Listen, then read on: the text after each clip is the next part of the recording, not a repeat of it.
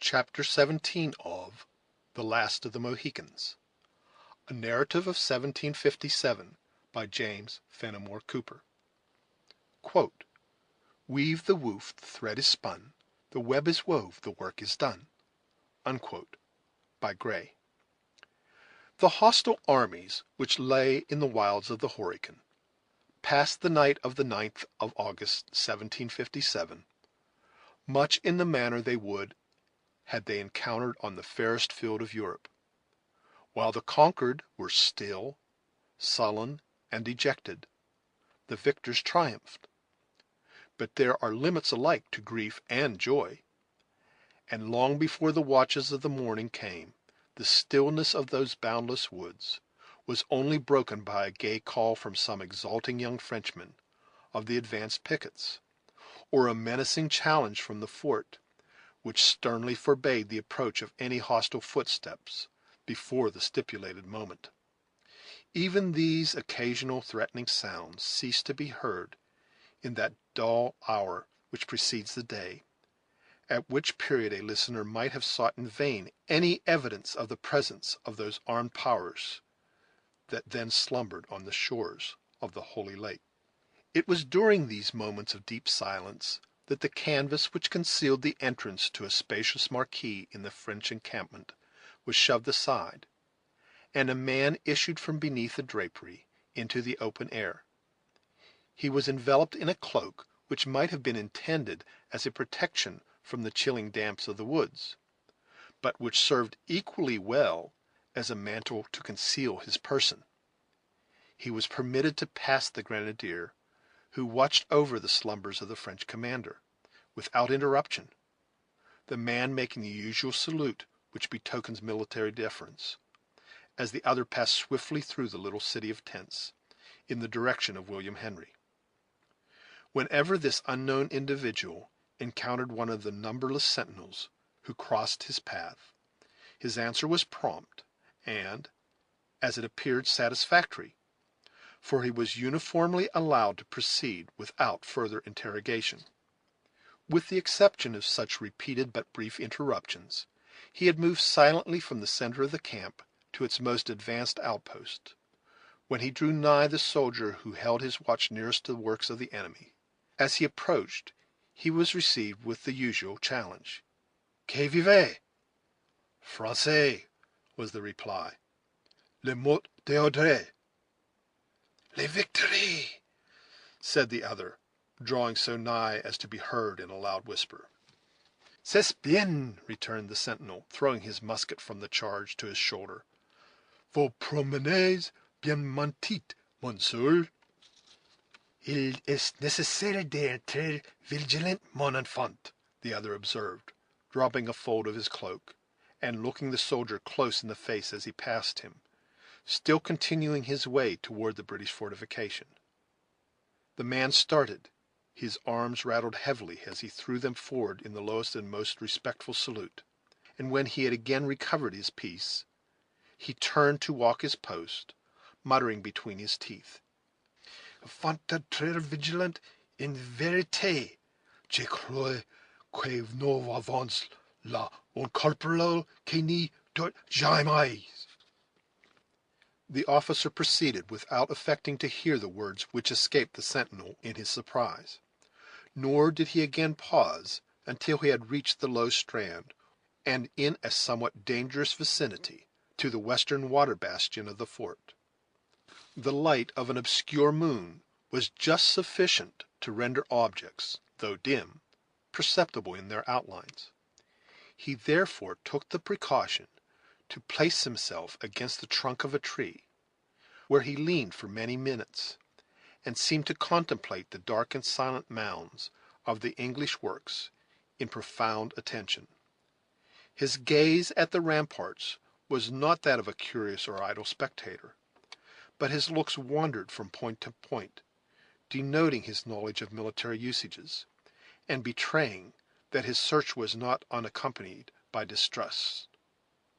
At length he appeared satisfied, and having cast his eyes impatiently upward toward the summit of the eastern mountain, as if anticipating the approach of the morning, He was in the act of turning on his footsteps, when a light sound on the nearest angle of the bastion caught his ear, and induced him to remain. Just then a figure was seen to approach the edge of the rampart, where it stood, apparently contemplating in its turn the distant tents of the French encampment. Its head was then turned toward the east, as though equally anxious for the appearance of light, when the form leaned against the mound, and seemed to gaze upon the glassy expanse of the waters, which, like a submarine firmament, glittered with its thousand mimic stars.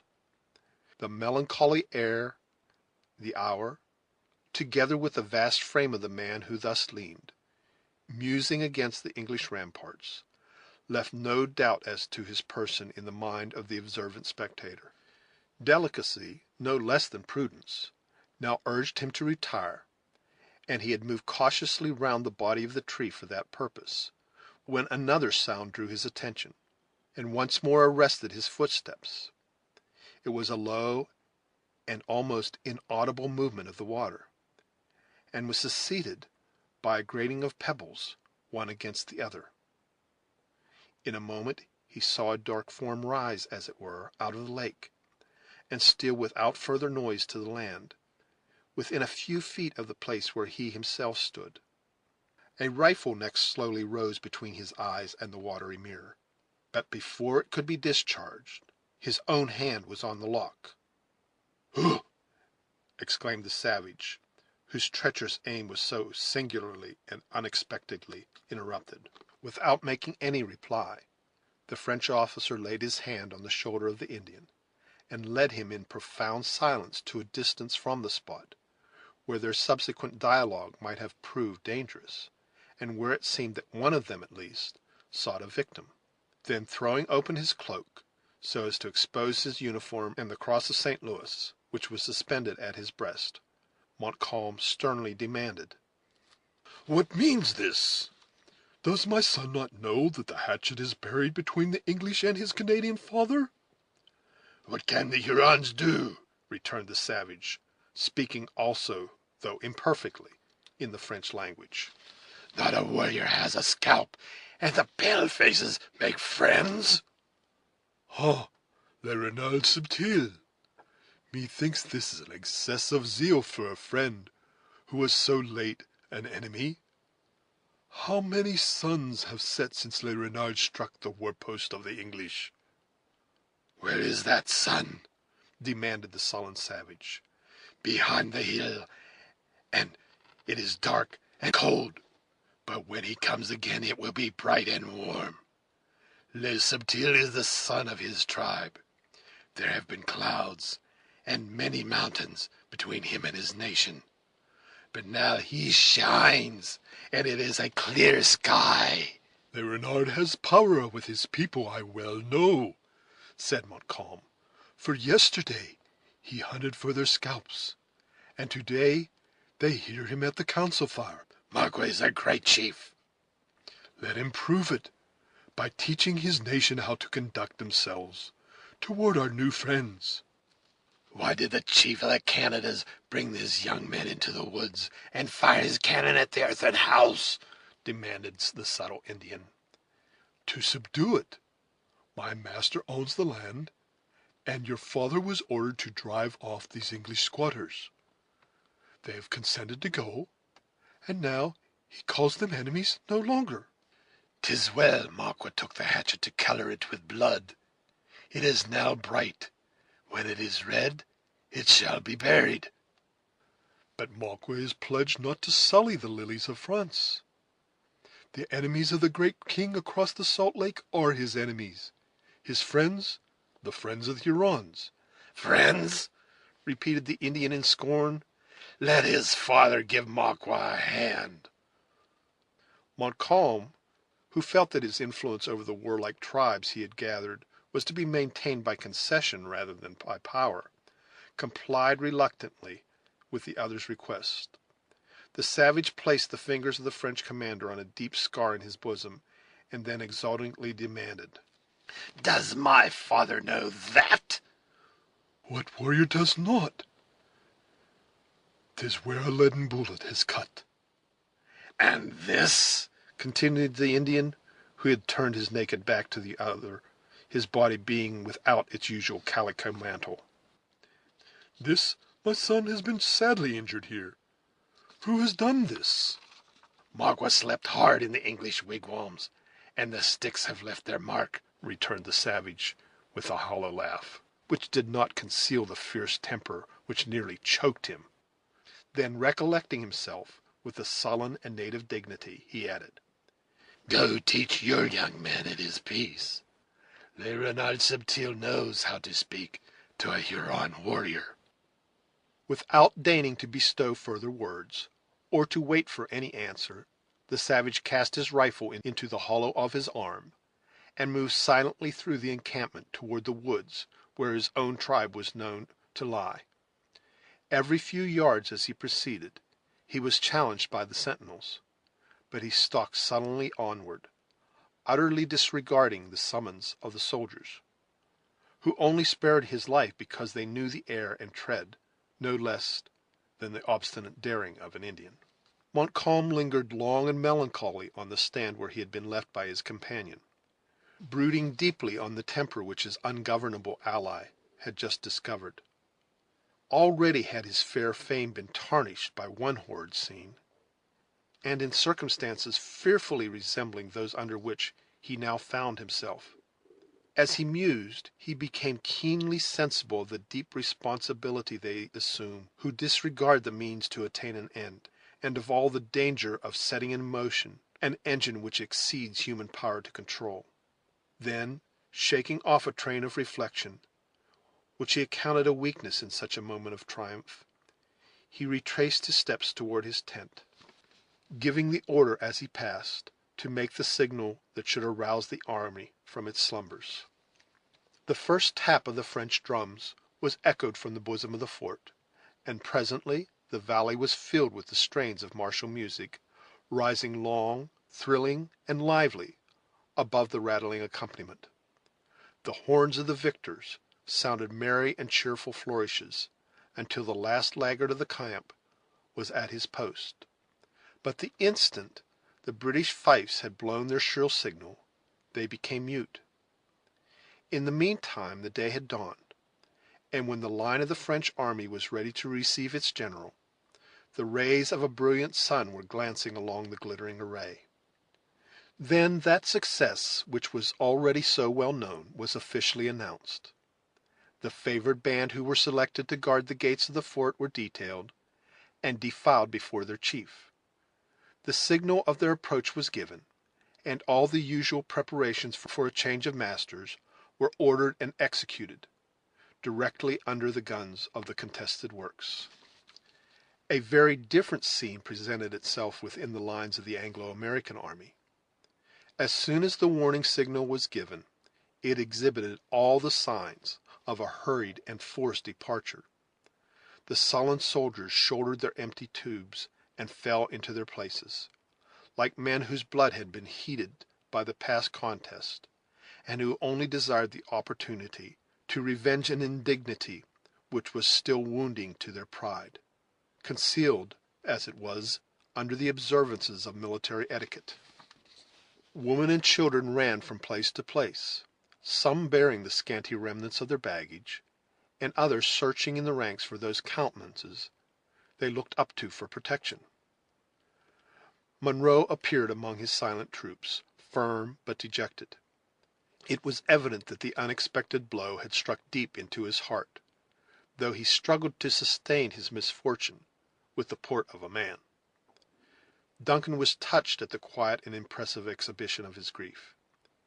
He had discharged his own duty, and he now pressed to the side of the old man to know in what particular he might serve him. "My daughters," was the brief but expressive reply. "Good heavens! Are not arrangements already made for their convenience?" "Today I am only a soldier, Major Hayward," said the veteran. "All that you see here claim alike to be my children." Duncan had heard enough. Without losing one of those moments which had now become so precious, he flew toward the quarters of Munro in quest of the sisters. he found them on the threshold of the low edifice, already prepared to depart, and surrounded by a clamorous and weeping assemblage of their own sex, who had gathered about the place with a sort of instinctive consciousness that it was the point most likely to be protected. Though the cheeks of Cora were pale, and her countenance anxious, she had lost none of her firmness; but the eyes of Alice were inflamed, and betrayed how long and bitterly she had wept. They both, however, received the young man with undisguised pleasure, the former, for a novelty, being the first to speak. "The fort is lost," she said with a melancholy smile, "though our good name, I trust, remains." "'Tis brighter than ever; but, dearest Miss Monroe, it is time to think less of others, and to make some provision for yourself. Military usage, pride, that pride on which you so much value yourself, demands that your father and I should for a little while continue with the troops. Then where to seek a proper protector for you against the confusion and chances of such a scene?" "None is necessary," returned Cora. "Who will dare to injure or insult the daughter of such a father at a time like this?" "I would not leave you alone," continued the youth, looking about him in a hurried manner, "for the command of the best regiment in the pay of the king. Remember, our Alice is not gifted with all your firmness, and God only knows the terrors she might endure." "You may be right," Cora replied, smiling again, but far more sadly than before. "Listen. Chance has already sent us a friend when he is most needed." Duncan did listen, and on the instant comprehended her meaning. The low and serious sounds of the sacred music, so well known to the eastern provinces, caught his ear, and instantly drew him to an apartment in an adjacent building, which had already been deserted by its customary tenants. There he found David pouring out his pious feelings through the only medium in which he ever indulged. Duncan waited until, by the cessation of the movement of the hand, he believed the strain was ended, when, by touching his shoulder, he drew the attention of the other to himself, and in a few words explained his wishes. "Even so," replied the single-minded disciple of the King of Israel, when the young man had ended, "I have found much that is comely and melodious in the maidens, and it is fitting that we who have consorted in so much peril should abide together in peace. I will attend them, when I have completed my morning praise, to which nothing is now wanting but the doxology. Wilt thou bear a part, friend? The metre is common, and the tune Southwell." Then extending the little volume, and giving the pitch of the air anew, with considerate attention, David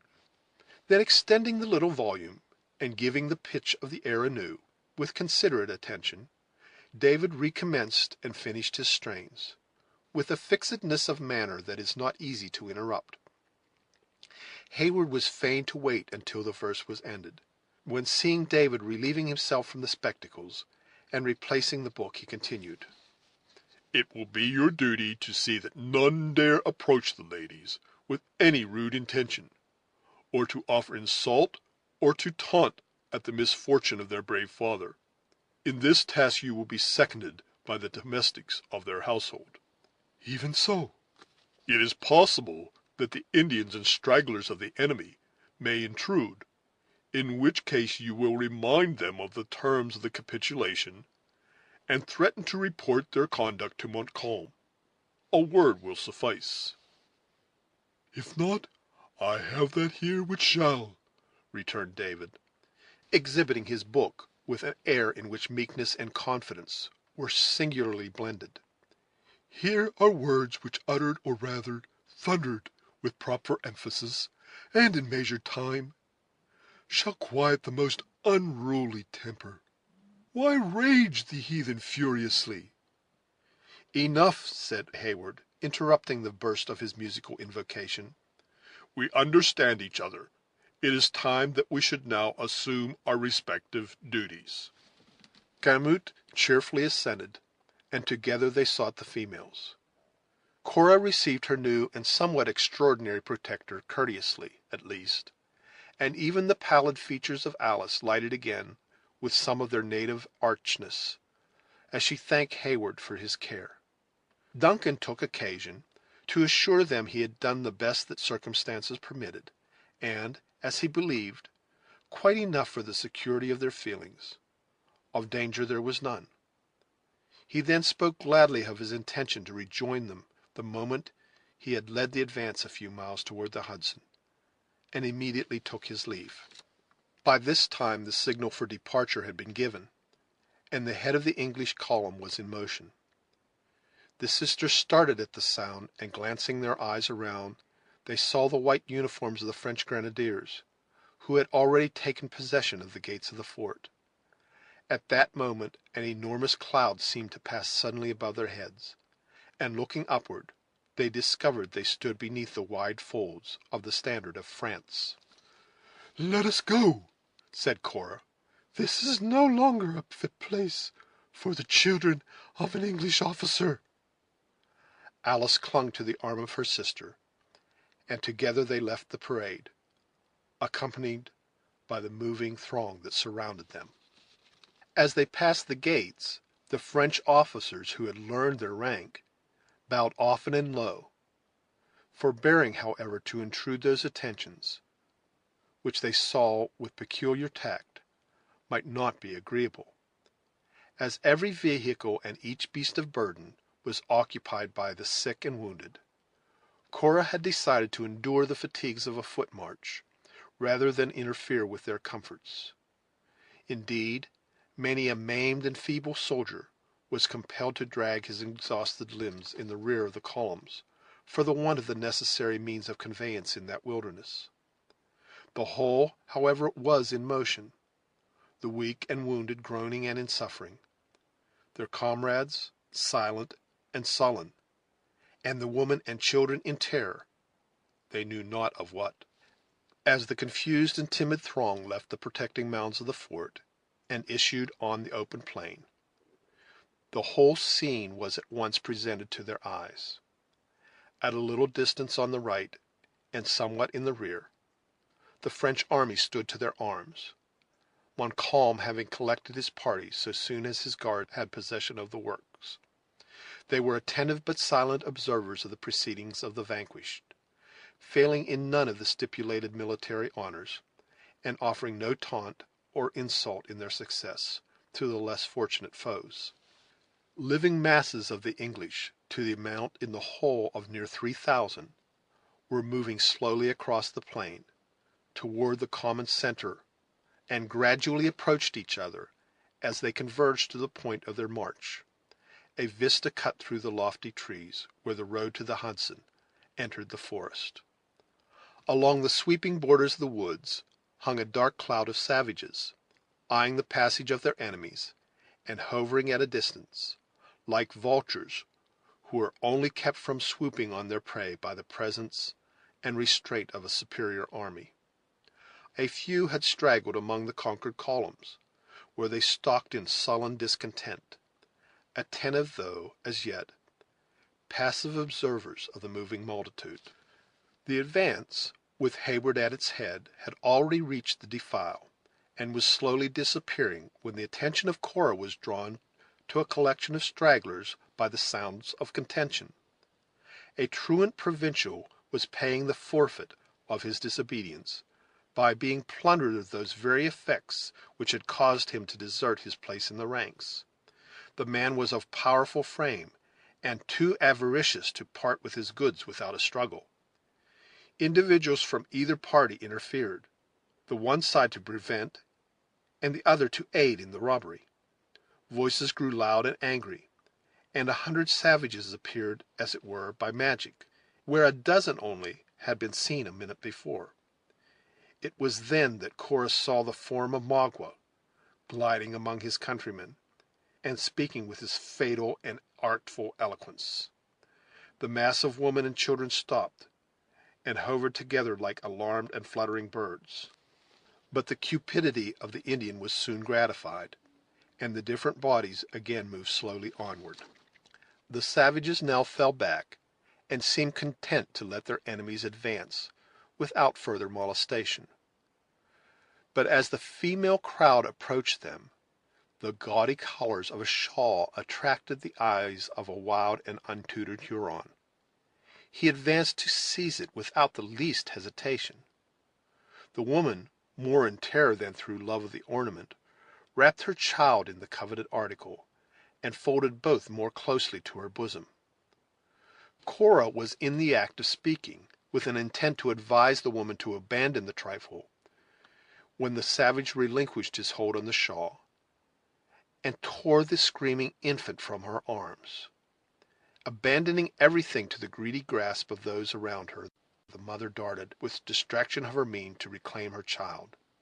The Indian smiled grimly, and extended one hand in sign of a willingness to exchange, while with the other he flourished the babe over his head, holding it by the feet, as if to enhance the value of the ransom. Here, there, oh, everything! Exclaimed the breathless woman, tearing the lighter articles of dress from her person with ill-directed and trembling fingers. Take all, but give me my babe! The savage spurned the worthless rags, and perceiving that the shawl had already become a prize to another, his bantering but sullen smile changing to a gleam of ferocity, he dashed the head of the infant against a rock, and cast its quivering remains to our very feet. For an instant the mother stood, like a statue of despair, looking wildly down at the unseemly object which had so lately nestled in her bosom and smiled in her face. And then she raised her eyes and countenance toward heaven, as if calling on God to curse the perpetrator of the foul deed.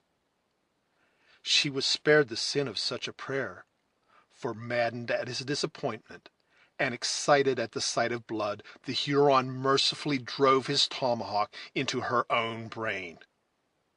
The mother sank under the blow, and fell, grasping at her child in death, with the same engrossing love that had caused her to cherish it when living.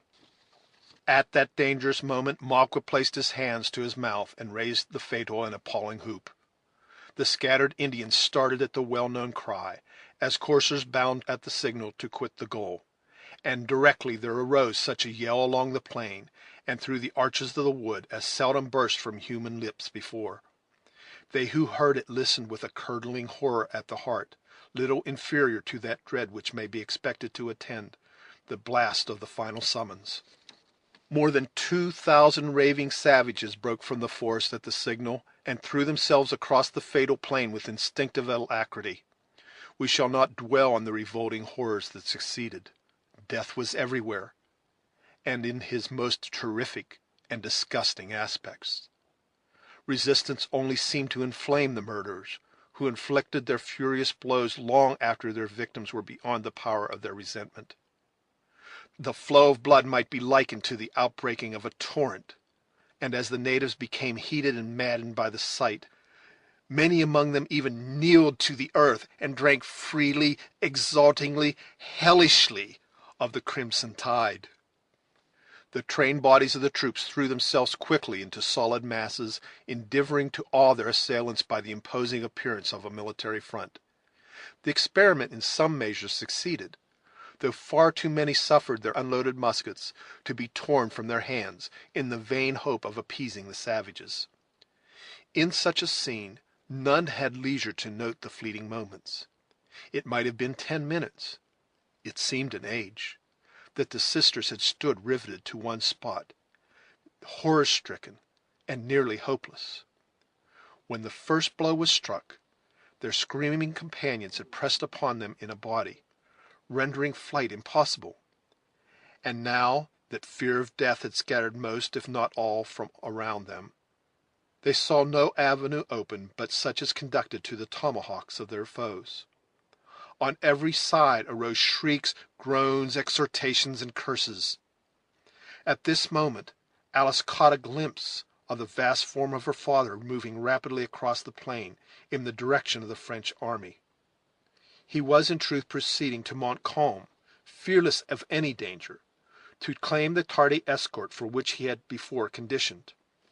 50 glittering axes and barbed spears were offered unheeded at his life, but the savages respected his rank and calmness, even in their fury.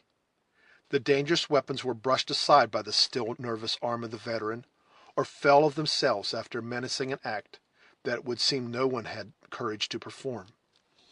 Fortunately, the vindictive Mockle was searching for his victim in the very band the veteran had just quitted. "Father, father, we are here!" shrieked Alice as he passed at no great distance, without appearing to heed them. "Come to us, father, or we die!"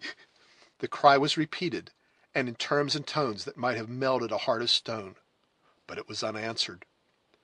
Once, indeed, the old man appeared to catch the sound, for he paused and listened, but Alice had dropped senseless on the earth, and Cora had sunk at her side, hovering in untiring tenderness over her lifeless form. Munro shook his head in disappointment, and proceeded, bent on the high duty of his station. "Lady," said Gamut, who, helpless and useless as he was, had not yet dreamed of deserting his trust, "it is the jubilee of the devils, and this is not a meet place for Christians to tarry in. Let us up and fly." "Go," said Cora, still gazing at her unconscious sister. "Save thyself. To me thou canst not be of further use." David comprehended the unyielding character of her resolution by the single but expressive gesture that accompanied her words. He gazed for a moment at the dusky forms that were acting their hellish rites on every side of him, and his tall person grew more erect, while his chest heaved, and every feature swelled, and seemed to speak with the power of the feelings by which he was governed. "If the Jewish boy might tame the spirit of Saul by the sound of his harp and the words of sacred song, it may not be amiss," he said, "to try the potency of music here."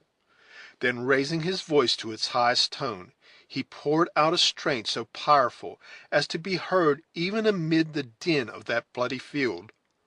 More than one savage rushed toward them, thinking to rifle the unprotected sisters of their attire, and bear away their scalps.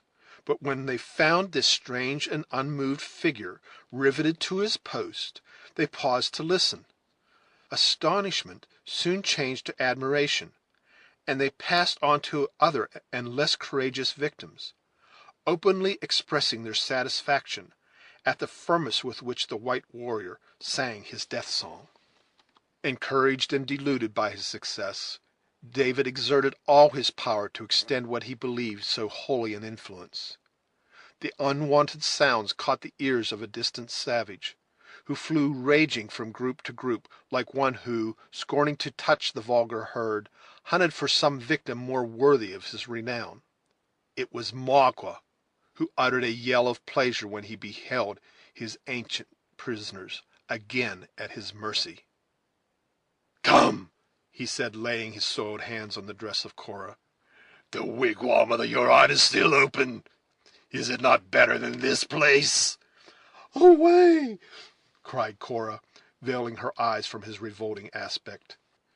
The Indian laughed tauntingly, as he held up his reeking hand, and answered, "It is red, but it comes from white veins."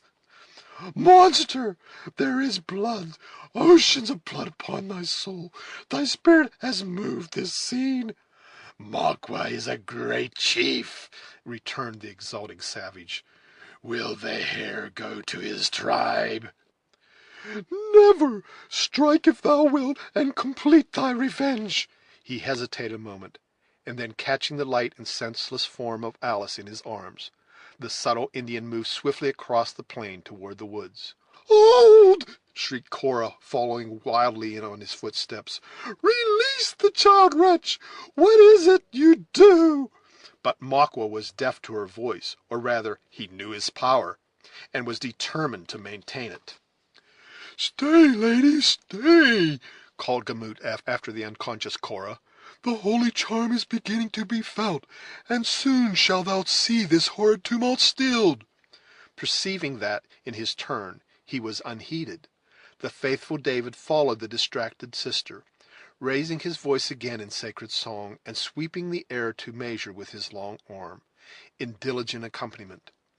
In this manner they traversed the plain through the flying and wounded of the dead. The fierce Huron was at any time sufficient for himself and the victim that he bore, though Cora would have fallen more than once under the blows of her savage enemies, but for the extraordinary being who stalked in her rear, and who now appeared to the astonished natives gifted with the protected spirit of madness. Maqua, who knew how to avoid the more pressing dangers, and also to elude pursuit, entered the woods through a low ravine, where he quickly found the Narragansetts, which the travellers had abandoned so shortly before, awaiting his appearance in custody of a savage as fierce and malign in expression as himself. Laying Alice on one of the horses, he made a sign to Cora to mount the other. Notwithstanding the horror excited by the presence of her captor, there was a present relief of escaping from the bloody scene enacting on the plain, to which Cora could not be altogether insensible. She took her seat, and held forth her arms for her sister, with an air of entreaty and love that even the Huron could not deny. Placing Alice then on the same animal with Cora, he seized the bridle, and commenced his route by plunging deeper into the forest. David, perceiving that he was left alone, utterly disregarded as a subject too worthless even to destroy, threw his long limb across the saddle of the beast they had deserted, and made such progress in the pursuit as the difficulty of the path permitted. They soon began to ascend, but as the motion had a tendency to revive the dormant faculties of her sister, the attention of Cora was too much divided between the tenderest solicitude in her behalf and in listening to the cries which were still too audible on the plain, to note the direction which they journeyed. When, however, they gained the flattened surface of the mountain top, and approached the eastern precipice, she recognized the spot to which she had once before been led under the more friendly auspices of the scout. Here Maqua suffered them to dismount, and, notwithstanding their own captivity, the curiosity which seems inseparable from horror, induced them to gaze at the sickening sight below. The cruel work was still unchecked. On every side the captured were flying before their relentless persecutors, while the armed columns of the Christian king stood fast in an apathy which has never been explained, and which has left an immovable blot on the otherwise fair escutcheon of their leader. Nor was the sword of death stayed until cupidity got the mastery of revenge. Then, indeed, the shrieks of the wounded and the yells of their murderers grew less frequent, until finally the cries of horror were lost to their ear, or were drowned in the loud, long, and piercing whoops of the triumphant savages. End of chapter 17. Chapter 18. Quote, "Why, anything, an honorable murderer, if you will, for naught I did in hate, but all in honor." Unquote. From Othello. The bloody and inhuman scene, rather incidentally mentioned than described in the preceding chapter, is conspicuous in the pages of colonial history by the merited title of "The Massacre of William Henry." It so far deepened the stain which a previous and very similar event had left upon the reputation of the French commander, that it was not entirely erased by his early and glorious death. It is now becoming obscured by time, and thousands who know that Montcalm died like a hero on the plains of Abraham have yet to learn how much he was deficient in that moral courage without which no man can be truly great. Pages might yet be written to prove from his illustrious example the defects of human excellence, to show how easy it is for generous sentiments, high courtesy, and chivalrous courage to lose their influence beneath the chilling blight of selfishness, and to exhibit to the world a man who was great in all the minor attributes of character, but who was found wanting when it became necessary to prove how much principle is superior to policy. But the task would exceed our prerogatives, and, as history, like love, is so apt to surround her heroes with an atmosphere of imaginary brightness, it is probable that Louis de Saint Véran will be viewed by posterity only as the gallant defender of his country, while his cruel apathy on the shores of the Oswego and of the Horican will be forgotten. Deeply regretting this weakness on the part of a sister muse, we shall at once retire from her sacred precincts, within the proper limits of our own humble vocation. The third day from the capture of the fort was drawing to a close, but the busyness of the narrative must still detain the reader on the shores of the Holy Lake. When last seen, the environs of the works were filled with violence and uproar. They were now possessed by stillness and death. The blood-stained conquerors had departed, and their camp, which had so lately rung with the merry rejoicings of a victorious army, lay a silent and deserted city of huts. The fortress was a smoldering ruin. Charred rafters, fragments of exploded artillery, and rent mason work, covering its earthen mounds in confused disorder. A frightful change had also occurred in the season. The sun had hid its warmth behind an impenetrable mass of vapor, and hundreds of human forms, which had blackened beneath the fierce heats of August, were stiffening in their deformity before the blast of a premature November. The curling and spotless mist, which had been sailing above the hills toward the north, were now returning to an interminable dusky sheet, which was urged along by the fury of a tempest. The crowded mirror of the Horican was gone, and in its place the green and angry waters lashed the shores, as if indignantly casting back its impurities to the polluted strand. Still, the clear fountain retained a portion of its charmed influence, but it reflected only the somber gloom that fell from the impending heavens. That humid and congenial atmosphere which commonly adorned the view, veiling its harshness and softening its asperities, had disappeared. The northern air poured across the waste of water so harsh and unmingled that nothing was left to be conjectured by the eye. The fiercer element had cropped the verdure of the plain, which looked as though it were scathed by consuming lightning. But here and there a dark green tuft arose in the midst of the desolation, the earliest fruits of a soil that had been fattened with human blood. The whole landscape, which seen by a favoring light and in a genial temperature had been so lovely, appeared now like some pictured allegory of life, in which objects were arrayed in their harshest but truest colors, and without the relief of any shadowing. The solitary and arid blades of grass arose from the passing gust, fearfully perceptible. The bold and rocky mountains were too distinct in their barrenness, and the eye even sought relief in vain by attempting to pierce the illimitable void of heaven, which was shut to its gaze by the dusky sheet of ragged and driving vapor. The wind blew unequally, sometimes sweeping heavily along the ground, seeming to whisper its moanings in the cold ears of the dead. Then, rising in a shrill and mournful whistling, it entered the forest with a rush that filled the air with the leaves and branches it scattered in its path. Amid the unnatural shower, a few hungry ravens struggled with the gale. But no sooner was the green ocean of woods which stretched beneath them past, than they gladly stopped, at random, to their hideous bank. In short, it was a scene of wildness and desolation, and it appeared as if all who had profanely entered it had been stricken, at a blow, by the relentless arm of death.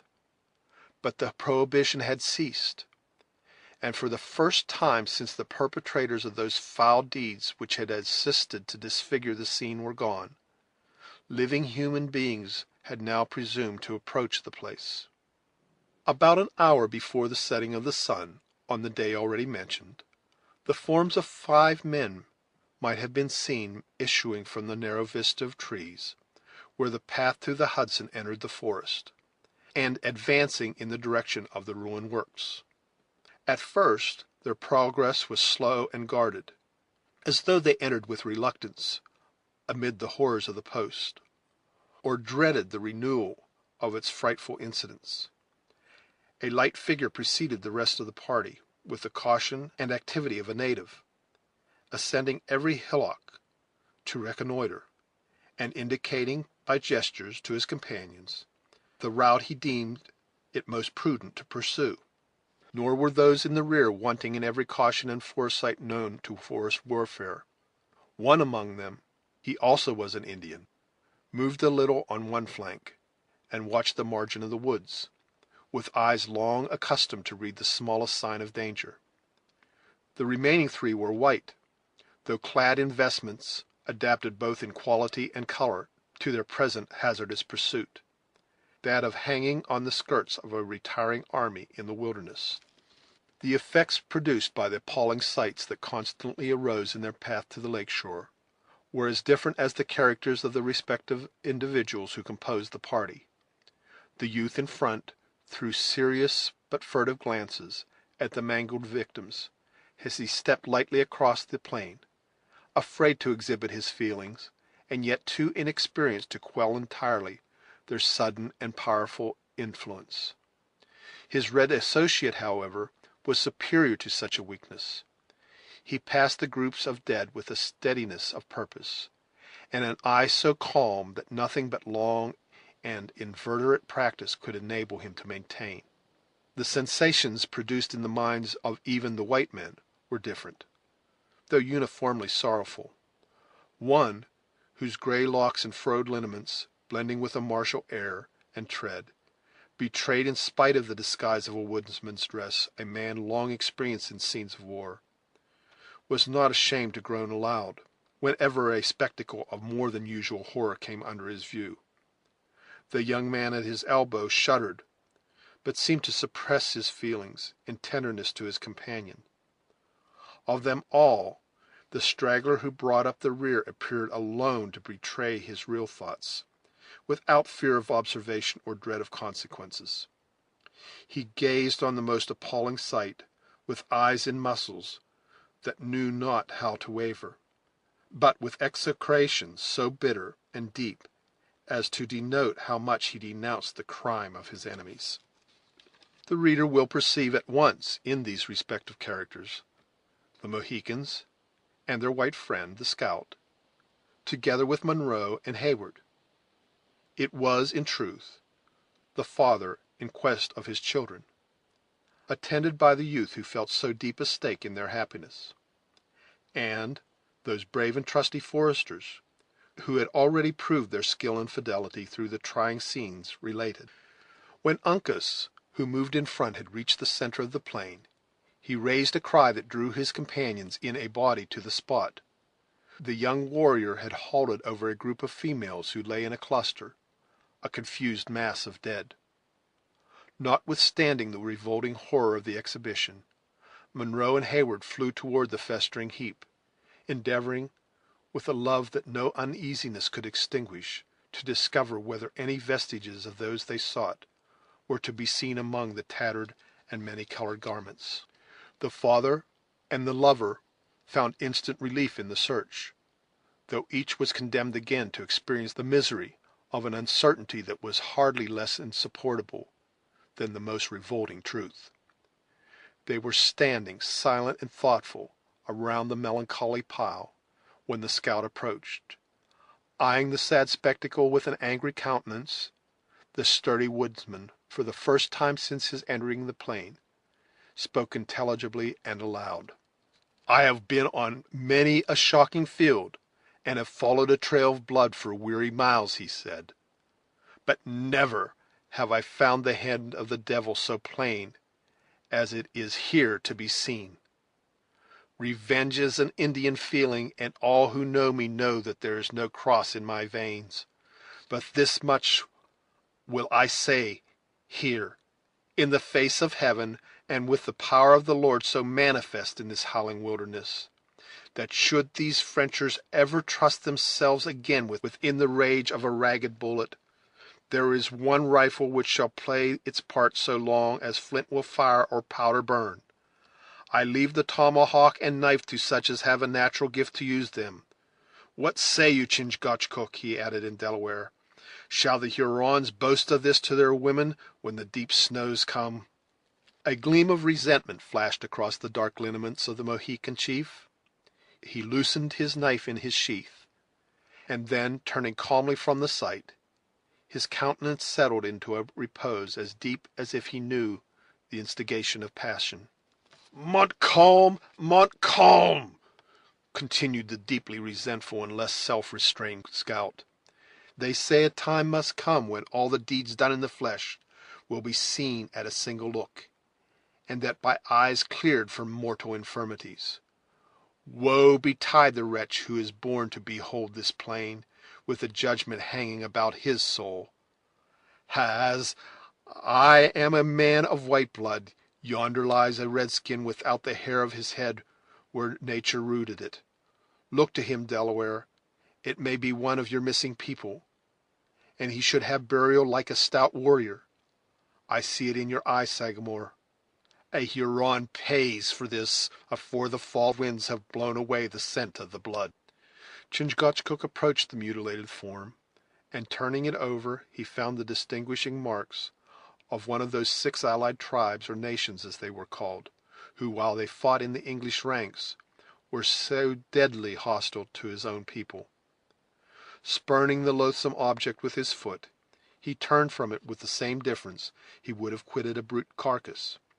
The scout comprehended the action, and very deliberately pursued his own way, continuing, however, his denunciations against the French commander in the same resentful strain. "Nothing but vast wisdom and unlimited power should dare to sweep off men in multitudes," he added, "for it is only the one that can know the necessity of the judgment, and what is there short of the other that can replace the creatures of the Lord? I hold it a sin to kill the second buck before the first is eaten, unless a march in front or an ambushment be contemplated. It is a different matter for a few warriors in open and rugged fight, for 'tis their gift to die with the rifle or the tomahawk in hand, according as their natures may happen to be, red or white. Uncas, come this way, lad, and let the raven settle upon the Mingo. I know, from often seeing it, that they are craving for the flesh of an Oneida, and it is well to let the bird follow the gift of its natural appetite." "Huh!"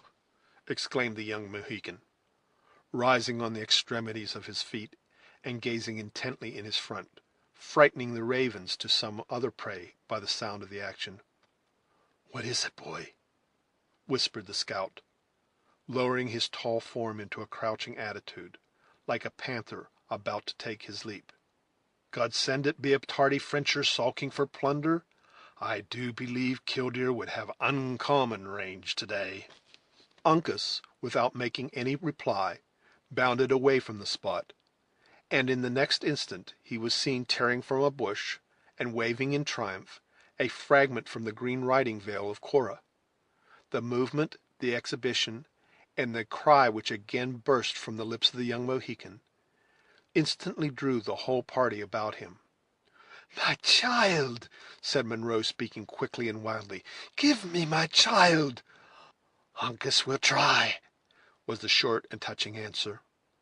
The simple but meaning assurance was lost on the father, who seized the piece of gauze and crushed it in his hand, while his eyes roamed fearfully among the bushes, as if he equally dreaded and hoped for the secrets they might reveal. "Here are no dead," said Heyward. "The storm seems not to have passed this way." "That's manifest and clearer than the heavens above our heads," returned the undisturbed scout. "But either she or they that have robbed her have passed the bush, for I remember the rags she wore to hide a face that all did love to look upon.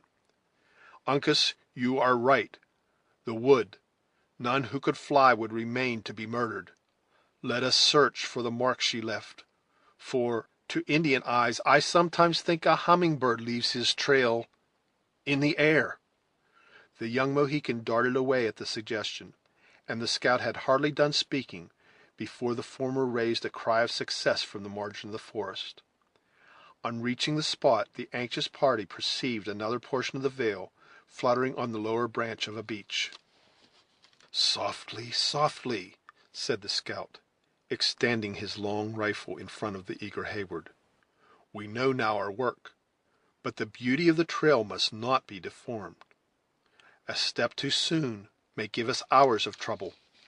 We have them, though; that much is beyond denial." Bless ye, worthy man!" exclaimed Munro. "Whither then have they fled, and where are my babes?" "The path they have taken depends on many chances. If they have gone alone, they are quite as likely to move in a circle as straight, and they may be within a dozen miles of us.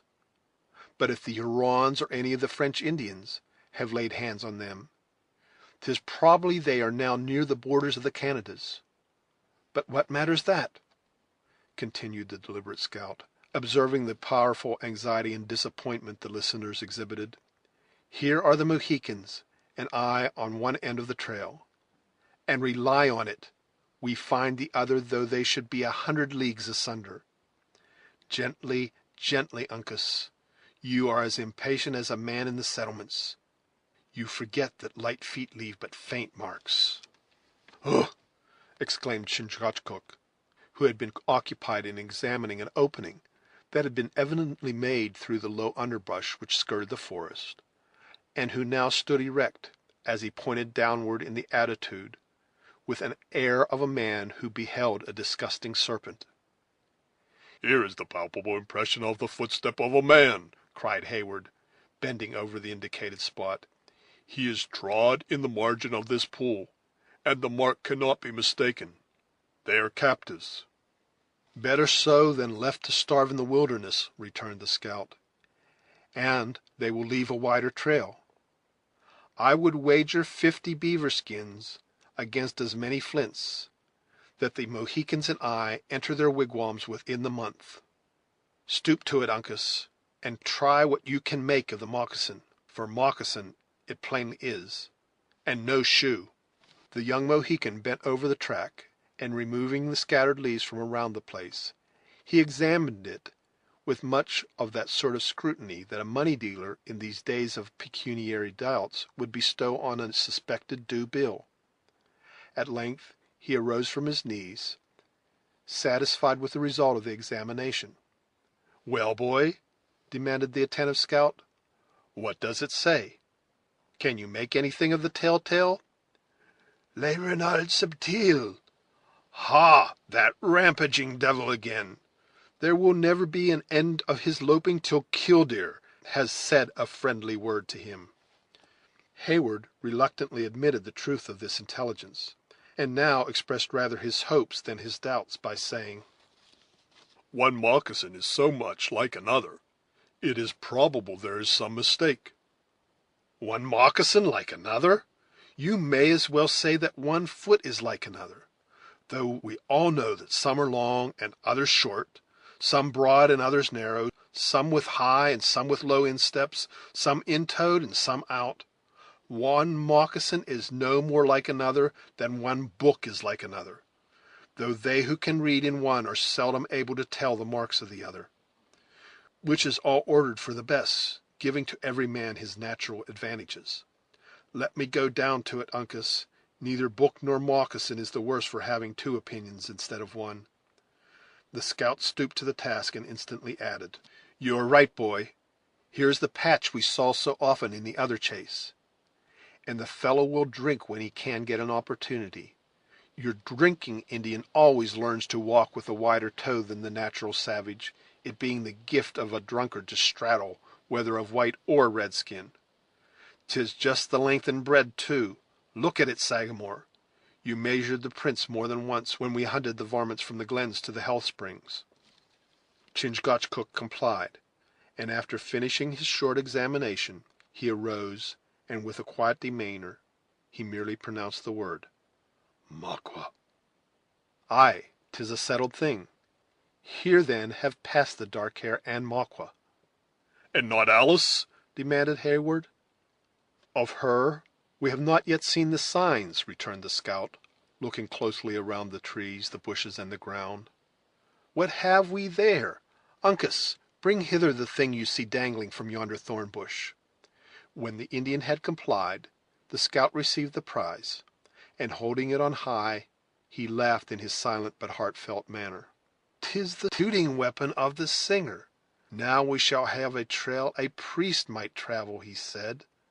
"Uncas, look for the marks of a shoe that is long enough to uphold 6 feet 2 of tottering human flesh. I begin to have some hopes of the fellow, since he has given up squalling to follow some better trade." "At least he has been faithful to his trust," said Heyward, "and Cora and Alice are not without a friend." "Yes," said Hawkeye, dropping his rifle, and leaning on it with an air of visible contempt, "he will do their singing. Can he slay a buck for their dinner, journey by the moss on the beaches, or cut the throat of a Huron? If not, the first catbird he meets is the cleverer of the two." Footnote: the powers of the American mockingbird are generally known, but the true mockingbird is not found so far north as the State of New York, where it has, however, two substitutes of inferior excellence: the catbird so often named by the scout, and the bird vulgarly called ground thresher. Either of these last two birds is superior to the nightingale or the lark, though in general the American birds are less musical than those of Europe. End footnote. Well, boy, any signs of such a foundation? Here is something like the footstep of one who has worn a shoe. Can that be our friend? Touch the leaves lightly, or you'll disconcert the formation. That is the print of a foot. But 'tis the dark hairs, and small it is too. For one of such a noble height and grand appearance, the singer would cover it with his heel. "Where, let me look on the footsteps of my child," said Munro, shoving the bushes aside and bending fondly over the nearly obliterated impression.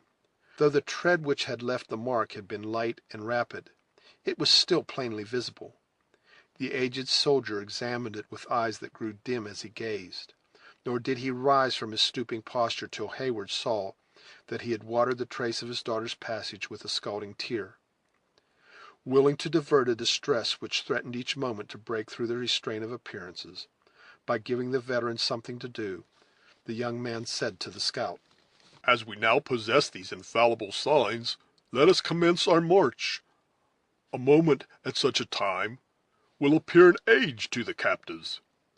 "It is not the swiftest leaping deer that gives the longest chase," returned Hawkeye, without moving his eye from the different marks that had come under his view.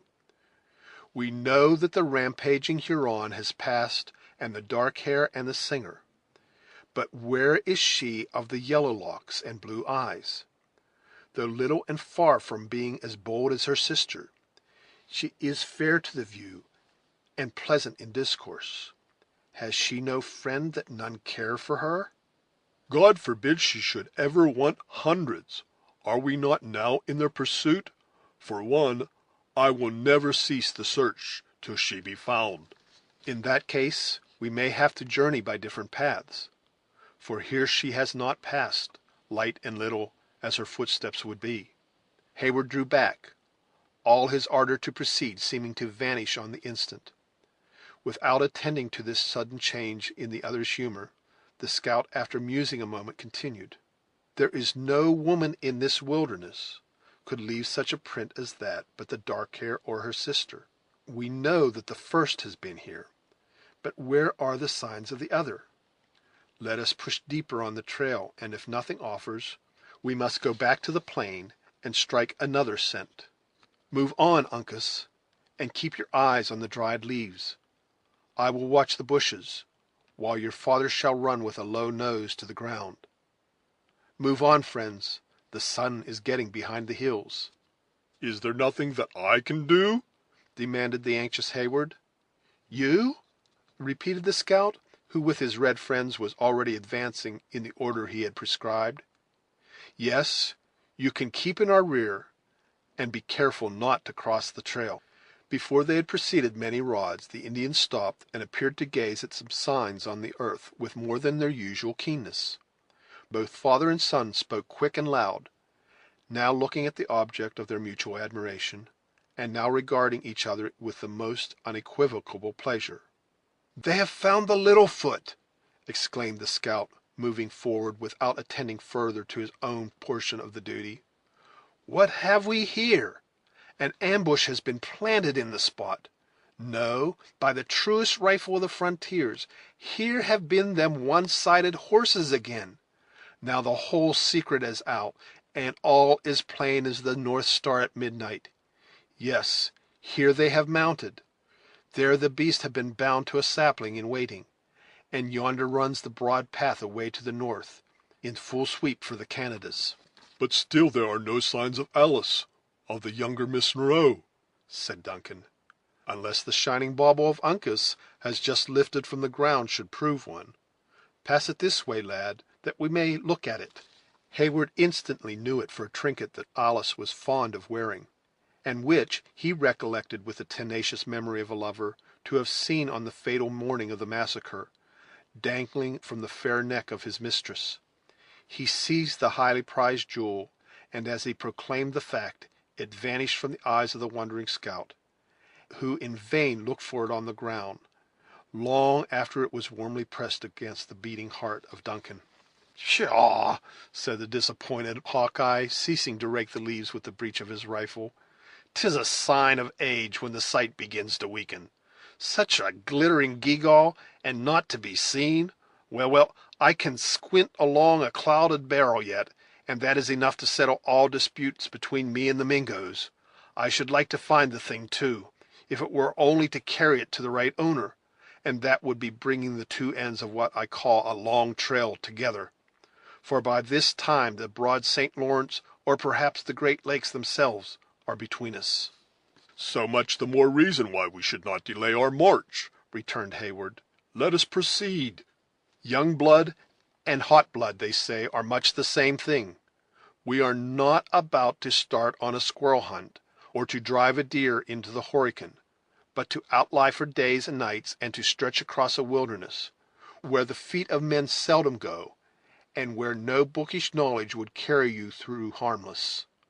An Indian never starts on such an expedition without smoking over his council fire, and, though a man of white blood, I honor their customs in this particular, seeing that they are deliberate and wise. We will therefore go back and light our fire tonight in the ruins of the old fort, and in the morning we shall be fresh and ready to undertake our work like men, and not like babbling women or eager boys." Heyward saw by the manner of the scout that altercation would be useless. Monroe had again sunk into that sort of apathy which had beset him since his late overwhelming misfortunes, and from which he was apparently to be roused only by some new and powerful excitement.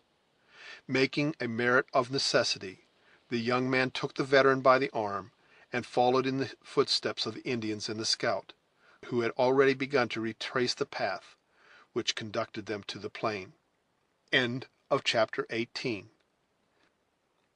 Chapter 19. Salar. "Why, I am sure if he forfeit, thou wilt not take his flesh."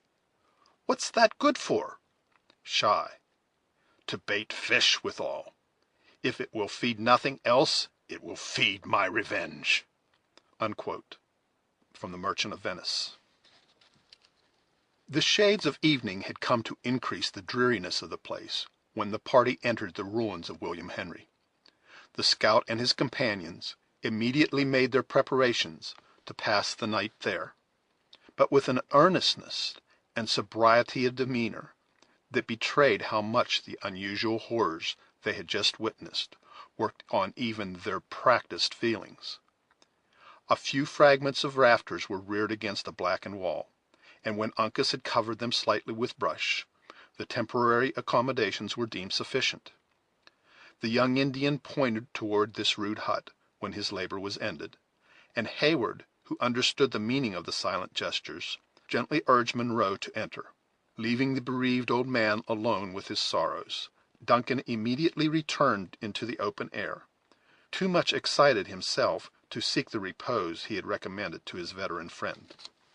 While Hawkeye and the Indians lighted their fire and took their evening's repast, a frugal meal of dried bear's meat, the young man paid a visit to that curtain of the dilapidated fort which looked out on the sheet of the Horican. The wind had fallen, and the waves were already rolling on the sandy beach beneath him in a more regular and tempered succession. The clouds, as if tired of their furious chase, were breaking asunder, the heavier volumes gathering in black masses about the horizon, while the lighter scud still hurried above the water, or eddied among the tops of the mountains, like broken flights of birds, hovering around their roost. Here and there a red and fiery star struggled through the drifting vapor, furnishing a lurid gleam of brightness to the dull aspect of the heavens. Within the bosom of the encircling hills an impenetrable darkness had already settled, and the plain lay like a vast and deserted charnel house, without omen or whisper to disturb the slumbers of its numerous and hapless tenants. On this scene, so chillingly in accordance with the past, Duncan stood for many minutes a rapt observer. His eyes wandered from the bosom of the mound, where the foresters were seated around their glimmering fire, to the fainter light which still lingered in the skies, and then rested long and anxiously on the embodied gloom, which lay like a dreary void on that side of him where the dead reposed. He soon fancied that inexplicable sounds arose from the place, though so indistinct and stolen as to render not only their nature, but even their existence uncertain. Ashamed of his apprehensions, the young man turned toward the water, and strove to divert his attention to the mimic stars that dimly glimmered on its moving surface. Still, his too conscious ears performed their ungrateful duty, as if to warn him of some lurking danger. At length a swift trampling seemed quite audibly to rush athwart the darkness. Unable any longer to quiet his uneasiness, Duncan spoke in a low voice to the scout, requesting him to ascend the mound to the place where he stood. Hawkeye threw his rifle across his arm and complied, but with an air so unmoved and calm as to prove how much he counted on the security of their position. "Listen," said Duncan, when the other placed himself deliberately at his elbow. "There are suppressed noises on the plain, which may show Montcalm has not yet entirely deserted his conquest." "Then ears are better than eyes," said the undisturbed scout, who, having just deposited a portion of bear between his grinders, spoke thick and slow, like one whose mouth was doubly occupied. "I myself saw him caged and tied with all his host; for your Frenchers, when they have done a clever thing, like to get back and have a dance or a merrymaking with the women over their success." "I know not. An Indian seldom sleeps in war, and plunder may keep a Huron here after his tribe has departed. It would be well to extinguish the fire and have a watch. Listen." "You hear the noise, I mean." "An Indian more rarely lurks about the graves. Though ready to slay, and not over regardful of the means, he is commonly content with the scalp, unless when blood is hot and temper up. But after spirit is once fairly gone, he forgets his enmity, and is willing to let the dead find their natural rest. Speaking of spirits, Major, are you of opinion that the heaven of a redskin and us whites will be of one and the same?" "No doubt, no doubt. I thought I heard it again. Or was it the rustling of the leaves in the top of the beech? For my own part," continued Hawkeye, turning his face for a moment in the direction indicated by Heyward, but with a vacant and careless manner, "I believe that paradise is ordained for happiness, and that men will be indulged in it according to their dispositions and gifts. I therefore judge that a redskin is not far from the truth when he believes he is to find them glorious hunting grounds, of which his traditions tell; nor, for that matter, do I think it would be any disparagement to a man without a cross to pass his time—" "You hear it again?" interrupted Duncan. "Ay, ay, when food is scarce, and when food is plenty, a wolf grows bold," said the unmoved scout. "There would be picking, too, among the skins of the devils, if there was light and time for the sport. But concerning the life that is to come, Major, I have heard preachers say in the settlements that heaven was a place of rest. Now men's minds differ as to their ideas of enjoyment. For myself, and I say it with reverence to the ordering of Providence, it would be no great indulgence to be kept shut up in those mansions of which they preach, having a natural longing for motion and the chase."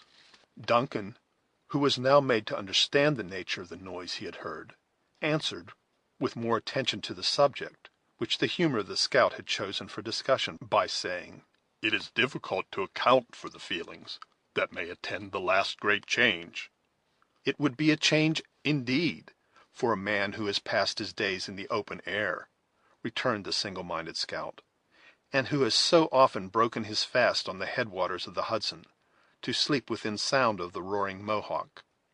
But it is a comfort to know we serve a merciful Master, though we do it each after his fashion, and with great tracts of wilderness atween us. What goes there?" "Is it not the rushing of the wolves you have mentioned?" Hawkeye slowly shook his head, and beckoned for Duncan to follow him to a spot to which the glare of the fire did not extend. When he had taken this precaution, the scout placed himself in an attitude of intense attention, and listened long and keenly for a repetition of the low sound that had so unexpectedly startled him. His vigilance, however, seemed exercised in vain, for after a fruitless pause he whispered to Duncan, "We must give a call to Uncas. The boy has Indian senses, and he may hear what is hid from us, for, being a white-skin, I will not deny my nature." The young Mohican, who was conversing in a low voice with his father, started as he heard the moaning of an owl, and, springing to his feet, he looked toward the black mounds, as if seeking the place whence the sounds proceeded. The scout repeated the call, and within a few moments Duncan saw the figure of Uncas stealing cautiously along the rampart to the spot where they stood. Hawkeye explained his wishes in very few words, which were spoken in the Delaware tongue. As soon as Uncas was in possession of the reason why he was summoned, he threw himself flat on the turf, where to the eyes of Duncan he appeared to lie quiet and motionless. Surprised at the immovable attitude of the young warrior, and curious to observe the manner in which he employed his faculties to obtain the desired information, Heyward advanced a few steps, and bent over the dark object on which he had kept his eye riveted. Then it was he discovered that the form of Uncas vanished, and that he beheld only the dark outline of an inequality in the embankment. "What has become of the Mohican?" he demanded of the scout, stepping back in amazement. "It was here that I saw him fall, and could have sworn that here he yet remained." "Hist! Speak lower, for we know not what ears are open, and the Mingoes are a quick-witted breed. As for Uncas, he is out on the plain, and the Maquas, if any such are about us, will find him their equal." "You think that Montcalm has not called off all his Indians? Let us give the alarm to our companions, that we may stand to our arms. Here are 5 of us who are not unused to meeting an enemy." "Not a word to either, as you value your life. Look at the Sagamore, how like a grand Indian chief he sits by the fire. If there are any skulkers out in the darkness, they will never discover by his countenance that we suspect danger at hand." "But they may discover him, and it will prove his death. His person can be too plainly seen by the light of that fire, and he will become the first and most certain victim." "It is undeniable that now you speak the truth," returned the scout, betraying more anxiety than was usual. "Yet what can be done? A single suspicious look might bring on an attack before we are ready to receive it. He knows, by the call I gave Uncas, that we have struck a scent. I will tell him that we are on the trail of the Mingoes. His Indian nature will tell him how to act." The scout applied his fingers to his mouth, and raised a low hissing sound, that caused Duncan at first to start aside, believing that he had heard a serpent. The head of Chingachgook was resting on a hand as he sat musing by himself, but the moment he had heard the warning of the animal whose name he bore, he arose to an upright position, and his dark eyes glanced swiftly and keenly on every side of him. With his sudden and perhaps involuntary movement, every appearance of surprise or alarm ended. His rifle lay untouched, and apparently unnoticed within reach of his hand. The tomahawk, that he had loosened in his belt for the sake of ease, was even suffered to fall from its usual situation to the ground, and his form seemed to sink, like that of a man whose nerves and sinews were suffered to relax for the purpose of rest.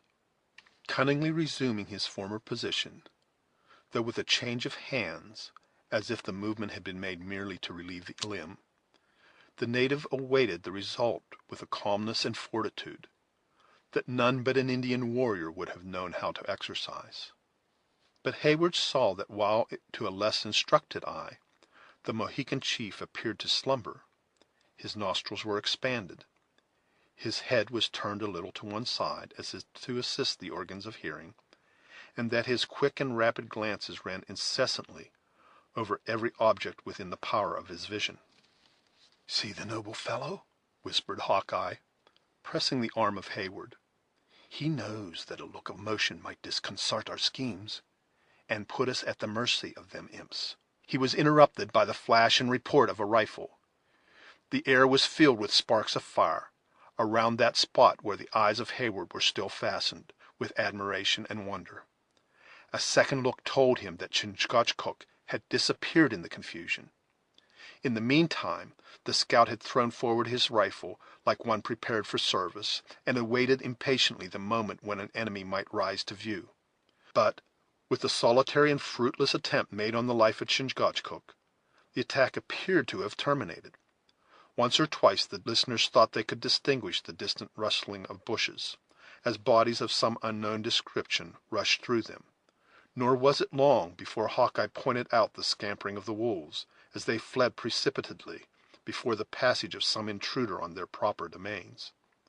After an impatient and breathless pause, a plunge was heard in the water, and it was followed by the report of another rifle. "There goes Uncas," said the scout. "The boy bears a smart piece. I know its crack, as well as the father knows the language of his child, for I carried the gun myself until a better offered." "What can this mean?" demanded Duncan. "We are watched, and, as it would seem, marked for destruction." "Yonder scattered brand can witness that no good was intended, and this Indian will testify that no harm has been done," returned the scout, dropping his rifle across his arm again, and following Chingachgook, who just then reappeared within the circle of light, into the bosom of the work. "How is it, Sagamore? Are the Mingoes upon us in earnest, or is it only one of those reptiles who hang upon the skirts of a war party to scalp the dead, go in, and make their boast among the squaws of the valiant deeds done on the pale-faces?" Chingachgook very quietly resumed his seat, nor did he make any reply until after he had examined the firebrand which had been struck by the bullet that had nearly proved fatal to himself. After which he was content to reply, holding a single finger up to view, with the English monosyllable, "One." "I thought as much," returned Hawkeye, seating himself. "And as he had got the cover of the lake afore Uncas pulled upon him,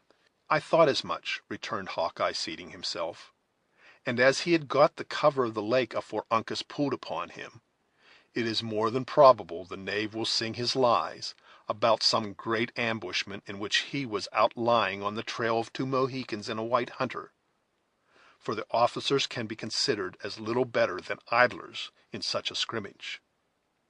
Well, let him. There are always some honest men in every nation, though Heaven knows, too, that they are scarce among the Maquas, to look down an upstart when he brags agin the face of reason.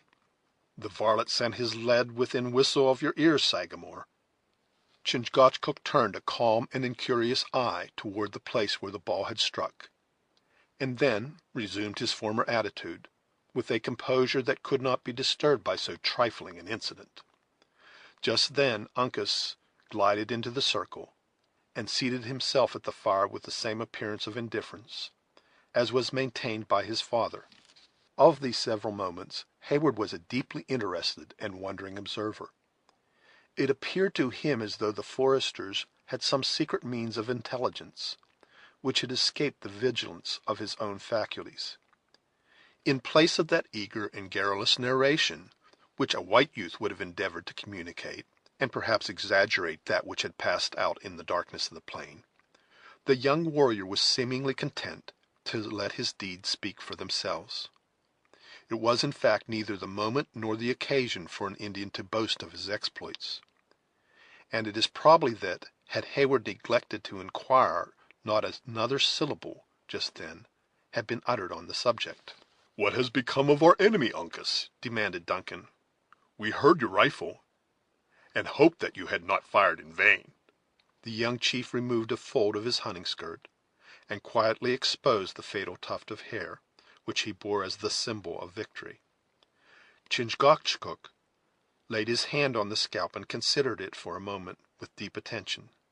Then, dropping it, with disgust depicted in his strong features, he ejaculated, "Oneida!" "Oneida!"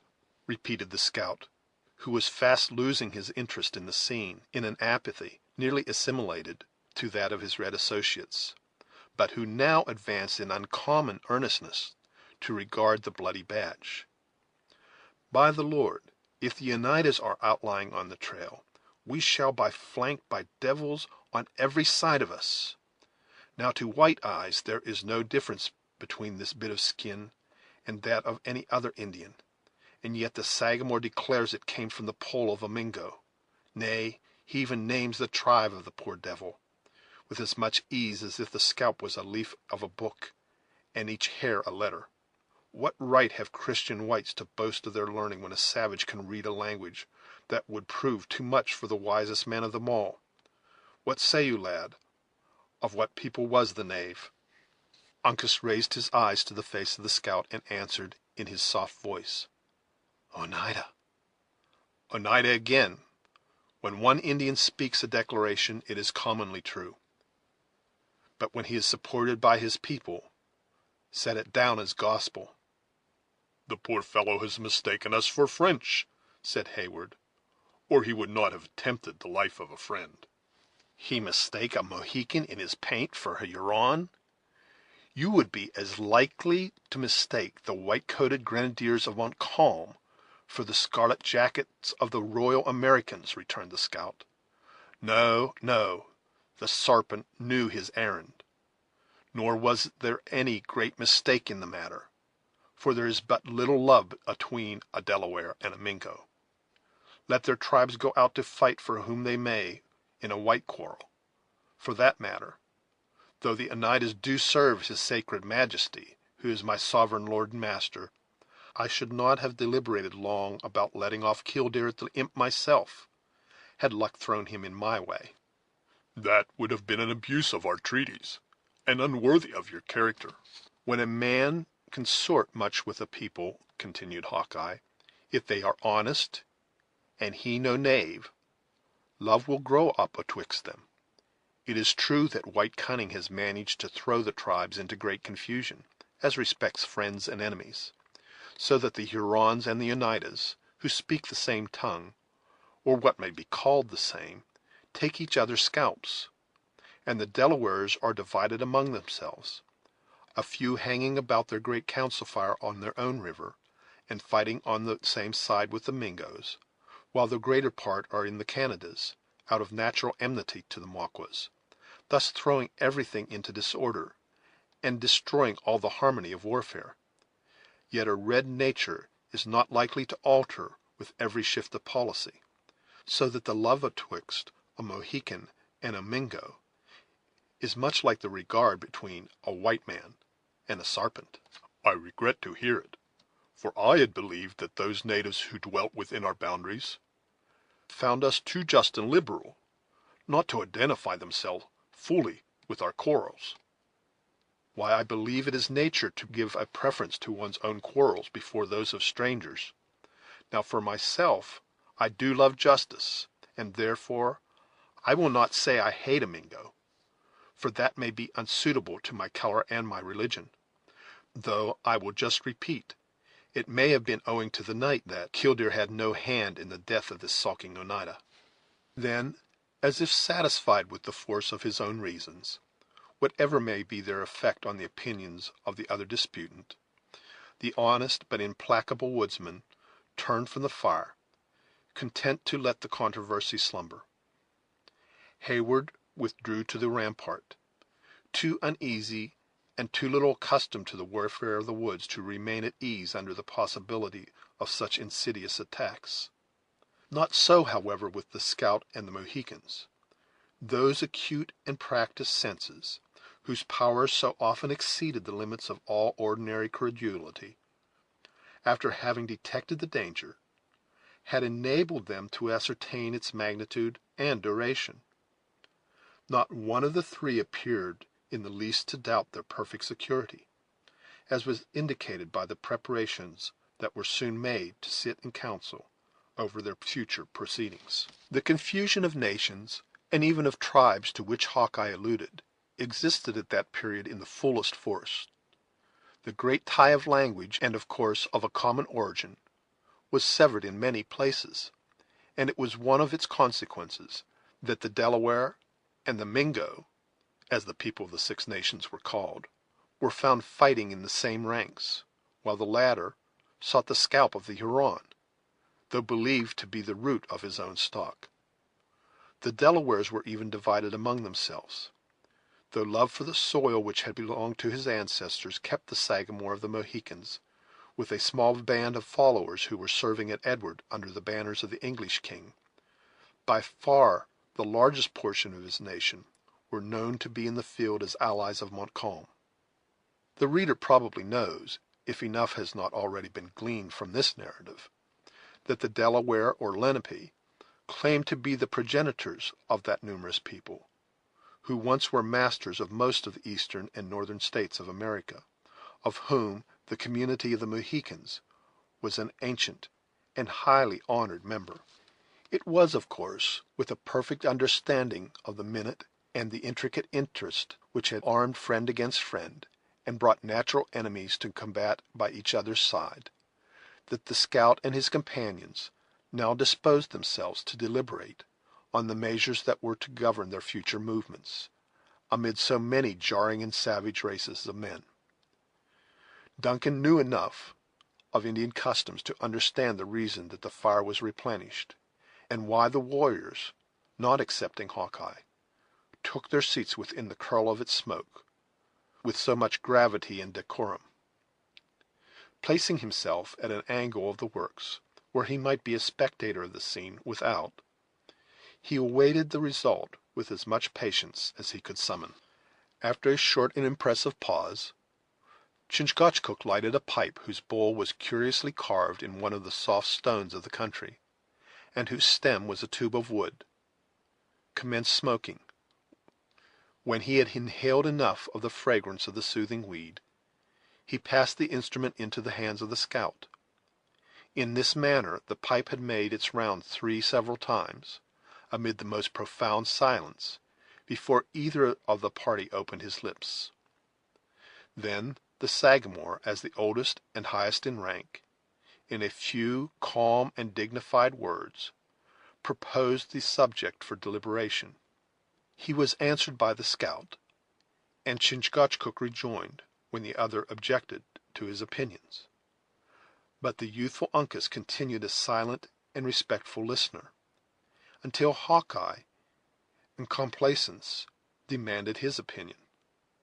Heyward gathered from the manners of the different speakers that the father and son espoused one side of a disputed question, while the white man maintained the other. The contest gradually grew warmer, until it was quite evident the feelings of the speakers began to be somewhat enlisted in the debate. Notwithstanding the increasing warmth of the amicable contest, the most decorous Christian assembly, not even excepting those in which its reverend ministers are collected, might have learned a wholesome lesson of moderation from the forbearance and courtesy of the disputants. The words of Uncas were received with the same deep attention as those which fell from the mature wisdom of his father, and so far from manifesting any impatience, Neither spoke in reply until a few moments of silent meditation were seemingly bestowed in deliberating on what had already been said. The language of the Mohicans was accompanied by gestures so direct and natural that Heyward had but little difficulty in following the thread of their argument. On the other hand, the scout was obscure, because from the lingering pride of color he rather affected the cold and artificial manner which characterizes all classes of Anglo-Americans when unexcited. By the frequency with which the Indians described the marks of a forest trail, it was evident they urged pursuit by land, while the repeated sweep of Hawkeye's arm toward the horizon denoted that he was for a passage across its waters. The latter was to every appearance fast losing ground, and the point was about to be decided against him when he arose to his feet, and shaking off his apathy, he suddenly assumed the manner of an Indian, and adopted all the arts of native eloquence. Elevating an arm, he pointed out the track of the sun, repeating the gesture for every day that was necessary to accomplish their objects. Then he delineated a long and painful path amid rocks and watercourses. The age and weakness of the slumbering and unconscious Moreau were indicated by signs too palpable to be mistaken. Duncan perceived that even his own powers were spoken lightly of, as the scout extended his palm and mentioned him by the appellation of Open Hand, a name his liberality had purchased of all the friendly tribes. Then came a representation of the light and graceful movements of a canoe, set in forcible contrast to the tottering steps of one enfeebled and tired. He concluded by pointing to the scalp of the Oneida, and apparently urging the necessity of their departing speedily and in a manner that should leave no trail. The Mohicans listened gravely, and with countenances that reflected the sentiments of the speaker. Conviction gradually wrought its influence, and toward the close of Hawkeye's speech his sentences were accompanied by the customary exclamation of commendation. In short, Uncas and his father became converts to his way of thinking, abandoning their own previously expressed opinions with a liberality and candor that, had they been the representatives of some great and civilized people, would have infallibly worked their political ruin, by destroying forever their reputation for consistency. The instant the matter in discussion was decided, the debate, and everything connected with it except the result, appeared to be forgotten. Hawkeye, without looking round to read his triumph in applauding eyes, very composedly stretched his tall frame before the dying embers, and closed his own organs in sleep. Left now in a measure to themselves, the Mohicans, whose time had been so much devoted to the interest of others, seized the moment to devote some attention to themselves. Casting off at once the grave and austere demeanor of an Indian chief, Chingachgook commenced speaking to his son in the soft and playful tones of affection. Uncas gladly met the familiar air of his father, and before the hard breathing of the scout announced that he slept, a complete change was effected in the manner of his two associates. It is impossible to describe the music of their language, while thus engaged in laughter and endearments, in such a way as to render it intelligible to those whose ears have never listened to its melody. The compass of their voices, particularly that of the youth, was wonderful, extending from the deepest bass to tones that were even feminine in softness. The eyes of the father followed the plastic and ingenious movements of the son with open delight, and he never failed to smile in reply to the other's contagious but low laughter.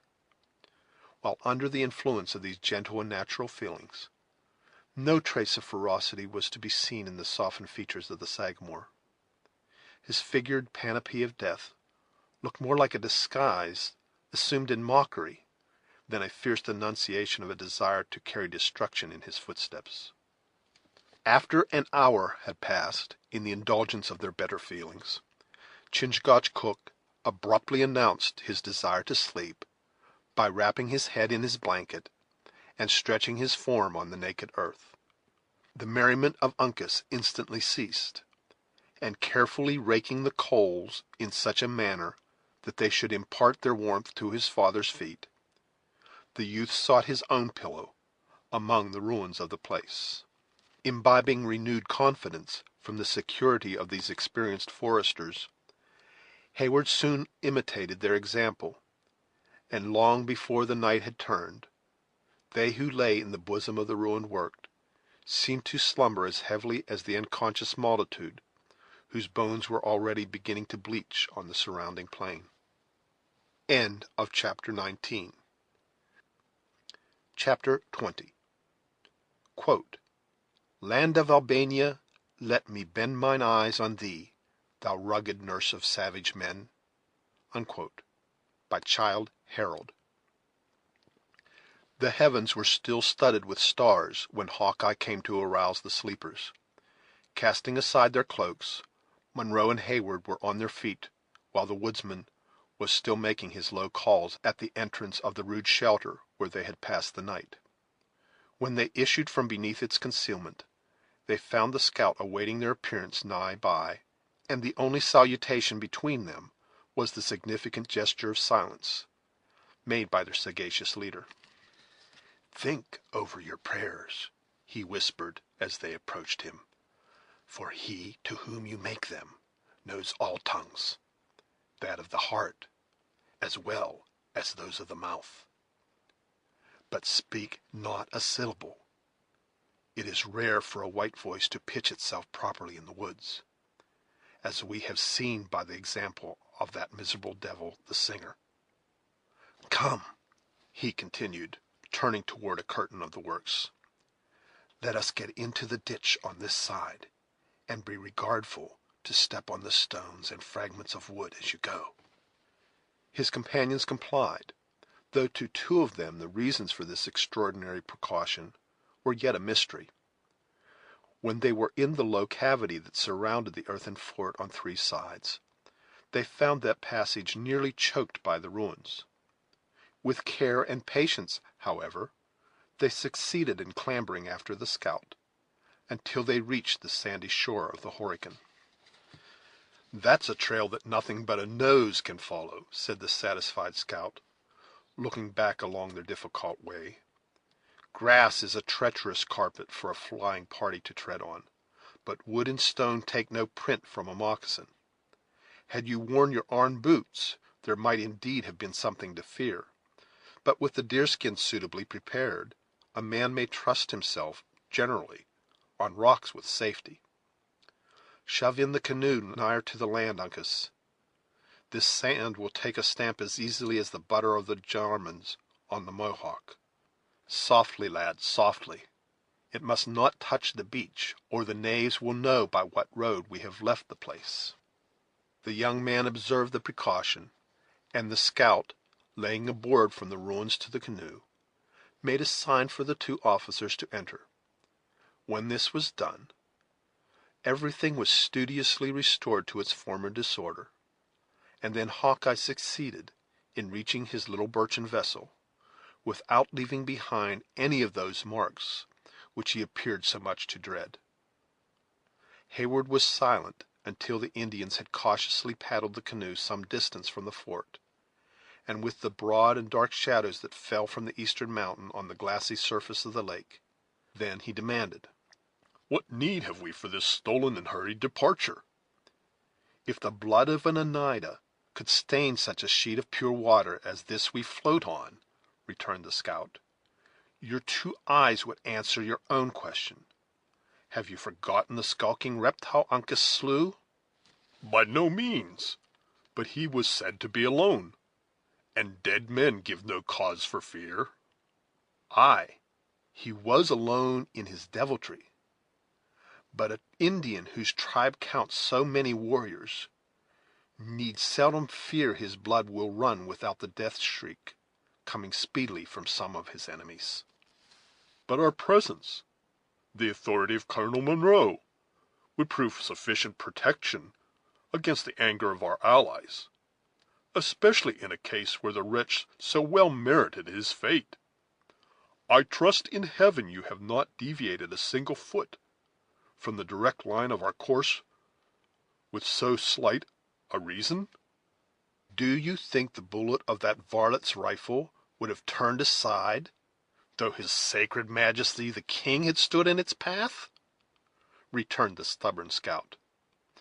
"Why did not the Grand Frencher, he who is Captain General of the Canadas, bury the tomahawk of the Hurons, if a word from a white can work so strongly on the nature of an Indian?" The reply of Heyward was interrupted by a groan from Monroe; but after he had paused a moment, in deference to the sorrow of his aged friend, he resumed the subject. "The Marquis of Montcalm can only settle that air with his God," said the young man solemnly. "Ay, ay, now there is reason in your word, for they are bottomed on religion and honesty. There is a vast difference between throwing a regiment of whitecoats atwixt the tribes and the prisoners, and coaxing an angry savage to forget he carries a knife and rifle, with words that must begin with calling him your son.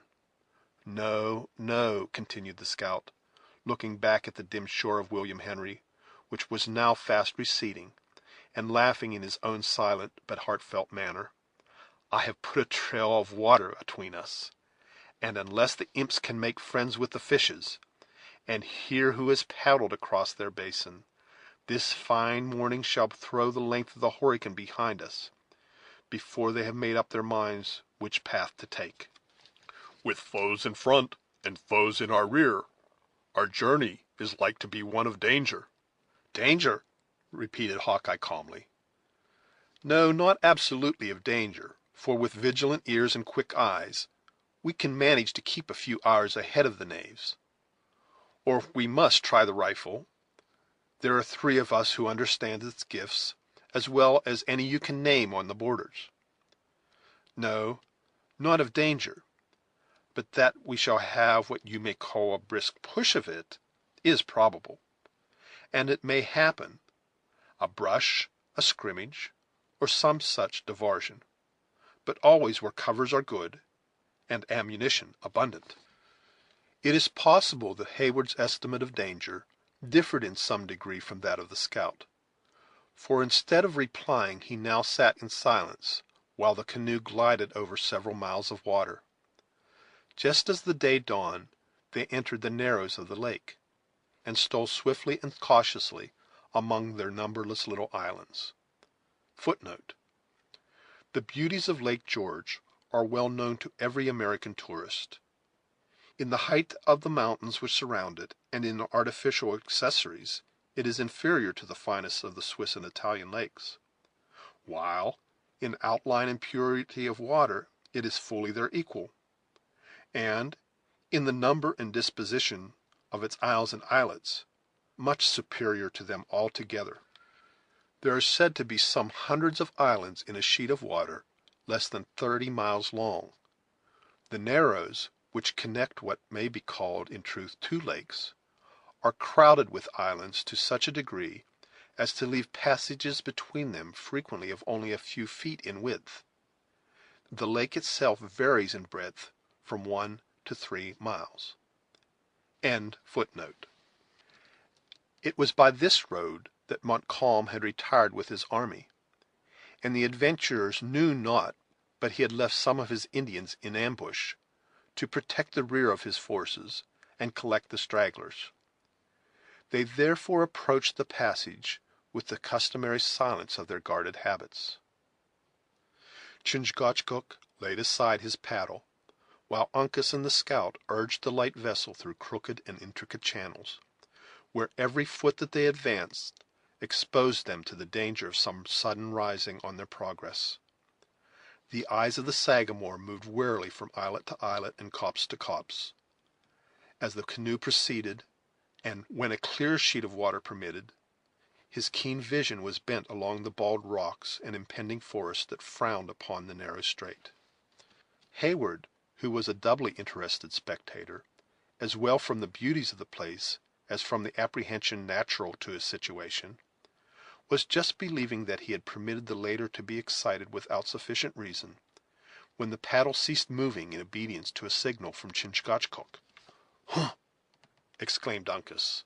nearly at the moment that the light tap his father had made on the side of the canoe notified them of the vicinity of danger. "What now?" asked the scout. "The lake is as smooth as if the winds had never blown, and I can see along its sheet for miles. There is not so much as the black head of a loon dotting the water." The Indian gravely raised his paddle and pointed in the direction in which his own steady look was riveted. Duncan's eyes followed the motion. A few rods in their front lay another of the wooded islets, but it appeared as calm and peaceful as if solitude had never been disturbed by the foot of man. "I see nothing," he said, "but land and water, and a lovely scene it is." "Hist!" interrupted the scout. "Ay, Sagamore, there is always a reason for what you do. 'Tis but a shade, and yet it is not natural. You see the mist, Major, that is rising above the island? You can't call it a fog, for it is more like a streak of thin cloud." "It is vapor from the water." "That a child could tell. But what is the edging of blacker smoke that hangs on its lower side, and which you may trace down into the thicket of hazel? 'Tis from a fire, but one that in my judgment has been suffered to burn low." "Let us then push for the place and relieve our doubts," said the impatient Duncan. "The party must be small that can lie on such a bit of land." "If you judge of Indian cunning by the rules you find in books, or by white sagacity, they will lead you astray, if not to your death," returned Hawkeye, examining the signs of the place with that acuteness which distinguished him. "If I may be permitted to speak in this matter, it will be to say that we have but two things to choose between. The one is, to return and give up all thoughts of following the Hurons." "Never!" exclaimed Heyward in a voice far too loud for their circumstances. "Well, well," continued Hawkeye, making a hasty sign to repress his impatience, "I am much of your mind myself, though I thought it becoming my experience to tell the whole. We must then make a push, and if the Indians or Frenchers are in the narrows, run the gauntlet through these toppling mountains. Is there reason in my words, Sagamore?" The Indian made no answer other than by dropping his paddle into the water and urging forward the canoe. As he held the office of directing its course, his resolution was sufficiently indicated by the movement. The whole party now plied their paddles vigorously, and in a very few moments they had reached a point whence they might command an entire view of the northern shore of the island, the side that had hitherto been concealed. "There they are, by all the truth of signs," whispered the scout. "Two canoes and a smoke. The knaves haven't got their eyes out of the mist, or we should hear the accursed whoop. Together, friends, we are leaving them, and we are already nearly out of whistle of a bullet." The well-known crack of a rifle whose ball came skipping along the placid surface of the strait, and a shrill yell from the island interrupted his speech, and announced that their passage was discovered. In another instant several savages were seen rushing into canoes, which were soon dancing over the water in pursuit. These fearful precursors of a coming struggle produced no change in the countenances and movements of his three guides, so far as Duncan could discover, except that the strokes of the paddle were longer and more in unison, and caused the little bark to spring forward like a creature possessing life and volition. "Hold them there, Sagamore," said Hawkeye, looking coolly backward over his left shoulder, while he still plied his paddle. "Keep them just there. Them Hurons have never a piece in their nation that will execute at this distance. But Killdeer has a barrel on which a man may calculate." The scout, having ascertained that the Mohicans were sufficient of themselves to maintain the requisite distance, deliberately laid aside his paddle and raised the fatal rifle. Three several times he brought the piece to his shoulder, and when his companions were expecting its report, he as often lowered it, to request the Indians would permit their enemies to approach a little nigher. At length his accurate and fastidious eye seemed satisfied, and throwing out his left arm on the barrel, he was slowly elevating the muzzle, when an exclamation from Uncas, who sat at the bow, once more caused him to suspend the shot. "What now, lad?" demanded Hawkeye. "You save a Huron from the death shriek by that word. Have you reason for what you do?" Uncas pointed toward a rocky shore a little in their front, whence another war canoe was darting directly across their course. It was too obvious now that their situation was imminently perilous to need the aid of language to confirm it. The scout laid aside his rifle and resumed the paddle, while Chingachgook inclined the bows of the canoe a little toward the western shore, in order to increase the distance between them and this new enemy. In the meantime they were reminded of the presence of those who pressed upon their rear by wild and exulting shouts. The stirring scene awakened even Munro from his apathy. "Let us make for the rocks on the main," he said, with the mien of a tired soldier, "and give battle to the savages. God forbid that I, or those attached to me and mine, should ever trust again to the faith of any servant of the Louis." "He who wishes to prosper in Indian warfare," returned the scout, "must not be too proud to learn from the wit of a native. Lay her more along the land, Sagamore. We are doubling on the varlets, and perhaps they may try to strike our trail on the long calculation." Hawkeye was not mistaken, for when the Hurons found their course was likely to throw them behind their chase, they rendered it less direct, until, by gradually bearing more and more obliquely, the two canoes were ere long gliding on parallel lines, within 200 yards of each other. It now became entirely a trial of speed. So rapid was the progress of the light vessels that the lake curled in their front in miniature waves, and their motion became undulating by its own velocity. It was, perhaps, owing to this circumstance, in addition to the necessity of keeping every hand employed at the paddles, that the Hurons had not immediate recourse to their firearms.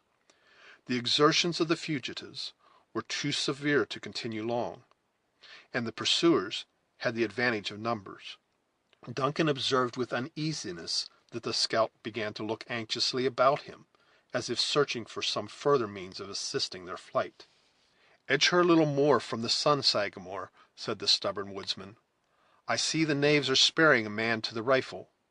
A single broken bone might lose us our scalps. Edge more from the sun, and we will put the island between us." The expedient was not without its use. A long, low island lay at a little distance before them, and, as they closed with it, the chasing canoe was compelled to take a side opposite to that on which the pursued passed. The scout and his companions did not neglect this advantage, but the instant they were hid from observation by the bushes, they redoubled efforts that before had seemed prodigious. The two canoes came round the last low point like two coursers at the top of their speed, the fugitives taking the lead. This change had brought them nigher to each other, however, while it altered their relative position. "You showed knowledge in the shaping of a birchen bark, Uncas, when you chose this from among the Huron canoes," said the scout, smiling, apparently more in satisfaction of their superiority in the race than from a prospect of final escape, which now began to open a little upon them. "The imps have put all their strength again at the paddles, and we are to struggle for our scalp with bits of flattened wood, instead of clouded barrels and true eyes. A long stroke, and together, friends." "They are preparing for a shot," said Heyward, "and as we are in line with them, it can scarcely fail." "Get you then into the bottom of the canoe," returned the scout, "you and the colonel. It will be so much taken from the size of the mark." Heyward smiled as he answered: "It would be an ill example for the highest in rank to dodge, while the warriors were under fire." "Lord, Lord, that is now a white man's courage!" exclaimed the scout, "and like too many of his notions not to be maintained by reason. Do you think the Sagamore or Uncas, or even I, who am a man without a cross, would deliberate upon finding a cover in the scrimmage, when an open body would do no good? For what have the Frenchers reared up there at Quebec, if fighting is always to be done in the clearings?" "All that you say is very true, my friend," replied Heyward. "Still, our customs must prevent us from doing as you wish." A volley from the Hurons interrupted the discourse, and as the bullets whistled about them, Duncan saw the head of Uncas turned, looking back at himself and Munro. Notwithstanding the nearness of the enemy, and his own great personal danger, the countenance of the young warrior expressed no other emotion, as the former was compelled to think, than amazement at finding men so willing to encounter so useless an exposure. Chingachgook was probably better acquainted with the notions of white men, for he did not even cast a glance aside from the riveted look his eye maintained on the object by which he governed their course. A ball soon struck the light and polished paddle from the hands of the chief, and drove it through the air far in the advance. A shout arose from the Hurons, who seized the opportunity to fire another volley. Uncas described an arc in the water with his own blade, and as the canoes passed swiftly on, Chingachgook recovered his paddle, and flourishing it on high, he gave the war whoop of the Mohicans, and then lent his strength and skill again to the important task. The clamorous sounds of "Le Gros Serpent, Le Long Carabine, Le Cerf Gilles," burst at once from the canoes behind, and seemed to give new zeal to the pursuers. The scout seized Killdeer in his left hand, and elevating above his head, he shook it in triumph at his enemies.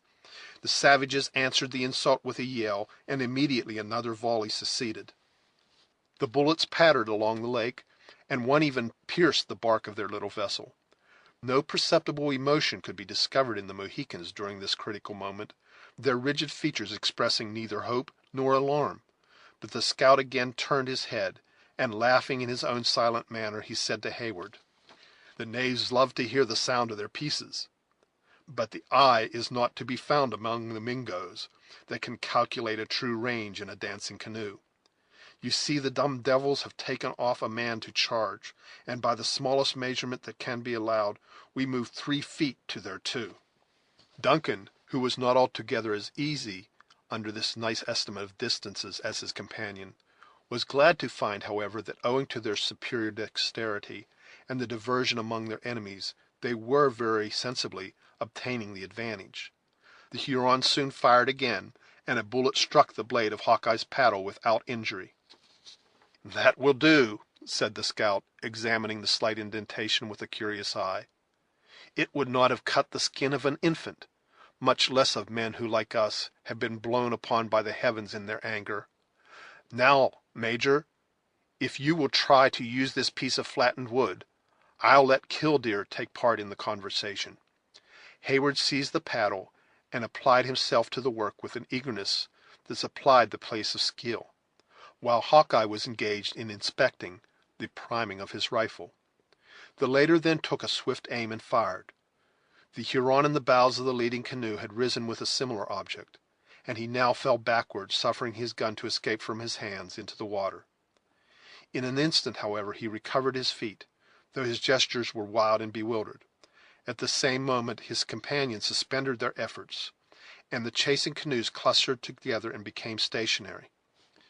Chingachgook and Uncas profited by the interval to regain their wind, though Duncan continued to work with the most persevering industry. The father and son now cast calm but inquiring glances at each other, to learn if either had sustained any injury by the fire, for both well knew that no cry or exclamation would, in such a moment of necessity, have been permitted to betray the accident.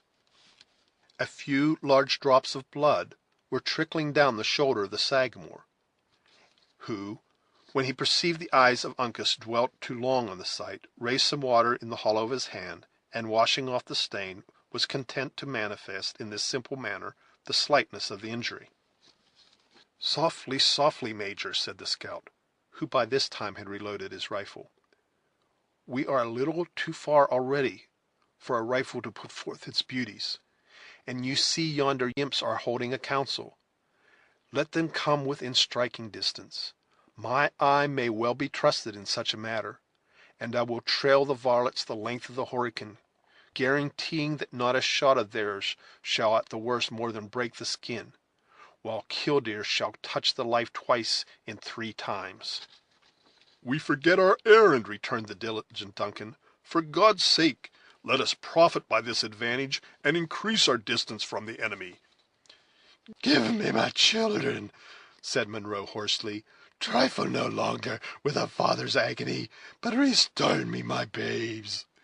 Long and habitual deference to the mandates of his superiors had taught the scout the virtue of obedience. Throwing a last and lingering glance at the distant canoes, he laid aside his rifle, and, relieving the wearied Duncan, resumed the paddle, which he wielded with sinews that never tired. His efforts were seconded by those of the Mohicans, and a very few minutes served to place such a sheet of water between them and their enemies, that Heyward once more breathed freely.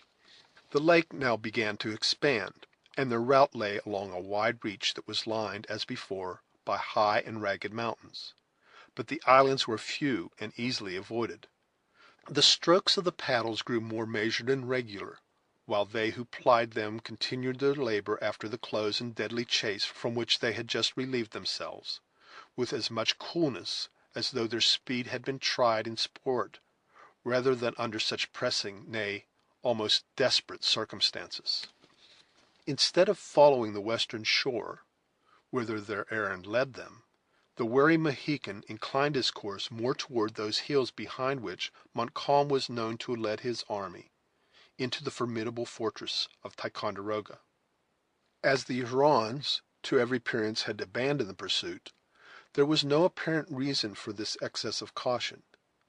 It was, however, maintained for hours, until they had reached a bay nigh the northern termination of the lake. Here the canoe was driven upon the beach, and the whole party landed. Hawkeye and Heyward ascended an adjacent bluff, where the former, after considering the expanse of water beneath him, pointed out to the latter a small black object, hovering under a headland, at the distance of several miles. "Do you see it?" demanded the scout. "Now what would you account that spot, were you left alone to wide experience to find your way through this wilderness?" "But for its distance and its magnitude, I would suppose it a bird. Can it be a living object?" "'Tis a canoe of birchen bark, and paddled by fierce and crafty Mingoes. Though Providence has lent to those who inhabit the woods eyes that would be needless to men in the settlements, where there are inventions to assist the sight, yet no human organs can see all the dangers which at this moment circumvent us. These varlets pretend to be bent chiefly on their sundown meal, but the moment it is dark they will be on our trail as true as hounds on the scent. We must throw them off, or our pursuit of le renard subtil may be given up.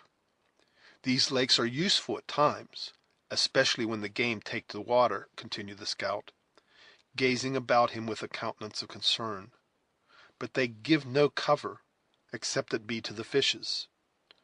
God knows what the country would be if the settlements should spread far from the 2 rivers. Both hunting and war would lose their beauty." "Let us not delay a moment without some good and obvious cause." "I little like that smoke which you may see warming up along the rock above the canoe," interrupted the abstracted scout. "My life on it, other eyes than ours see it, and know its meaning. Well, words will not mend the matter, and it is time that we were doing." Hawkeye moved away from the lookout and descended, musing profoundly, to the shore. He communicated the result of his observations to his companions in Delaware, and a short and earnest consultation succeeded.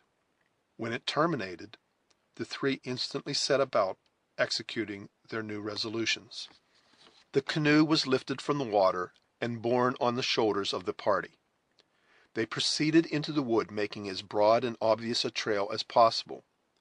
They soon reached the watercourse, which they crossed, and continuing onward until they came to an extensive and naked rock. At this point, where their footsteps might be expected to be no longer visible, they retraced their route to the brook, walking backward with the utmost care.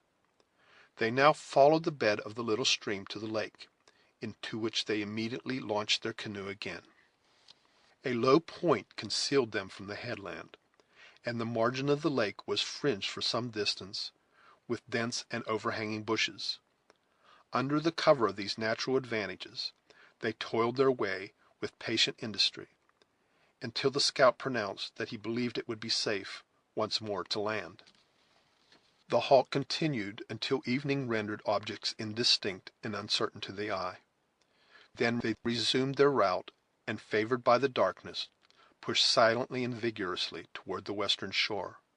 Although the rugged outline of a mountain to which they were steering presented no distinctive marks to the eyes of Duncan, the Mohican entered the little haven he had selected with the confidence and accuracy of an experienced pilot. The boat was again lifted and borne into the woods, where it was carefully concealed under a pile of brush. The adventurers assumed their arms and packs, and the scout announced to Monroe and Hayward that he and the Indians were at least in readiness to proceed. Chapter 20. Chapter 21. If you find a man there, he shall die a flea's death. From The Merry Wives of Windsor. The party had landed on the border of a region that is even to this day less known to the inhabitants of the States than the deserts of Arabia or the steppes of Tartary. It was the sterile and rugged district which separates the tributaries of Champlain from those of the Hudson, the Mohawk, and the St. Lawrence. Since the period of our tale, the active spirit of the country has surrounded it with a belt of rich and thriving settlements, though none but the hunter or the savage is ever known, even now, to penetrate its wild recesses. As Hawkeye and the Mohicans had, however, often traversed the mountains and valleys of this vast wilderness, they did not hesitate to plunge into its depth, with the freedom of men accustomed to its privations and difficulties.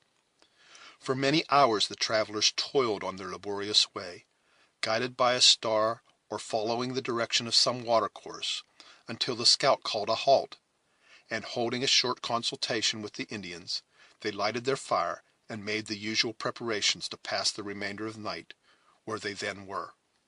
Imitating the example and emulating the confidence of their more experienced associates, Monroe and Duncan slept without fear, if not without uneasiness. The dews were suffered to exhale, and the sun had dispersed the mist, and was shedding a strong and clear light in the forest, when the travelers resumed their journey. After proceeding a few miles, the progress of Hawkeye, who led the advance, became more deliberate and watchful. He often stopped to examine the trees, nor did he cross a rivulet without attentively considering the quantity, the velocity, and the color of its waters. Distrusting his own judgment, his appeals to the opinion of Chingachgook were frequent and earnest. During one of these conferences, Hayward observed that Uncas stood a patient and silent, though, as he imagined, an interested listener. He was strongly tempted to address the young chief, and demand his opinion of their progress, but the calm and dignified demeanor of the native induced him to believe that, like himself, the other was wholly dependent on the sagacity and intelligence of the seniors of the party. At last the scout spoke in English, and at once explained the embarrassment of their situation. "When I found that the home path of the Hurons run north," he said, "it did not need the judgment of many long years to tell that they would follow the valleys, and keep between the waters of the Hudson and the Horican, until they might strike the springs of the Canadian streams, which would lead them into the heart of the country of the Frenchers. Yet here are we, within a short range of the Saccaroons, and not a sign of a trail have we crossed. Human nature is weak, and it is possible we may have not taken the proper scent." "Heaven protect us from such an error!" exclaimed Duncan. "Let us retrace our steps, and examine as we go with keener eyes. Has Uncas no counsel to offer in such a strait?" The young Mohican cast a glance at his father, but, maintaining his quiet and reserved mien, he continued silent. Chingachgook had caught the look, and motioning with his hand, he bade him speak. The moment this permission was accorded, the countenance of Uncas changed from its grave composure to a gleam of intelligence and joy. Bounding forward like a deer, he sprang up the side of a little acclivity a few rods in advance, and stood exultingly over a spot of fresh earth that looked as though it had been recently upturned by the passage of some heavy animal. The eyes of the whole party followed the unexpected movement, and read their success in the air of triumph that the youth assumed. "'Tis the trail!" exclaimed the scout, advancing to the spot. "The lad is quick of sight and keen of wit for his years." "'Tis extraordinary that he should have withheld his knowledge for so long," muttered Duncan at his elbow. "It would have been more wonderful had he spoken without a bidding. No, no, your young white, who gathers his learning from books, and can measure what he knows by the page, may conceit that his knowledge, like his legs, outruns that of his father's. But where experience is the master, the scholar is made to know the value of years, and respects them accordingly." "See," said Uncas, pointing north and south at the evident marks of the broad trail on either side of him, "the dark hair has gone toward the forest." "Hound never ran on a more beautiful scent," responded the scout, dashing forward at once on the indicated route. "We are favored, greatly favored, and can follow with high noses. Ay, here are both your waddling beasts. This Huron travels like a white general. The fellow is stricken with a judgment, and is mad. Look sharp for wheels, Sagamore," he continued, looking back and laughing in his newly awakened satisfaction. "We shall soon have the fool journeying in a coach, and that with 3 of the best pair of eyes on the borders in his rear." The spirits of the scout, and the astonishing success of the chase, in which a circuitous distance of more than 40 miles had been passed, did not fail to impart a portion of hope to the whole party. Their advance was rapid, and made with as much confidence as a traveler would proceed along a wide highway. If a rock or a rivulet, or a bit of earth harder than common, severed the links of the clue they followed, the true eye of the scout recovered them at a distance, and seldom rendered the delay of a single moment necessary. Their progress was much facilitated by the certainty that Magua had found it necessary to journey through the valleys, a circumstance which rendered the general direction of the route sure. Nor had the Huron entirely neglected the arch uniformly practiced by the natives when retiring in front of an enemy. False trails and sudden turnings were frequent, wherever a brook or the formation of the ground rendered them feasible, but his pursuers were rarely deceived, and never failed to detect their error, before they had lost either time or distance on the deceptive track. By the middle of the afternoon they had passed the Sackeroons, and were following the route of the declining sun. After descending an eminence to a low bottom through which a swift stream glided, they suddenly came to a place where the party of Le Renard had made a halt. Extinguished brands were laying around a spring, the offals of a deer were scattered about the place, and the trees bore evident marks of having been browsed by the horses. At a little distance Heyward discovered and contemplated with tender emotion the small bower under which he was fain to believe that Cora and Alice had reposed. But while the earth was trodden, and the footsteps of both man and beast were so plainly visible around the place, the trail appeared to have suddenly ended. It was easy to follow the tracks of the Narragansetts, but they seemed only to have wandered without guides or any other object than the pursuit of food. At length Uncas, who with his father had endeavored to trace the route of the horses, came upon a sign of their presence that was quite recent. Before following the cue, he communicated his success to his companions, and while the latter were consulting on the circumstances, the youth reappeared leading the 2 fillies, with their saddles broken and the housings soiled, as if they had been permitted to run at will for several days. "What would this prove?" said Duncan, turning pale and glancing his eyes around him, as if he feared the brush and leaves were about to give him some horrid secret. "That our march is come to a quick end, and that we are in an enemy's country," returned the scout. Had the knave been pressed and the gentle ones wanted horses to keep up with the party, he might have taken their scalps; but without an enemy at his heels, and with such rugged beasts as these, he would not hurt a hair on their heads. I know your thoughts, and shame be it to our color that you have reason for them. But he who thinks that even a Mingo would ill treat a woman, unless it be to tomahawk her, knows nothing of Indian nature, or the laws of the woods. No, no, I have heard that the French Indians had come into these hills to hunt the moose, and we are getting within scent of their camp. Why should they not? The morning and evening guns of Ty may be heard any day among these mountains, for the Frenchers are running a new line atween the provinces of the King and the Canadas. It is true that the horses are here, but the Hurons are gone. Let us, then, hunt for the path by which they parted." Hawkeye and the Mohicans now applied themselves to their task in good earnest.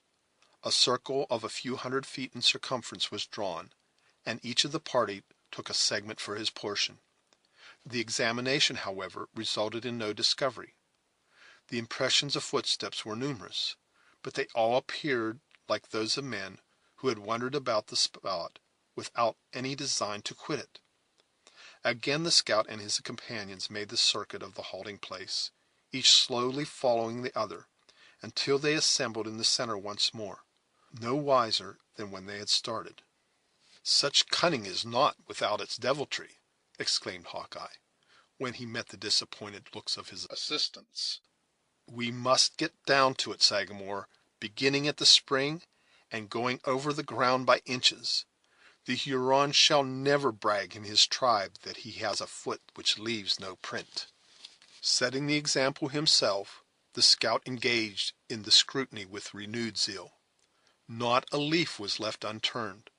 The sticks were removed, and the stones lifted, for Indian cunning was known frequently to adopt these objects as cover, laboring with the utmost patience and industry to conceal such footstep as they proceed. Still no discovery was made.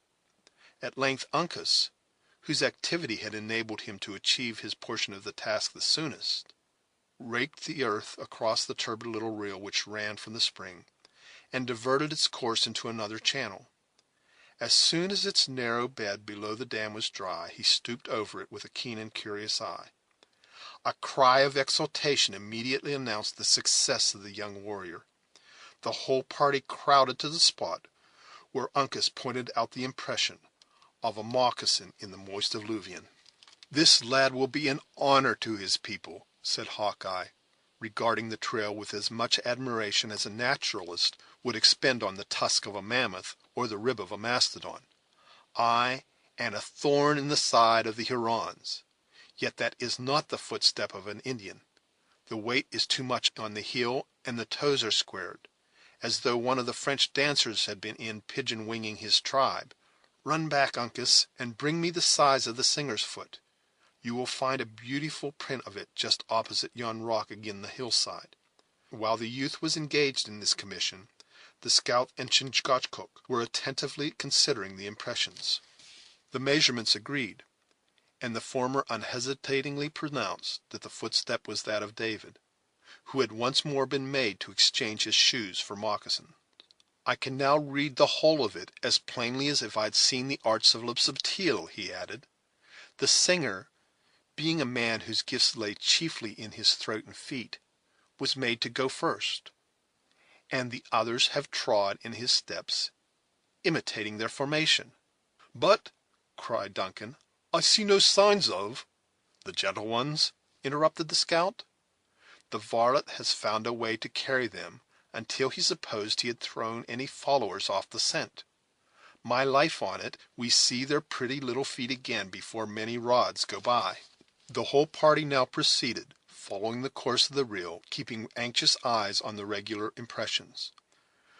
The water soon flowed into its bed again, but watching the ground on either side, the foresters pursued their way, content in knowing that the trail lay beneath. More than half a mile was passed before the rill rippled close around the base of an extensive and dry rock. Here they paused to make sure that the Hurons had not quitted the water.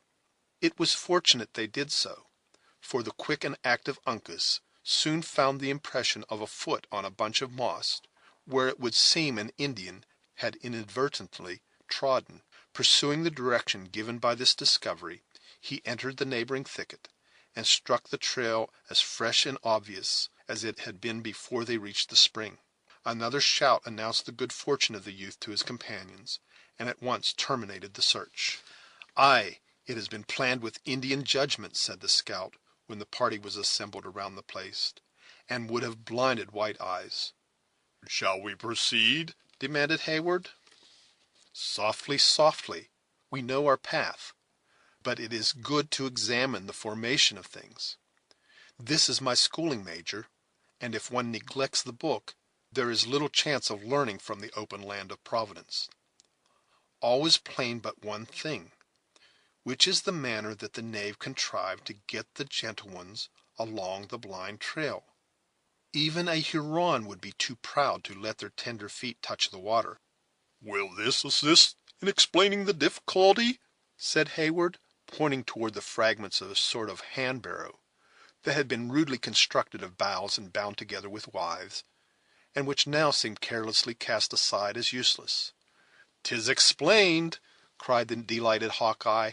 "If them varlets have passed a minute, they have spent hours in striving to fabricating a lying end to their trail. Well, I've known them to waste the day in the same manner to as little purpose. Here we have 3 pair of moccasins and 2 of little feet. It is amazing that any mortal beings can journey on limbs so small. Pass me the thong of buckskin, Uncas, and let me take the length of this foot. By the Lord, it is no longer than a child's, and yet the maidens are tall and comely.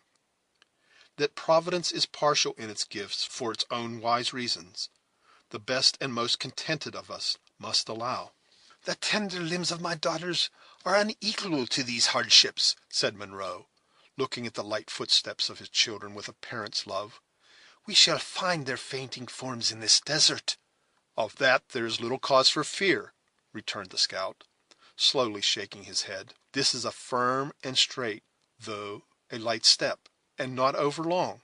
See, the heel has hardly touched the ground, and there the dark hair has made a little jump from root to root. No, no, my knowledge of it, neither of them was nigh fainting hereaway. Now the singer was beginning to be footsore and leg weary, as is plain by his trail. There you see, he slipped. Here he has traveled wide and tottered, and there again it looks as though he journeyed on snowshoes. Aye, aye, a man who uses his throat altogether can hardly give his legs a proper training." From such undeniable testimony did the practised woodsman arrive at the truth, with nearly as much certainty and precision as if he had been a witness of all those events which his ingenuity so easily elucidated. Cheered by these assurances, and satisfied by a reasoning that was so obvious while it was so simple, the party resumed its course, after making a short halt to take a hurried repast. When the meal was ended, the scout cast a glance upward at the setting sun, and pushed forward with a rapidity which compelled Heyward and the still vigorous Munro to exert all of their muscles to equal. Their route now lay along the bottom which has already been mentioned. As the Hurons had made no further efforts to conceal their footsteps, the progress of the pursuers was no longer delayed by uncertainty. Before an hour had elapsed, however, the speed of Hawkeye sensibly abated, and his head, instead of maintaining its former direct and forward look, began to turn suspiciously from side to side, as if he were conscious of approaching danger.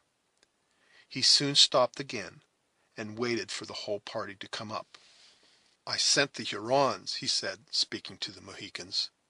"Yonder is open sky through the tree tops, and we are getting too nigh their encampment. Sagamore, you will take the hillside to the right. Uncas will bend along the brook to the left, while I will try the trail. If anything should happen, the call will be 3 croaks of a crow. I saw one of the birds fanning himself in the air just beyond the dead oak. Another sign that we are approaching an encampment." The Indians departed their several ways without reply, while Hawkeye, cautiously proceeded with the two gentlemen. Hayward soon pressed to the side of their guide, eager to catch any glimpse of those enemies he had pursued with so much toil and anxiety. His companion told him to steal to the edge of the wood, which as usual was fringed with a thicket, and wait his coming, for he wished to examine certain suspicious signs a little on one side. Duncan obeyed, and soon found himself in a situation to command a view which he found as extraordinary as it was novel. The trees of many acres had been felled, and the glow of a mild summer's evening had fallen on the clearing in beautiful contrast to the gray light of the forest. A short distance from the place where Duncan stood, the stream had seemingly expanded into a little lake, covering most of the lowland from mountain to mountain. The water fell out of this wide basin in a cataract so regular and gentle that it appeared rather to be the work of human hands than fashioned by nature. 100 earthen dwellings stood on the margin of the lake, and even in its waters, as though the latter had overflowed its usual banks. Their rounded roofs, admirably molded for defense against the weather, denoted more of industry and foresight than natives were wont to bestow on their regular habitations, much less on those occupied for the temporary purposes of hunting and war. In short, the whole village or town, whichever it might be termed, possessed more of method and neatness of execution than the white men had been accustomed to believe belonged ordinarily to the Indian habits. It appeared, however, to be deserted. At least, so thought Duncan for many minutes. But at length he fancied he discovered several human forms advancing toward him on all fours, and apparently dragging in the train some heavy, and he was quick to apprehend, some formidable engine. Just then a few dark-looking heads gleamed out of the dwellings, and the place seemed suddenly alive with beings, which, however, glided from cover to cover so swiftly as to allow no opportunity for examining their humors or pursuits. Alarmed at these suspicious and inexplicable movements, he was about to attempt the signal of the crows, when the rustling of leaves at hand drew his eyes in another direction. The young man started, and recoiled a few paces instinctively, when he found himself within 100 yards of a stranger Indian. Recovering his recollection of the instant, instead of sounding alarm, which might prove fatal to himself, he remained stationary, an attentive observer of the other's motions. An instant of calm observation served to assure Duncan that he was undiscovered. The native, like himself, seemed occupied in considering the low dwellings of the village and the stolen movements of its inhabitants. It was impossible to discover the expression of his features through the grotesque mask of paint under which they were concealed, though Duncan fancied it was rather melancholy than savage. His head was shaved as usual, with the exception of the crown, from whose tuft 3 or 4 faded feathers from a hawk's wing were loosely dangling. A ragged calico mantle half encircled his body, while his nether garment was composed of an ordinary shirt, the sleeves of which were made to perform the office that is usually expected by a much more commodious arrangement. His legs were, however, covered with a pair of good deerskin moccasins. Altogether, the appearance of the individual was forlorn and miserable. Duncan was still curiously observing the person of his neighbor, when the scout stole silently and cautiously to his side. "You see, we have reached their settlement, or encampment," whispered the young man, "and here is one of the savages himself, in a very embarrassing position for our further movements." Hawkeye started, and dropped his rifle, when, directed by the finger of his companion, the stranger came under his view. Then, lowering the dangerous muzzle, he stretched forward his long neck, as if to assist a scrutiny that was already intensely keen. "The imp is not Huron," he said, "nor of any of the Canada tribes, and yet you see, by his clothes, the knave has been plundering a white. Ay, Montcalm has raked the woods for his inroad, and a whooping, murdering set of varlets has he gathered together. Can you see where he has put his rifle or his bow? He appears to have no arms, nor does he seem to be viciously inclined, unless he communicate the alarm to his fellows, who, as you see, are dodging about the water. We have but little to fear from him." The scout turned to Heyward, and regarded him a moment with unconcealed amazement. Then, opening his mouth, he indulged in unrestrained and heartfelt laughter, though in that silent and peculiar manner which danger had so long taught him to practice. Repeating the words, "fellows who are dodging about the water," he added, "so much for schooling and passing a boyhood in the settlements. The knave has long legs, though, and shall not be trusted. Do you keep him under your rifle, while I creep in behind through the bush and take him alive. Fire on no account." Heyward had already permitted his companion to bury part of his person in the thicket, when, stretching forth his arm, he arrested him in order to ask, "If I see you in danger, may I not risk a shot?" Hawkeye regarded him a moment, like one who knew not how to take the question. Then, nodding his head, he answered, still laughing, though inaudibly, "Fire a whole platoon, Major." In the next moment he was concealed by the leaves. Duncan waited several minutes in feverish impatience, before he caught another glimpse of the scout. Then he reappeared, creeping along the earth, from which his dress was hardly distinguishable, directly in the rear of his intended captive. Having reached within a few yards of the latter, he arose to his feet silently and slowly.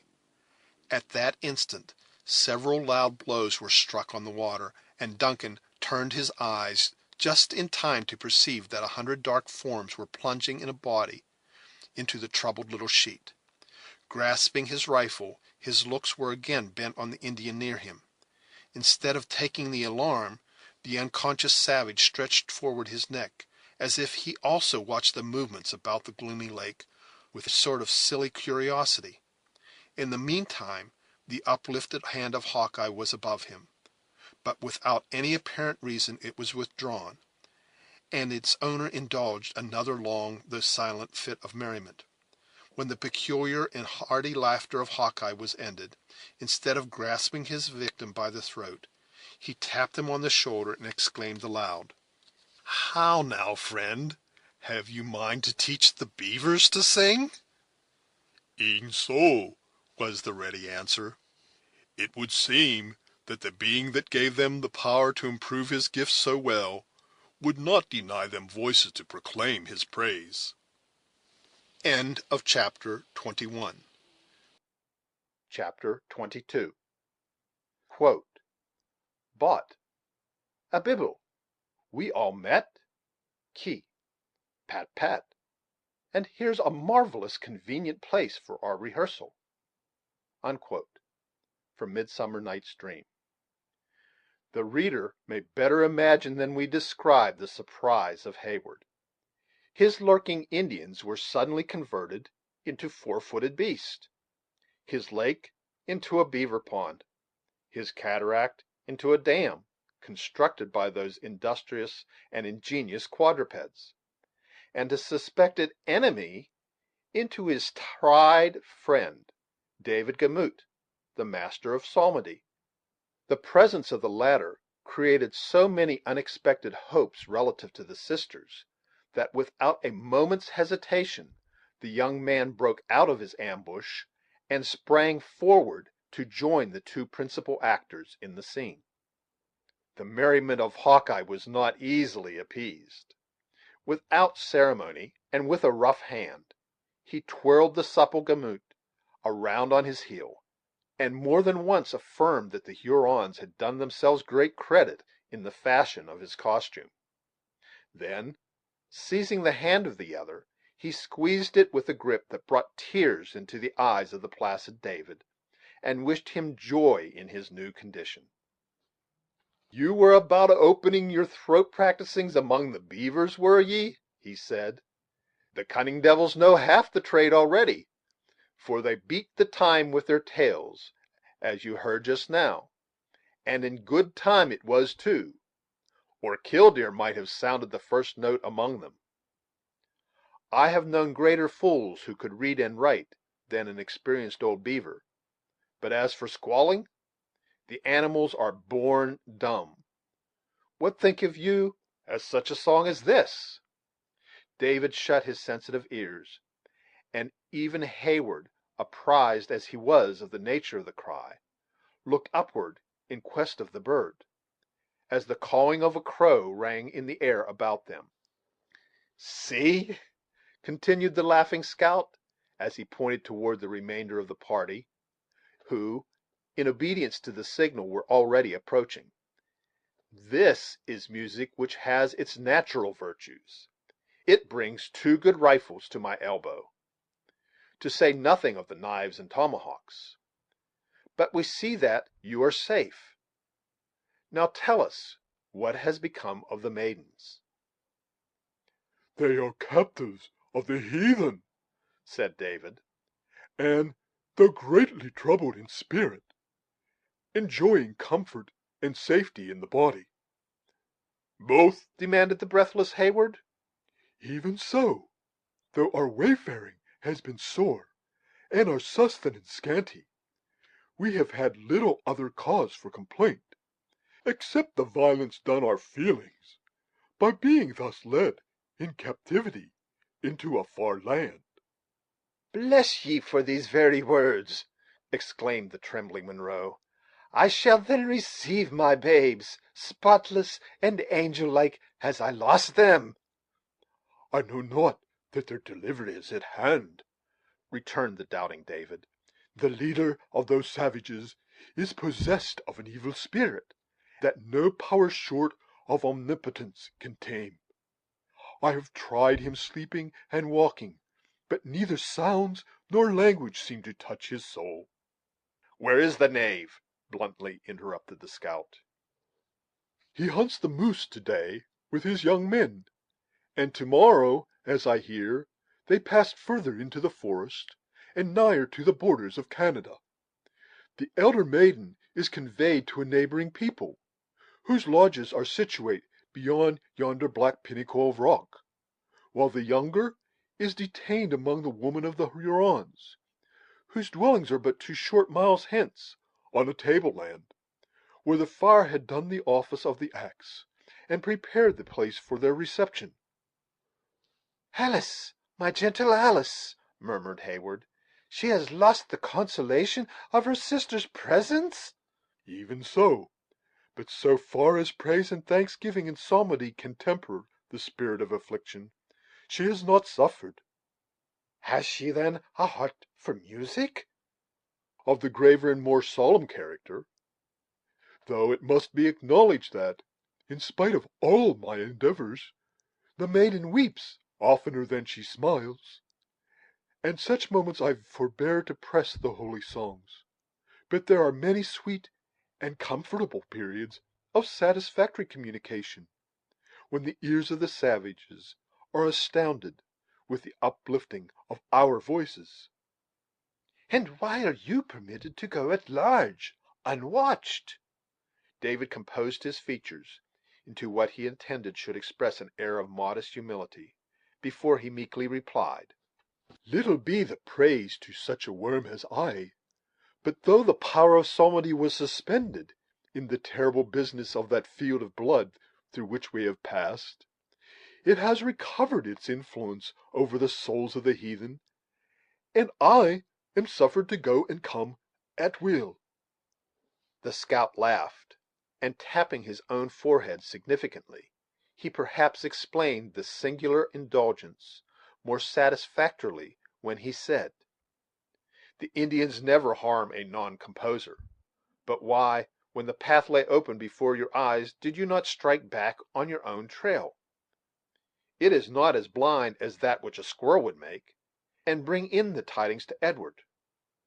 The scout, remembering only his own sturdy and iron nature, had probably exacted a task that David under no circumstances could have performed; but, Without entirely losing the meekness of his air, the latter was content to answer, Though my soul would rejoice to visit the habitations of Christendom once more, my feet would rather follow the tender spirits entrusted to my keeping, even into the idolatrous province of the Jesuits, than take one step backward while they pined in captivity and sorrow.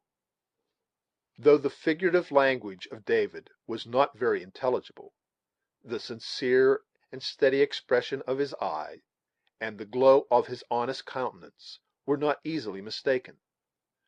Uncas pressed closer to his side, and regarded the speaker with a look of commendation, while his father expressed his satisfaction by the ordinary pithy exclamation of approbation. The scout shook his head as he rejoined, "The Lord never intended that a man should place all his endeavors in his throat, to the neglect of other and better gifts; but he has fallen into the hands of some silly woman, when he should have been gathering his education under the blue sky, among the beauties of the forest. Here, friend, I did intend to kindle a fire with this toothing whistle of thine; but, as you value the thing, take it and blow your best on it." Gamut received his pitch pipe with as strong an expression of pleasure as he believed compatible with the grave functions he exercised. After essaying its virtues repeatedly, in contrast with his own voice, and satisfying himself that none of its melody was lost, he made a very serious demonstration toward achieving a few stanzas of one of the longest effusions in the little volume so often mentioned. Heyward, however, hastily interrupted his pious purpose by continuing questions concerning the past and present condition of his fellow captives, and in a manner more methodical than had been permitted by his feelings in the opening of their interview. David, though he regarded his treasure with longing eyes, was constrained to answer, especially as the venerable father took a part in the interrogatories with an interest too imposing to be denied. Nor did the scout fail to throw in a pertinent inquiry, whenever a fitting occasion presented. In this manner, though with frequent interruptions which were filled with certain threatening sounds from the recovered instrument, the pursuers were put in possession of such leading circumstances as were likely to prove useful in accomplishing their great and engrossing object, the recovery of the sisters. The narrative of David was simple, and the facts but few. Makwa had waited on the mountain until a safe moment to retire presented itself, when he had descended, and taken the route along the western side of the Horican, in the direction of the Canadas. As the subtle Huron was familiar with the paths, and well knew that there was no immediate danger of pursuit, their progress had been moderate, and far from fatiguing.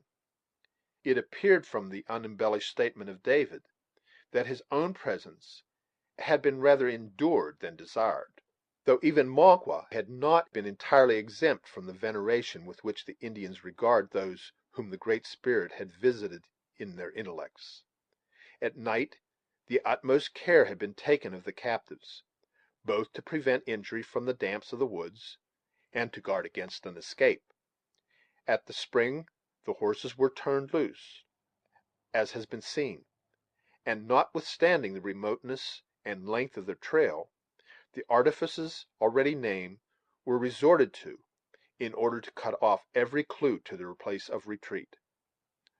On their arrival at the encampment of his people, Makwa, in obedience to a policy seldom departed from, separated his prisoners. Cora had been sent to a tribe that temporarily occupied an adjacent valley, though David was far too ignorant of the customs and history of the natives to be able to declare anything satisfactory concerning their name or character.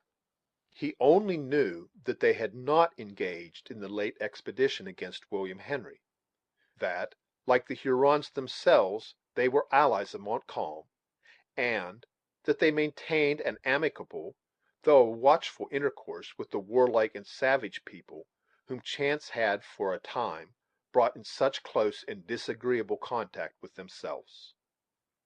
The Mohicans and the scout listened to his interrupted and imperfect narrative with an interest that obviously increased as he proceeded; and it was while attempting to explain the pursuits of the community in which Cora was detained, that the latter abruptly demanded: "Did you see the fashion of their knives? Were they of English or French formation?"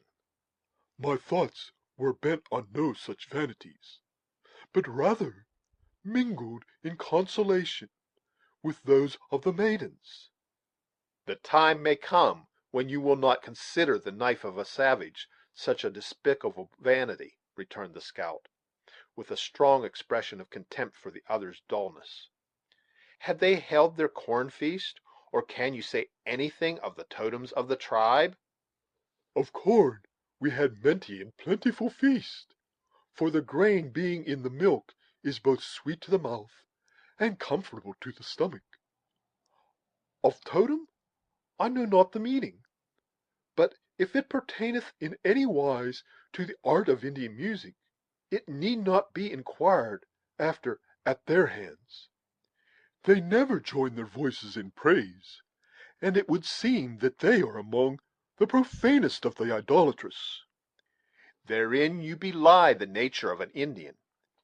Even the Mingo adores but the true and loving God. 'Tis wicked fabrication of the whites, and I say it to the shame of my color, that would make the warrior bow down before images of his own creation. It is true they endeavor to make truces to the wicked one, as who would not with an enemy he cannot conquer? But they look up for favor and assistance to the Great and Good Spirit only." "It may be so," said David, "but I have seen strange and fantastic images drawn in their paint, of which their admiration and care savored of spiritual pride, especially one, and that, too, a foul and loathsome object." "Was it a sarpent?" quickly demanded the scout. Much the same. It was in the likeness of an object and creeping tortoise. "Huh!" exclaimed both the attentive Mohicans in a breath, while the scout shook his head with the air of one who had made an important but by no means a pleasing discovery. Then the father spoke in the language of the Delawares, and with a calmness and dignity that instantly arrested the attention even of those to whom his words were unintelligible. His gestures were impressive, and at times energetic. Once he lifted his arm on high, and as it descended, the action threw aside the folds of his light mantle, a finger resting on his breast, as if he could enforce the meaning by the attitude. Duncan's eyes followed the movement, and he perceived that the animal just mentioned was beautifully, though faintly worked in blue tint on the swarthy breast of the chief. All that he had ever heard of the violent separation of the vast tribes of the Delawares rushed across his mind, and he awaited the proper moment to speak, with a suspense that was rendered nearly intolerable by his interest in the stake. His wish, however, was anticipated by the scout, who turned from his red friend, saying: "We have found that which may be good or evil to us, as Heaven disposes. The Sagamore is of the high blood of the Delawares, and is the great chief of their tortoises. That some of this stock are among the people of whom the singer tells us, is plain by his words; and, had he but spent half the breath in prudent questions that he has blown away in making a trumpet of his throat, we might have known how many warriors they numbered. It is altogether a dangerous path we move in; for a friend whose face is turned from you often bears a bloodier mind than the enemy who seeks your scalp." "Explain," said Duncan. "'Tis a long and melancholy tradition, and one I little like to think of. for it is not to be denied that the evil has been mainly done by men with white skins; but it has ended in turning the tomahawk of brother against brother, and brought the Mingo and the Delaware to travel in the same path." You then suspect it is a portion of that people among whom Cora resides? The scout nodded his head in assent, though he seemed anxious to waive the further discussion of a subject that appeared painful. The impatient Duncan now made several hasty and desperate propositions to attempt the release of the sisters. Munro seemed to shake off his apathy, and listen to the wild schemes of the young man with a deference that his gray hairs and reverend years should have denied. But the scout, after suffering the ardor of the lover to expand itself a little, found means to convince him of the folly of precipitation, in a manner that would require their coolest judgment and utmost fortitude. "It would be well," he added, "to let this man go in again as usual, and for him to tarry in the lodges, giving notice to the gentle ones of our approach, until we call him out by signal to consult. You know the cry of a crow, friend, from the whistle of a whippoorwill?" "'Tis a pleasing bird," returned David, "and has a soft and melancholy note, though the time is rather quick and ill measured." "He speaks of the wish ton wish," said the scout. "Well, since you like his whistle, it shall be your signal.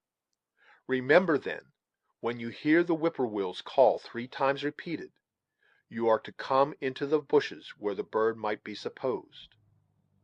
"Stop," interrupted Heyward; "I will accompany him." "You!" exclaimed the astonished Hawkeye; "are you tired of seeing the sun rise and set?"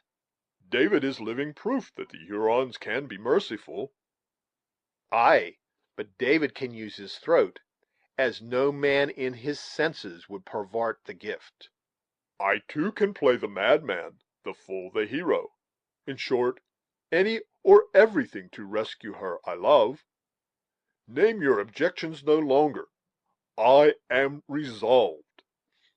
Hawkeye regarded the young man a moment in speechless amazement; but Duncan, who, in deference to the other's skill and services, had hitherto submitted somewhat implicitly to his dictation, now assumed the superior with a manner that was not easily resisted.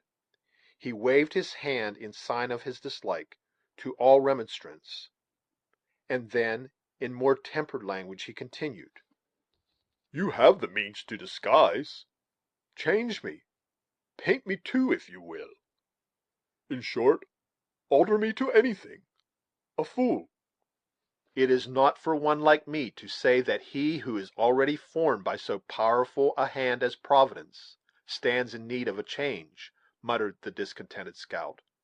"When you send your parties abroad in war, you find it prudent, at least, to arrange the marks and places of encampment, in order that they who fight on your side may know when and where to expect a friend." "Listen," interrupted Duncan. "You have heard from this faithful follower of the captives that the Indians are of 2 tribes, if not of different nations.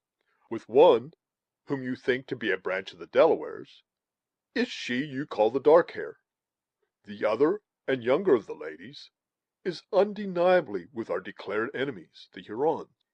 It becomes my youth and rank to attempt the latter adventure, while you, therefore, are negotiating with your friends for the release of one of the sisters.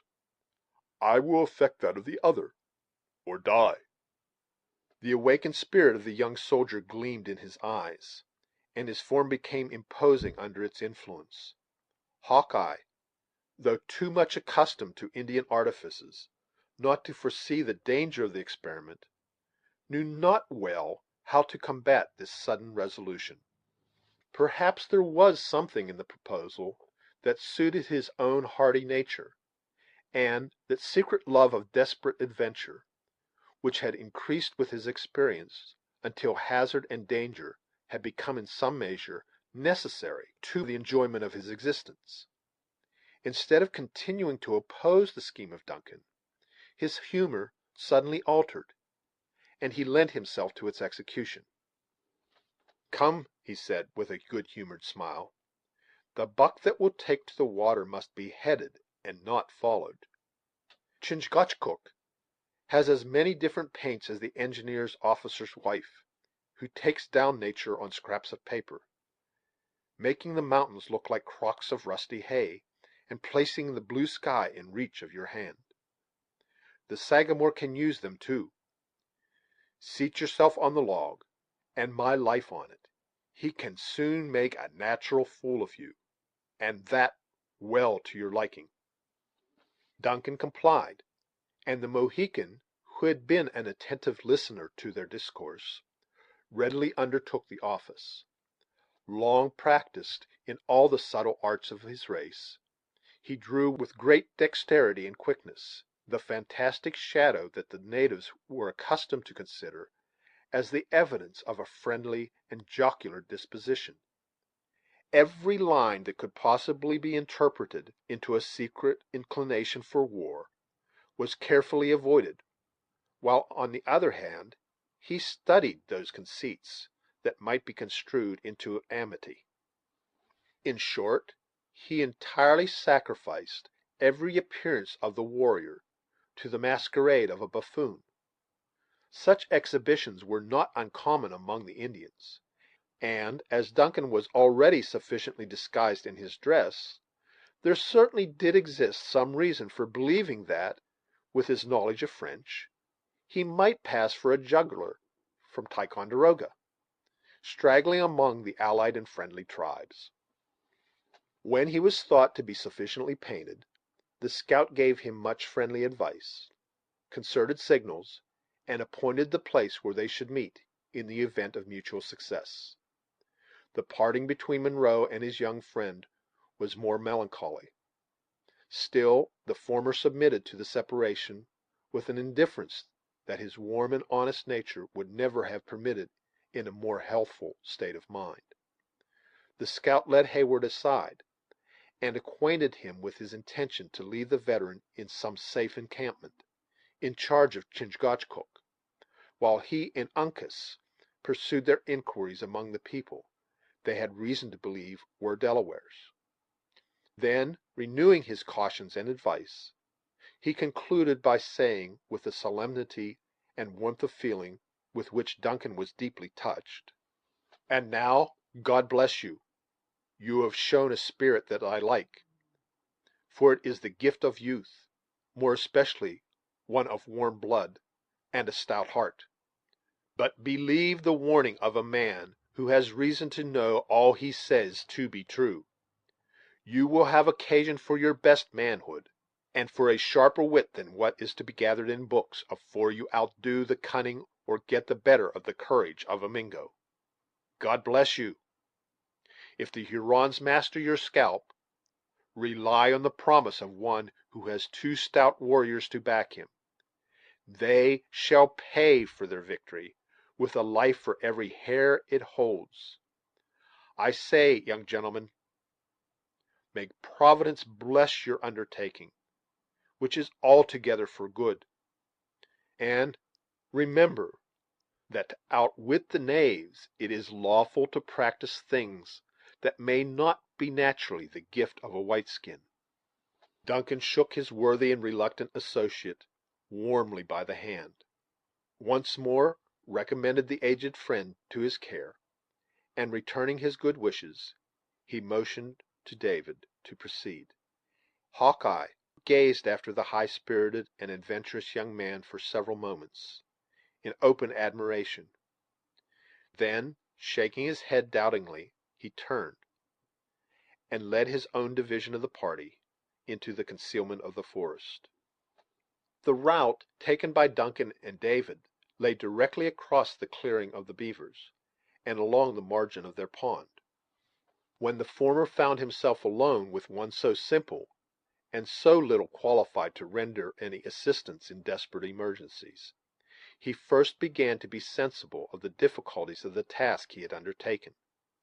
The fading light increased the gloominess of the bleak and savage wilderness that stretched so far on every side of him, and there was even a fearful character in the stillness of those little huts, that he knew were so abundantly peopled.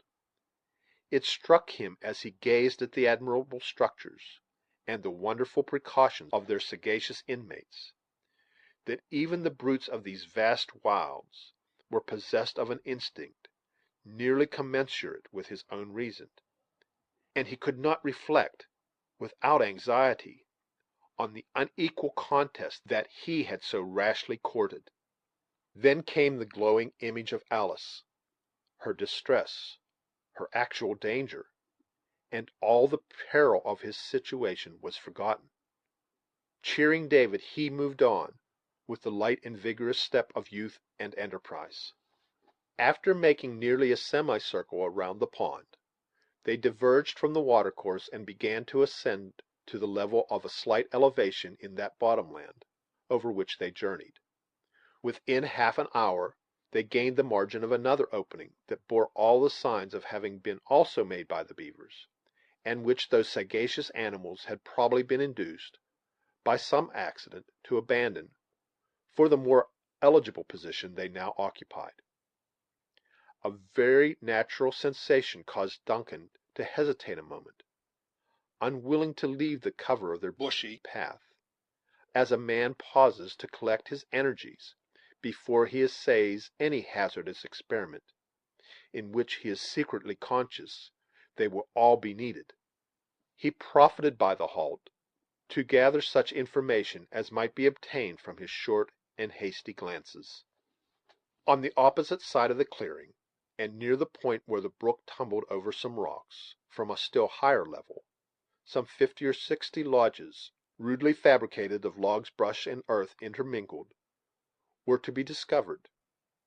They were arranged without any order, and seemed to be constructed with very little attention to neatness or beauty. Indeed, so very inferior were they in the two latter particulars to the village Duncan had just seen, that he began to expect a second surprise, no less astonishing than the former. This expectation was in no degree diminished, when, by the doubtful twilight, he beheld 20 or 30 forms rising alternately from the cover of the tall coarse grass in front of the lodges, and then sinking again from the sight, as it were to burrow in the earth.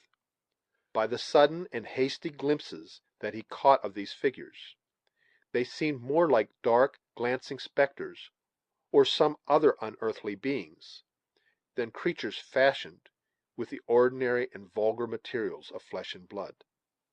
A gaunt, naked form was seen for a single instant, tossing its arms wildly in the air, and then the spot it had filled was vacant, the figure appearing suddenly in some other and distant place, or being succeeded by another, possessing the same mysterious character.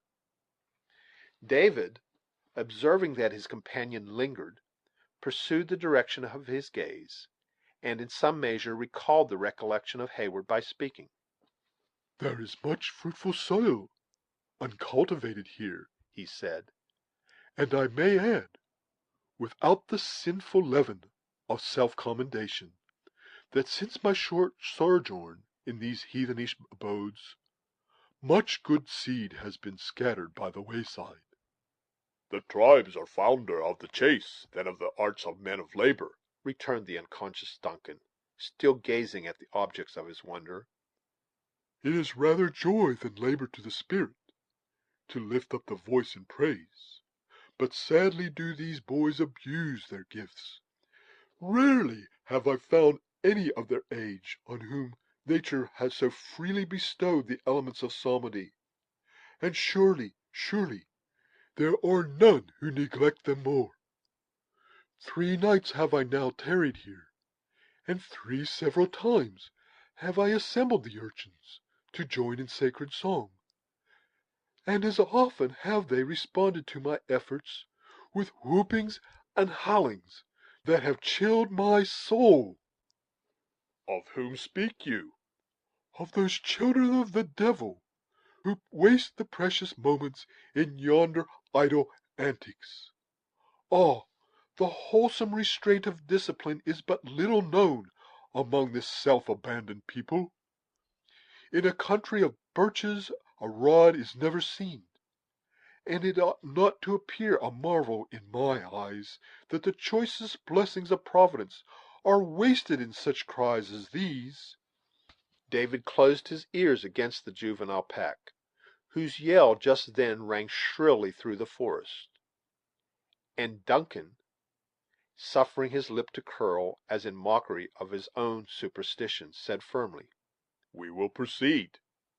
Without removing the safeguards from his ears, the master of song complied, and together they pursued their way toward what David was sometimes wont to call the "tents of the Philistines." Chapter 22. Chapter 23.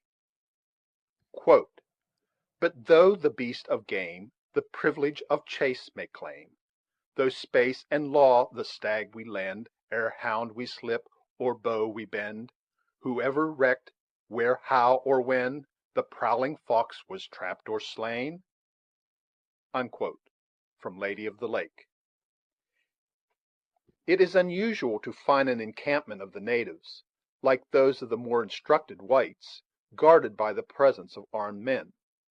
Well informed of the approach of every danger, while it is yet at a distance, the Indian generally rests secure under his knowledge of the signs of the forest, and the long and difficult paths that separate him from those he has most reason to dread. But the enemy who, by any lucky concurrence of accidents, has found means to elude the vigilance of the scouts, will seldom meet with sentinels near home to sound the alarm. In addition to this general usage, the tribes friendly to the French knew too well the weight of the blow that had just been struck to apprehend any immediate danger from the hostile nations that were tributary to the crown of Britain. When Duncan and David, therefore, found themselves in the center of the children who played the antics already mentioned, it was without the least previous intimation of their approach; but, soon as they were observed, the whole of the juvenile pack raised by common consent a shrill and warning whoop, and then sank, as it were, by magic, from before the sight of their visitors.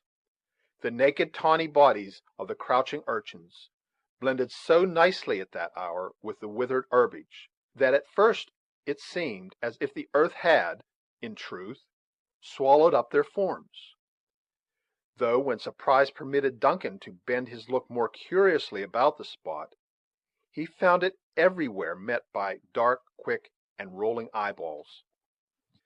Gathering no encouragement from this startling presage of the nature of the scrutiny he was likely to undergo from the more mature judgments of the men, there was an instant when the young soldier would have retreated. It was, however, too late to appear to hesitate. The cry of the children had drawn a dozen warriors to the door of the nearest lodge, where they stood clustered in a dark and savage group, gravely awaiting the nearer approach of those who had unexpectedly come among them. David, in some measure familiarized to the scene, led the way, with a steadiness that no slight obstacle was likely to disconcert, into this very building. It was the principal edifice of the village, though roughly constructed of the bark and branches of trees, being the lodge in which the tribe held its councils and public meetings during their temporary residence on the borders of the English province. Duncan found it difficult to assume the necessary appearance of unconcern, as he brushed the dark and powerful frames of the savages who thronged its threshold; but, conscious that his existence depended on his presence of mind, he trusted to the discretion of his companion, whose footsteps he closely followed, endeavoring, as he proceeded, to rally his thoughts for the occasion. His blood curdled when he found himself in absolute contact with such fierce and implacable enemies; but he so far mastered his feelings to pursue his way into the center of the lodge, with an exterior that did not betray the weakness. Imitating the example of the deliberate Gamut, he drew a bundle of fragrant brush from beneath a pile that filled the corner of the hut, and seated himself in silence. So soon as their visitor had passed, the observant warriors fell back from the entrance, and arranging themselves about him, they seemed patiently to await the moment when it might comport with the dignity of the stranger to speak. By far the greater number stood leaning, in lazy, lounging attitudes, against the upright post that supported the crazy building, while 3 or 4 of the oldest and most distinguished of the chiefs placed themselves on the earth a little more in advance. A flaring torch was burning in the place, and set its red glare from face to face and figure to figure, as it waved in the currents of air. Duncan profited by its light to read the probable character of his reception in the countenances of his host, but his ingenuity availed him little against the cold artifices of the people he had encountered. The chiefs in front scarce cast a glance at his person, keeping their eyes on the ground with an air that might have been intended for respect, but which it was quite easy to construe into distrust. The men in the shadow were less reserved. Duncan soon detected their searching but stolen looks, which, in truth, scanned his person and attire inch by inch, leaving no emotion of the countenance, no gesture, no line of the paint, nor even the fashion of a garment, unheeded and without comment. At length, one whose hair was beginning to be sprinkled with gray, but whose sinewy limbs and firm tread announced that he was still equal to the duties of manhood, advanced out of the gloom of a corner, whither he had probably posted himself to make his observations unseen, and spoke. He used the language of the Wyandots or Hurons. His words were consequently unintelligible to Heyward, though they seemed by the gestures that accompanied them to be uttered more in courtesy than anger. The latter shook his head, and made a gesture indicative of his inability to reply. Do none of my brothers speak the French or the English? He said in the former language, looking about him from countenance to countenance, in hopes of finding a nod of assent. Though more than one had turned as if to catch the meaning of his words, they remained unanswered. I should be grieved to think, continued Duncan, speaking slowly, and using the simplest French of which he was the master, to believe that none of this wise and brave nation understand the language that the Grand Marquis uses when he talks to his children. His heart would be heavy did he believe his red warriors paid him so little respect. A long and grave pause succeeded, during which no movement of a limb nor any expression of an eye betrayed the expression produced by this remark. Duncan, who knew that silence was a virtue among his host, gladly had recourse to the custom, in order to arrange his ideas. At length, the same warrior who had before addressed him replied, by dryly demanding in the language of the Canadas, When our great father speaks to his people, is it with the tongue of a Huron? He knows no difference in his children whether the color of the skin be red or black or white, returned Duncan evasively, though chiefly he is satisfied with the brave Hurons. In what manner will he speak, demanded the wary chief, when the runners count to him the scalps which 5 nights ago grew on the heads of the Yengeese? They were his enemies, said Duncan, shuddering involuntarily, and doubtless he will say it is good. My Hurons are very gallant. Our Canadian father does not think it. Instead of looking forward to reward his Indians, his eyes are turned backward. He sees the dead Yengeese, but no Huron. What can this mean? A great chief like him has more thoughts than tongues. He looks to see that no enemies are on his trail. The canoe of a dead warrior will not float on the Horican, returned the savage gloomily. His ears are open to the Delawares, who are not our friends, and they fill them with lies. It cannot be. See, he has bid me who am a man that knows the art of healing, to go to his children, the red Hurons of the Great Lakes, and ask if any are sick." Another silence succeeded this enunciation of the character Duncan had assumed. Every eye was simultaneously bent on his person, as if to inquire into the truth or falsehood of the declaration, with an intelligence and keenness that caused the subject of their scrutiny to tremble for the result. He was, however, relieved again by the former speaker. "Do the cunning men of the Canadas paint their skins?" the Huron coldly continued. "We have heard them boast that their faces were pale." "When an Indian chief comes among his white fathers," returned Duncan, with great steadiness, "he lays aside his buffalo robe to carry the shirt that is offered him. My brothers have given me paint, and I wear it." A low murmur of applause announced that the compliment of the tribe was favorably received. The elderly chief made a gesture of commendation, which was answered by most of his companions, who each threw forth a hand and uttered a brief exclamation of pleasure.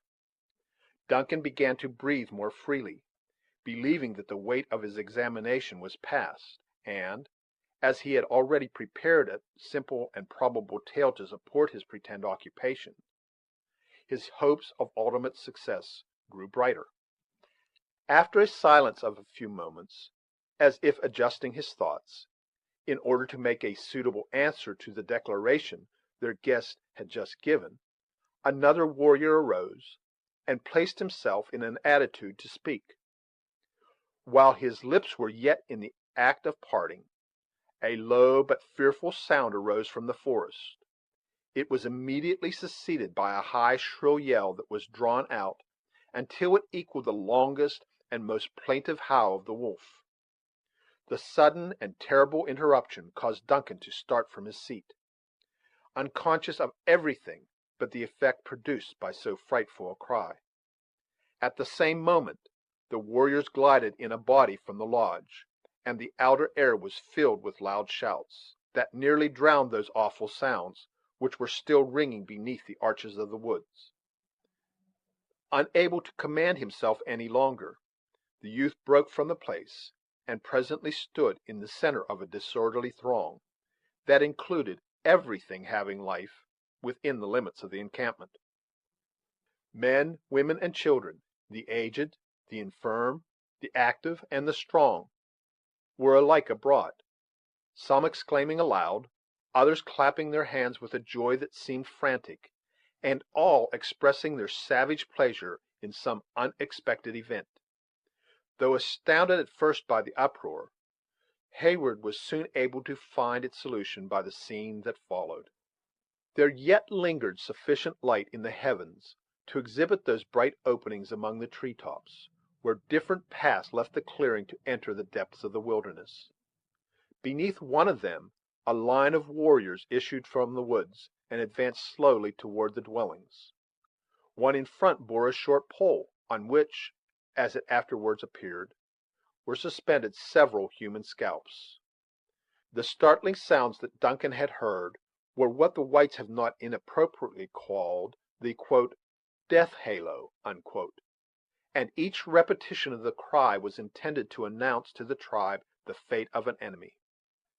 Thus far the knowledge of Heyward assisted him in the explanation, and as he now knew that the interruption was caused by the unlooked-for return of a successful war party, every disagreeable sensation was quieted in inward congratulation for the opportune relief and insignificance it conferred on himself.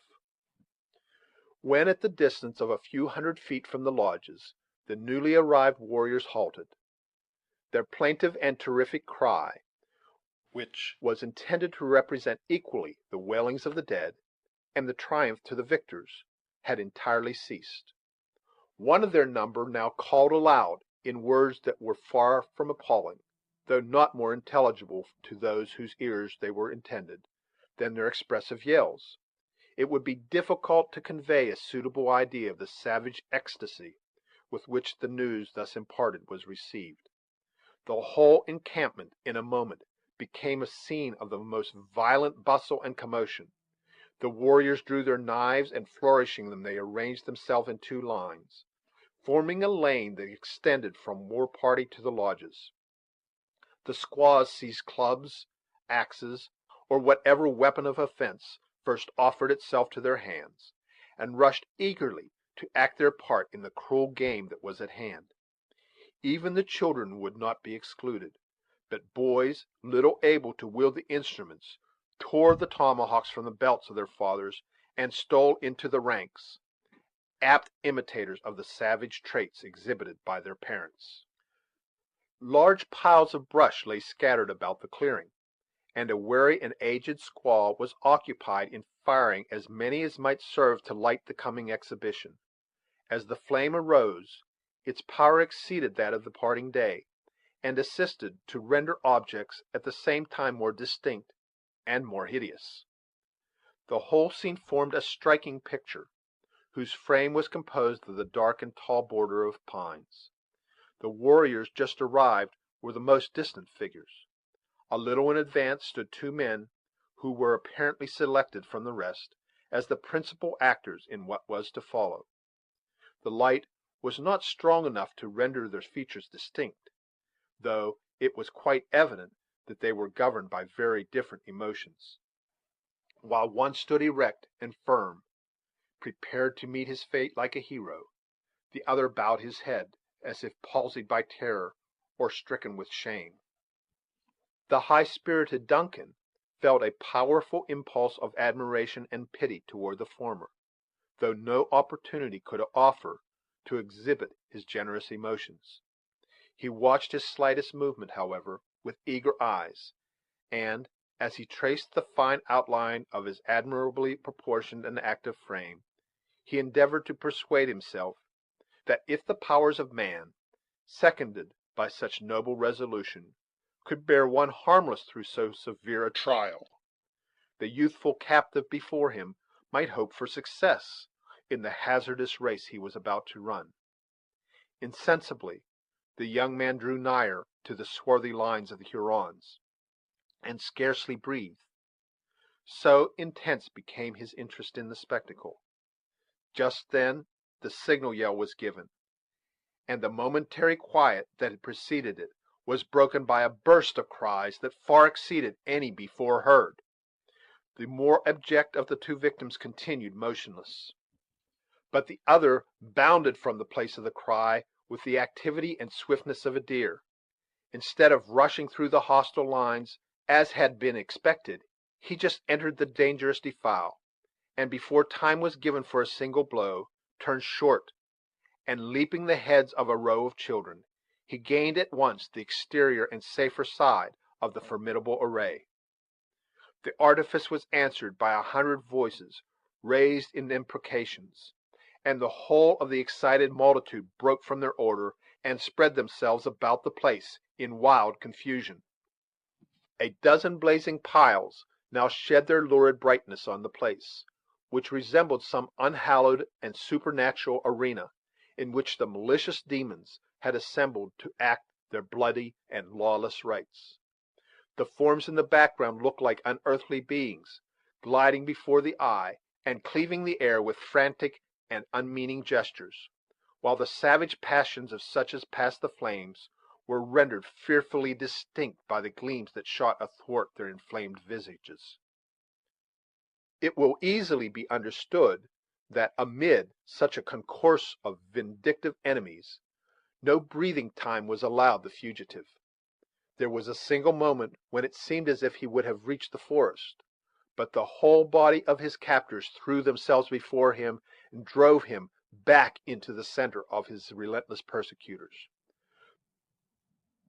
Turning like a headed deer, he shot with the swiftness of an arrow through a pillar of forked flame, and, passing the whole multitude harmless, he appeared on the opposite side of the clearing. Here, too, he was met in turn by a few of the older and more subtle of the Hurons. Once more he tried the throng, as if seeking safety in its blindness, and then several moments succeeded, during which Duncan believed the active and courageous young stranger was lost. Nothing could be distinguished but a dark mass of human forms, tossed and involved in inexplicable confusion. Arms, gleaming knives, and formidable clubs appeared above them, but the blows were evidently given at random. The awful effect was heightened by the piercing shrieks of the women and the fierce yells of the warriors. Now and then Duncan caught a glimpse of a light form cleaving the air in some desperate bound, and he rather hoped than believed that the captive yet retained the command of his astonishing powers of activity. Suddenly the multitude rolled backward, and approached the spot where he himself stood. The heavy body in the rear pressed upon the women and children in front, and bore them to the earth. The stranger reappeared in the confusion. Human power could not, however, much longer endure so severe a trial. Of this the captive seemed conscious. Profiting by the momentary opening, he darted from among the warriors, and made a desperate, and what seemed to Duncan a final effort to gain the wood. As if aware that no danger was to be apprehended from the young soldier, the fugitive nearly brushed his person in his flight. A tall and powerful Huron, who had husbanded his forces, pressed close upon his heels, and with an uplifted arm menaced a fatal blow. Duncan thrust forth a foot, and the shock precipitated the eager savage headlong, many feet in advance of his intended victim. Thought itself is not quicker than was the motion with which the latter profited by the advantage. He turned, gleamed like a meteor again before the eyes of Duncan, and at the next moment, when the latter recovered his recollection and gazed around in quest of the captive, he saw him quietly leaning against a small painted post, which stood before the door of the principal lodge. Apprehensive that the part he had taken in the escape might prove fatal to himself, Duncan left the place without delay. He followed the crowd which drew nigh the lodges, gloomy and sullen, like any other multitude that had been disappointed in an execution. Curiosity, or perhaps a better feeling, induced him to approach the stranger. He found him standing with one arm cast about the protecting post, and breathing thick and hard after his exertions, but disdaining to permit a single sign of suffering to escape. His person was now protected by immemorial and sacred usage, until the tribe and council had deliberated and determined on his fate. It was not difficult, however, to foretell the result, if any presage could be drawn from the feelings of those who crowded the place. There was no term of abuse known to the Huron vocabulary that the disappointed women did not lavishly expend on the successful stranger. They flouted at his efforts, and told him, with bitter scoffs, that his feet were better than his hands, and that he merited wings, while he knew not how to use an arrow or a knife. To all this the captive made no reply, but was content to preserve an attitude in which dignity was singularly blended with disdain. Exasperated as much by his composure as by his good fortune, their words became unintelligible, and were succeeded by shrill, piercing yells. Just then the crafty squaw, who had taken the necessary precaution to fire the piles, made her way through the throng, and cleared a place for herself in front of the captive. The squalid and withered person of this hag might well have obtained for her the character of possessing more than human cunning. Throwing back her light vestment, she stretched forth her long skinny arm in derision, and, using the language of the Lenape, as more intelligible to the subject of her jibes, she commenced aloud. "Look ye, Delaware," she said, snapping her fingers in his face, "your nation is a race of women, and the hoe is better fitted to your hands than the gun. Your squaws are the mothers of deer, but if a bear, or a wildcat, or a serpent were born among you, ye would flee. The Huron girls shall make you petticoats, and we will find you a husband." A burst of savage laughter succeeded this attack, during which the soft and musical merriment of the younger females strangely chimed with the cracked voices of their older and more malignant companion. But the stranger was superior to all their efforts. His head was immovable, nor did he betray the slightest consciousness that any were present except when his haughty eye rolled toward the dusky forms of the warriors, who stalked in the background, silent and sullen observers of the scene. Infuriated at the self-command of the captive, the woman placed her arms akimbo, and throwing herself in a posture of defiance, she broke out anew in a torrent of words that no art of ours could commit successfully to paper. Her breath was, however, expended in vain; for, although distinguished in her nation as a proficient in the art of abuse, she was permitted to work herself into such a fury as actually to foam at the mouth, without causing a muscle to vibrate in the motionless figure of the stranger. The effect of this indifference began to extend itself to the other spectators, and a youngster, who was just quitting the condition of a boy to enter the state of manhood, attempted to assist the termagant by flourishing his tomahawk before their victim, and adding his empty boast to the taunts of the women. Then, indeed, the captive turned his face toward the light, and looked down on the stripling with an expression that was superior to contempt. At the next moment he resumed his quiet and reclining attitude against the post. But the change of posture had permitted Duncan to exchange glances with the firm and piercing eyes of Uncas. Breathless with amazement, and heavily oppressed with the critical situation of his friend, Heyward recoiled before the look, trembling lest its meaning might, in some unknown manner, hasten the prisoner's fate. There was not, however, any instant cause for such an apprehension. Just then a warrior forced his way into the exasperated crowd. Motioning the woman and children aside with a stern gesture, he took Uncas by the arm, and led him toward the door of the council lodge. Thither all the chiefs and most of the distinguished warriors followed, among whom the anxious Heyward found means to enter without attracting any dangerous attention to himself. A few moments were consumed in disposing of those present in a manner suitable to their rank and influence in the tribe. An order very similar to that adopted in the preceding interview was observed, the aged and superior chiefs occupying the area of the spacious apartment within the powerful light of a glaring torch, while their juniors and inferiors were arranged in the background, presenting a dark outline of swarthy, marked visages. In the very center of the lodge, immediately under an opening that admitted the twinkling light of one or two stars, stood Uncas, calm, elevated, and collected. His high and haughty carriage was not lost on his captors, who often bent their looks on his person with eyes which, while they lost none of their inflexibility of purpose, plainly betrayed their admiration of the stranger's daring.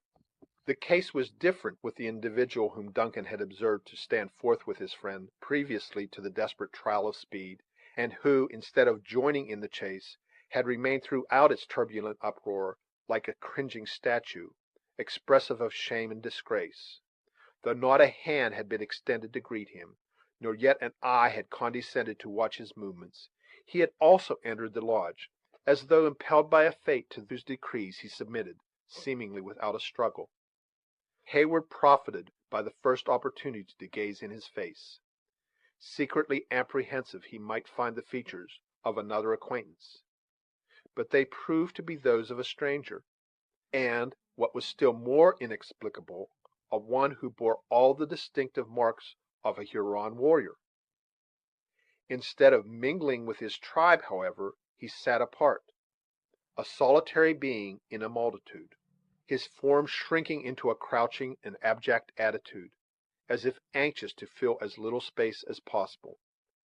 When each individual had taken his proper station, and silence reigned in the place, the gray-haired chief, already introduced to the reader, spoke aloud in the language of the Lenni Lenape.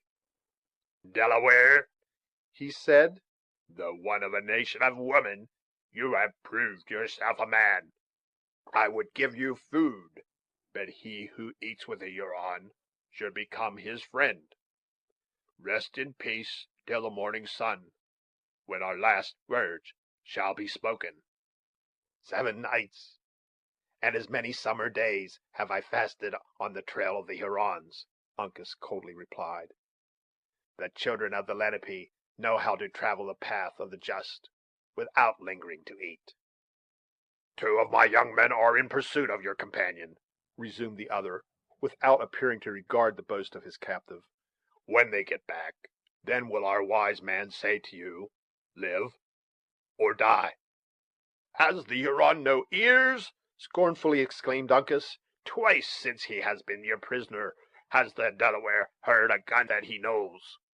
Your young men will never come back." A short and sullen pause succeeded this bold assertion. Duncan, who understood the Mohican to allude to the fatal rifle of the scout, bent forward in earnest observation of the effect it might produce on the conquerors. But the chief was content with simply retorting, "If the Lenape are so skillful, why is one of their bravest warriors here? He followed the steps of a flying coward, and fell into a snare. The cunning beaver may be caught." As Uncas thus replied, he pointed with his finger toward the solitary Huron, but without deigning to bestow any other notice on so unworthy an object. The words of the answer, and the air of the speaker, produced a strong sensation among his auditors. Every eye rolled sullenly toward the individual indicated by the simple gesture, and a low, threatening murmur passed through the crowd. The ominous sounds reached the outer door, and the women and children pressing into the throng, no gap had been left between shoulder and shoulder that was not now filled with the dark lineaments of some eager and curious human countenance. In the meantime, the more aged chiefs in the center communed with each other in short and broken sentences. Not a word was uttered that did not convey the meaning of the speaker in the simplest and most energetic form. Again a long and deeply solemn pause took place. It was known by all present to be the brave precursor of a weighty and important judgment. They who composed the outer circle of faces were on tiptoe to gaze, and even the culprit for an instant forgot his shame in a deeper emotion, and exposed his abject features in order to cast an anxious and troubled glance at the dark assemblage of chiefs. The silence was finally broken by the aged warrior so often named. He arose from the earth, and moving past the immovable form of Uncas, placed himself in a dignified attitude before the offender. At that moment the withered squaw already mentioned moved into the circle in a slow, sidling sort of dance, holding the torch and muttering the indistinct words of what might have been a species of incantation. Though her presence was altogether an intrusion, it was unheeded. Approaching Uncas, she held the blazing brand in such a manner as to cast its red glare on his person, and to expose the slightest emotion of his countenance. The Mohican maintained his firm and haughty attitude, and his eyes, so far from deigning to meet her inquisitive look, dwelt steadily on the distance, as though it penetrated the obstacles which impeded the view, and looked into futurity. Satisfied with her examination, she left him, with a slight expression of pleasure, and proceeded to practice the same trying experiment on her delinquent countryman. The young Huron was in his war paint, and very little of a finely molded form was concealed by his attire. The light rendered every limb and joint discernible, and Duncan turned away in horror when he saw they were writhing in irrepressible agony. The woman was commencing a low and plaintive howl at the sad and shameful spectacle, when the chief put forth his hand and gently pushed her aside. "Reed that bends," he said, addressing the young culprit by name, and in his proper language, "though the Great Spirit has made you pleasant to the eyes, it would have been better that you had not been born. Your tongue is loud in the village, but in battle it is still. None of my young men strike the tomahawk deeper into the war post, none of them so lightly on the engase. The enemy know the shape of your back, but they have never seen the color of your eyes. 3 times have they called on you to come, and as often did you forget to answer. Your name will never be mentioned again in our tribe. It is already forgotten."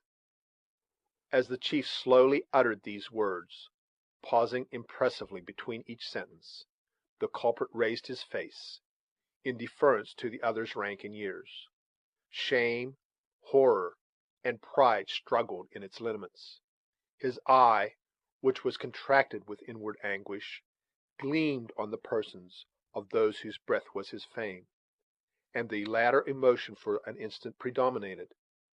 He arose to his feet, and, baring his bosom, looked steadily on the keen, glittering knife that was already upheld by his inexorable judge.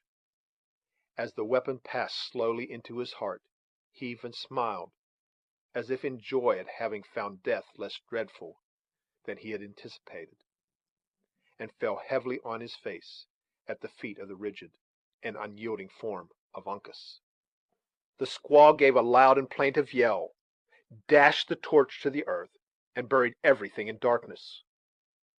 The whole shuddering group of spectators glided from the lodge like troubled sprites, and Duncan thought that he and the yet throbbing body of the victim of an Indian judgment had now become its only tenants.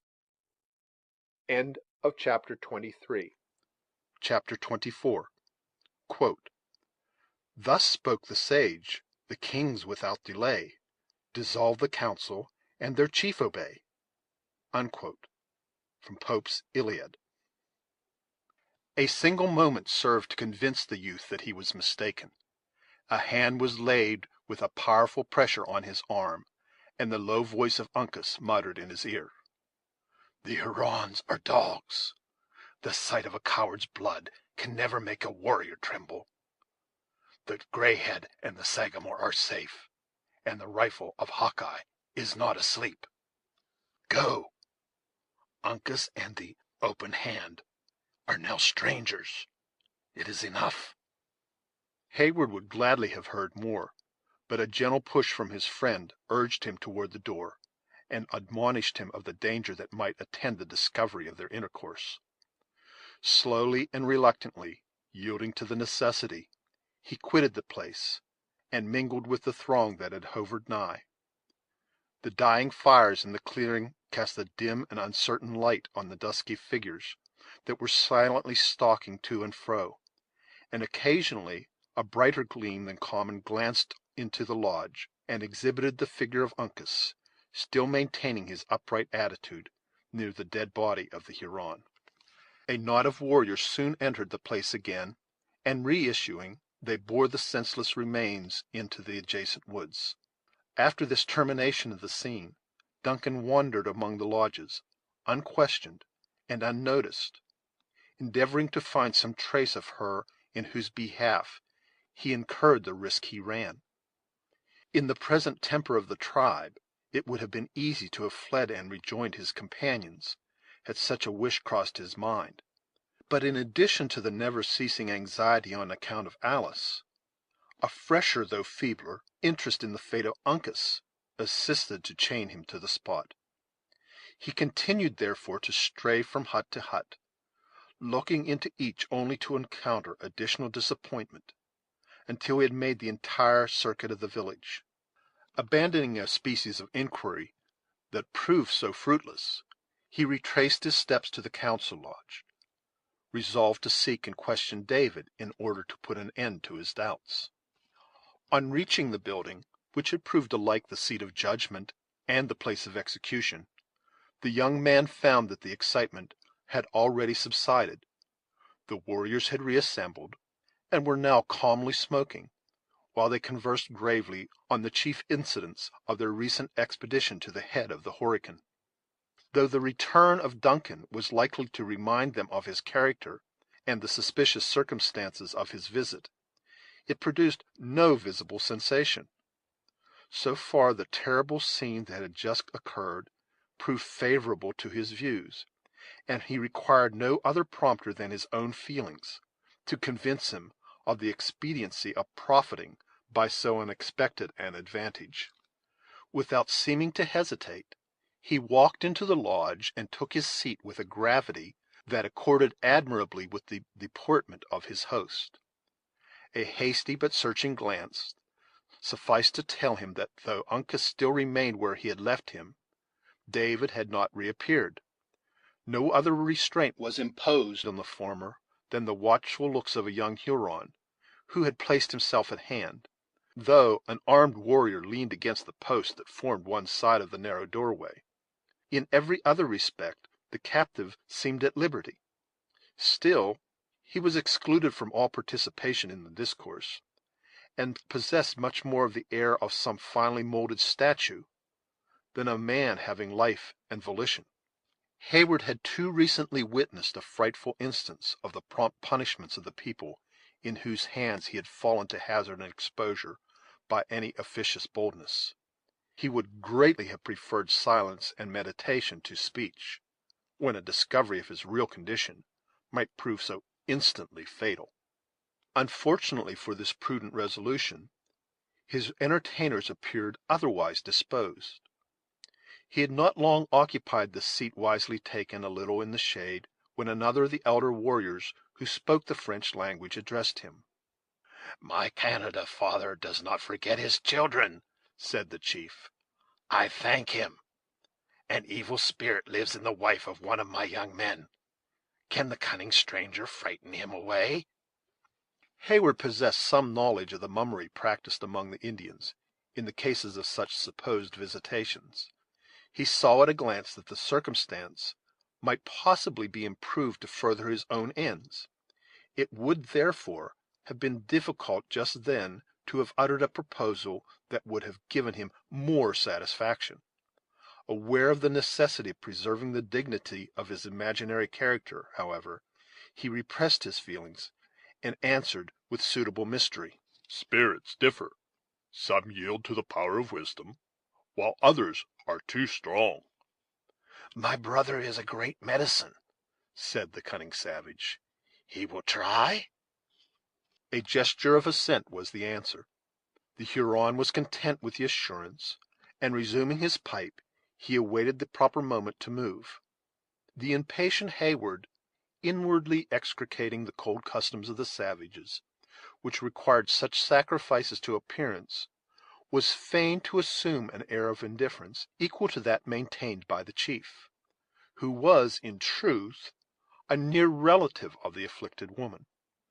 The minutes lingered, and the delay seemed an hour to the adventurer in empiricism, when the Huron laid aside his pipe and drew his robe across his breast, as if about to lead the way to the lodge of the invalid. Just then a warrior of powerful frame darkened the door, and, stalking silently among the attentive group, he seated himself on one end of the low pile of brush which sustained Duncan. The latter cast an impatient look at his neighbor, and felt his flesh creep with uncontrollable horror when he found himself in actual contact with Magua. The sudden return of this artful and dreaded chief caused a delay in the departure of the Huron. Several pipes that had been extinguished were lighted again, while the newcomer, without speaking a word, drew his tomahawk from his girdle, and, filling the bowl on its head, began to inhale the vapors of the weed through the hollow handle, with as much indifference as if he had not been absent 2 weary days on a long and toilsome hunt. 10 minutes, which appeared so many ages to Duncan, might have passed in this manner, and the warriors were fairly enveloped in a cloud of white smoke before any of them spoke. "Welcome," one at length muttered. "Has my friend found the moose?" "The young men stagger under their burdens," returned Magua. "Let Reed that bends go on the hunting path. He will meet them." A deep and awful silence succeeded the utterance of the forbidden name. Each pipe dropped from the lips of its owner, as though all had inhaled an impurity at the same instant. The smoke wreathed above their heads in little eddies, and curling in a spiral form, it ascended swiftly through the opening in the roof of the lodge, leaving the place beneath clear of its fumes, and each dark visage distinctly visible. The looks of most of the warriors were riveted on the earth, though a few of the younger and less gifted of the party suffered their wild and glaring eyeballs to roll in the direction of a white-headed savage, who sat between two of the most venerated chiefs of the tribe. There was nothing in the air or attire of this Indian that would seem to entitle him to such a distinction. The former was rather depressed than remarkable for the bearing of the natives, and the latter was such as was commonly worn by the ordinary men of the nation. Like most around him, for more than a minute, his look too was on the ground; but, trusting his eyes at length to steal a glance aside, he perceived that he was becoming an object of general attention. Then he arose, and lifted his voice in the general silence. "It was a lie," he said. "I had no son. He who was called by that name is forgotten. His blood was pale, and it came not from the veins of a Huron. The wicked Chippewas cheated my squaw. The Great Spirit has said that the family of Wissentouche should end. He is happy who knows that the evil of his race dies with himself. I have done." The speaker, who was the father of the recreant young Indian, looked round and about him, as if seeking commendation of his stoicism in the eyes of the auditors. But the stern customs of his people had made too severe an exaction on the feeble old man.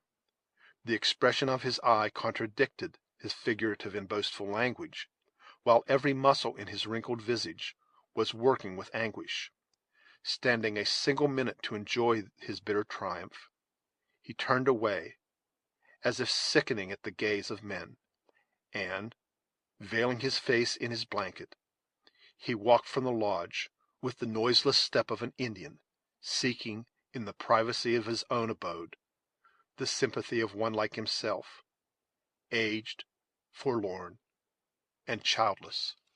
The Indians who believe in the hereditary transmission of virtues and defects in character suffered him to depart in silence. Then, with an elevation of breeding that many in a more cultivated state of society might profitably emulate, one of the chiefs drew the attention of the young men from the weakness they had just witnessed, by saying in a cheerful voice, addressing himself in courtesy to Magua, as the newest comer, "The Delawares have been like bears after the honey pots, prowling around my village. But who has ever found a Huron asleep?" The darkness of the impending cloud which precedes a burst of thunder was not blacker than the brow of Magua as he exclaimed, "The Delawares of the lakes!" "Not so; they who bear the petticoats of squaws on their own river. One of them has been passing the tribe." "Did my young men take his scalp?" "His legs were good, though his arm is better for the hoe than the tomahawk," returned the other, pointing to the immovable form of Uncas. Instead of manifesting any womanish curiosity to feast his eyes with the sight of a captive from a people he was known to have so much reason to hate, Magua continued to smoke with the meditative air that he usually maintained when there was no immediate call on his cunning or his eloquence. Although secretly amazed at the facts communicated by the speech of the aged father, he permitted himself to ask no questions, reserving his inquiries for a more suitable moment. It was only after a sufficient interval that he shook the ashes from his pipe, replaced the tomahawk, tightened his girdle, and arose, casting for the first time a glance in the direction of the prisoner, who stood a little behind him. The wary, though seemingly abstracted Uncas caught a glimpse of the movement, and turning suddenly to the light, their looks met. Near a minute these two bold and untamed spirits stood regarding one another, steadily in the eye, neither quailing in the least before the fierce gaze he encountered. The form of Uncas dilated, and his nostrils opened like those of a tiger at bay; but so rigid and unyielding was his posture that he might easily have been converted by the imagination into an exquisite and faultless representation of the warlike deity of his tribe.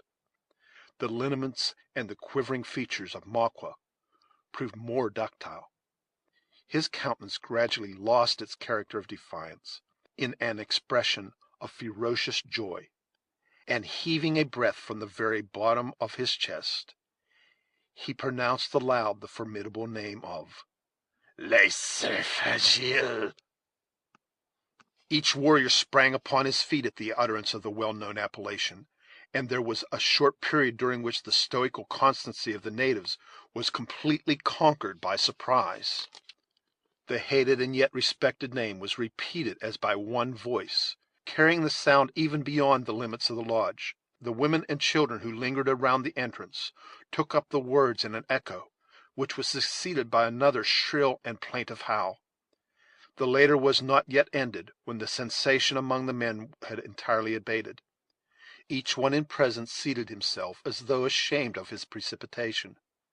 But it was many minutes before the meaning eyes ceased to roll toward their captive, in curious examination of a warrior who had so often proved his prowess at the best and proudest of their nation.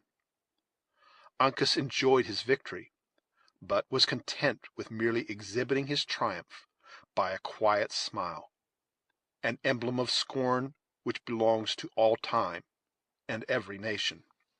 Maqua caught the expression, and raising his arm, he shook it at the captive, the light silver ornaments attached to his bracelets rattling with the trembling agitation of the limb, as in a tone of vengeance he exclaimed in English, Mohican, you die! "The healing waters will never bring the dead Hurons to life," returned Uncas in the music of the Delawares. "The tumbling river washes their bones. Their men are squaws, their women owls. Go, call together the Huron dogs, that they may look upon a warrior. My nostrils are offended. They scent the blood of a coward." The latter allusion struck deep, and the injury rankled. Many of the Hurons understood the strange tongue in which the captive spoke, among which number was Maqua. This cunning savage beheld, and instantly profited by his advantage. Dropping the light robe of skin from his shoulder, he stretched forth his arm, and commenced a burst of his dangerous and artful eloquence. However much his influence among his people had been impaired by his occasional and besetting weakness, as well as by his desertion of the tribe, his courage and his fame as an orator were undeniable. He never spoke without auditors, and rarely without making converts to his opinions. On the present occasion his native powers were stimulated by the thirst of revenge. He again recounted the events of the attack on the island at Glenn's, the death of his associates, and the escape of their most formidable enemies. Then he described the nature and position of the mount whither he had led such captives as had fallen into their hands. Of his own bloody intentions toward the maidens, and of his baffled malice, he made no mention, but passed rapidly on to the surprise of the party by La Longue Carabine, and its fatal termination. Here he paused, and looked about him, in affected veneration of the departed, but in truth to note the effect of his opening narrative. As usual, every eye was riveted on his face. Each dusky figure seemed a breathing statue, so motionless was the posture, so intense the attention of the individual. Then Maqua dropped his voice, which had hitherto been clear, strong, and elevated, and touched upon the merits of the dead. No quality that was likely to command the sympathy of an Indian escaped his notice. One had never been known to follow the chase in vain. Another had been indefatigable on the trail of their enemies. This was brave, that generous. In short, he so managed his illusions that in a nation which was composed of so few families, he contrived to strike every chord that might find in its turn some breast in which to vibrate. Are the bones of my young men he concluded. "In the burial place of the Hurons? You know that they are not. Their spirits are gone toward the setting sun, and are already crossing the great waters to the happy hunting grounds. But they departed without food, without guns or knives, without moccasins, naked and poor as they were born. Shall this be? Are their souls to enter the land of the just like hungry Iroquois or unmanly Delawares? Or shall they meet their friends with arms in their hands and robes on their backs? What will our fathers think the tribes of the Wyandots have become? They will look on their children with a dark eye and say, 'Go, a Chippewa has come hither with the name of a Huron.' Brothers, we must not forget the dead. A redskin never ceases to remember. We will load the back of this Mohican until he staggers under our bounty, and dispatch him after my young men. They call to us for aid. Though our ears are not open, they say, 'Forget us not.' When they see the spirit of this Mohican toiling after them with his burden, they will know that we are of that mind. Then they will go on happy, and our children will say, 'So did our fathers to their friends, so must we do to them.' What is a Yankee? We have slain many, but the earth is still pale. A stain on the name of a Huron can only be hid by blood that comes from the veins of an Indian. Let this Delaware die." The effect of such a harangue, delivered in the nervous language and with the emphatic manner of a Huron orator, could scarcely be mistaken. Maqua had so artfully blended the natural sympathies with the religious superstition of his auditors, that their minds, already prepared by custom to sacrifice a victim to the manes of their countrymen, lost every vestige of humanity in a wish for revenge. One warrior in particular, a man of wild and ferocious mien, had been conspicuous for the attention he had given to the words of the speaker. His countenance had changed with each passing emotion, until it settled on a look of deadly malice. As Magua ended, he arose, and, uttering the yell of a demon, his polished little axe was seen glancing in the torchlight as he whirled it above his head. The motion and the cry were too sudden for words to interrupt his bloody intention. It appeared as if a bright gleam shot from his hand, which was crossed at the same moment by a dark and powerful line. The former was the tomahawk in its passage; the later the arm of Maqua darted forward to divert its aim. The quick and ready motion of the chief was not entirely too late. The keen weapon cut the war plume of the scalping tuft of Uncas, and passed through the frail wall of the lodge as though it were hurled from some formidable engine. Duncan had seen the threatening action, and sprung upon his feet with a heart which, while it leaped into its throat, swelled with the most generous resolution in behalf of his friend. A glance told him that the blow had failed, and terror changed to admiration. Uncas stood still, looking his enemy in the eye with features that seemed superior to emotion. Marble could not be colder, calmer, or steadier than the countenance he put upon this sudden and vindictive attack. Then, as if pitying a want of skill which had proved so fortunate to himself, he smiled, and muttered a few words of contempt in his own tongue. "No," said Maqua, after satisfying himself of the safety of the captive. "The sun must shine on his shame. The squaws must see his flesh tremble, or our revenge will be like the play of boys. Go, take him where there is silence. Let us see if a Delaware can sleep at night, and in the morning die." The young men whose duty it was to guard the prisoner instantly passed their ligaments of bark across his arms, and led him from the lodge, amid a profound and ominous silence.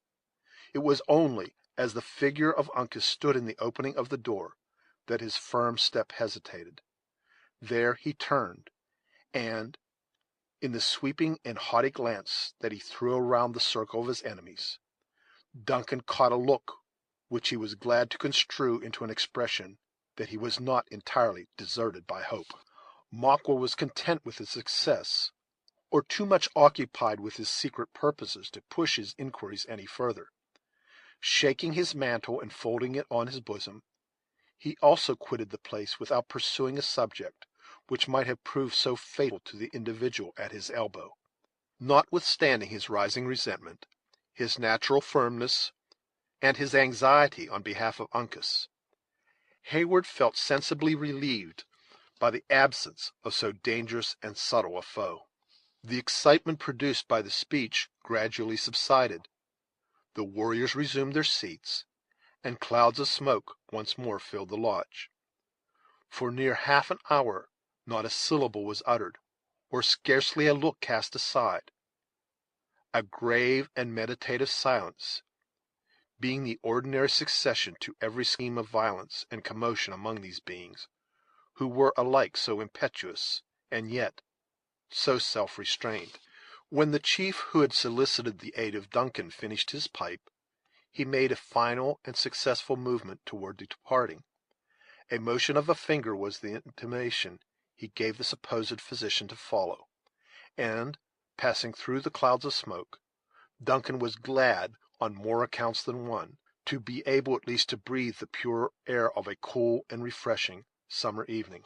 Instead of pursuing his way among those lodges where Heyward had already made his unsuccessful search, his companion turned aside and proceeded directly toward the base of an adjacent mountain, which overhung the temporary village.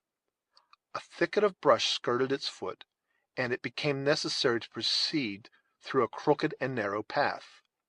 The boys had resumed their sports in the clearing, and were enacting the mimic chase to the posts among themselves. In order to render their games as like the reality as possible, one of the boldest of their number had conveyed a few brands into some piles of tree tops that had hitherto escaped the burning. The blaze of one of these fires lighted the way of the chief and Duncan, and gave a character of additional wildness to the rude scenery. At a little distance from a bald rock, and directly in its front, they entered a grassy opening, which they prepared to cross. Just then fresh fuel was added to the fire, and a powerful light penetrated even to that distant spot. It fell upon the white surface of the mountain, and was reflected downward upon a dark and mysterious-looking being that arose unexpectedly in their path. The Indian paused as if doubtful whether to proceed, and permitted his companion to approach his side. A large black ball, which at first seemed stationary, now began to move in a manner that to the latter was inexplicable. Again the fire brightened, and its glare fell more distinctly on the object. Then even Duncan knew it by its restless and sidling attitudes, which kept the upper part of its form in constant motion, while the animal itself appeared seated to be a bear. Though it growled loudly and fiercely, and there were instants when its glistening eyeballs might be seen, it gave no other indications of hostility. The Huron, at least, seemed assured that the intentions of this singular intrudable were peaceable, for, after giving it an attentive examination, he quietly pursued his course. Duncan, who knew that the animal was often domesticated among the Indians, followed the example of his companion, believing that some favorite of the tribe had found its way into the thicket in search of food. They passed it unmolested. Though obliged to come nearly in contact with the monster, the Huron, who had at first so warily determined the character of this strange visitor, was now content with proceeding without wasting a moment in further examination. But Heyward was unable to prevent his eyes from looking backward, in salutary watchfulness against attacks from the rear. His uneasiness was in no degree diminished when he perceived the beast rolling along their path, and following their footsteps. He would have spoken, but the Indian at that moment shoved aside a door of bark, and entered a cavern in the bosom of the mountain. Profiting by so easy a method of retreat, Duncan stepped after him, and was gladly closing the slight cover to the opening when he felt it drawn from his hand by the beast, whose shaggy form immediately darkened the passage. They were now in a straight and long gallery, in a chasm of the rocks, where retreat without encountering the animal was impossible. Making the best of the circumstances, the young man pressed forward, keeping as close as possible to his conductor. The bear growled frequently at his heels, and once or twice its enormous paws were laid on his person, as if disposed to prevent his further passage into the den. How long the nerves of Heyward would have sustained him in this extraordinary situation, it might be difficult to decide, for happily he soon found relief. A glimmer of light had constantly been in their front, and they now arrived at the place whence it proceeded. A large cavity in the rock had been rudely fitted to answer the purposes of many apartments. These subdivisions were simple but ingenious, being composed of stone, sticks, and bark intermingled. Openings above admitted the light by day, and at night fires and torches supplied the place of the sun. Hither the Hurons had brought most of their valuables, especially those which were more particularly pertained to the nation, and hither, as it now appeared, the sick woman, who was believed to be the victim of supernatural power, had been transported also, under an impression that her tormentor would find more difficulty in making his assaults through the walls of stone than through the leafy coverings of the lodges. The apartment into which Duncan and his guide first entered had been exclusively devoted to her accommodation. The latter approached her bedside, which was surrounded by females, in the center of whom Heyward was surprised to find his missing friend, David. A single look was sufficient to apprise the pretended leech that the invalid was far beyond his powers of healing. She lay in a sort of paralysis, indifferent to the objects which crowded before her sight, and happily unconscious of suffering. Heyward was far from regretting that his mummeries were to be performed on one who was much too ill to take an interest in their failure or success. The slight qualm of conscience which had been excited by the intended deception was instantly appeased, and he began to collect his thoughts, in order to enact his part with suitable spirit, when he found that he was about to be anticipated in his skill by an attempt to prove the power of music. Gamut, who had stood prepared to pour forth his spirit in song when the visitors entered, after delaying a moment, drew a strain from his pipe, and commenced a hymn that might have worked a miracle, had faith in its efficacy been of much avail. He was allowed to proceed to the close, the Indians respecting his imaginary infirmity, and Duncan too glad of the delay to hazard the slightest interruption. As the dying cadence of his strains was falling on the ears of the latter, he started aside at hearing them repeated behind him, in a voice half human and half sepulchral. Looking around, he beheld the shaggy monster, seated on end, in a shadow of the cavern, where, while his restless body swung in the uneasy manner of the animal, it repeated a sort of low growl sounds, if not words, which bore some slight resemblance to the melody of the singer. The effect of so strange an echo on David may be better imagined than described. His eyes opened as if he doubted their truth, and his voice became instantly mute in excess of wonder.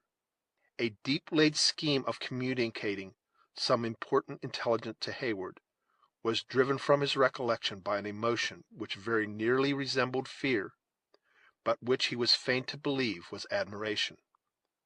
Under its influence, he exclaimed aloud, "She expects you, and is at hand," and precipitately left the cavern. End of chapter 24. Chapter 25. Quote, Snug. Have you the lion's part written? Pray you, if it be, give it to me, for I am slow of study. Quincy. You may do it extempore, for it is nothing but roaring. Unquote. From Midsummer Night's Dream. There was a strange blending of the ridiculous with that which was solemn in this scene. The beast still continued its rolling and apparently untiring movements, though its ludicrous attempt to imitate the melody of David ceased the instant the latter abandoned the field. The words of Gamut were, as has been seen, in his native tongue, and to Duncan they seemed pregnant with some hidden meaning, though nothing present assisted him in discovering the object of their illusion. A speedy end was, however, put to every conjecture on the subject by the manner of the chief, who advanced to the bedside of the invalid and beckoned away the whole group of female attendants that had clustered there to witness the skill of the stranger. He was implicitly, though reluctantly, obeyed, and when the low echo which rang along the hollow natural gallery from the distant closing door had ceased, pointing toward his insensible daughter, he said, Now let my brother show his power. thus unequivocally called on to exercise the functions of his assumed character. Heyward was apprehensive that the smallest delay might prove dangerous. Endeavoring, then, to collect his ideas, he prepared to perform that species of incantation, and those uncouth rites, under which the Indian conjurers are accustomed to conceal their ignorance and impotency. It is more than probable that, in the disordered state of his thoughts, he would soon have fallen into some suspicious, if not fatal error, had not his incipient attempts been interrupted by a fierce growl from the quadruped. Three several times did he renew his efforts to proceed, and as often was he met by the same unaccountable opposition, each interruption seeming more savage and threatening than the preceding. The cunning ones are jealous, said the Huron. I go. Brother, the woman is the wife of one of my bravest young men. Deal justly by her. Peace, he added, beckoning to the discontented beast to be quiet. I go. The chief was as good as his word, and Duncan now found himself alone in that wild and desolate abode, with the helpless invalid and the fierce and dangerous brute. He listened to the movements of the Indian with that air of sagacity that a bear is known to possess, until another echo announced that he had also left the cavern, when it turned and came waddling up to Duncan, before whom it seated himself in its natural attitude, erect like a man. The youth looked anxiously about him for some weapon with which he might make a resistance against the attack he now seriously expected. It seemed, however, as the humor of the animal had suddenly changed. Instead of continuing its discontented growls, or manifesting any further signs of anger, the whole of its shaggy body shook violently, as if agitated by some strange internal convulsion. The huge and unwieldy talons pawed stupidly about the grinning muzzle, and while Heyward kept his eyes riveted on its movements with jealous watchfulness, the grim head fell on one side, and in its place appeared the honest, sturdy countenance of the scout, who was indulging from the bottom of his soul in his own peculiar expression of merriment. "Hist!" said the wary woodsman, interrupting Heyward's exclamation of surprise. "The varlets are about the place, and any sounds that are not natural to witchcraft would bring them back upon us in a body. Tell me the meaning of this masquerade, and why you have attempted so desperate an adventure." "Ah, reason and calculation are often outdone by accident," returned the scout. "But as a story should always commence from the beginning, I will tell you the whole in order.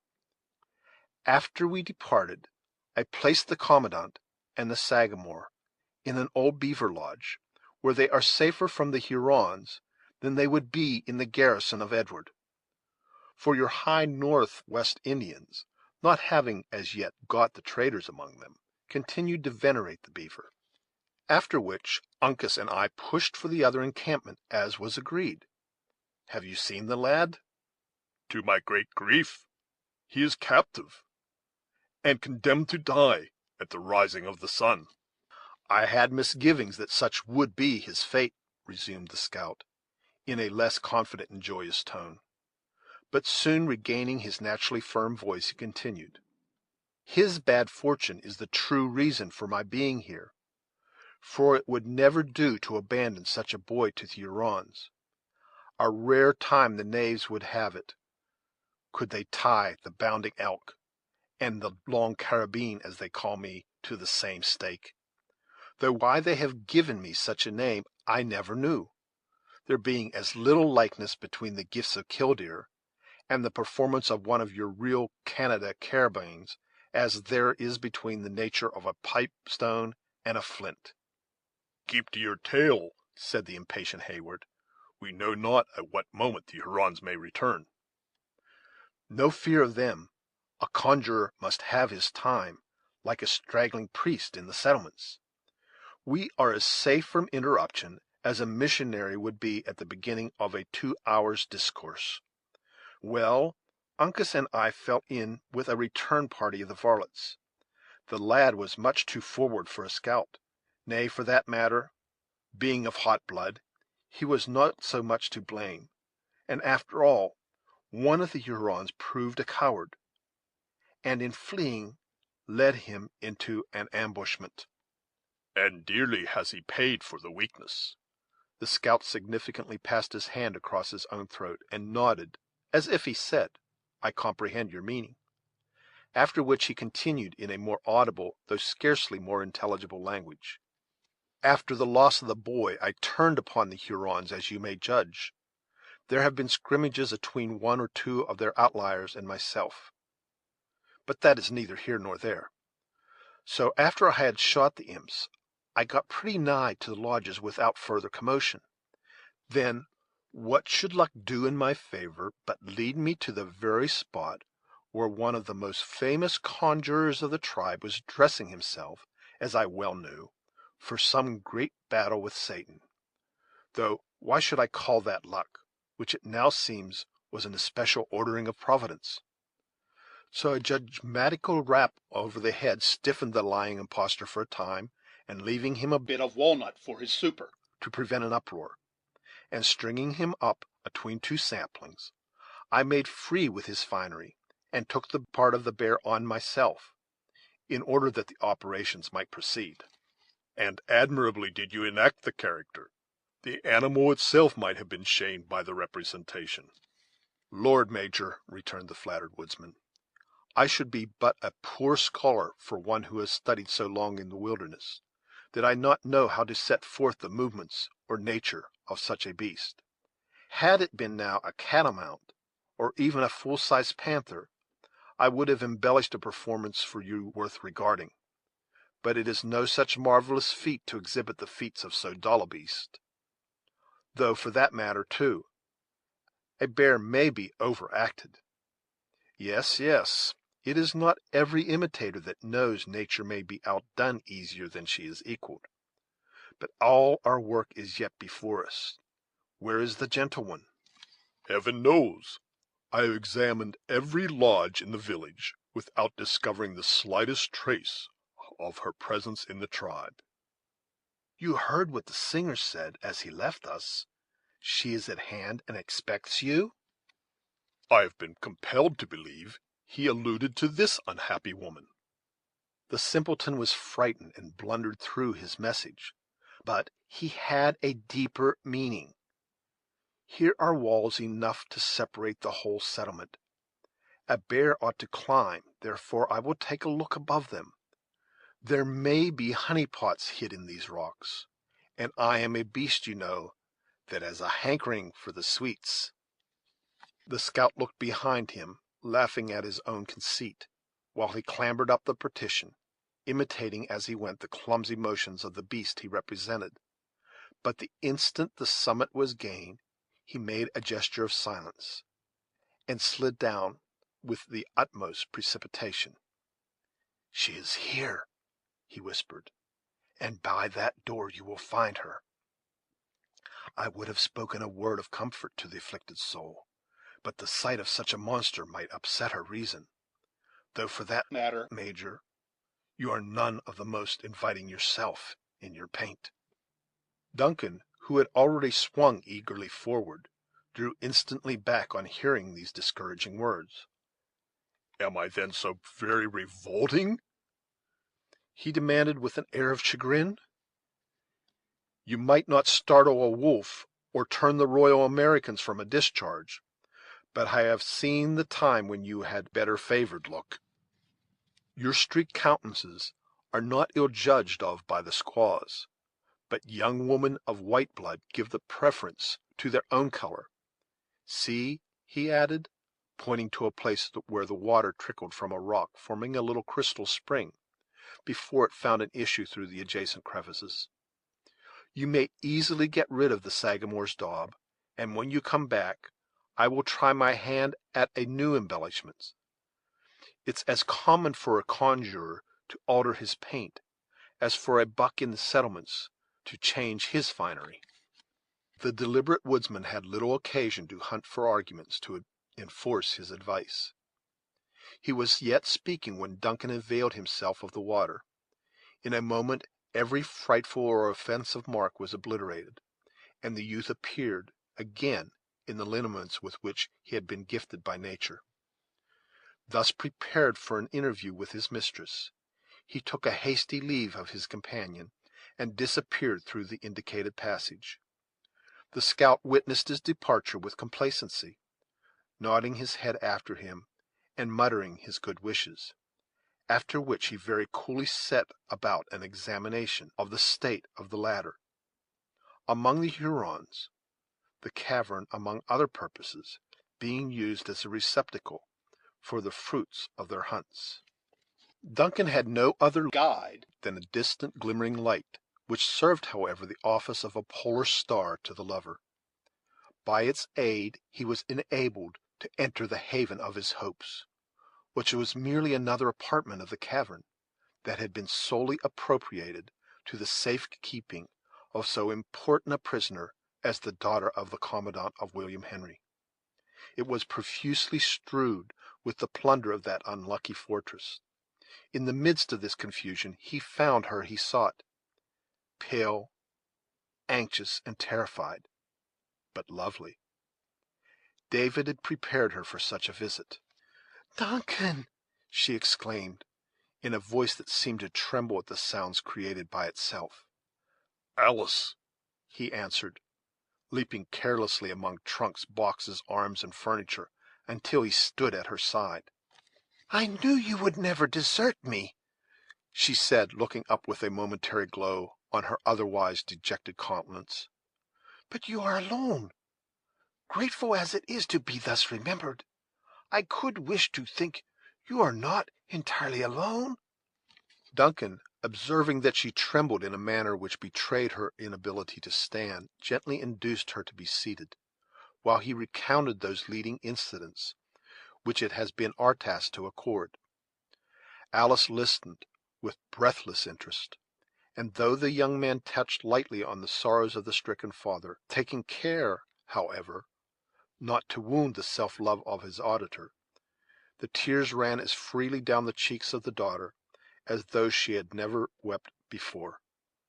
The soothing tenderness of Duncan, however, soon quieted the first burst of her emotions, and she then heard him to the close with undivided attention, if not with composure. "And now, Alice," he added, "you will see how much is still expected of you, by the assistance of our experienced and invaluable friend, the scout. We may find our way from this savage people, but you will have to exert your utmost fortitude. Remember that you fly to the arms of your venerable parent, and how much his happiness, as well as your own, depends on these exertions." "Can I do otherwise for a father who has done so much for me?" "And for me too," continued the youth, gently pressing the hand he held in both his own. The look of innocence and surprise which he received in return convinced Duncan of the necessity of being more explicit. "This is neither the place nor the occasion to detain you with selfish wishes," he added; "but what heart loaded like mine would not wish to cast its burden. They say misery is the closest of all ties. Our common suffering in your behalf left but little to be explained between your father and myself. And dearest Cora, Duncan, surely Cora was not forgotten? Not forgotten, no, regretted, as woman was seldom mourned before. Your venerable father knew no difference between his children. But Alice, you will not be offended when I say that to me her worth was in a degree obscured.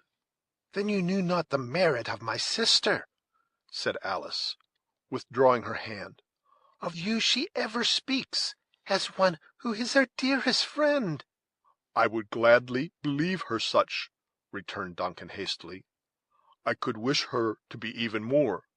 But with you, Alice, I have the permission of your father to aspire to a still nearer and dearer tie. Alice trembled violently, and there was an instant during which she bent her face aside, yielding to the emotions common to her sex; but they quickly passed away, leaving her mistress of her deportment, if not of her affections. "Heyward," she said, looking him full in the face, with a touching expression of innocence and dependency, "give me the sacred presence and the holy sanction of that parent before you urge me further." The more I should not, less I could not say," the youth was about to answer, when he was interrupted by a light tap on his shoulder. Starting to his feet, he turned, and confronting the intruder, his looks fell on the dark form and the malignant visage of Magua. The deep guttural laugh of the savage sounded at such a moment to Duncan like the hellish taunt of a demon. Had he pursued the sudden and fierce impulse of the instant, he would have cast himself on the Huron and committed their fortunes to the issue of a deadly struggle.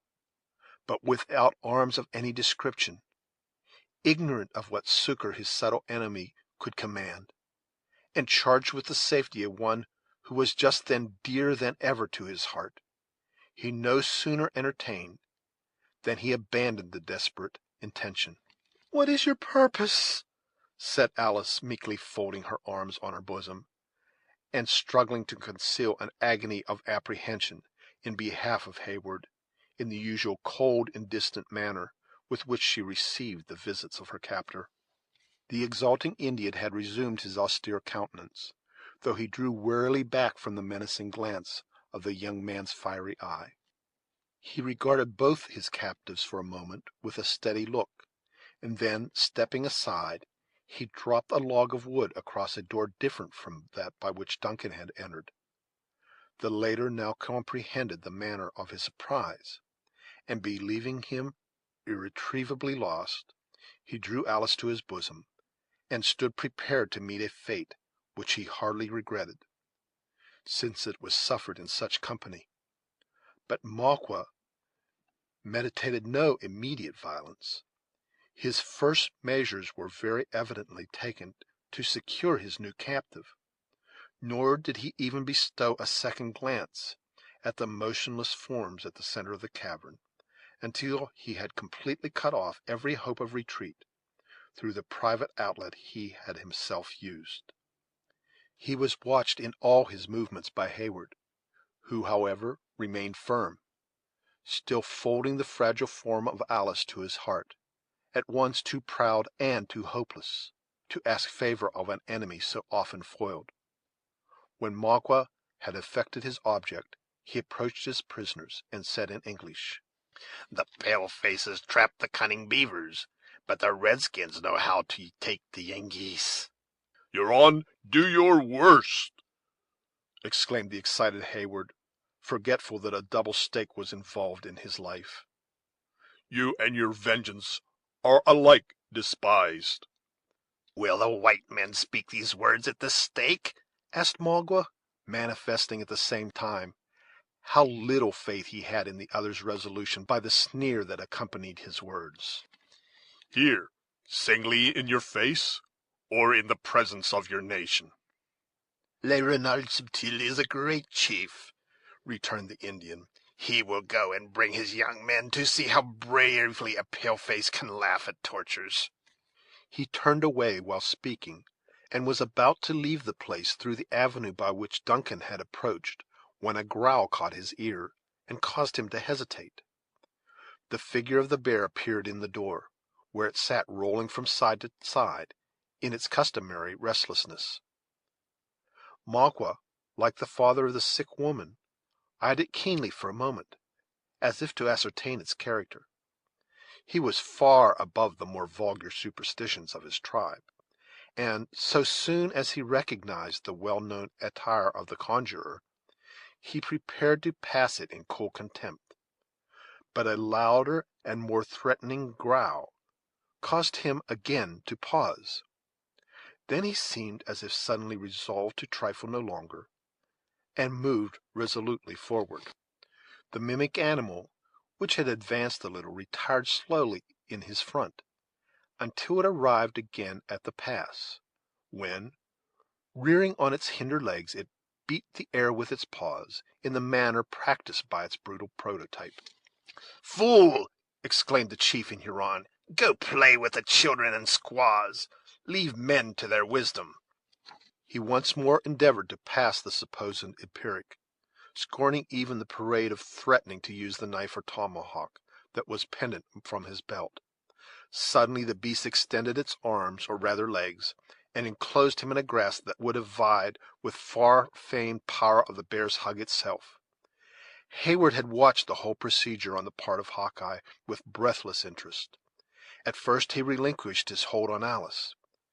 Then he caught up a thong of buckskin which had been used around some bundle, and when he beheld his enemy about his two arms pinned to his side by the iron muscles of the scout, he rushed upon him and effectually secured them there. Arms, legs, and feet were encircled in 20 folds of the thong in less time than we have taken to record the circumstance. When the formidable Huron was completely pinioned, the scout released his hold, and Duncan laid his enemy on his back, utterly helpless. Throughout the whole of this sudden and extraordinary operation, Magua, though he had struggled violently, until assured he was in the hands of one whose nerves were far better strung than his own, had not uttered the slightest exclamation. But when Hawkeye, by way of making a summary explanation of his conduct, removed the shaggy jaws of the beast, and exposed his own rugged and earnest countenance to the gaze of the Huron, the philosophy of the latter was so far mastered as to permit him to utter the never-failing "Hugh!" "Ay, you've found your tongue," said his undisturbed conqueror. "Now, in order that you shall not use it to our ruin, I must make free to stop your mouth."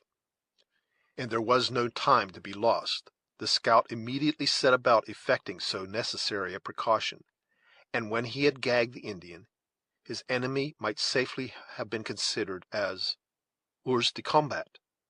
"By what place did the imp enter?" asked the industrious scout, when his work was ended. "Not a soul has passed my way since you left me." Duncan pointed out the door by which Magua had come, and which now presented too many obstacles for a quick retreat. "Bring on the gentle one, then," continued his friend. "We must make a push for the woods by the other outlet." "'Tis impossible," said Duncan. "Fear has overcome her, and she is helpless. Alice, my sweet, my own Alice, arouse yourself. Now is the moment to fly." "'Tis in vain. She hears, but is unable to follow." "Go, noble and worthy friend, save yourself, and leave me to my fate." "Every trail has its end, and every calamity brings its lesson," returned the scout. "There, wrap her in them Indian cloths, conceal all of her little form. Nay, that foot has no fellow in the wilderness; it will betray her. Every part. Now take her in your arms and follow. Leave the rest to me." Duncan, as may be gathered from the words of his companion, was eagerly obeying, and as the other finished speaking he took the light person of Alice in his arms, and followed in the footsteps of the scout. They found the sick woman as they had left her, still alone, and passed swiftly on by the natural gallery to the place of entrance. As they approached the little door of bark, a murmur of voices without announced that the friends and relatives of the invalid were gathered about the place, patiently awaiting a summons to re-enter. "If I open my lips to speak," Hawkeye whispered, "my English, which is the genuine tongue of a white-skin, will tell the varlets that an enemy is among them. You must give 'em your jargon, Major, and say that we have shut the evil spirit in the cave, and we are taking the woman to the woods in order to find strengthening roots. Practice all your cunning, for it is a lawful undertaking." The door opened a little, as if one without was listening to the proceedings within, and compelled the scout to cease his directions. A fierce growl repelled the eavesdropper, and then the scout boldly threw open the covering of bark and left the place, enacting the character of a bear as he proceeded. Duncan kept close at his heels, and soon found himself in the center of a cluster of 20 anxious relatives and friends. The crowd fell back a little, and permitted the father and one who appeared to be the husband of the woman to approach. "Has my brother driven away the evil spirit?" demanded the former. "What has he in his arms?" "Thy child," returned Duncan gravely. "The disease is gone out of her. It is shut up in the rocks. I take the woman to a distance, where I will strengthen her against any further attacks. She will be in the wigwam of the young man when the sun comes again." When the father had translated the meaning of the stranger's words into the Huron language, a suppressed murmur announced the satisfaction with which this intelligence was received. The chief himself waved his hand for Duncan to proceed, saying aloud, in a firm voice, and with a lofty manner, "Go, I am a man, and I will enter the rock and fight the wicked one." Heyward gladly obeyed, and was already past the little group when those startling words arrested him. "Is my brother mad?" he exclaimed. "Is he cruel? He will meet the disease, and it will enter him, or he will drive out the disease, and it will chase his daughter into the woods. No, let my children wait without, and if the spirit appears, beat him down with clubs. He is cunning, and will bury himself in the mountain when he sees how many are ready to fight him." This singular warning had the desired effect. Instead of entering the cavern, the father and the husband drew their tomahawks and posted themselves in readiness to deal their vengeance on the imaginary tormentor of their sick relative, while the woman and children broke branches from the bushes, or seized fragments of the rock with a similar intention. At this favorable moment the counterfeit conjurers disappeared. Hawkeye, at the same time that he had presumed so far in the nature of the Indian superstitions, was not ignorant that they were rather tolerated than relied on by the wisest of the chiefs. He well knew the value of time in the present emergency. Whatever might be the extent of the self-delusion of his enemies, and however it had tended to assist his schemes, the slightest cause of suspicion, acting on the subtle nature of an Indian, would be likely to prove fatal. Taking the path, therefore, that was most likely to avoid observation, he rather skirted than entered the village. The warriors were still to be seen in the distance, by the fading light of the fires, stalking from lodge to lodge. But the children had abandoned their sports for their beds of skins, and the quiet of night was already beginning to prevail over the turbulence and excitement of so busy and important an evening. Alice revived under the renovating influence of the open air, and as her physical rather than her mental powers had been the subject of weakness, she stood in no need of any explanation of that which had occurred. "Now let me make an effort to walk," she said, as they had entered the forest, blushing, though unseen, that she had not been sooner able to quit the arms of Duncan. "I am indeed restored." "Nay, Alice, you are yet too weak. The maiden struggled gently to release herself, and Heyward was compelled to part with his precious burden. The representative of the bear had certainly been an entire stranger to the delicious emotions of the lover, while his arms encircled his mistress, and he was perhaps a stranger also to the nature of that feeling of ingenuous shame that oppressed the trembling Alice. But when he found himself at a suitable distance from the lodges, he made a halt, and spoke on a subject of which he was thoroughly the master. "This path will lead you to the brook," he said. "Follow its northern bank until you come to a fall. Mount the hill on your right, and you will see the fires of the other people. There you must go and demand protection. If they are true Delawares, you will be safe. A distant flight with that gentleman, just now, is impossible. The Hurons would follow up our trail and master our scalps before we got a dozen miles. Go, and Providence be with you." "And you?" demanded Heyward in surprise. "Surely we not part here." "The Hurons hold the pride of the Delawares, the last of the high blood of the Mohicans, in their power," returned the scout. "I go to see what can be done in his favor. Had they mastered your scalp, Major, a knave should have fallen for every hair it held, as I promised.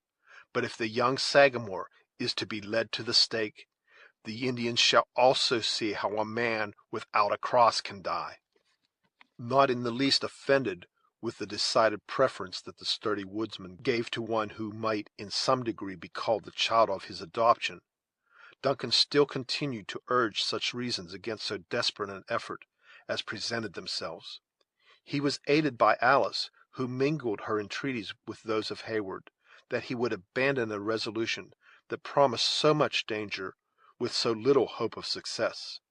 Their eloquence and ingenuity were expended in vain. The scout heard them attentively but impatiently, and finally closed the discussion by answering in a tone that instantly silenced Alice, while it told Heyward how fruitless any further remonstrances would be. "I have heard," he said, "that there is a feeling in youth which binds man to woman closer than father is tied to the son. It may be so. I have seldom been where women of my color dwell, but such may be the gifts of nature in the settlements. You have risked life and all that is dear to you to bring off this gentle one, and I suppose that some such disposition is at the bottom of it all. As for me, I taught the lad the real character of a rifle, and well has he paid me for it. I fought at his side in many a bloody scrimmage, and so long as I could hear the crack of his piece in one ear, and that of the Sagamore in the other, I knew no enemy was on my back. Winters and summer, nights and days we have roved the wilderness in company, eating of the same dish, one sleeping while the other watched, and afore it shall be said that Uncas was taken to the tournament and I at hand, there is but a single ruler of us all, whatever may the color of the skin, and him I call to witness, that before the Mohican boy shall perish for the want of a friend, good faith shall depart the earth, and killdeer become as harmless as the tooting weapon of the singer." Duncan released his hold on the arm of the scout, who turned and steadily retraced his steps toward the lodges, after pausing a moment to gaze at his retiring form. The successful and yet sorrowful Heyward and Alice took their way together toward the distant village of the Delawares. End of chapter 25. Chapter 26. Quote, "But let me play the lion too," unquote, from Midsummer Night's Dream. Notwithstanding the high resolution of Hawkeye, he fully comprehended all the difficulties and danger he was about to incur. In his return to the camp, his acute and practised intellects were intently engaged in devising means to counteract the watchfulness and suspicion on the part of his enemies, that he knew were, in no degree, inferior to his own. Nothing but the color of his skin had saved the lives of Magua and the conjurer, who would have been the first victims sacrificed to his own security, had not the scout believed such an act, however congenial it might be to the nature of an Indian, utterly unworthy of one who boasted a descent from men who knew no cross of blood. Accordingly, he trusted to the withes and ligaments with which he had bound his captives, and pursued his way directly toward the center of the lodges. As he approached the buildings, his steps became more deliberate, and his vigilant eye suffered no sign, whether friendly or hostile, to escape him. A neglected hut was a little in advance of the others, and appeared as if it had been deserted when half completed, most probably on account of failing in some of the more important requisites, such as wood or water. A faint light glimmered through its cracks, however, and announced that, notwithstanding its imperfect structure, it was not without a tenant. Thither then the scout proceeded, like a prudent general who was about to feel the advanced positions of his enemy before he hazarded the main attack. Throwing himself into a suitable posture for the beast he represented, Hawkeye crawled to a little opening where he might command a view of the interior. It proved to be the abiding place of David Gamut. Hither the faithful singing master had now brought himself, together with all his sorrows, his apprehensions, and his meek dependence on the protection of Providence. At the precise moment when his ungainly person came under the observation of the scout in the manner just mentioned, the woodsman himself, though in his assumed character, was the subject of the solitary being's profounded reflections. However implicit the faith of David was in the performance of ancient miracles, he eschewed the belief of any direct supernatural agency in the management of modern morality. In other words, while he had implicit faith in the ability of Balaam's ass to speak, he was somewhat skeptical on the subject of a bear's singing, and yet he had been assured of the latter on the testimony of his own exquisite organs. There was something in his air and manner that betrayed to the scout the utter confusion of the state of his mind. He was seated on a pile of brush, a few twigs from which occasionally fed his low fire, with his head leaning on his arm, in a posture of melancholy musing. The costume of the votary of music had undergone no other alteration from that so lately described, except that he had covered his bald head with the triangular beaver, which had not proved sufficiently alluring to excite the cupidity of any of his captors. The ingenious Hawkeye, who recalled the hasty manner in which the other had abandoned his post at the bedside of the sick woman, was not without his suspicions concerning the subject of so much solemn deliberation. First making the circuit of the hut, and ascertaining that it stood quite alone, and that the character of his inmate was likely to protect it from visitors, he ventured through its low door into the very presence of Gamut. The position of the latter brought the fire between them, and when Hawkeye had seated himself on end, near a minute lapsed, during which the two remained regarding each other without speaking. The suddenness and the nature of the surprise had nearly proved too much for, we will not say the philosophy, but for the pitch and resolution of David. He fumbled for his pitch pipe, and arose with a confused intention of attempting a musical exorcism. Dark and mysterious monster, he exclaimed, while with trembling hands he disposed of his auxiliary eyes and sought his never failing resource in trouble, the gifted version of the Psalms. I know not your nature nor intents, but if aught you meditate against the person and rights of one of the humblest servants of the temple, listen to the inspired language of the youth of Israel, and repent. The bear shook his saggy sides, and then, A well-known voice replied, "Put up the tooting weapon, and teach your throat modesty. 5 words of plain and comprehensible English are worth just now an hour of squalling." What art thou? demanded David, utterly disqualified to pursue his original intention, and nearly gasping for breath. "A man like yourself, and one whose blood is as little tainted by the cross of a bear or an Indian as your own. Have you so soon forgotten from whom you received the foolish instrument you hold in your hand?" Can these things be? returned David, breathing more freely as the truth began to dawn upon him. I have found many marvels during my sojourn with the heathen, but surely nothing to excel this. "Come, come," returned Hawkeye, uncasing his honest countenance, the better to assure the wavering confidence of his companion. "You may see a skin which, if it be not as white as one of the gentle ones, has no tinge of red to it that the winds of heaven and sun have not bestowed. Now let us to business." First, tell me of the maiden, and of the youth who so bravely sought her," interrupted David. "Ay, they are happily freed from the tomahawks of these varlets. But can you put me on the scent of Uncas?" The young man is in bondage, and much I fear his death is decreed. I greatly mourn that one so well disposed should die in his ignorance, and I have sought a goodly hymn. "Can you lead me to him?" The task will not be difficult," returned David, hesitating. "though I greatly fear your presence would rather increase than mitigate his unhappy fortunes."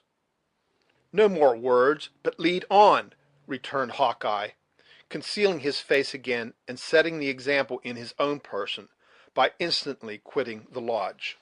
As they proceeded, the scout ascertained that his companion found access to Uncas, under privilege of his imaginary infirmity, aided by the favor he had acquired with one of the guards, who, in consequence of speaking a little English, had been selected by David as the subject of a religious conversion.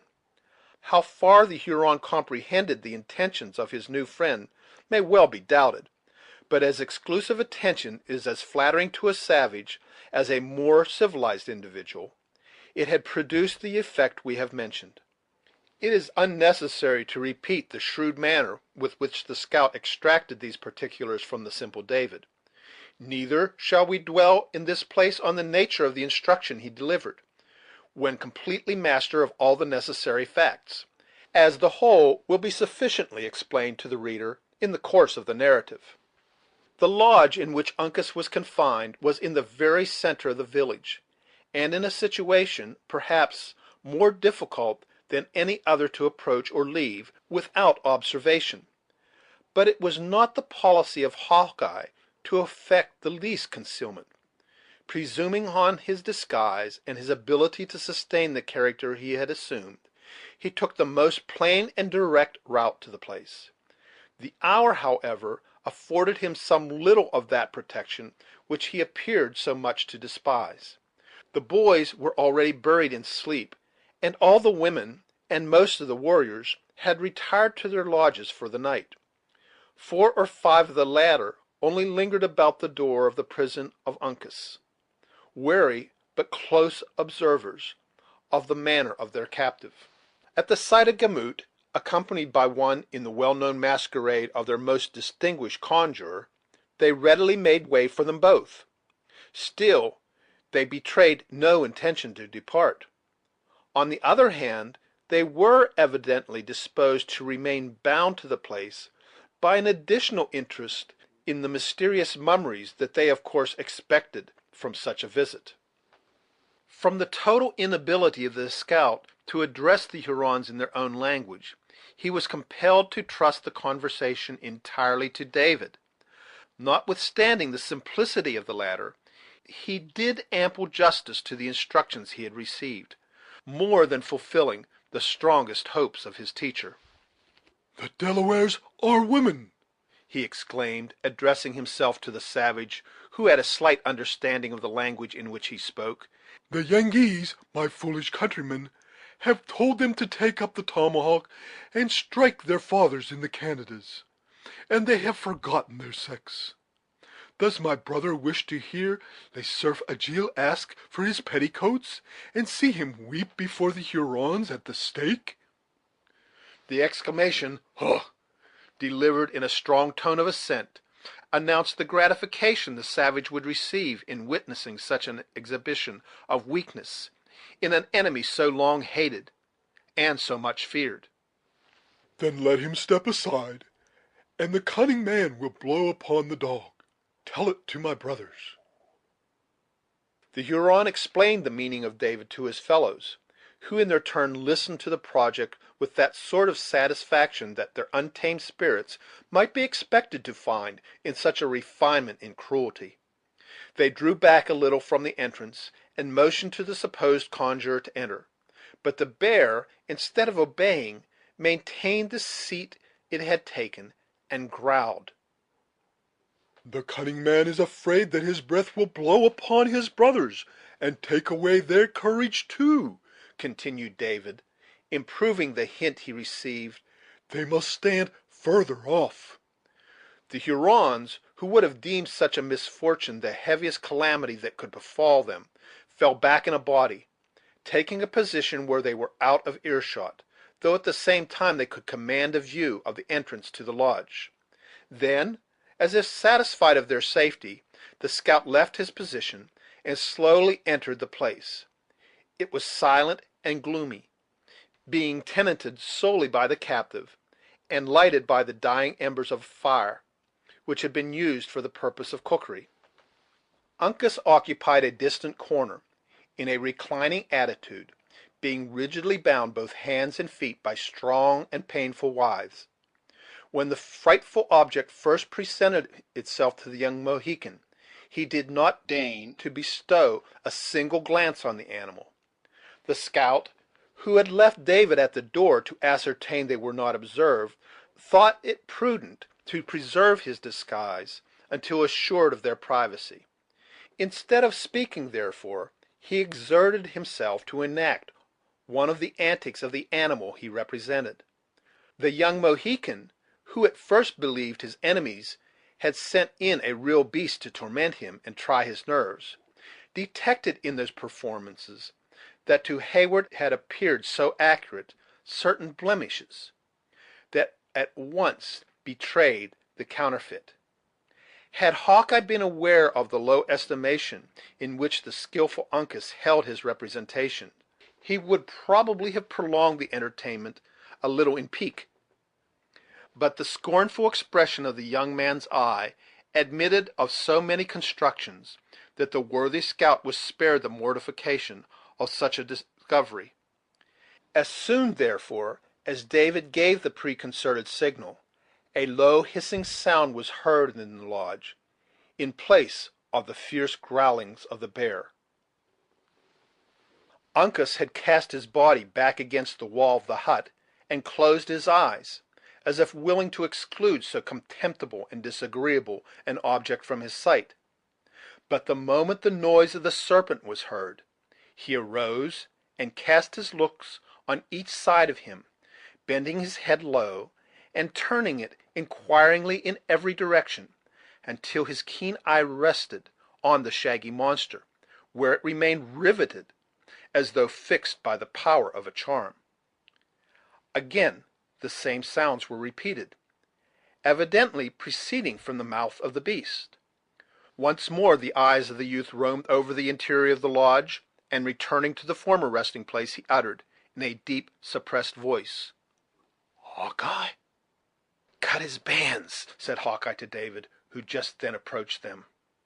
The singer did as he was ordered, and Uncas found his limbs released. At the same moment the dried skin of the animal rattled, and presently the scout arose to his feet in proper person. The Mohican appeared to comprehend the nature of the attempt his friend had made, intuitively, neither tongue nor feature betraying another symptom of surprise. When Hawkeye had cast his shaggy vestment, which was done by simply loosing certain thongs of skin, he drew a long glittering knife, and put it in the hands of Uncas. "The red Hurons are without," he said. "Let us be ready." At the same time he laid his finger significantly on another similar weapon, both being fruits of his prowess among their enemies during the evening. "We will go," said Uncas. "Whither?" "To the tortoises. They are the children of my grandfathers." "Ay, lad," said the scout in English, a language he was apt to use when a little abstracted in mind, "the same blood runs in your veins, I believe; but time and distance has a little changed its color. What shall we do with the Mingoes at the door? They count 6, and this singer is as good as nothing." "The Hurons are boasters," said Uncas scornfully. "Their totem is a moose, and they run like snails. The Delawares are children of the tortoise, and they outstrip the deer." "Ay, lad, there is truth in what you say, and I doubt not, on a rush, you would pass the whole nation, and, in a straight race of 2 miles, would be in and get your breath again, afore a knave of them all was within hearing of the other village. But the gift of a white man lies more in his arms than in his legs. As for myself, I can brain a Huron as well as a better man; but when it comes to a race, the knaves would prove too much for me." Uncas, who had already approached the door in readiness to lead the way, now recoiled and placed himself once more in the bottom of the lodge. But Hawkeye, who was too much occupied with his own thoughts to note the movement, continued, speaking more to himself than to his companion.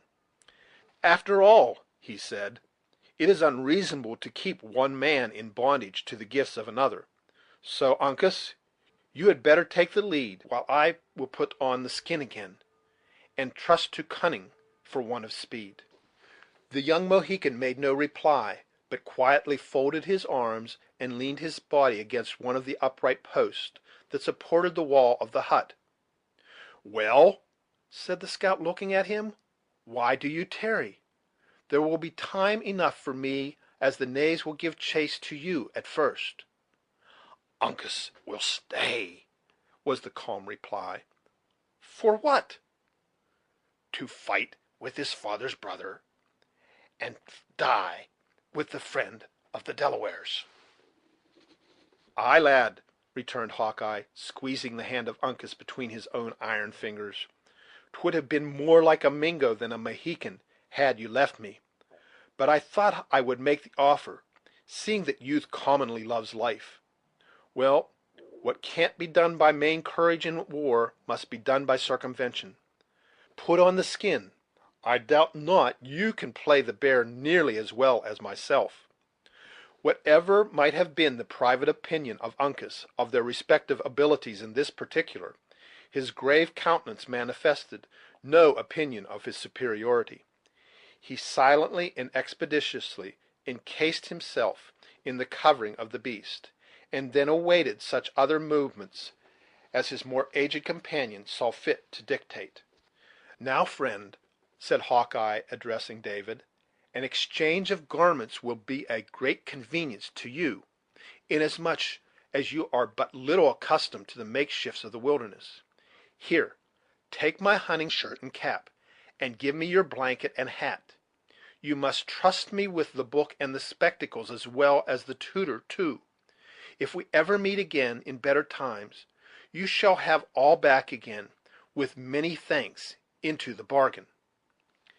David parted with the several articles named with a readiness that would have done great credit to his liberality, had he not certainly profited in many particulars by the exchange. Hawkeye was not long assuming his borrowed garments, and when his restless eyes were hid behind the glasses, and his head was surmounted by the triangular beaver, as their statures were not dissimilar, he might readily have passed for the singer by starlight. As soon as these dispositions were made, the scout turned to David, and gave him his parting instructions. "Are you much given to cowardice?" he bluntly asked, by way of obtaining a suitable understanding of the whole case before he ventured a prescription. My pursuits are peaceful, and my temper, I humbly trust, is greatly given to mercy and love," returned David, a little nettled at so direct an attack on his manhood. "but there are none who can say that I have ever forgotten my faith in the Lord, even in the greatest straits." Your chiefest danger will be at the moment when the savages find out they have been deceived. If you are not then knocked on the head, your being a non-composer will protect you, and you'll then have a good reason to expect to die in your bed. If you stay, it must be to sit down here in the shadow and take the part of Uncas, until such time as the cunning of the Indians discover the cheat, when, as I have already said, your times of trial will come. So choose for yourself, to make a rush or tarry here. "Even so," said David firmly. "I will abide in the place of the Delaware. Bravely and generously has he battled in my behalf, and this and more will I dare in his service." You have spoken as a man, and like one who, under wiser schooling, would have been brought to better things. Hold your head down, and draw in your legs. Their formation might tell the truth too early. Keep silent as long as may be, and it would be wise, when you do speak, to break suddenly in one of your shoutings, which will serve to remind the Indians that you are not altogether as responsible as men should be. If, however, they take your scalp, as I trust and believe they will not, depend on it, Uncas and I will not forget the deed, but revenge it, as becomes true warriors and trusty friends." "Hold," said David, perceiving that with this assurance they were about to leave him. "I am an unworthy and humble follower of one who taught not the damnable principle of revenge. Should I fall, therefore, seek no victims to my manes, but rather forgive my destroyers. And if you remember them at all, let it be in prayers for the enlightening of their minds, and for their eternal welfare." The scout hesitated, and appeared to muse. "There is a principle in that," he said, "different from the law of the woods, and yet it is fair and noble to reflect upon." Then, heaving a heavy sigh, probably among the last he ever drew in pining for a condition he had so long abandoned, he added, "It is what I would wish to practice myself, as one without a cross of blood, though it is not always easy to deal with an Indian as you would with a fellow Christian. God bless you, friend. I do believe your scent is not greatly wrong when the matter is duly considered, and keeping eternity before the eyes, though much depends on the natural gifts and the force of temptation." So saying, the scout returned and shook David cordially by the hand, after which act of friendship he immediately left the lodge, attended by the new representative of the beast. The instant Hawkeye found himself under the observation of the Hurons, he drew up his tall form in the rigid manner of David, threw out his arm in the act of keeping tune, and commenced what he intended for an imitation of his psalmody. Happily for the success of this delicate adventure, he had to deal with ears but little practised in the concord of sweet sounds, or the miserable effort would infallibly have been detected. It was necessary to pass within dangerous proximity of the dark group of the savages, and the voice of the scout grew louder as they drew nigher, when at the nearest point the Huron who spake the English thrust out an arm and stopped the supposed singing master. "The Delaware dog!" he said, leaning forward and peering through the dim light to catch the expression of the other's features. "Is he afraid? Will the Hurons hear his groans?" A growl so exceedingly fierce and natural proceeded from the beast that the young Indian released his hold and started aside, as if to assure himself that it was not a veritable bear, and no counterfeit, that was rolling before him. Hawkeye, who feared his voice would betray him to his subtle enemies, gladly profited by the interruption to break out anew in such a burst of musical expression as would probably, in a more refined state of society, been termed a grand crash. Among his actual auditors, however, it merely gave him an additional claim to that respect which they never withhold from such as are believed to be the subject of mental alienation.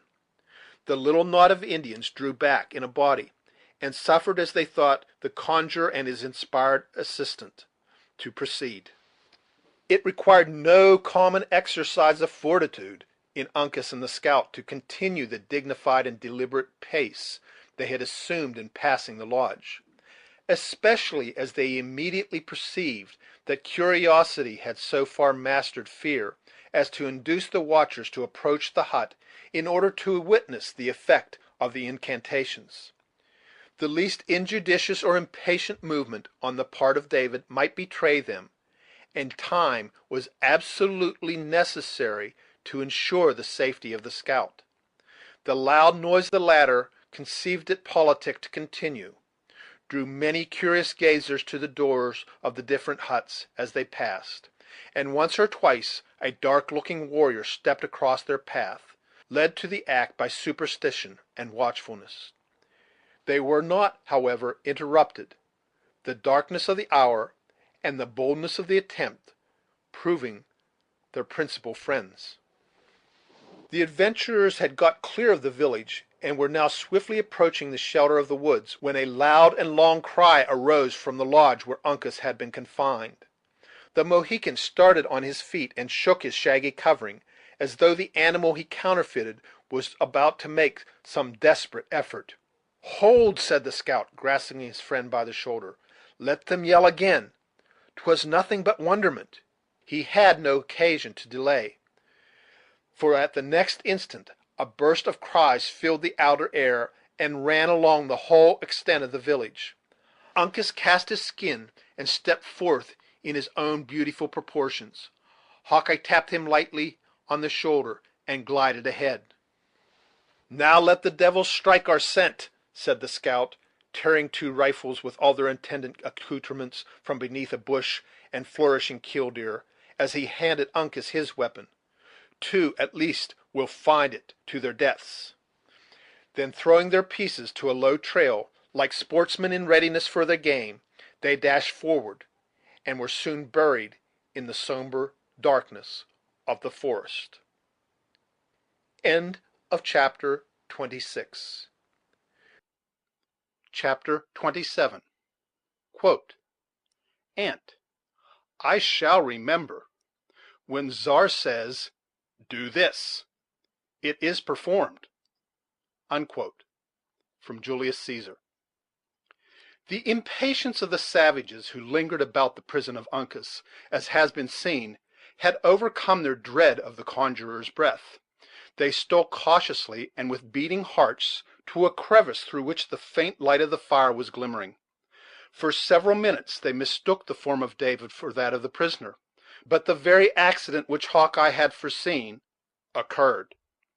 Tired of keeping the extremities of his long person so near together, the singer gradually suffered the lower limbs to extend themselves, until one of his misshapen feet actually came in contact with and shoved aside the embers of the fire.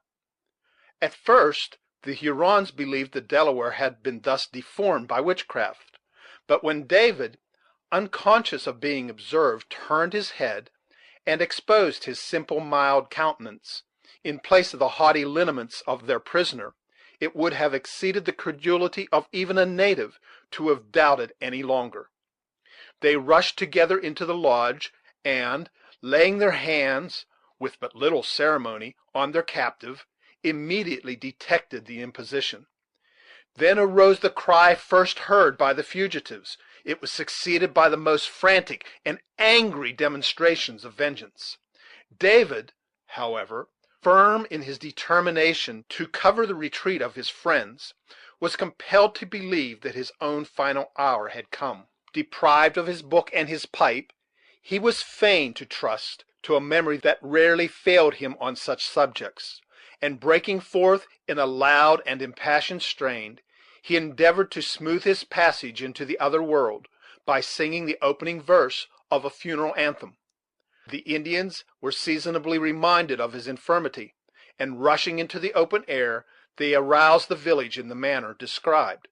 A native warrior fights as he sleeps, without the protection of anything defensive. The sounds of the alarm were, therefore, hardly uttered before 200 men were afoot, and ready for the battle or the chase, as either might be required. The escape was soon known, and the whole tribe crowded in a body around the council lodge, impatiently awaiting the instruction of their chiefs. In such a sudden demand on their wisdom, the presence of the cunning Magua could scarcely fail of being needed. His name was mentioned, and all looked around in wonder that he did not appear. Messengers were then dispatched to his lodge, requiring his presence. In the meantime, some of the swiftest and most discreet of the young men were ordered to make the circuit of the clearing under cover of the woods, in order to ascertain that their suspected neighbors, the Delawares, designed no mischief. Women and children ran to and fro, and, in short, the whole encampment exhibited another scene of wild and savage confusion. Gradually, however, these symptoms of disorder diminished, and in a few minutes the oldest and most distinguished chiefs were assembled in the lodge, in grave consultation.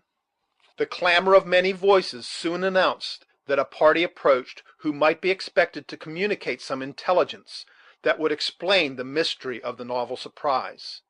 The crowd without gave way, and several warriors entered the place, bringing with them the hapless conjurer, who had been left so long by the scout in duress. Notwithstanding this man was held in very unequal estimation among the Hurons, some believing implicitly in his power, and others deeming him an impostor, he was now listened to by all with the deepest attention. When his brief story was ended, the father of the sick woman stepped forth, and, in a few pithy expressions, related in his turn what he knew. These two narratives gave a proper direction to the subsequent inquiries, which were now made with the characteristic cunning of savages. Instead of rushing in a confused and disorderly throng to the cavern, 10 of the wisest and firmest among the chiefs were selected to prosecute the investigation. As no time was to be lost, the instant the choice was made, the individuals appointed rose in a body and left the place without speaking. On reaching the entrance, the younger men in advance made way for their seniors, and the whole proceeded along the low, dark gallery with the firmness of warriors ready to devote themselves to the public good, though at the same time secretly doubting the nature of the power with which they were about to contend. The outer apartment of the cavern was silent and gloomy. The woman lay in her usual place and posture, though there were those present who affirmed that they had seen her borne to the woods by the supposed medicine of the white men. Such a direct and palpable contradiction of the tale related by the father caused all eyes to be turned on him. Chafed by this silent imputation, and inwardly troubled by so unaccountable a circumstance, the chief advanced to the side of the bed, and, stooping, cast an incredulous look at the features, as if distrusting their reality. His daughter was dead. The unerring feeling of nature for a moment prevailed, and the old warrior hid his eyes in sorrow. Then, recovering his self-possession, he faced his companion, and, pointing toward the corpse, he said, in the language of his people: "The wife of my young man has left us. The Great Spirit is angry with his children." The mournful intelligence was received in solemn silence. After a short pause, one of the elder Indians was about to speak, when a dark-looking object was seen rolling out of an adjoining apartment into the very center of the room where they stood. Ignorant of the nature of the beings they had to deal with, the whole party drew back a little, and, rising on end, exhibited the distorted but still fierce and sullen features of Magua. The discovery was succeeded by a general exclamation of amazement. As soon, however, as the true situation of the chief was understood, several knives appeared, and his limbs and tongue were quickly released. The Huron arose, and shook himself like a lion quitting his lair. Not a word escaped him, though his hand played convulsively with the handle of his knife, while his lowering eyes scanned the whole party as if they sought an object suited for the first burst of his vengeance. It was happy for Uncas and the scout, and even David, that they were all beyond the reach of his arm at such a moment, for assuredly no refinement in cruelty would then have deferred their deaths. In opposition to the promptings of the fierce temper that nearly choked him, meeting everywhere faces that he knew as friends, the savage grated his teeth together like rasp of iron, and swallowed his passion for want of a victim on whom to vent it. This exhibition of anger was noted by all present, and from an apprehension of exasperating a temper that was already chafed nearly to madness, several minutes were suffered to pass before another word was uttered. When, however, suitable time had elapsed, the oldest of the party spoke. "My friend has found an enemy," he said. "Is he nigh, that the Hurons might take revenge?" "Let the Delaware die!" exclaimed Magua in a voice of thunder. Another longer and expressive silence was observed, and was broken, as before, with due precaution, by the same individual. "The Mohican is swift of foot and leaps far," he said, "but my young men are on his trail." "Is he gone?" demanded Magua, in tones so deep and guttural that they seemed to proceed from his inmost chest. "An evil spirit has been among us, and the Delaware has blinded our eyes." "An evil spirit!" repeated the other mockingly. "'Tis the spirit that has taken the lives of so many Hurons. The spirit that slew my young men at the tumbling river, that took their scalps at the healing spring, and who has now bound the arms of Le Renard Subtil." "Of whom does my friend speak?" "Of the dog who carries the heart and cunning of a Huron under a pale skin, Le Long Carabine." The pronunciation of so terrible a name produced the usual effect among his auditors; but when time was given for reflection, and the warriors remembered that their formidable and daring enemy had even been in the bosom of their encampment working injury, fearful rage took the place of wonder, and all those fierce passions with which the bosom of Magua had just been struggling were suddenly transferred to his companions. Some among them gnashed their teeth in anger, others vented their feelings in yells, and some again beat the air as frantically as if the object of their resentment were suffering under their blows. But this sudden outbreaking of temper as quickly subsided in the still and sullen restraint they most affected in their moments of inaction. Magua, who had in his turn found leisure for reflection, now changed his manner, and assumed the air of one who knew how to think and act with a dignity worthy of so grave a subject. "Let us go, my people," he said; "they wait for us." His companions consented in silence, and the whole of the savage party left the cavern and returned to the council lodge. When they were seated, all eyes turned on Magua, who understood from such an indication that, by common consent, they had devolved the duty of relating what had passed on him. He arose and told his tale without duplicity or reservation. The whole deception practiced by both Duncan and Hawkeye was, of course, laid naked, and no room was found, even for the most superstitious of the tribe, any longer to affix a doubt on the character of the occurrences. It was but too apparent that they had been insultingly, shamefully, disgracefully deceived. When he had ended and resumed his seat, the collected tribe, for his auditors in substance included all the fighting men of the party, sat regarding each other like men astonished equally at the audacity and the success of their enemies. The next consideration, however, was the means and opportunities for revenge. Additional pursuers were sent on the trail of the fugitives, and then the chiefs applied themselves in earnest to the business of consultation. Many different expedients were proposed by the elder warriors, in succession, to all of which Makwa was a silent and respectful listener. The subtle savage had recovered his artifice and self-command, and now proceeded toward his object with his customary caution and skill. It was only when each one disposed to speak had uttered his sentiments that he prepared to advance his own opinions. They were given with additional weight, from the circumstance that some of the runners had already returned, and reported that their enemies had been traced so far as to leave no doubt of their having sought safety in the neighboring camp of their suspected allies, the Delawares. With the advantage of possessing this important intelligence, the chief warily laid his plans before his fellows, and, as might have been anticipated from his eloquence and cunning, they were adopted without a dissenting voice. They were, briefly, as follows, both in opinions and in motives.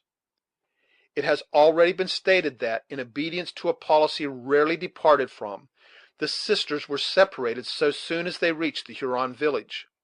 Makwa had early discovered that in retaining the person of Alice, he possessed the most effectual check on Cora.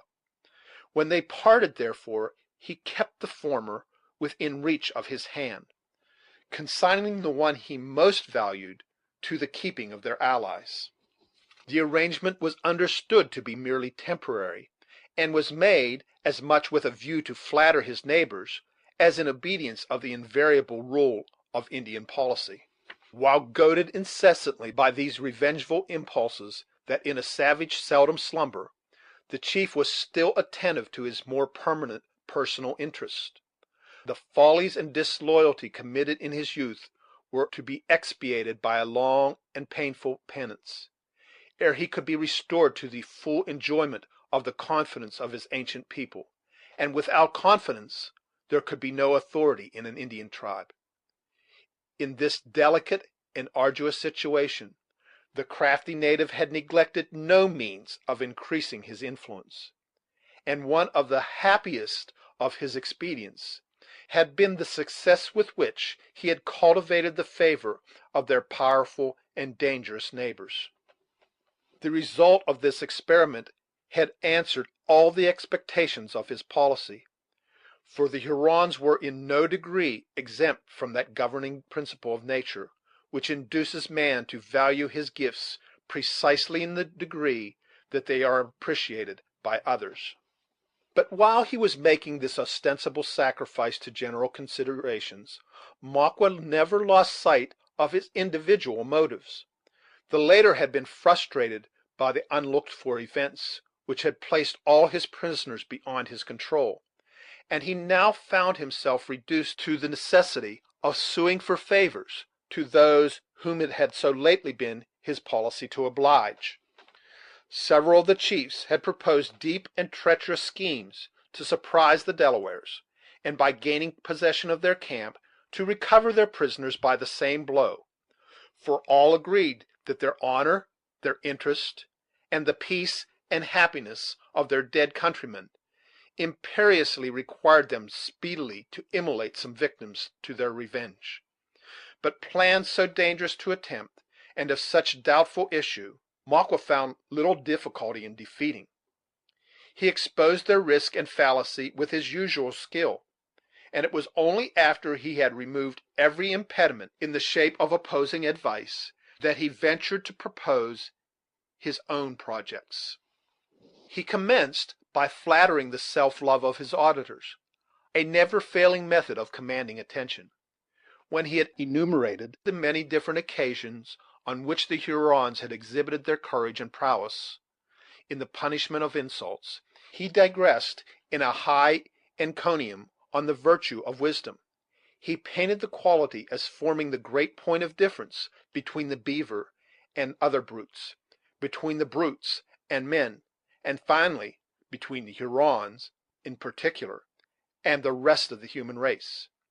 After he had sufficiently extolled the property of discretion, he undertook to exhibit in what manner its use was applicable to the present situation of their tribe.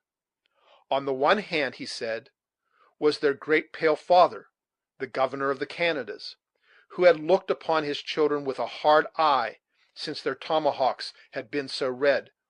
On the other, a people as numerous as themselves, who spoke a different language, possessed different interests, and loved them not, and who would be glad of any pretense to bring them in disgrace with the great white chief. Then he spoke of their necessities, of the gifts they had a right to expect for their past services, of their distance from their proper hunting grounds and native villages, and of the necessity of consulting prudence more, and inclination less, in so critical circumstances. When he perceived that, while the old men applauded his moderation, many of the fiercest and most distinguished of the warriors listened to these politic plans with lowering looks, he cunningly led them back to the subject which they most loved. He spoke openly of the fruits of their wisdom, which he boldly pronounced would be a complete and final triumph over their enemies. He even darkly hinted that their success might be extended, with proper caution, in such a manner as to include the destruction of all whom they had reason to hate. In short, he so blended the warlike with the artful, the obvious with the obscure, as to flatter the propensities of both parties, and to leave to each subject of hope, while neither could say it clearly comprehended his intentions. The orator or the politician who can produce such a state of things is commonly popular with his contemporaries, however he may be treated by posterity. All perceived that more was meant than was uttered, and each one believed that the hidden meaning was precisely such as his own faculties enabled him to understand, or his own wishes led him to anticipate. In this happy state of things, it is not surprising that the management of Maqua prevailed. The tribe consented to act with deliberation, and with one voice they committed the direction of the whole affair to the government of the chief who had suggested such wise and intelligible expedients. Maqua had now attained one great object of all his cunning and enterprise. The ground he had lost in the favor of his people was completely regained, and he found himself even placed at the head of affairs. He was, in truth, their ruler, and, so long as he could maintain his popularity, no monarch could be more despotic, especially while the tribe continued in a hostile territory. Throwing off, therefore, the appearance of consultation, he assumed the grave air of authority necessary to support the dignity of his office.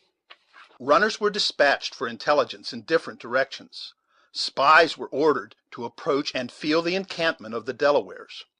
The warriors were dismissed to their lodges, with an intimation that their services would soon be needed, and the women and children were ordered to retire, with a warning that it was their province to be silent.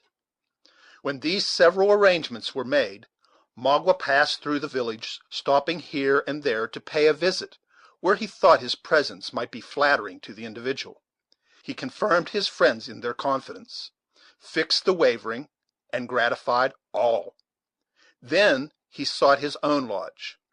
The wife the Huron chief had abandoned when he was chased from among his people was dead. Children he had none, and he now occupied a hut, without companion of any sort. It was, in fact, the dilapidated and solitary structure in which David had been discovered, and whom he had tolerated in his presence, on those very few occasions when they met, with the contemptuous indifference of haughty superiority. Hither, then, Maqua retired, when his labors of policy were ended. While others slept, however, he neither knew or sought repose. had there been one sufficiently curious to have watched the movements of the newly elected chief, he would have seen him seated in a corner of his lodge, musing on the subject of his future plans, from the hour of his retirement to the time he had appointed for the warriors to assemble again. Occasionally the air breathed through the crevices of the hut, and the low flame that fluttered about the members of the fire threw their wavering light on the person of the sullen recluse. At such moments it would not have been difficult to have fancied the dusky savage, the Prince of Darkness, brooding on his own fancied wrongs, and plotting evil. Long before the day dawned, however, warrior after warrior entered the solitary hut of Magua, until they had collected to the number of 20. Each bore his rifle and all the other accoutrements of war, though the paint was uniformly peaceful. The entrance of these fierce looking beings was unnoticed, some seating themselves in the shadows of the place, and others standing like motionless statues, until the whole of the designated band was collected. Then Magua arose and gave the signal to proceed. Marching himself in advance, they followed their leader singly, and in that well known order which has obtained the distinguished appellation of Indian file. Unlike other men engaged in the spirit stirring business of war, they stole from their camp unostentatiously and unobserved, resembling a band of gliding spectres more than warriors seeking the bubble reputation by deeds of desperate daring. Instead of taking the path which led directly toward the camp of the Delawares, Magua led his party for some distance down the windings of the stream, and along the little artificial lake of the beavers. The day began to dawn as they entered the clearing which had been formed by those sagacious and industrious animals. The Magua, who had resumed his ancient garb, bore the outline of a fox on the dressed skin which formed his robe. There was one chief of his party who carried the beaver as his peculiar symbol or totem. There would have been a species of profanity in the omission, had this man passed so powerful a community of his fancied kindred, without bestowing some evidence of his regard. Accordingly, he paused and spoke in words as kind and friendly as if he were addressing more intelligent beings. He called the animals his cousins, and reminded them that his protecting influence was the reason they remained unharmed, while many avaricious traders were prompting the Indians to take their lives. He promised a continuance of his favors, and admonished them to be grateful; after which he spoke of the expedition in which he was himself engaged, and intimated, though with sufficient delicacy in circumlocution, the expediency of bestowing on their relative a portion of that wisdom for which they were so renowned. These harangues of the beast were frequent among the Indians. They often addressed their victims in this way, reproaching them for cowardice, or commending their resolution, as they may happen to exhibit fortitude, or the reverse, in suffering. During the utterance of this extraordinary address, the companions of the speaker were as grave and as attentive to his language as though they were all equally impressed with its propriety. Once or twice black objects were seen rising to the surface of the water, and the Huron expressed pleasure, conceiving that his words were not bestowed in vain. Just as he ended his address, the head of a large beaver was thrust from the door of a lodge, whose earthen walls had been much injured, and which the party had believed, from its situation, to be uninhabited. Such an extraordinary sign of confidence was received by the orator as a highly favorable omen, and though the animal retreated a little precipitately, he was lavish on his thanks and commendations. When Magua thought sufficient time had been lost in gratifying the family affection of the warrior, he again made the signal to proceed, as the Indians moved away in a body, and with a step that would have been inaudible to the ears of any common man. The same venerable looking beaver once more ventured his head from its cover. Had any of the Hurons turned to look behind them, they would have seen the animal watching their movements, with an interest and sagacity that might easily have been mistaken for reason. Indeed, so very distinct and intelligible were the devices of the quadruped, that even the most experienced observer would have been at a loss to account for its actions, until the moment when the party entered the forest, when the whole would have been explained by seeing the entire animal issue from the lodge, uncasing by the act the grave features of Chingachgook from his mask of fur. Chapter 27. Chapter 28. Brief, I pray you, for you see 'tis a busy time with me. From Much Ado About Nothing. The tribe, or rather half tribe, of Delawares, which has been so often mentioned, and whose present place of encampment was so nigh the temporary village of the Hurons, could assemble about an equal number of warriors with the latter people. Like their neighbors, they had followed Montcalm into the territories of the English crown, and were making heavy and serious inroads on the hunting grounds of the Mohawks, though they had seen fit, with the mysterious reserve so common among the natives, to withhold their assistance at the moment when it was most required. The French had accounted for this unexpected defection on the part of their ally in various ways. It was the prevalent opinion, however, that they had been influenced by the veneration for the ancient treaty that had once made them dependent on the Six Nations for military protection, and now rendered them reluctant to encounter their former masters. As for the tribe itself, it had been content to announce to Montcalm, through his emissaries, with Indian brevity, that their hatchets were dull, and time was necessary to sharpen them. The politic captain of the Canadas had deemed it wiser to submit to entertain a passive friend, than by acts of ill judged severity to convert him into an open enemy. On that morning, when Magua led his silent party from the settlement of the Beavers into the forest, in the manner described, the sun rose upon the Delaware encampment, as if it had suddenly burst upon a busy people, actively employed in all the customary avocations of high noon. The women ran from lodge to lodge, some engaged in preparing their morning's meal, a few earnestly bent on seeking the comforts necessary to their habits, but more pausing to exchange hasty and whispered sentences with their friends. The warriors were lounging in groups, musing more than they conversed, and then a few words were uttered, speaking like men who deeply weighed their opinions. The instruments of the chase were to be seen in abundance among the lodges, but none departed.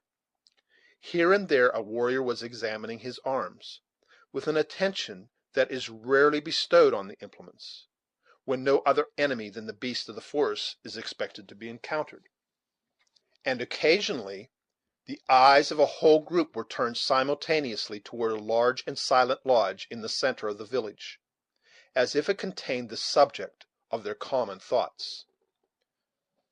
During the existence of this scene, a man suddenly appeared at the furthest extremity of a platform of rock which formed the level of the village. He was without arms, and his paint tended rather to soften than increase the natural sternness of his austere countenance.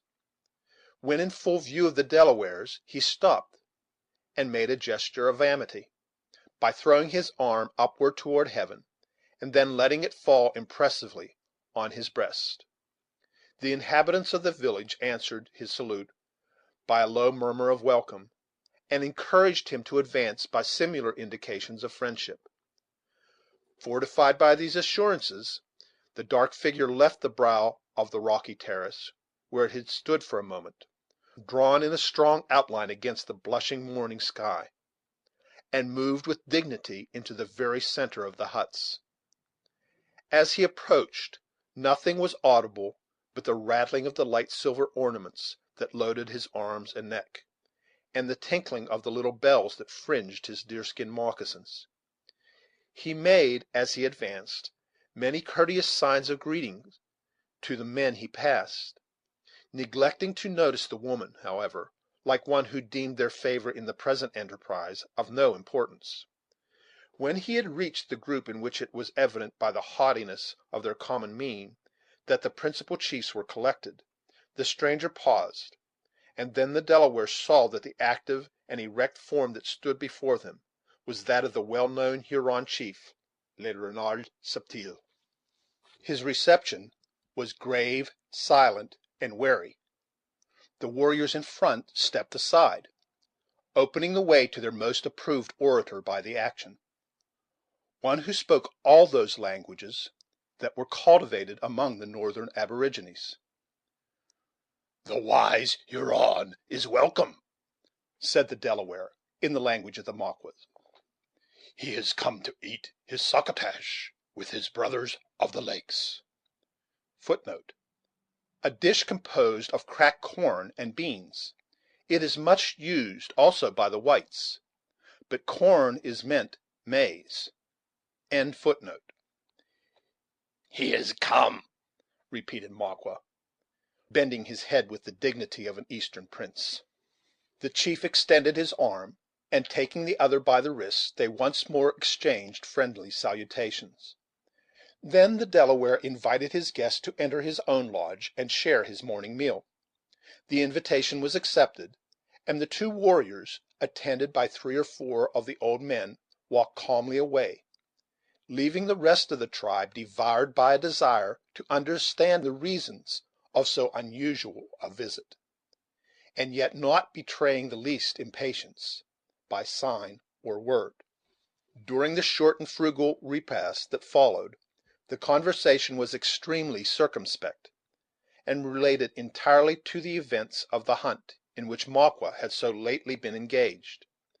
It would have been impossible for the most finished breeding to wear more of the appearance of considering the visit as a thing of course than did his host, notwithstanding every individual present was perfectly aware that it must be connected with some secret object, and that probably of importance to themselves.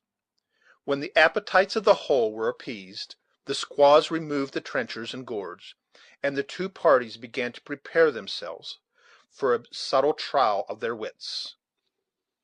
"Is the face of my great Canada father turned again toward his Huron children?" demanded the orator of the Delawares.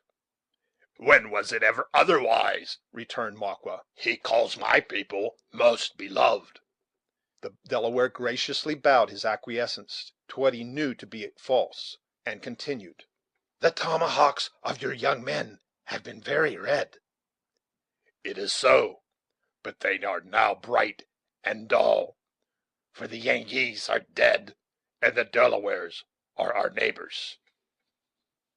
The other acknowledged the pacific compliment by a gesture of the hand, and remained silent. Then Magua, as if recalled to such a recollection by the allusion to the massacre, demanded: "Does my prisoner give trouble to my brothers?" "She is welcome." "The path between the Hurons and the Delawares is short, and it is open. Let her be sent to my squaws if she gives trouble to my brother." "She is welcome," returned the chief of the latter nation, still more emphatically. The baffled Magua continued silent several minutes, apparently indifferent, however, to the repulse he had received in his opening effort to regain possession of Cora. "Do my young men leave the Delawares' room on the mountains for their hunts?" he at length continued. "The Lenapes are rulers of their own hills," returned the other a little haughtily. "It is well. Justice is the master of a red skin. Why should they brighten their tomahawks and sharpen their knives against each other? Are not the pale faces thicker than the swallows in the season of the flowers?" "Good!" exclaimed 2 or 3 of his auditors at the same time. Magua waited a little to permit his words to soften the feelings of the Delawares before he added: "Have there not been strange moccasins in the woods? Have not my brothers scented the feet of white men?" "Let my Canada father come," returned the other evasively. "His children are ready to see him." When the great chief comes, it is to smoke with the Indians in their wigwams. The Hurons say, too, he is welcome; but the Yengeese have long arms, and legs that never tire. My young men dreamed that they had seen the trail of the Yengeese nigh the village of the Delawares. They will not find the Lenape asleep. It is well; the warrior whose eye is open can see his enemy," said Makwa, once more shifting his ground, when he found himself unable to penetrate the caution of his companion. "I have brought gifts to my brother. His nation would not go on the war path because they did not think it well; but their friends have remembered where they lived." When he had thus announced his liberal intention, the crafty chief arose, and gravely spread his presents before the dazzled eyes of his host. They consisted principally of trinkets of little value, plundered from the slaughtered females of William Henry. In the division of the baubles the cunning Huron discovered no less art than in their selection. While he bestowed those of greater value on the two most distinguished warriors, one of whom was his host, he seasoned his offerings to their inferiors with such well timed and apposite compliments as left them no ground of complaint. In short, the whole ceremony contained such a happy blending of the profitable with the flattering, that it was not difficult for the donor immediately to read the effect of a generosity so aptly mingled with praise in the eyes of those he addressed. This well judged and politic stroke on the part of Makwa was not without instantaneous results.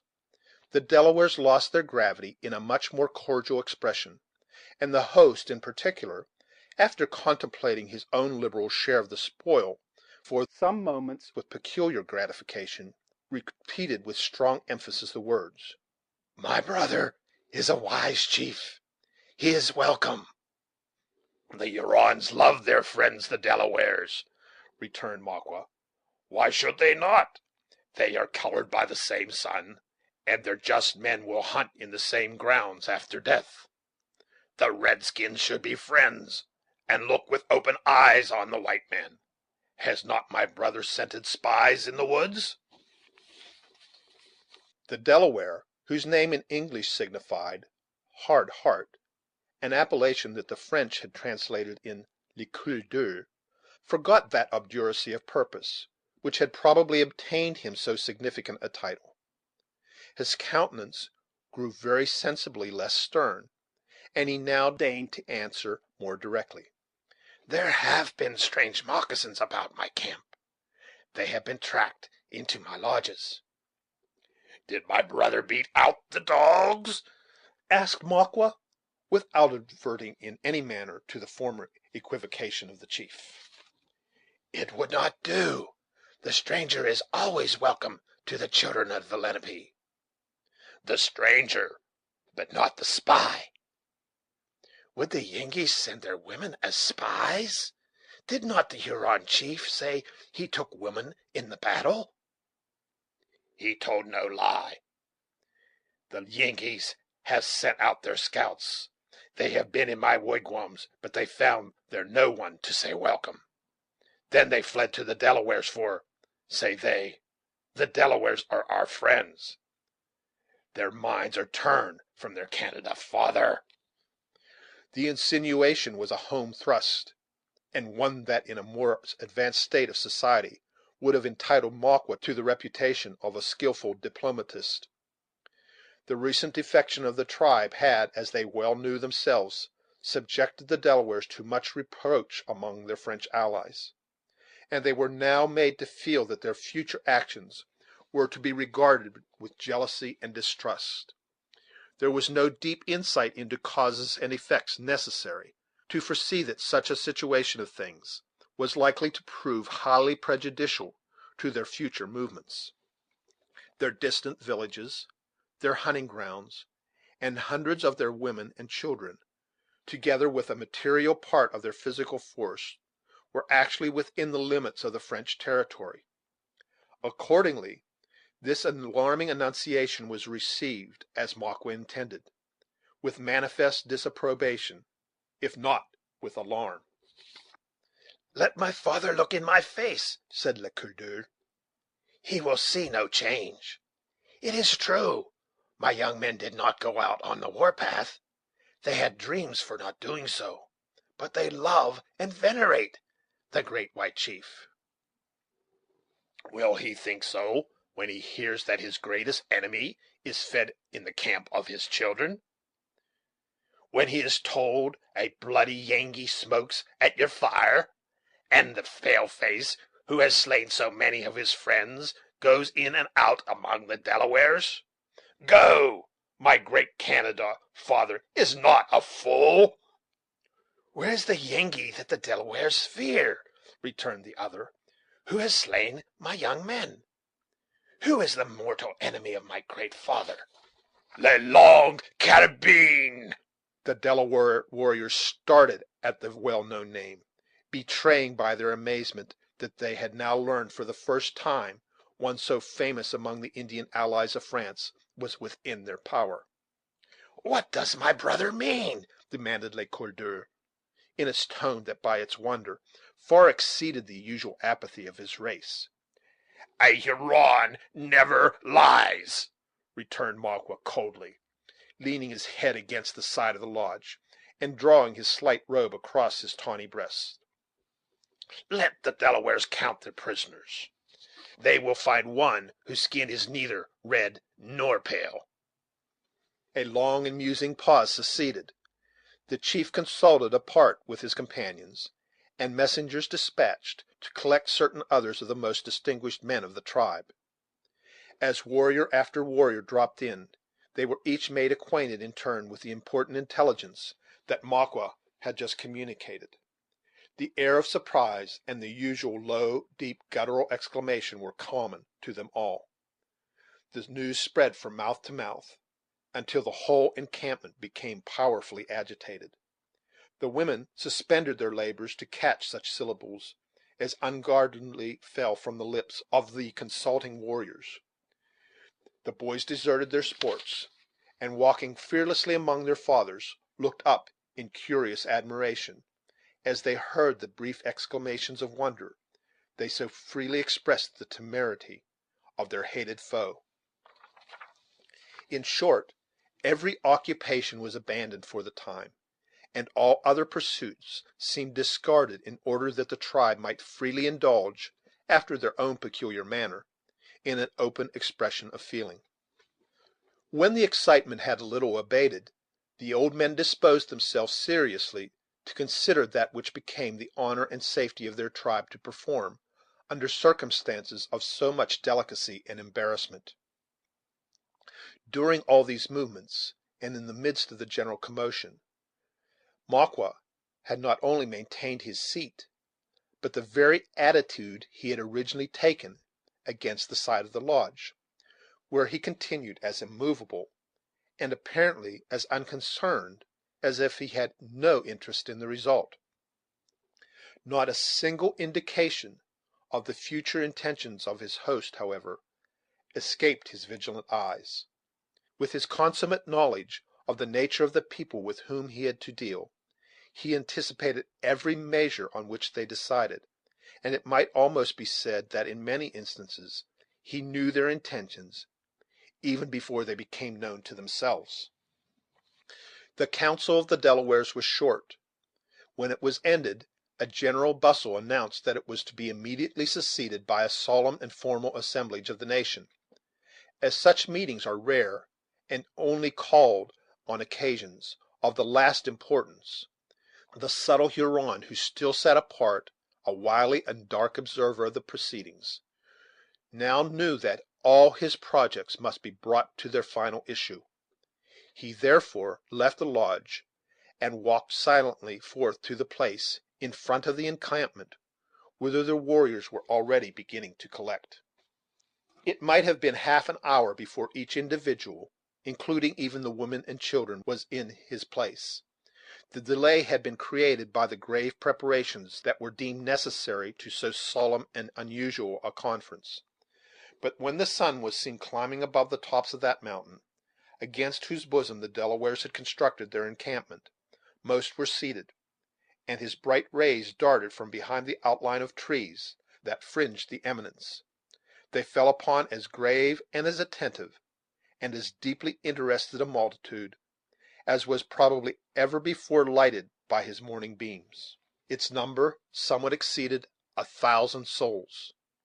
In a collection of so serious savages, there is never to be found any impatient aspirant after premature distinction, standing ready to move his auditors to some hasty and perhaps injudicious discussion, in order that his own reputation might be the gainer. An act of so much precipitancy and presumption would seal the downfall of precocious intellect forever. It rested solely on the oldest and most experienced of the men to lay the subject of the conference before the people. Until such a one arose to make some movement, no deeds in arms, no natural gifts, nor any renown as an orator would have justified the slightest interruption. On the present occasion, the aged warrior, whose privilege it was to speak, was silent, seemingly oppressed with the magnitude of his subject. The delay had already continued long beyond the usual deliberative pause that always preceded a conference, but no sign of impatience or surprise escaped even the youngest boy. Occasionally an eye was raised from the earth, where the looks of most were riveted, and strayed toward a particular lodge, that was, however, in no manner distinguished from those around it, except in the peculiar care that had been taken to protect it against the assaults of the weather. At length, one of those low murmurs that are so apt to disturb a multitude was heard, and the whole nation arose to their feet by a common impulse. At that instant the door of the lodge in question opened, and 3 men issuing from it slowly approached the place of consultation. They were all aged, even beyond that period to which the oldest present had reached; but one in the centre, who leaned on his companions for support, had numbered an amount of years to which the human race is seldom permitted to attain. His frame, which had once been tall and erect like the cedar, was now bending under the pressure of more than a century. The elastic, light step of an Indian was gone, and in its place he was compelled to toil his tardy way over the ground, inch by inch. His dark, wrinkled countenance was in singular and wild contrast to the long white locks which floated on his shoulders, in such thickness as to announce that generations had probably passed away since they had last been shorn. The dress of this patriarch, for such, considering his vast age, in conjunction with his affinity and influence with his people, he might very properly be termed, was rich and imposing, though strictly after the simple fashions of the tribe. His robe was of the finest skins, which had been deprived of their fur in order to admit of a hieroglyphical representation of various deeds in arms done in former ages. His bosom was loaded with medals, some in massive silver, and 1 or 2 even in gold, the gifts of various Christian potentates during the long period of his life. He also wore armlets and cinctures above the ankles, and the latter precious metal. His head, on the whole of which the hair had been permitted to grow, the pursuits of war having so long been abandoned, was encircled by a sort of plaited diadem, which in turn bore lesser and more glittering ornaments, that sparkled amid the glossy hues of 3 drooping ostrich feathers, dyed a deep black in touching contrast to the color of his snow white locks. His tomahawk was nearly hid in silver, and the handle of his knife shone like a horn of solid gold. So soon as the first hum of emotion and pleasure, which the sudden appearance of this venerated individual created, had a little subsided, the name of Tamenund was whispered from mouth to mouth. Magua had often heard the fame of this wise and just Delaware, a reputation that even proceeded so far as to bestow on him the rare gift of holding secret communion with the Great Spirit. and which has since transmitted his name, with some slight alteration, to the white usurpers of his ancient territory, as the imaginary tutelar saint of a vast empire. The Americans sometimes called their tutelar saint Tomine, a corruption of the name of the renowned chief here introduced. There are many traditions which speak of the character and power of Tamenund. The Huron chief, therefore, stepped eagerly out a little from the throng, to a spot whence he might catch a nearer glimpse of the features of the man whose decision was likely to produce so deep an influence on his own fortunes. The eyes of the old man were closed, as though the organs were wearied with having so long witnessed the selfish workings of human passions. The color of his skin differed from that of most around him, being richer and darker, the latter having been produced by certain delicate and mazy lines of complicated and yet beautiful figures, which had been traced over most of his person by the operation of tattooing. Notwithstanding the position of the Huron, he passed the observant and silent Maqua without notice, and, leaning on his two venerable supporters, proceeded to the high place of the multitude, where he seated himself in the center of his nation, with the dignity of a monarch and the air of a father. Nothing could surpass the reverence and affection with which this unexpected visit from one who belongs rather to another world than to this was received by his people. After a suitable and decent pause, the principal chiefs arose, and, approaching the patriarch, they placed his hands reverently on their heads, seeming to entreat a blessing. The younger men were content with touching his robe, or even drawing nigh his person, in order to breathe in the atmosphere of one so aged, so just, and so valiant. None but the most distinguished among the youthful warriors even presumed so far as to perform the latter ceremony, the great mass of the multitude deeming it a sufficient happiness to look upon a form so deeply venerated and so well beloved. When these acts of affection and respect were performed, the chiefs drew back again to their several places, and silence reigned in the whole encampment. After a short delay, a few of the young men, to whom instructions had been whispered by one of the aged attendants at Tamenund, arose, left the crowd, and entered the lodge which has already been noted as the object of so much attention throughout that morning. In a few minutes they reappeared, escorting the individuals who had caused all these solemn preparations toward the seat of judgment. The crowd opened in a lane, and when the party had re-entered, it closed in again, forming a large and dense belt of human bodies, arranged in an open circle. Chapter 28. Chapter 29. The assembly seated, rising o'er the rest, Achilles thus the king of men addressed. From Pope's Iliad. Cora stood foremost among the prisoners, entwining her arms in those of Alice in the tenderness of sisterly love. Notwithstanding the fearful and menacing array of savages on every side of her, no apprehension on her own account could prevent the nobler minded maiden from keeping her eyes fastened on the pale and anxious features of the trembling Alice.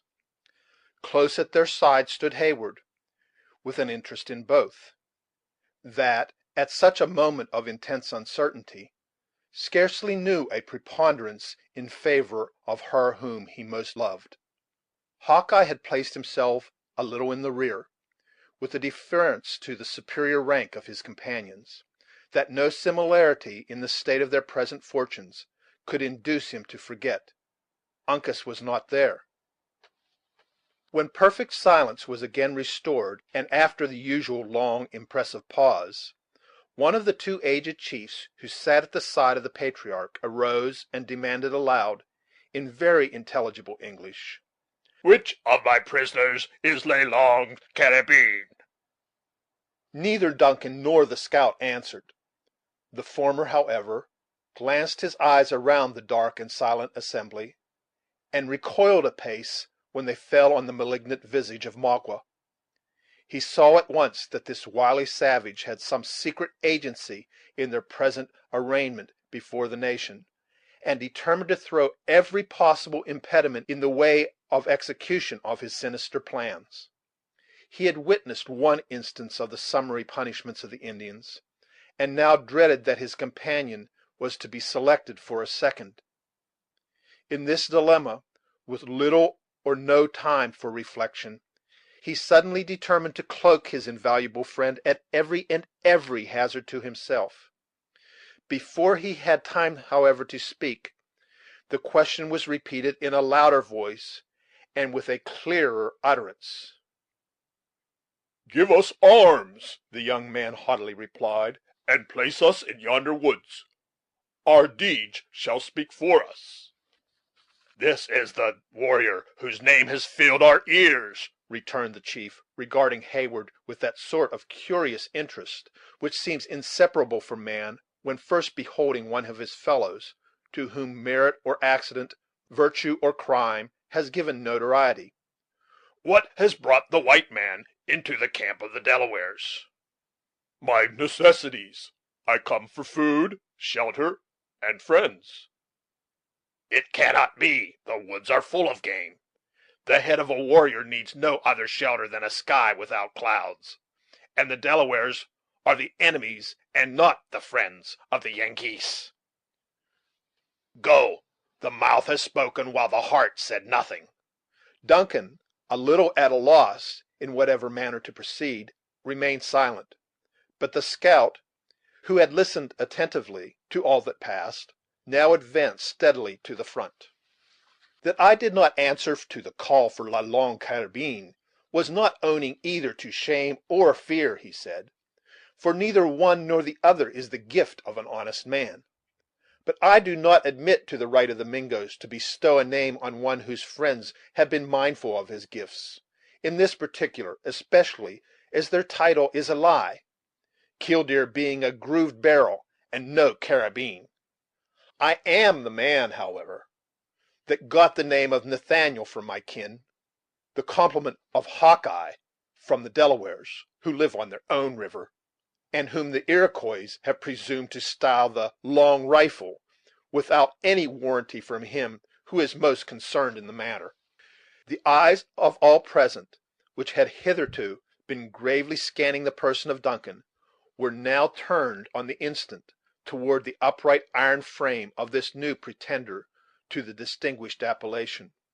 It was in no degree remarkable that there should be found two who were willing to claim so great an honor, for impostors, though rare, were not unknown among the natives; but it was altogether material to the just and severe intentions of the Delaware that there should be no mistake in the matter. Some of their old men consulted together in private, and then, as it would seem, they determined to interrogate their visitor on the subject. "My brother has said that a snake crept into my camp," said the chief to Magua. "Which is he?" The Huron pointed to the scout.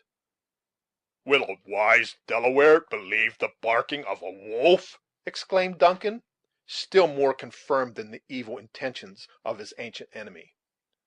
"A dog never lies; but when was a wolf known to speak the truth?" The eyes of Magua flashed fire, but suddenly recollecting the necessity of maintaining his presence of mind, he turned away in silent disdain, well assured that the sagacity of the Indians would not fail to extract the real merits of the point in controversy. He was not deceived; for, after another short consultation, the wary Delaware turned to him again, and expressed the determination of the chiefs, though in the most considerate language. "My brother has been called a liar," he said, "and his friends are angry. They will show that he has spoken the truth. Give my prisoners guns, and let them prove which is the man."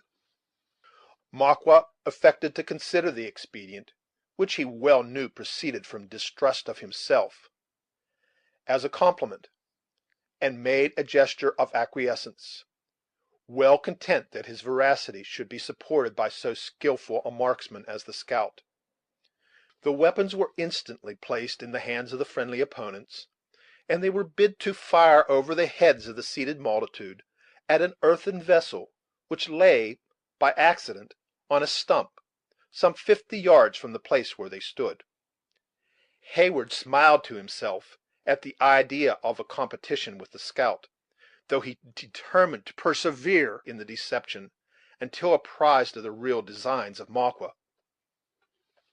Raising his rifle with the utmost care, and renewing his aim 3 several times, he fired. The bullet cut the wood within a few inches of the vessel, and a general exclamation of satisfaction announced that the shot was considered a proof of great skill in the use of a weapon. Even Hawkeye nodded his head, as if he would say, it was better than he expected; but instead of manifesting an intention to contend with the successful marksman, he stood leaning on his rifle for more than a minute, like a man who was completely buried in thought. From his reverie he was, however, awakened by one of the young Indians who had furnished the arms, and who now touched his shoulder, saying, in exceedingly broken English, Can the pale face beat it? "Yes, Huron," exclaimed the scout, raising the short rifle in his right hand, and shaking it at Magua, with as much apparent ease as if it were a reed.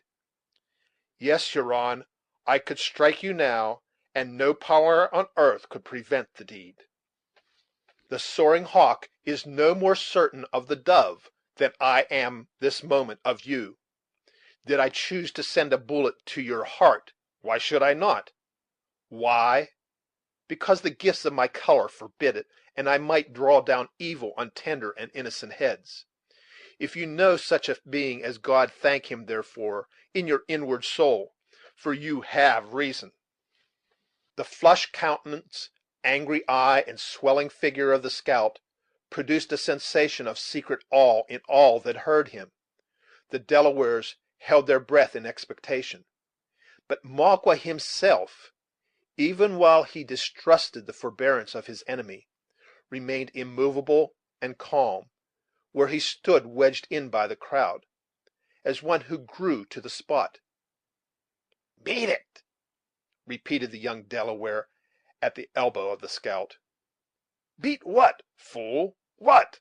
exclaimed Hawkeye, still flourishing the weapon angrily above his head, though his eye no longer sought the person of Magua.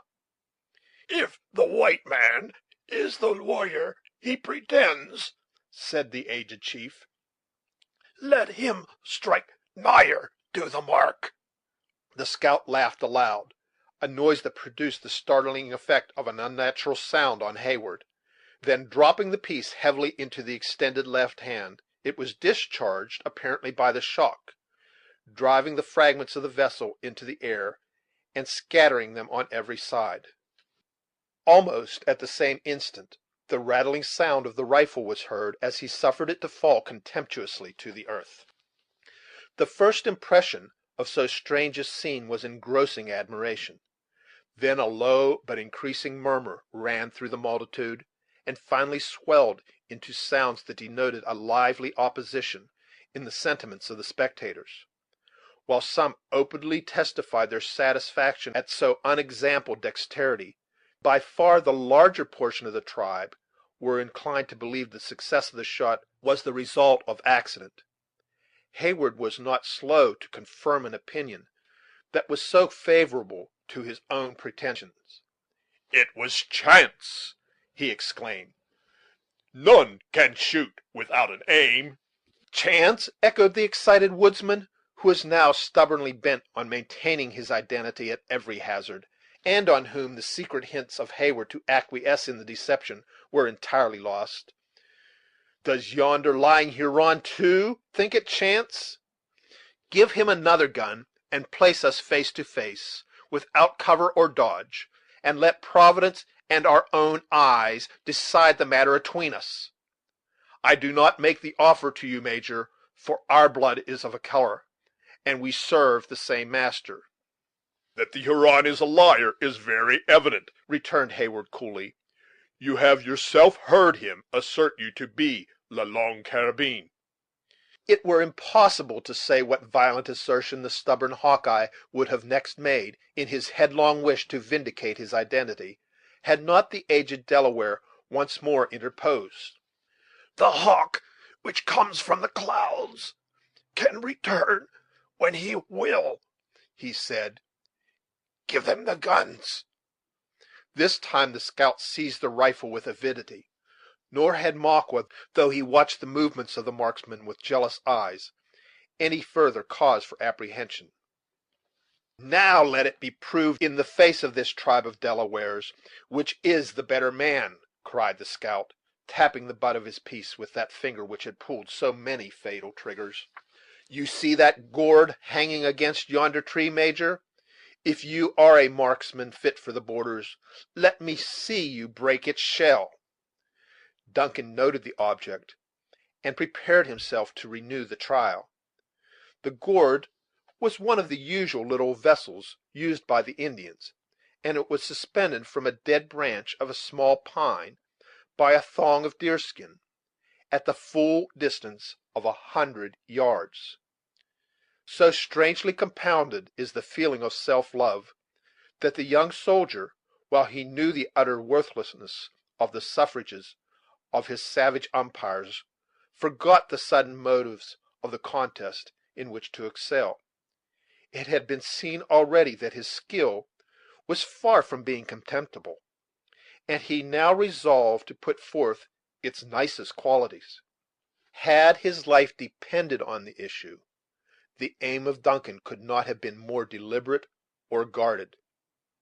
He fired, and 3 or 4 young Indians, who sprang forward at the report, announced with a shout that the ball was in the tree, a very little on one side of the proper object.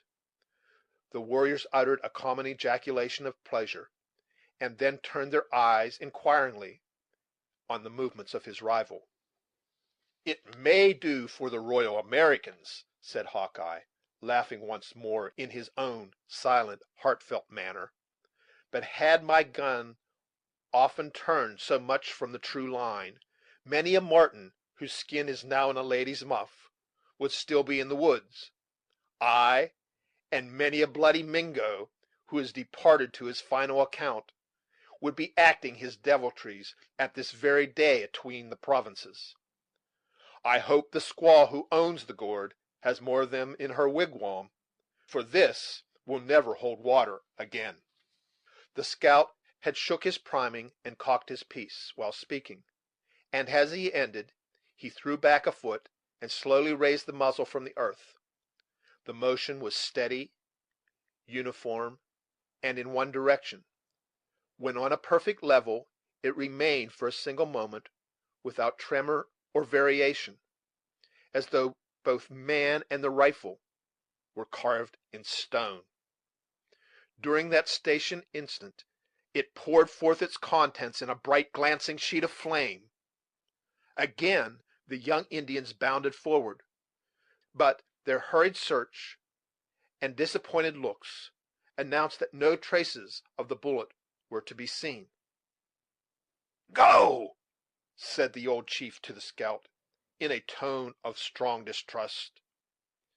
"Thou art a wolf in the skin of a dog. I will talk to the long rifle of the Yankees." "Ah, had I that piece which furnished the name you use, I would obligate myself to cut the thong and drop the gourd without breaking it," returned Hawkeye, perfectly undisturbed by the other's manner. "Fools! If you would find the bullet of a sharpshooter in these woods, you must look in the object, and not around it." The Indian youths instantly comprehended his meaning, for this time he spoke in the Delaware tongue, and tearing the gourd from the tree, they held it on high with an exulting shout, displaying a hole in its bottom, which had been cut by the bullet after passing through the usual orifice in the center of its upper side.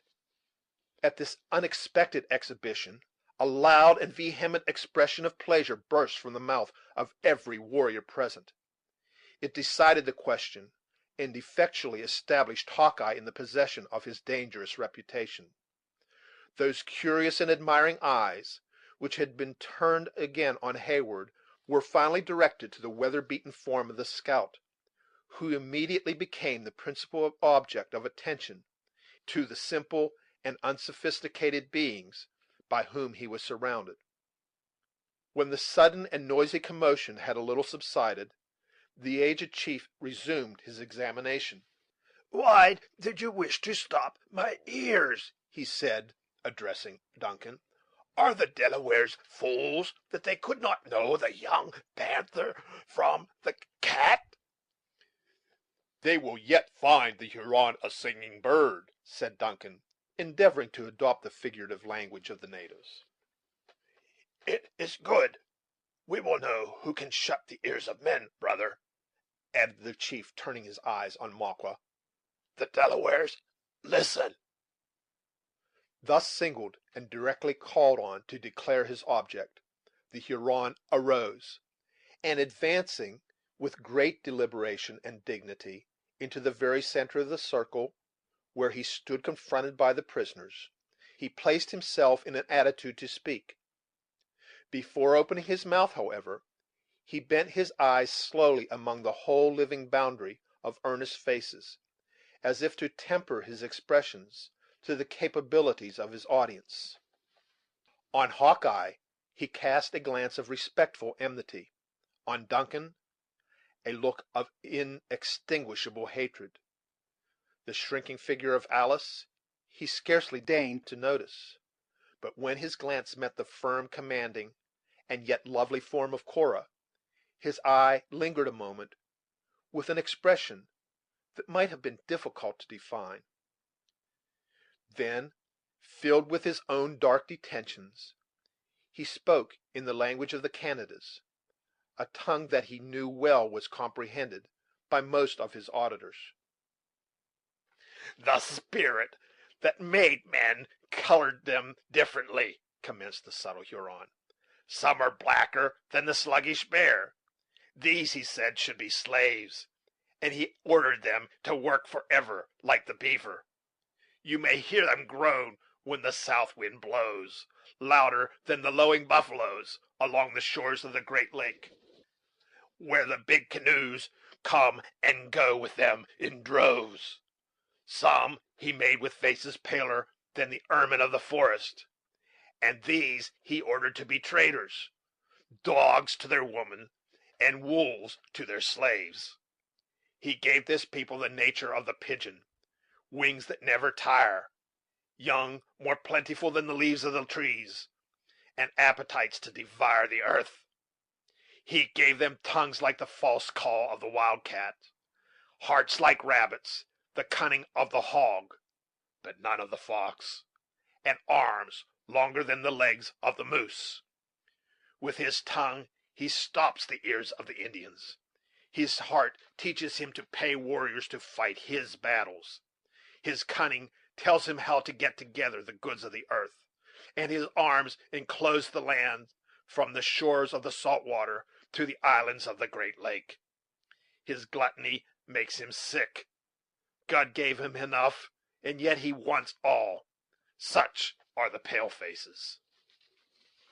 Some the Great Spirit made with skins brighter and redder than yonder sun," continued Mahquah, pointing impressively upward to the lurid luminary, which was struggling through the misty atmosphere of the horizon; "and these did he fashion to his own mind. He gave them his island as he had made it, covered with trees and filled with game. The wind made their clearings, the sun and rain ripened their fruits, and the snows came to tell them to be thankful. What need had they of roads to journey by? They saw through the hills. When the beavers worked, they lay in shade and looked on. The winds cooled them in summer; in winter skins kept them warm. If they fought among themselves, it was to prove that they were men. They were brave, they were just, they were happy." Here the speaker paused, and again looked around him to discover if his legend had touched the sympathy of his listeners. He met everywhere with eyes riveted on his own, heads erect, and nostrils expanded, as if each individual present felt himself able and willing singly to redress the wrongs of his race.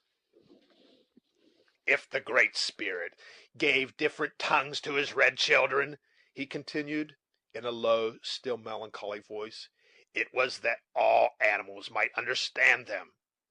Some he placed among the snows, with their cousin the bear; some he placed near the setting sun, on the road to the happy hunting grounds; some on the lands around the great fresh waters; but to his greatest and most beloved he gave the sands of the salt lake. Do my brothers know the name of this favored people?" "It was the Lenape!" exclaimed 20 eager voices in a breath. "It was the Lenni Lenape," returned Makwa, affecting to bend his head in reverence to their former greatness. "It was the tribes of the Lenape. The sun rose from water that was salt, and set in water that was sweet, and never hid himself from their eyes. But why should I, a Huron of the woods, tell a wise people their own traditions? Why remind them of their injuries, their ancient greatness, their deeds, their glory, their happiness, their losses, their defeats, their misery? Is there not one among them who has seen it all, and knows it to be true? I have done. My tongue is still, for my heart is of lead. I listen." As the voice of the speaker suddenly ceased, every face and all eyes turned by a common movement toward the venerable Tamenund.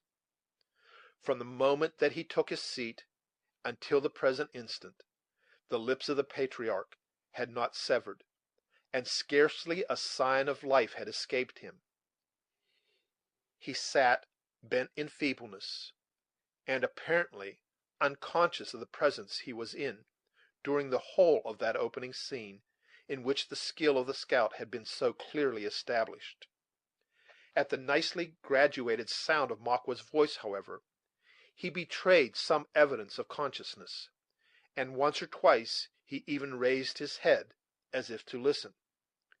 But when the crafty Huron spoke of his nation by name, the eyelids of the old man raised themselves, and he looked out upon the multitude with that sort of dull, unmeaning expression which might be supposed to belong to the countenance of a spectre. Then he made an effort to rise, and being upheld by his supporters, he gained his feet in a posture commanding by its dignity, while he tottered with weakness. "Who call upon the children of the Lenape?" he said, in a deep, guttural voice, that was rendered awfully audible by the breathless silence of the multitude. "Who speaks of things gone? Does not the egg become a worm, the worm a fly, and perish? Why tell the Delawares of good that is past? Better thank the Manitou for that which remains." "It is a Wyandot," said Makwa, stepping nigher to the rude platform on which the others stood. "a friend of Tamenund." "A friend!" repeated the sage, on whose brow a dark frown settled, imparting a portion of that severity which had rendered his eye so terrible in middle age. "Are the Mingoes rulers of the earth? What brings a Huron here?" "Justice. His prisoners are with his brothers, and he comes for his own." Tamenund turned his head toward one of his supporters, and listened to the short explanation the man gave.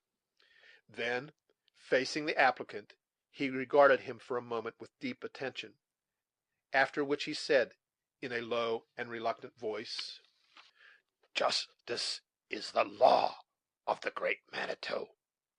My children, give the stranger food; then, Huron, take thine own and depart."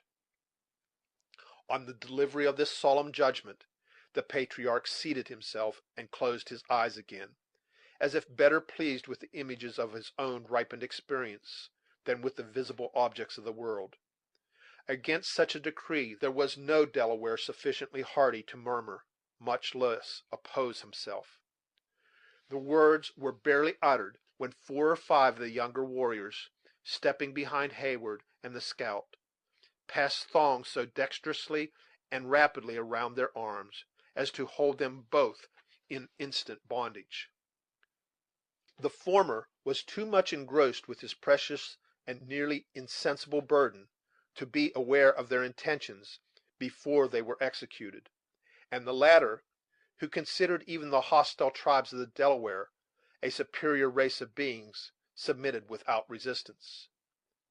Perhaps, however, the manner of the scout would not have been so passive, had he fully comprehended the language in which the preceding dialogue had been conducted. Machua cast a look of triumph around the whole assembly before he proceeded to the execution of his purpose. Perceiving that the men were unable to offer any resistance, he turned his look on her he valued most. Cora met his gaze with an eye so calm and firm that his resolution wavered. Then, recollecting his former artifice, he raised Alice from the arms of the warrior against whom she leaned, and, beckoning Heyward to follow, he motioned for the encircling crowd to open. But Cora, instead of obeying the impulse he had expected, rushed to the feet of the patriarch, and, raising her voice, exclaimed out loud: Just and venerable Delaware, on thy wisdom and power we lean for mercy. Be deaf to yonder artful and remorseless monster, who poisons thy ears with falsehoods to feed his thirst for blood. Thou that hast lived long, and that hast seen the evil of the world, should know how to temper its calamities to the miserable. The eyes of the old man opened heavily, and he once more looked upward at the multitude. As the piercing tones of the suppliant swelled on his ears, they moved slowly in the direction of her person, and finally settled there on a steady gaze. Cora had cast herself to her knees, and, with hands clenched in each other and pressed upon her bosom, she remained like a beauteous and breathing model of her sex, looking up in his faded but majestic countenance with a species of holy reverence. Gradually the expression of Tamenund's features changed, and, losing their vacancy in admiration, they lighted with a portion of that intelligence which a century before had been wont to communicate his youthful fire to the extensive bands of the Delawares. Rising without assistance, and seemingly without an effort, he demanded in a voice that startled its auditors by its firmness: What art thou? A woman, one of a hated race, if thou wilt, a Yankee, but one who has never harmed thee, and who cannot harm thy people if she would, who hast forsook her.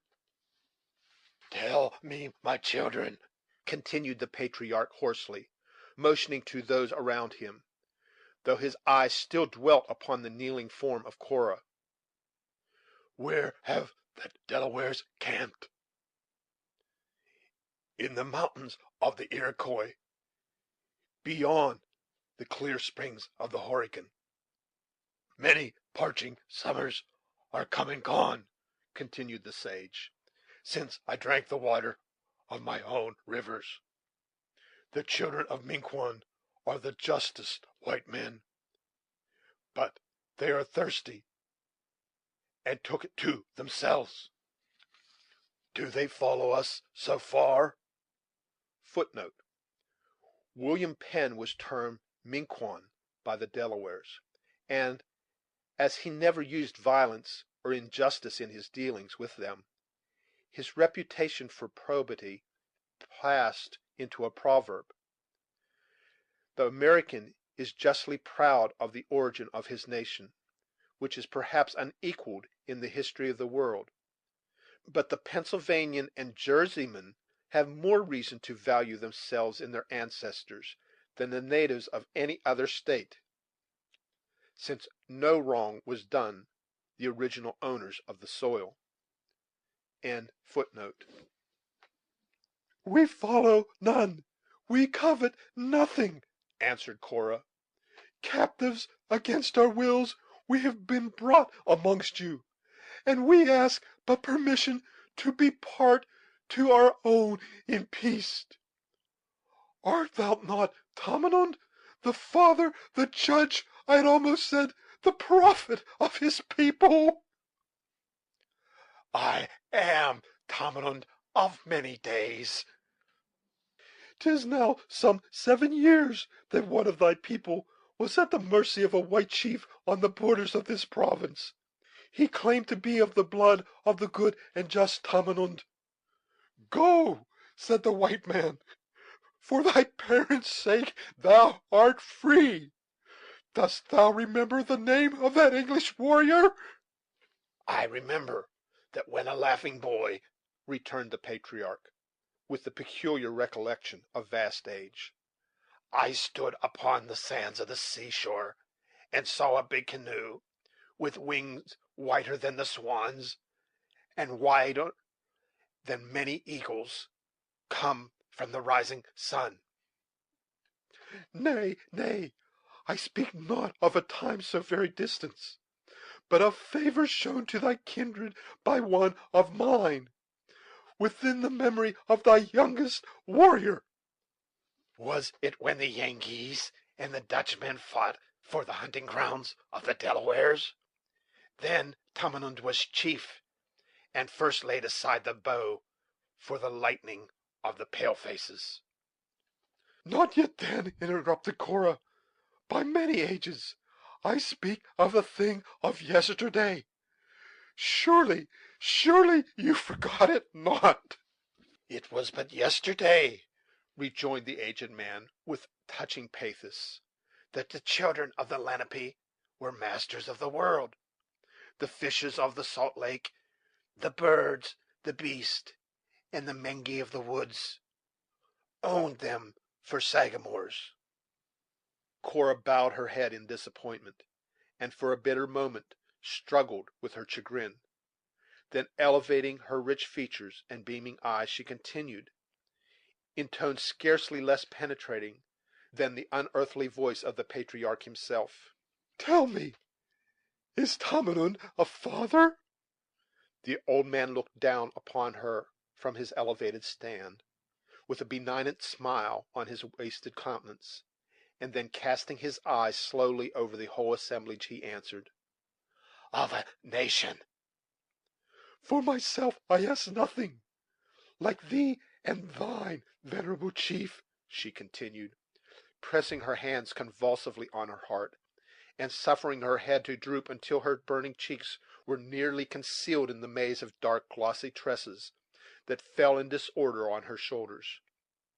The curse of my ancestors has fallen heavily on their child, but yonder is one who has never known the weight of Heaven's displeasure until now. She is the daughter of an old and failing man, whose days are near their close. She has many, very many, to love her and delight in her, and she is too good, much too precious, to become the victim of that villain. I know that the pale faces are a proud and hungry race. I know that they claim not only to have the earth, but that the meanest of their color is better than the sachems of the red man. The dogs and crows of their tribes, continued the earnest old chieftain, without heeding the wounded spirit of his listener, whose head was nearly crushed to the earth in shame, as he proceeded, would bark and caw before they would take a woman to their wigwams, whose blood was not the color of snow. But let them not boast before the face of the Manitou too loud. They entered the land of the rising, and may yet go off at the setting sun. I have often seen the locust strip the leaves from the trees, but the season of blossoms has always come again. It is so, said Cora, drawing a long breath, as if reviving from a trance, raising her face and shaking back her shining veil with a kindling eye that contradicted the death-like paleness of her countenance. "But why is it not permitted us to inquire? There is yet one of thine own people who has not been brought before thee. Before thou lettest the Huron depart in triumph, hear him speak." Observing Tamenund to look about him doubtfully, one of his companions said: It is a snake, a redskin in the pay of the Yankees. We keep him for the torture. Let him come," returned the sage. Then Tamenund once more sank into his seat, and a silence so deep prevailed while the young man prepared to obey his simple mandate, that the leaves, which fluttered in the draught of the light morning air, were distinctly heard rustling in the surrounding forest.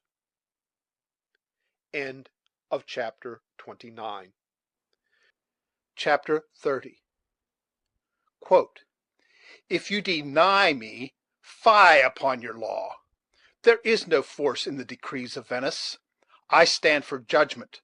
Answer, shall I have it? Merchant of Venice. The silence continued, unbroken by human sounds, for many anxious minutes. Then the waving multitude opened and shut again, and Uncas stood in the living circle. All those eyes which had been curiously studying the lineaments of the sage, as the source of their own intelligence, turned on the instant, and were now bent in secret admiration on the erect, agile, and faultless person of the captive. But neither the presence in which he found himself, nor the exclusive attention that he attracted, in any manner disturbed the self-possession of the young Mohican. He cast a deliberate and observing look on every side of him, meeting the settled expression of hostility that lowered in the visages of the chiefs, with the same calmness as the curious gaze of the attentive children. But when, last in his haughty scrutiny, the person of Tamenund came under his glance, his eye became fixed, as though all other objects were already forgotten. Then, advancing with a slow and noiseless step up the area, he placed himself immediately before the footstool of the sage, where he stood unnoted, though keenly observant himself, until one of the chiefs apprised the latter of his presence. With what tongue does the prisoner speak to the Manito? Demanded the patriarch, without unclosing his eyes. Like his fathers, Uncas replied, with the tongue of the Delaware. At this sudden and unexpected annunciation, a low, fierce yell ran through the multitude, that might not inaptly be compared to the growl of the lion as his caller is first awakened, fearful omen of the weight of his future anger. The effect was equally strong on the sage, though differently exhibited. He passed his hand before his eyes, as if to exclude the least evidence of so shameful a spectacle, while he repeated his low, guttural tones the words he had just heard. A Delaware? I have lived to see the tribes of the Lenape driven from their council fires, and scattered like broken herds of deer among the hills of the Iroquois. I have seen the hatchets of a strong people sweep woods from the valleys, and the winds of heaven have spared. The beasts that run on the mountains, and the birds that fly above the trees, have I seen living in the wigwams of men; but never before have I found a Delaware so base as to creep like a poisonous serpent into the camps of his nation. The singing birds have opened their bills, returned Uncas, in the softest notes of his own musical voice, and Tamenund has heard their song. The sage started and bent his head aside, as if to catch the fleeting sounds of some passing melody. Does Tamenund dream?" he exclaimed. "What voice is at his ear? Have the winters gone backward? Will summer come again to the children of the Lenape?" A solemn and respectful silence succeeded this incoherent burst from the lips of the Delaware prophet. His people readily constructed his unintelligible language into one of those mysterious conferences he was believed to hold so frequently with a superior intelligence, and they awaited the issue of the revelation in awe. After a patient pause, however, one of the aged men, perceiving that the sage had lost the recollection of the subject before him, ventured to remind him again of the presence of the prisoner. "The false Delaware trembles, lest he should hear the words of Tamenund," he said. "'Tis a hound that howls when the Yankees show him a trail." "And ye," returned Uncas, looking sternly around him, "are dogs that whine when the Frenchman casts the offals of his deer." 20 knives gleamed in the air, and as many warriors sprang to their feet at this biting and perhaps merited retort; but emotion from one of the chiefs suppressed the outbreaking of their tempers, and restored the appearance of quiet. The task might probably have been more difficult, had not a movement made by Tamenund indicated that he was again about to speak. "Delaware," resumed the sage, "little art thou worthy of thy name. My people have not seen a bright sun in many winters, and the warrior who deserts his tribe when hid in clouds is doubly a traitor. The law of the Manitou is just. It is so while the rivers run and the mountains stand; but the blossoms come and go on the trees. It must be so. He is thine, my children. Deal justly by him." Not a limb was moved, nor a breath drawn louder and longer than common, until the closing syllable of this final decree had passed the lips of Tamenund. Then a cry of vengeance burst at once, as it might be from the united lips of the nation, a frightful augury of their ruthless intentions. In the midst of these prolonged and savage yells, a chief proclaimed in a high voice that the captive was condemned to endure the dreadful trial of torture by fire. The circle broke its order, and screams of delight mingled with the bustle and tumult of preparation. Heyward struggled madly with his captors. The anxious eye of Hawkeye began to look around him with an expression of peculiar earnestness, and Cora again threw herself at the feet of the patriarch, once more a suppliant for mercy. Throughout the whole of these trying moments, Uncas had alone preserved his serenity. He looked on the preparations with a steady eye, and when the tormentors came to seize him, he met them with a firm and upright attitude. One among them, if possible more fierce and savage than his fellows, seized the hunting shirt of the young warrior, and at a single effort tore it from his body. Then, with a yell of frantic pleasure, he leaped toward his unresisting victim, and prepared to lead him to the stake. But at that moment, when he appeared most a stranger to the feeling of humanities, the purpose of the savage was arrested as suddenly as if a supernatural agency had interposed in the behalf of Uncas. The eyes of the Delaware seemed to start from their sockets.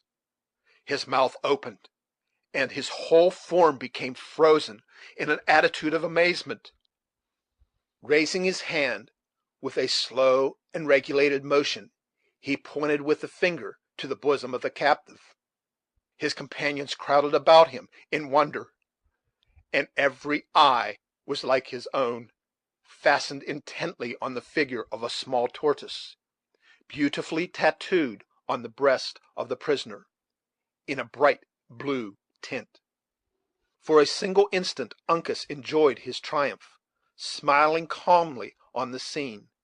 Then, motioning the crowd away with a high and haughty sweep of his arm, he advanced in front of the nation with the air of a king, and spoke in a voice louder than the murmur of admiration that ran through the multitude. "Men of the Lenape," he said, "my race upholds the earth. your feeble tribes stands on my shell. What fire that a Delaware can light would burn the child of my fathers," he added, pointing proudly to the simple blazonry on his skin. "The blood that came from such a stock would smother your flames. My race is the grandfather of nations." "Who art thou?" demanded Tamenund, rising at the startling tones he heard, more than any meaning conveyed by the language of the prisoner. "Uncas, son of Chingachgook," answered the captive modestly, turning from the nation and bending his head in reverence to the other's character and years. "A son of the great Unimus." Footnote: Turtle. "The hour of Tamenund is nigh," exclaimed the sage. "The day is come at last to the night. I thank the Manitou. The one is here to fill my place at the council fire. Uncas, the child of Uncas, is found. Let the eyes of a dying eagle gaze on the rising sun." The youth stepped lightly but proudly on the platform, where he became visible to the whole agitated and wondering multitude. Tamenund held him long at the length of his arm, and read every turn in the fine lineaments of his countenance, with the untiring gaze of one who recalled days of happiness. "Is Tamenund a boy?" at length the bewildered prophet exclaimed. "Have I dreamed of so many snows, that my people were scattered like floating sands? Of Yengeese, more plenty than the leaves on the trees? The arrow of Tamenund would not frighten the fawn. His arm is withered like the branch of a dead oak. The snail would be swifter in the race, yet is Uncas before him, as they went to battle against the pale faces. Uncas, the panther of his tribe, the eldest son of the Lenape, the wisest sagamore of the Mohicans. Tell me, ye Delawares, has Tamenund been a sleeper for 100 winters?" The calm and deep silence which succeeded these words sufficiently announced the awful reverence with which his people received all communication of the patriarch. None dared to answer, though all listened in breathless expectation of what might follow. Uncas, however, looking in his face with the fondness and veneration of a favored child, presumed on his own high and acknowledged rank, to reply. "4 warriors of his race have lived and died," he said, "since the fire of Tamenund led his people to battle. The blood of the turtle has been in many chiefs, but all have gone back into the earth from whence they came, except Chingachgook and his son." "It is true, it is true," returned the sage, a flash of recollection destroying all his pleasing fancies, and restoring him at once to a consciousness of the true history of his nation. "Our wise men have often said that 2 warriors of the unchanged race were in the hills of the Yengeese. Why have their seats at the council fires of the Delawares been so long empty?" At these words the young man raised his head, which he had still kept bowed a little in reverence, and lifting his voice so as to be heard by the multitude, as if to explain at once and forever the policy of his family, he said aloud: "Once we slept where we could hear the Salt Lake speak of his anger. Then we were rulers and sagamores over the land. But when a pale face was seen on every brook, we followed the deer back to the river of our nation. The Delawares are gone. Few warriors of them all stayed to drink of the stream they love. They said, my fathers, here will we hunt. The waters of the river go into the Salt Lake. If we go toward the setting sun, we shall find streams that run into the great lakes of the sweet water. There would a Mohican die like fishes of the sea in the clear springs." When the Manito is ready, and shall say, Come, we will follow the river to the sea, and take our own again. Such, Delawares, is the belief of the children of the Turtle. Our eyes are on the rising, and not toward the setting sun. We know whence he comes, but we know not whither he goes. It is enough." The men of the Lenape listened to his words with all the respect that superstition could lend, finding a secret charm even in the figurative language with which the young Sagamore imparted his ideas. Uncas himself watched the effect of his brief explanation with intelligent eyes, and gradually dropped the air of authority he had assumed, as he perceived that his auditors were content. Then, permitting his looks to wander over the silent throng that crowded around the elevated seat of Tamenund, he first perceived Hawkeye in his bonds. Stepping eagerly from his stand, he made way for himself to the side of his friend, and cutting his thong with a quick and angry stroke of his own knife, he motioned to the crowd to divide. The Indians silently obeyed, and once more they stood ranged in their circle. As before his appearance among them, Uncas stood the scout by the hand, and led him to the feet of the patriarch. "Father," he said, "look at his pale face, a just man, and the friend of the Delawares." "Is he a son of Minquon?" "Not so; a warrior known to the Yengeese, and feared by the Maquas." "What name has he gained by his deeds?" "We call him Hawkeye," Uncas replied, using the Delaware phrase, "for his sight never fails. The Mingoes know him better by the death he gives their warriors. With them he is the Long Rifle." "La Long Carabine!" exclaimed Tamenund, opening his eyes and regarding the scout sternly. "My son has not done well to call him friend." "I call him so who proves himself such," returned the young chief, with great calmness, but with a steady mien. "If Uncas is welcome among the Delawares, then is Hawkeye with his friends." "The pale face has slain my young man. His name is great for the blows he has struck the Lenape." "If a Mingo has whispered that much in the ear of the Delaware, he has only shown that he is a singing bird," said the scout, who now believed that it was time to vindicate himself from such offensive charges, and who spoke as the man he addressed, modifying his Indian figures, however, with his own peculiar notions.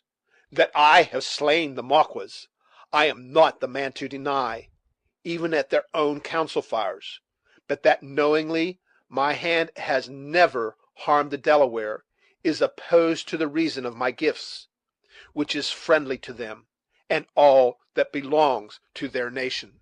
A low exclamation of applause passed among the warriors, who exchanged looks at each other, like men that first began to perceive their error. "Where is the Huron?"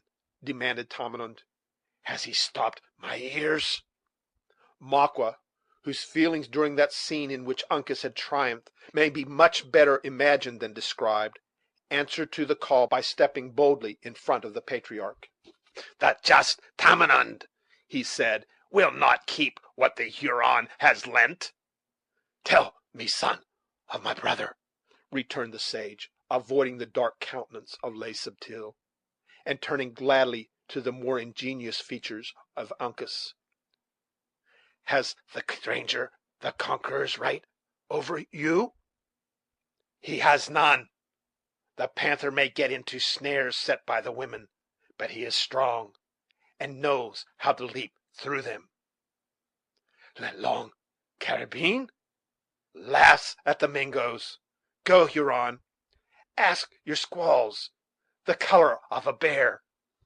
The stranger and white maiden that come into my camp together should journey an open path, and the woman that Huron left with my warriors Uncas made no reply. And the woman that the Mingo has brought into my camp? repeated Tamenund gravely. She is mine, cried Makwa, shaking his hand in triumph at Uncas. Mohican. You know that she is mine. My son is silent, said Tamenund, endeavoring to read the expression of the face that the youth turned from him in sorrow. It is so, was the low answer. A short and impressive pause succeeded, during which it was very apparent with what reluctance the multitude admitted the justice of the Mingo's claim. At length the sage, on whom alone the decision depended, said in a firm voice: Huron, depart. As he came, just Tamenund, demanded the wily Magua. or with hands filled with the faith of the Delawares. The wigwam of Le Renard Subtil is empty. Make him strong with his own. The aged man mused with himself for a while, and then, bending his head toward one of his venerable companions, he asked: Are my ears open? It is true. Is this Mingo a chief? The first in his nation.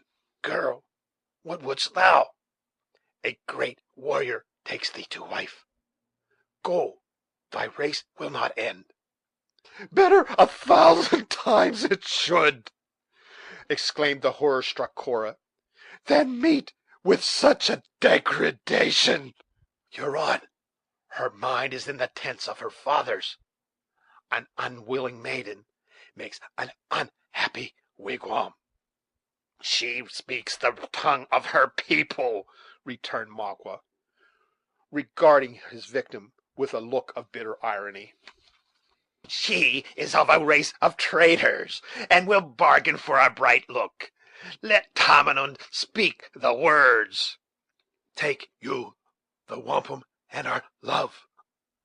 Nothing hence but what Magua brought hither. Then depart with thine own. The great Manito forbids that a Delaware should be unjust. Magua advanced and seized his captive strongly by the arm. The Delawares fell back in silence, and Cora, as if conscious that remonstrance would be useless, prepared to submit to her fate without resistance. "Hold, hold!" cried Duncan, springing forward. "Huron, have mercy. Her ransom shall make thee richer than any of thy people were ever yet known to be." Magua is a redskin. He wants not the beads of the pale faces.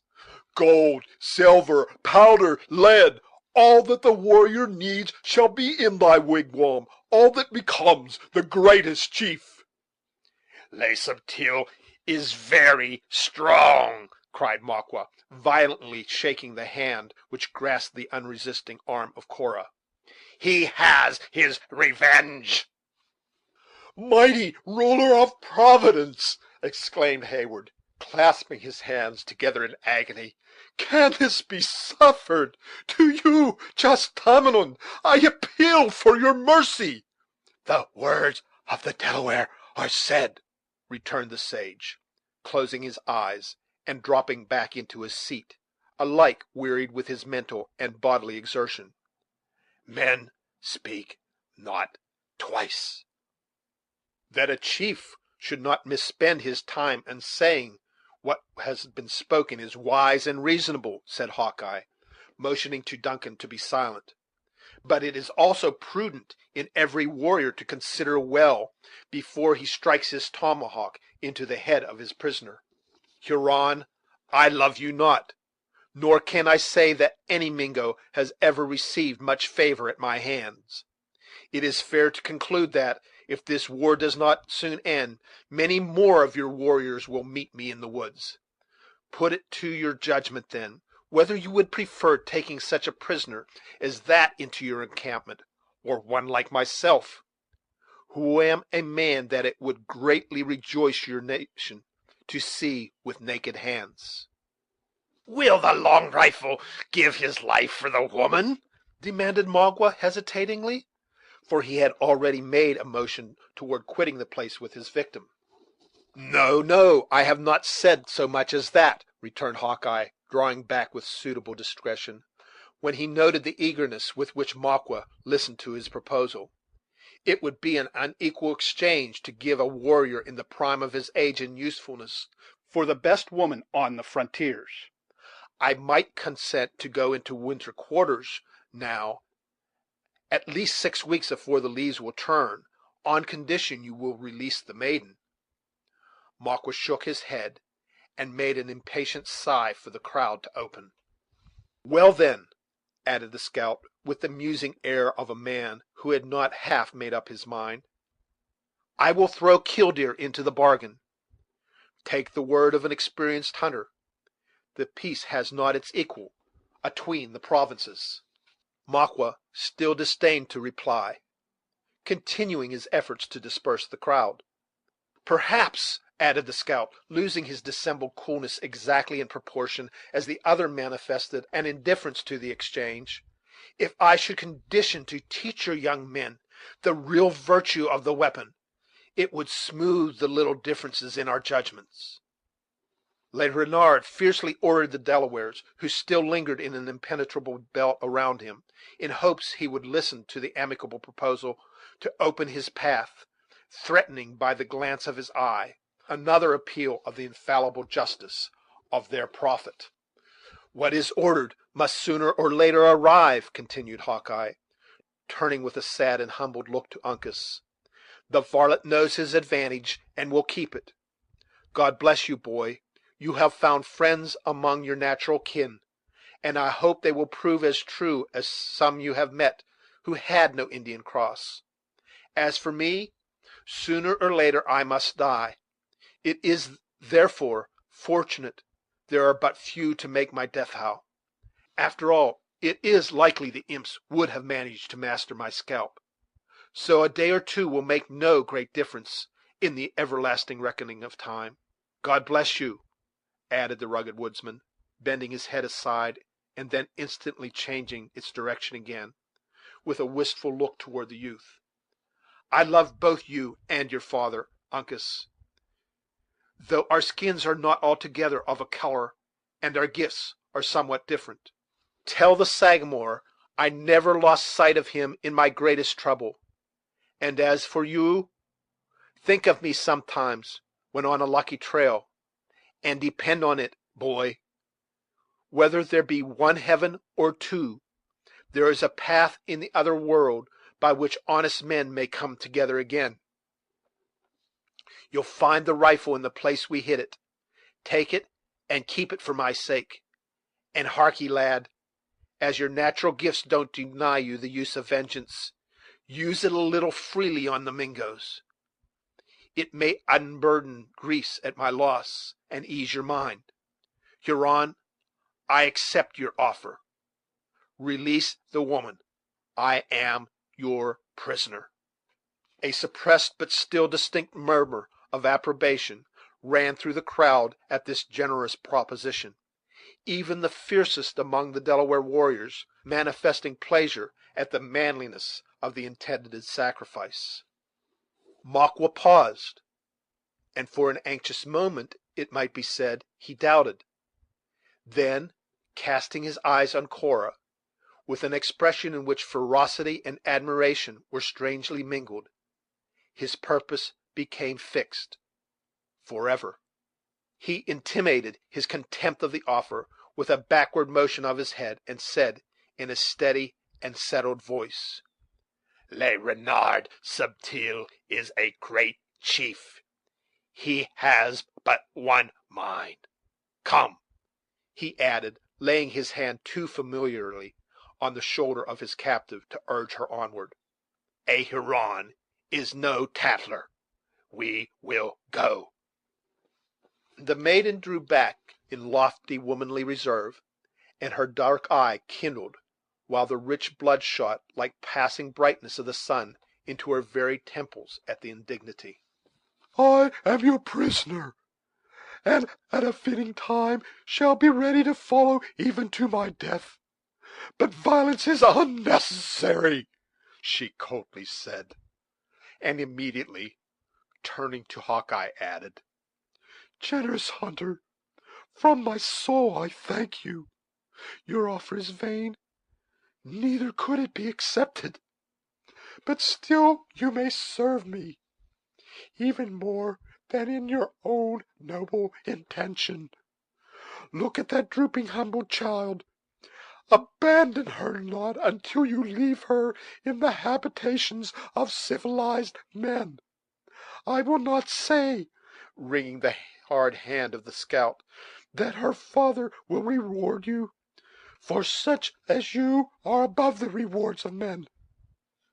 But he will thank you and bless you. And believe me, the blessing of a just and aged man has virtue in the sight of heaven. Would to God I could hear one word from his lips at this awful moment."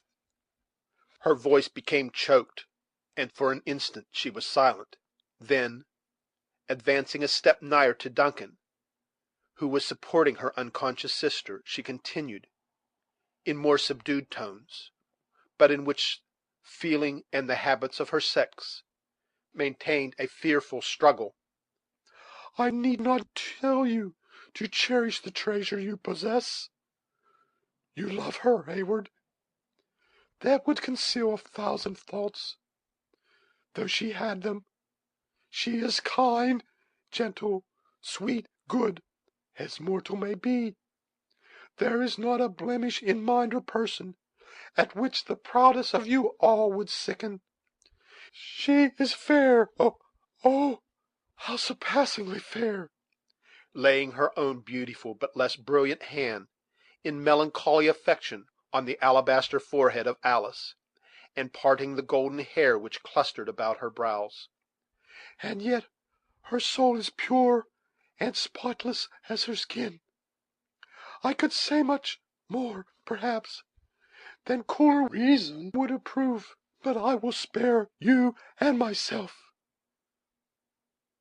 Her voice became inaudible, and her face was bent over the form of her sister. After a long and burning kiss, she arose, and with features of the hue of death, but without even a tear in her feverish eye, she turned away and added to the savage, with all her former elevation of manner, "Now, sir, if it be your pleasure, I will follow." "I go!" cried Duncan, placing Alice in the arms of an Indian girl. "Go, Magua, go! These Delawares have their laws which forbid them to detain you; but I have no such obligation. Go, malignant monster! Why do you delay?" It would be difficult to describe the expression with which Magua listened to this threat to follow. There was at first a fierce and manifest display of joy, and then it was instantly subdued in a look of cunning coldness. The words are open," He was content with answering. "The open hand can come." "Hold!" cried Hawkeye, seizing Duncan by the arm, and detaining him by violence. "You know not the craft of the imp. He would lead you to an ambushment and your death." "Huron!" interrupted Uncas, who, submissive to the stern customs of his people, had been an attentive and grave listener to all that passed. "Huron, the justice of the Delawares comes from the Manitou. Look at the sun; he is now in the upper branches of the hemlock. Your path is short and open. When he is seen above the trees, there will be men on your trail." "I hear a crow!" exclaimed Magua, with a taunting laugh. "Go!" he added, shaking his hand at the crowd, which had slowly opened to admit his passage. "Where are the petticoats of the Delawares? Let them send their arrows and their guns to the Wyandots.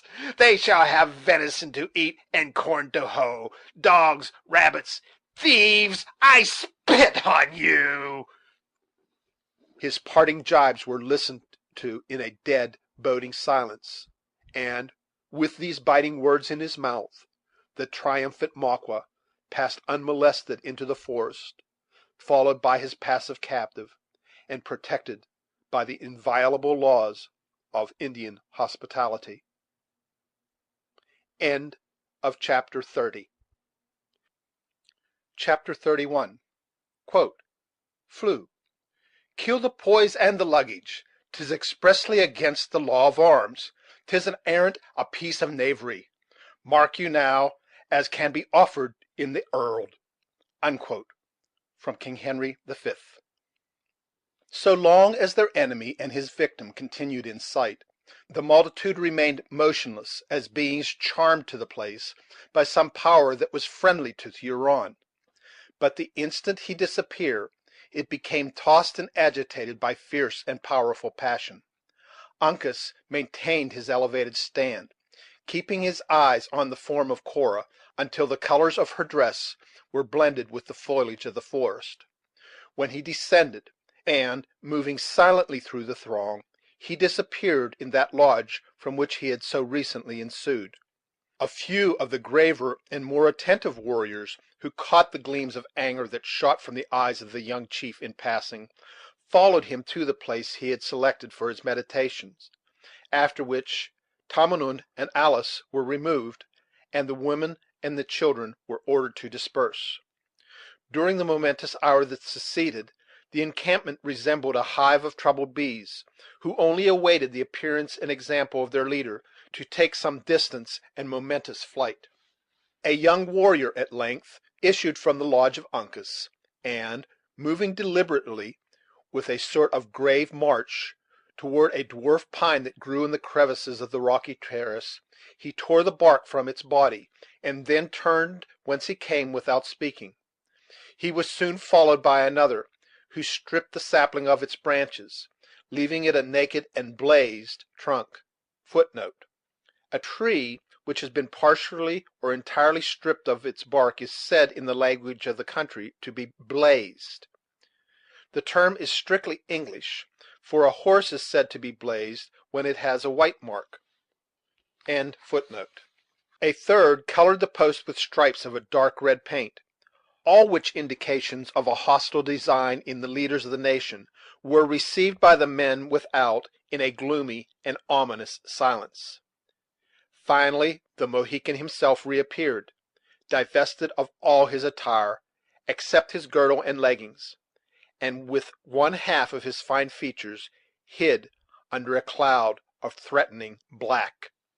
Uncas moved with a slow and dignified tread toward the post, which he immediately commenced encircling with a measured step, not unlike an ancient dance, raising his voice at the same time in the wild and irregular chant of his war song. The notes were in the extremes of human sounds, being sometimes melancholy and exquisitely plaintive, even rivaling the melody of birds, and then, by sudden and startling transitions, causing the auditors to tremble by their depth and energy. The words were few and often repeated, proceeding gradually from a sort of invocation or hymn to the Deity, to an intimation of the warrior's object, and terminating, as they commenced, with an acknowledgment of his own dependence on the Great Spirit. If it were possible to translate the comprehensive and melodious language in which he spoke, the ode might read something like the following: Manito, Manito, Manito, thou art great, thou art good, thou art wise. Manito, Manito, thou art just. In the heavens, in the clouds, oh, I see many spots, many dark, many red. In the heavens, oh, I see many clouds. In the woods, in the air, oh, I hear the whoop, the long yell, and this cry. In the woods, oh, I hear the loud whoop.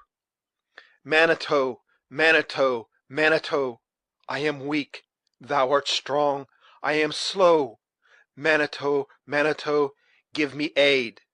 At the end of what might be called each verse he made a pause, by raising a note louder and longer than common, that was peculiarly suited to the sentiment just expressed.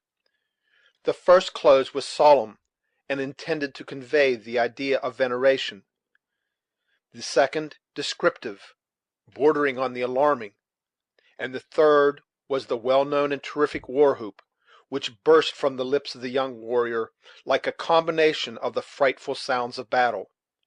The last was like the first, humble and imploring.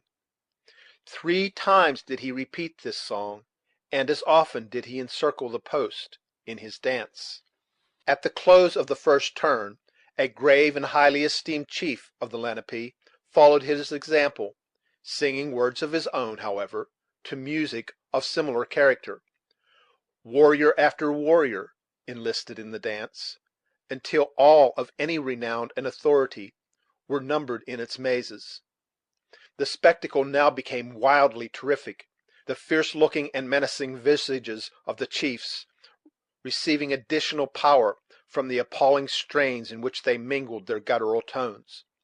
Just then Uncas struck his tomahawk deep into the post, and raised his voice in a shout which might be termed his own battle cry. The act announced that he had assumed the chief authority in the intended expedition. It was a signal that awakened all the slumbering passions of the nation. 100 youths, who had hitherto been restrained by the diffidence of their years, rushed in a frantic body on the fancied emblem of their enemy, and severed it asunder, splinter by splinter, until nothing remained of the trunk but its roots in the earth. During this moment of tumult, the ruthless deeds of war were performed on the fragments of the tree, with as much apparent ferocity as if they were the living victims of their cruelty. Some were scalped, some received the keen and trembling axe, and others suffered thrust from the fatal knife. In short, the manifestations of zeal and fierce delight were so great and unequivocal that the expedition was declared to be a war of the nation. The instant Uncas had struck the blow, he moved out of the circle, and cast his eyes up to the sun, which was just gaining the point whence the truce with Magua was to end. The fact was soon announced by a significant gesture, accompanied by a corresponding cry, and the whole of the excited multitude abandoned their mimic warfare, with shrill yells of pleasure, to prepare for the more hazardous experiment of the reality. The whole face of the encampment was instantly changed. The warriors, who were already armed and painted, became still, as if they were incapable of any uncommon burst of emotion. On the other hand, the women broke out of the lodges with songs of joy and those of lamentation, so strangely mixed that it might have been difficult to have said which passion preponderated. None, however, was idle. Some bore their choicest articles, others their young, and some their aged and infirm, into the forest, which spread itself like a verdant carpet of bright green against the side of the mountain. Thither Tamenund also retired, with calm composure, after a short and touching interview with Uncas, from whom the sage separated with the reluctance that a parent would quit a long lost and just recovered child. In the meantime, Duncan saw Alice to a place of safety, and then sought the scout with a countenance that denoted how eagerly he also panted for the approaching contest. But Hawkeye was too much accustomed to the war song and the enlistments of the natives to betray any interest in the passing scene. He merely cast an occasional look at the number and quality of the warriors, who, from time to time, signified their readiness to accompany Uncas to the field. In this particular he was soon satisfied; for, as has been already seen, the power of the young chief quickly embraced every fighting man in the nation. After this material point was so satisfactorily decided, he dispatched an Indian boy in quest of killdeer and the rifle of Uncas, to the place where they had deposited their weapons on approaching the camp of the Delawares; a measure of double policy, inasmuch to protect the arms from their own fate if detained as prisoners, and gave them the advantage of appearing among the strangers rather as sufferers than as men provided with means of defence and subsistence. In selecting another to perform the office of reclaiming his highly prized rifle, the scout had lost sight of none of his habitual caution. He knew that Magua had not come unattended, and he also knew that Huron spies watched the movements of their new enemies along the whole boundary of the woods. It would therefore have been fatal to himself to have attempted the experiment. A warrior would have fared no better. But the danger of a boy would not be likely to commence until after his object was discovered. When Heyward joined him, the scout was coolly awaiting the result of this experiment. The boy, who had been well instructed, and was sufficiently crafty, proceeded with a bosom that was swelling with the pride of such a confidence, and all the hopes of young ambition, carelessly across the clearing to the wood, which he entered at a point at some little distance from the place where the guns were secreted. The instant, however, he was concealed by the foliage of the bushes, his dusky form was to be seen gliding like that of a serpent toward the desired treasure. He was successful, and in another moment he appeared flying across the narrow opening that skirted the base of the terrace on which the village stood, with the velocity of an arrow, and bearing a prize in each hand. He had actually gained the crags, and was leaping up their sides with incredible activity, when a shot from the woods showed how accurate had been the judgment of the scout. The boy answered it with a feeble but contemptuous shout, and immediately a second bullet was sent after him from another part of the cover. At the next instant he appeared on the level above, elevating his guns in triumph, while he moved with the air of a conqueror toward the renowned hunter who had honored him by so glorious a commission. Notwithstanding the lively interest Hawkeye had taken in the fate of his messenger, he received Killdeer with a satisfaction that momentarily drove all other recollections from his mind. After examining the piece with an intelligent eye, and opening and shutting the pan for some 10 or 15 times, and trying sundry other equally important experiments on the lock, he turned to the boy and demanded, with great manifestations of kindness, if he was hurt. The urchin looked proudly up in his face, but made no reply. "Ah, I see, lad, the knaves have barked your arm," added the scout, taking up the limb of the patient sufferer, across which a deep flesh wound had been made by one of the bullets. "But a little bruised alder will act like a charm. In the meantime I will wrap it in a bandage of wampum.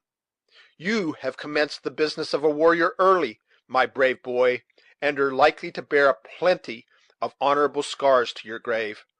I know many young men that have taken scalps that cannot show such a mark as this. Go," having bound up the arm, "you will be a chief." The lad departed, prouder of his flowing blood than the vainest courtier could be of his blushing ribbon, and stalked among the fellows of his age, an object of general admiration and envy. But, in a moment of so many serious and important duties, this single act of juvenile fortitude did not attract the general notice and commendation it would have received under milder auspices. It had, however, served to apprise the Delawares of the position and intentions of their enemies.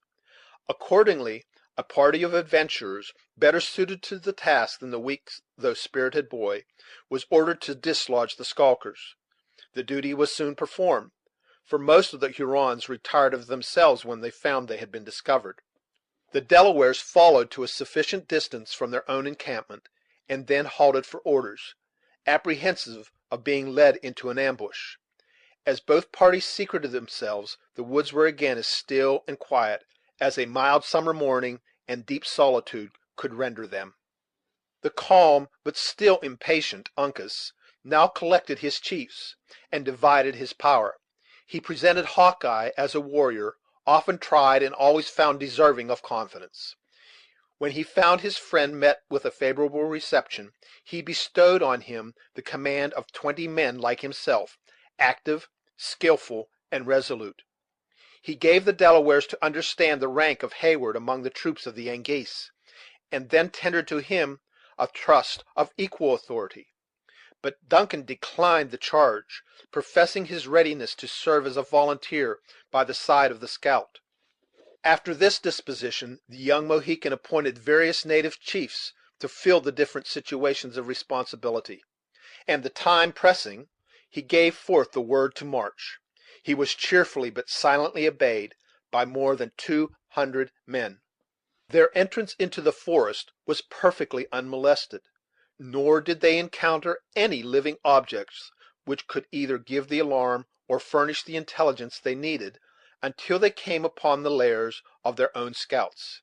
Here a halt was ordered, and the chiefs were assembled to hold a whispering council. At this meeting diverse plans of operation were suggested, though none of a character to meet the wishes of their ardent leader.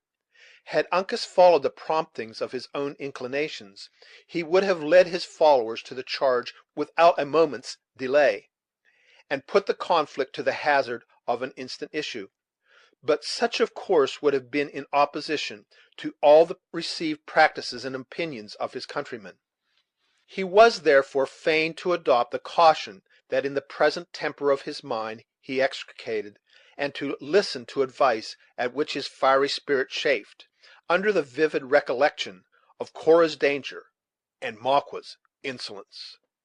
After an unsatisfactory conference of many minutes, a solitary individual was seen advancing from the side of the enemy, with such apparent haste as to induce the belief he might be a messenger charged with pacific overtures.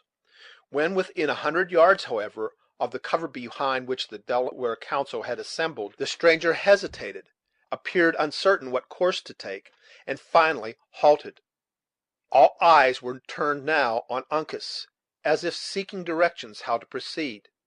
Hawkeye, Said the young chief in a low voice, he must never speak to the Hurons again.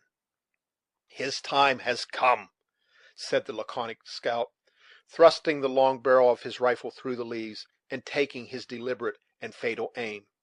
But instead of pulling the trigger, he lowered the muzzle again, and indulged himself in a fit of his peculiar mirth. "I took the imp for a Mingo, as I'm a miserable sinner," he said; "but when my eye ranged along his ribs for a place to get the bullet in, would you think it, Uncas, I saw the musicianer's blower; and so, after all, it is the man they call Gamut, whose death can profit no one, and whose life, if this tongue can do anything but sing, may be made serviceable to our own ends.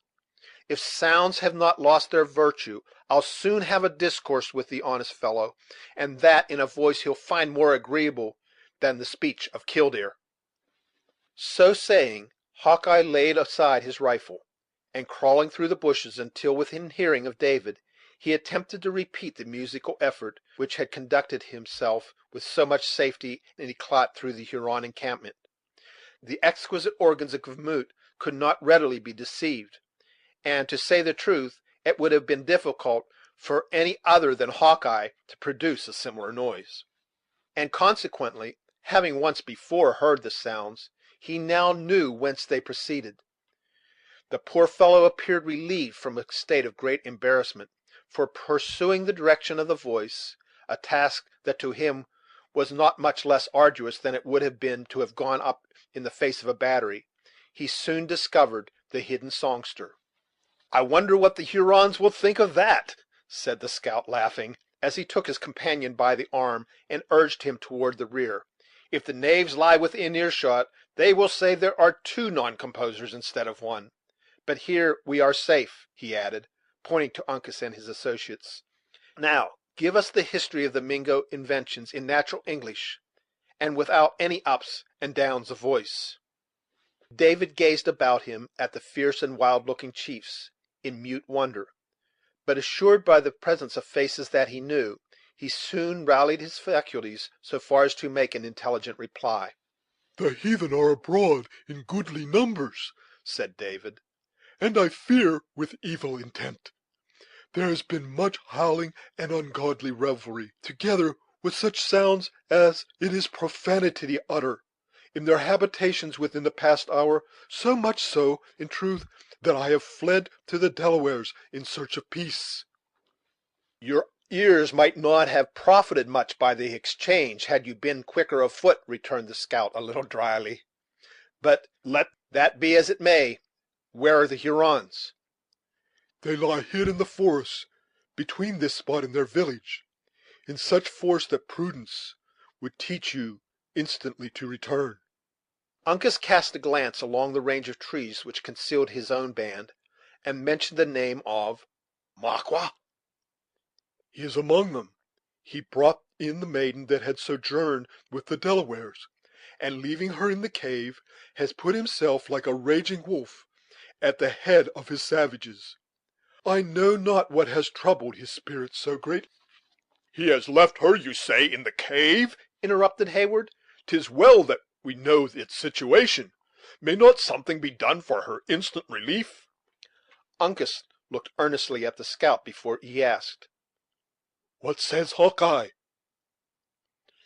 "Give me 20 rifles, and I will turn to the right along the stream, and, passing by the huts of the beaver, will join the Sagamore and the colonel. You shall then hear the hoop from that quarter.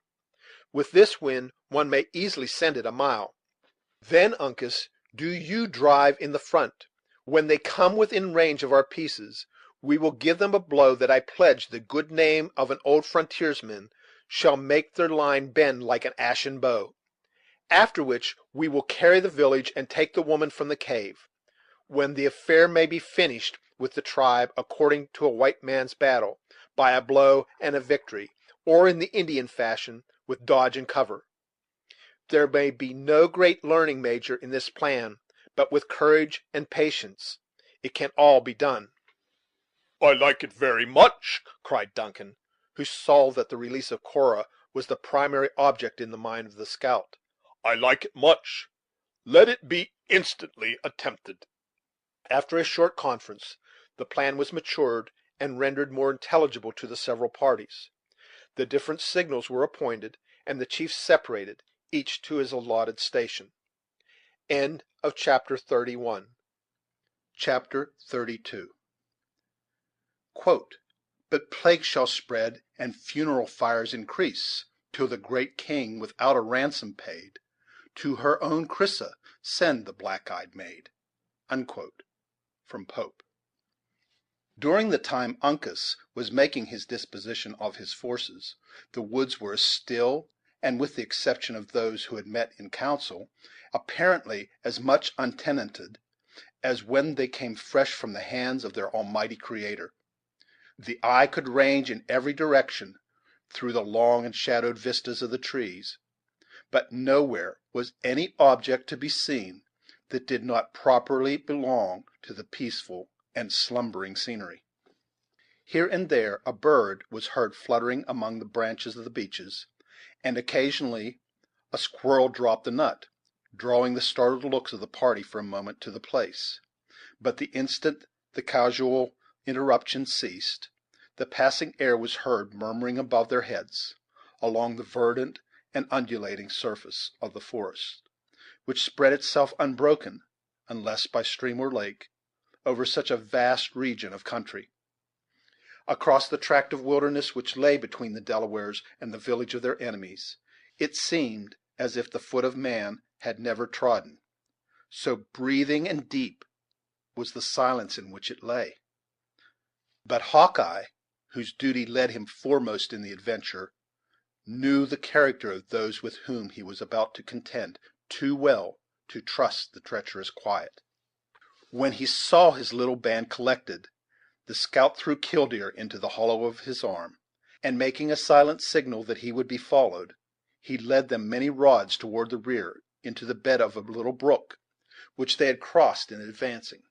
Here he halted, and, after waiting for the whole of his grave and attentive warriors to close about him, he spoke in Delaware, demanding: "Do any of my young men know whither this run will lead us?"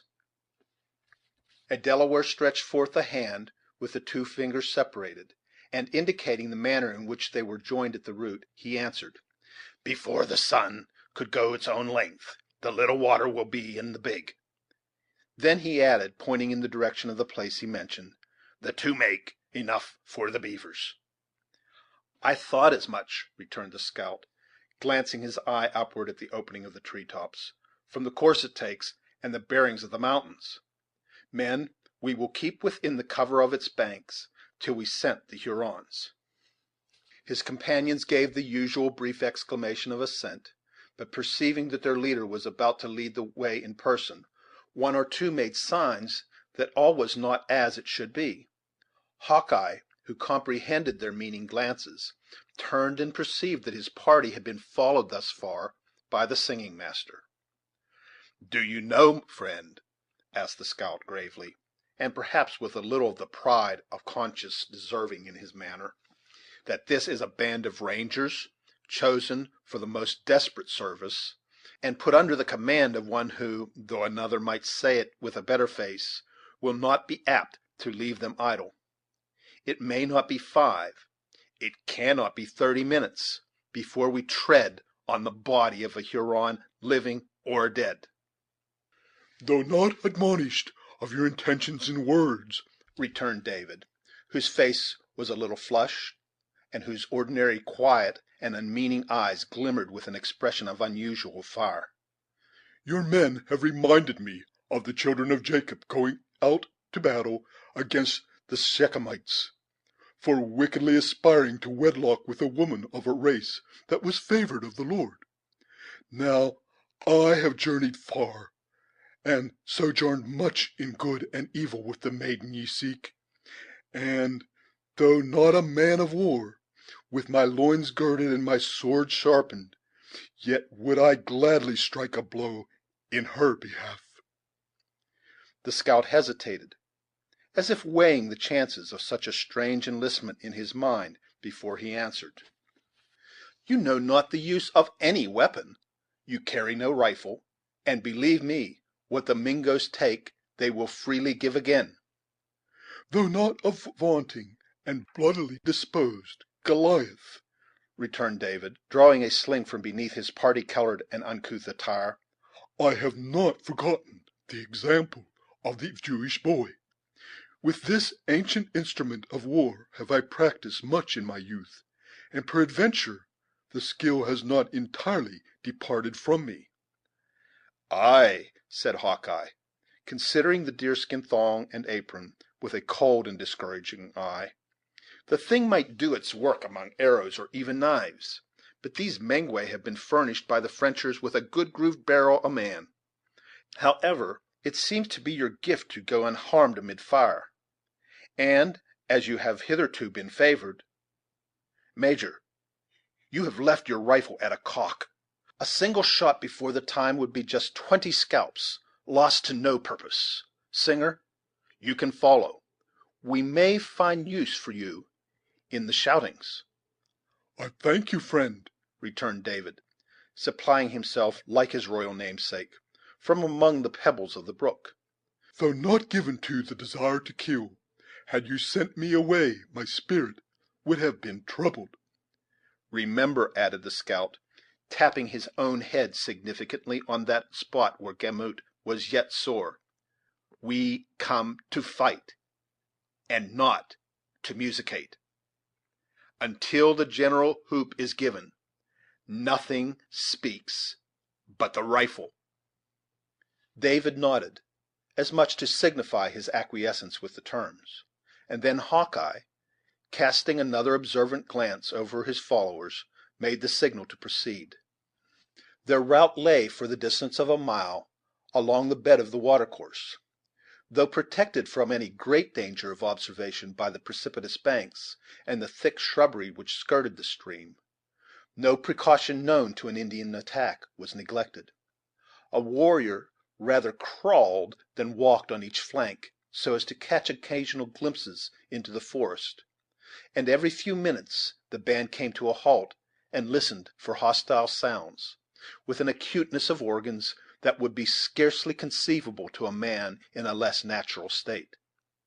Their march was, however, unmolested, and they reached the point where the lesser stream was lost in the greater, without the smallest evidence that their progress had been noted. Here the scout again halted to consult the signs of the forest. "We are likely to have a good day for a fight," he said in English, addressing Heyward, and glancing his eyes upward at the clouds, which began to move in broad sheets across the firmament. "A bright sun and a glittering barrel are no friends to true sight. Everything is favorable. They have the wind, which will bring down their noises and their smoke too, no little matter in itself; whereas with us it will be first a shot, and then a clear view. But here is an end to our cover. The beavers have had the range of this stream for hundreds of years, and what atween their food and their dams, there is, as you see, many a girdled stub, but few living trees." Hawkeye had, in truth, in these few words, given no bad description of the prospect that now lay in their front. The brook was irregular in its width, sometimes shooting through narrow fissures in the rocks, and others spreading over acres of bottom land, forming little areas that might be termed ponds. Everywhere along its bands were the mouldering relics of dead trees, in all the stages of decay, from those that groaned on their tottering trunks to such as had recently been robbed of those rugged coats that so mysteriously contained their principle of life. A few long, low, and moss-covered piles were scattered among them, like the memorials of a former and long departed generation. All these minute particulars were noted by the scout with a gravity and interest that they probably had never before attracted. He knew that the Huron encampment lay a short half mile up the brook, and, with the characteristic anxiety of one who dreaded a hidden danger, he was greatly troubled at not finding the smallest trace of the presence of his enemy. Once or twice he felt induced to give the order for a rush, and to attempt the village by surprise; but his experience quickly admonished him of the danger of so useless an experiment. Then he listened intently, and with painful uncertainty, for the sounds of hostility in the quarter where Uncas was left; but nothing was audible except the sighing of the wind, which began to sweep over the bosom of the forest in gusts which threatened a tempest. At length, yielding rather to his unusual impatience than taking counsel from his knowledge, he determined to bring matters to an issue by unmasking his force, and proceeding cautiously but steadily up the stream. The scout had stood while making his observations, sheltered by a brake, and his companions still lay in the bed of the ravine through which the smaller stream debouched; but on hearing his low though intelligible signal, the whole party stole up the bank, like so many dark spectres, and silently arranged themselves around him. Pointing in the direction he wished to proceed, Hawkeye advanced, the band breaking off in single files, and following so accurately in his footsteps as to leave it, if we except Heyward and David, the trail of but a single man. The party was, however, scarcely uncovered before a volley from a dozen rifles was heard in their rear, and the Delaware, leaping high into the air like a wounded deer, fell at his whole length, dead. "Ah! I feared some deviltry like this," exclaimed the scout in English, adding with the quickness of thought in his adopted tongue, "To cover, men, and charge." The band dispersed at the word, and before Heyward had well recovered from his surprise, he found himself standing alone with David. Luckily, the Hurons had already fallen back, and he was safe from their fire; but this state of things was evidently to be of short continuance, for the scout set the example of pressing on their retreat by discharging his rifle, and darting from tree to tree, as his enemy slowly yielded ground. It would seem that the assault had been made by a very small party of the Hurons, which, however, continued to increase in numbers as it retired on its friends, until the return fire was very nearly, if not quite, equal to that maintained by the advancing Delawares. Heyward threw himself among the combatants, and, imitating the necessary caution of his companions, he made quick discharges with his own rifle. The contrast now grew warm and stationary. Few were injured, as both parties kept their bodies as much protected as possible by the trees, never indeed exposing any part of their persons, except in the act of taking aim. But the chances were gradually growing unfavorable to Hawkeye and his band. The quick-sighted scout perceived his danger, without knowing how to remedy it.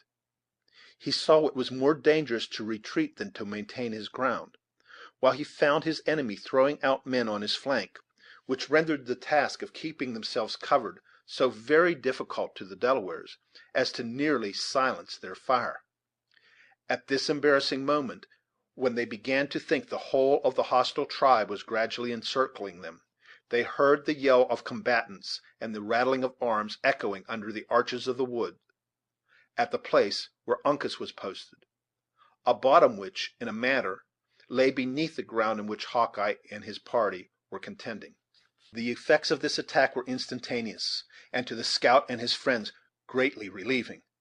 It would seem that, while his own surprise had been anticipated, and had consequently failed, the enemy, in their turn, having been deceived in its object and in his numbers, had left too small a force to resist the impetuous onset of the young Mohican. This fact was doubly apparent by the rapid manner in which the battle in the forest rolled upward toward the village, and by an instant falling off in the number of their assailants, who rushed to assist in maintaining the front, and, as it now proved to be, the principal point of defense. Animating his followers by his voice and his own example, Hawkeye then gave the word to bear down upon their foes. The charge, in that rude species of warfare, consisted merely of pushing from cover to cover nigher to the enemy, and in this maneuver he was instantly and successfully obeyed. The Hurons were compelled to withdraw, and the scene of the contest rapidly changed from the more open ground on which it had commenced to a spot where the assailed found a thicket to rest upon. Here the struggle was protracted, arduous, and seemingly of doubtful issue, the Delawares, though none of them fell, beginning to bleed freely, in consequence of the disadvantage at which they were held. In this crisis Hawkeye found means to get behind the same tree as that which served for a cover to Heyward, most of his own combatants being within call, a little on his right, where they maintained rapid though fruitless discharges on their sheltered enemies. "You are a young man, Major," said the scout, dropping the butt of killdeer to the earth, and leaning on the barrel, a little fatigued with his previous industry, "and it may be your gift to lead armies. At some future day, agin these imps, the Mingoes, you may here see the philosophy of an Indian fight. It consists mainly in ready hand, a quick eye, and a good cover. Now, if you had a company of the Royal Americans here, in what manner would you set them to work in this business?" The bayonet would make a road. "Ay, there is white reason in what you say; but a man must ask himself in this wilderness, how many lives can he spare? No horse," continued the scout, shaking his head like one who mused. Footnote: The American forest admits of the passage of horses, there being little underbrush and few tangled brakes. The plan of Hawkeye is the one which has always proved the most successful in the battles between the whites and the Indians. Wayne, in his celebrated campaign on the Miami, received the fire of his enemies in line, and then, causing his dragoons to wheel round his flanks, the Indians were driven from their covers before they had time to load. One of the most conspicuous of the chiefs who fought in the battle of Miami assured the writer that the red men could not fight the warriors with long knives and leather stockings, meaning the dragoons with their sabres and boots. Horse, I am ashamed to say, must sooner or later decide these scrimmages. The brutes are better than men, and to horse must we come at last. Put a shodden hoof on the moccasin of a redskin, and, if his rifle be once emptied, he will never stop to load it again." "This is a subject that might better be discussed at another time," returned Heyward. "Shall we charge?" "I see no contradiction to the gifts of any man in passing his breathing spells in useful reflections," the scout replied. "As to rush, I little relish such a measure, for a scalp or two must be thrown away in the attempt. And yet," he added, bending his head aside to catch the sounds of the distant combat, "if we are to be of use to Uncas, the knaves in our front must be got rid of." Then, turning with a prompt and decided air, he called aloud to his Indians in their own language. His words were answered by a shout, and, at a given signal, each warrior made a swift movement around his particular tree. The sight of so many dark bodies glancing before their eyes at the same instant drew a hasty, and consequently an ineffectual fire from the Hurons. Without stopping to breathe, the Delawares leaped in long bounds toward the wood, like so many panthers springing upon their prey.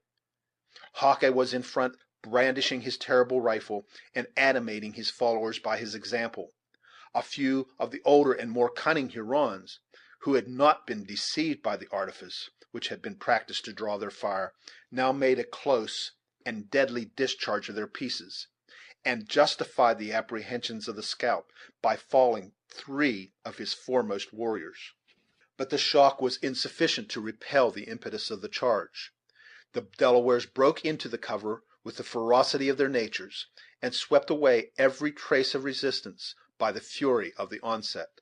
The combat endured only for an instant, hand to hand, and then the assailed yielded ground rapidly, until they reached the opposite margin of the thicket, where they clung to the cover with the sort of obstinacy that is so often witnessed in hunted brutes.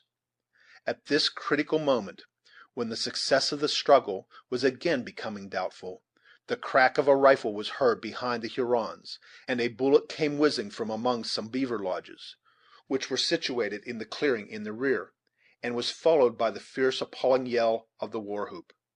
"There speaks the Sagamore!" shouted Hawkeye, answering the cry with his own stentorian voice. "We have them now in face and back."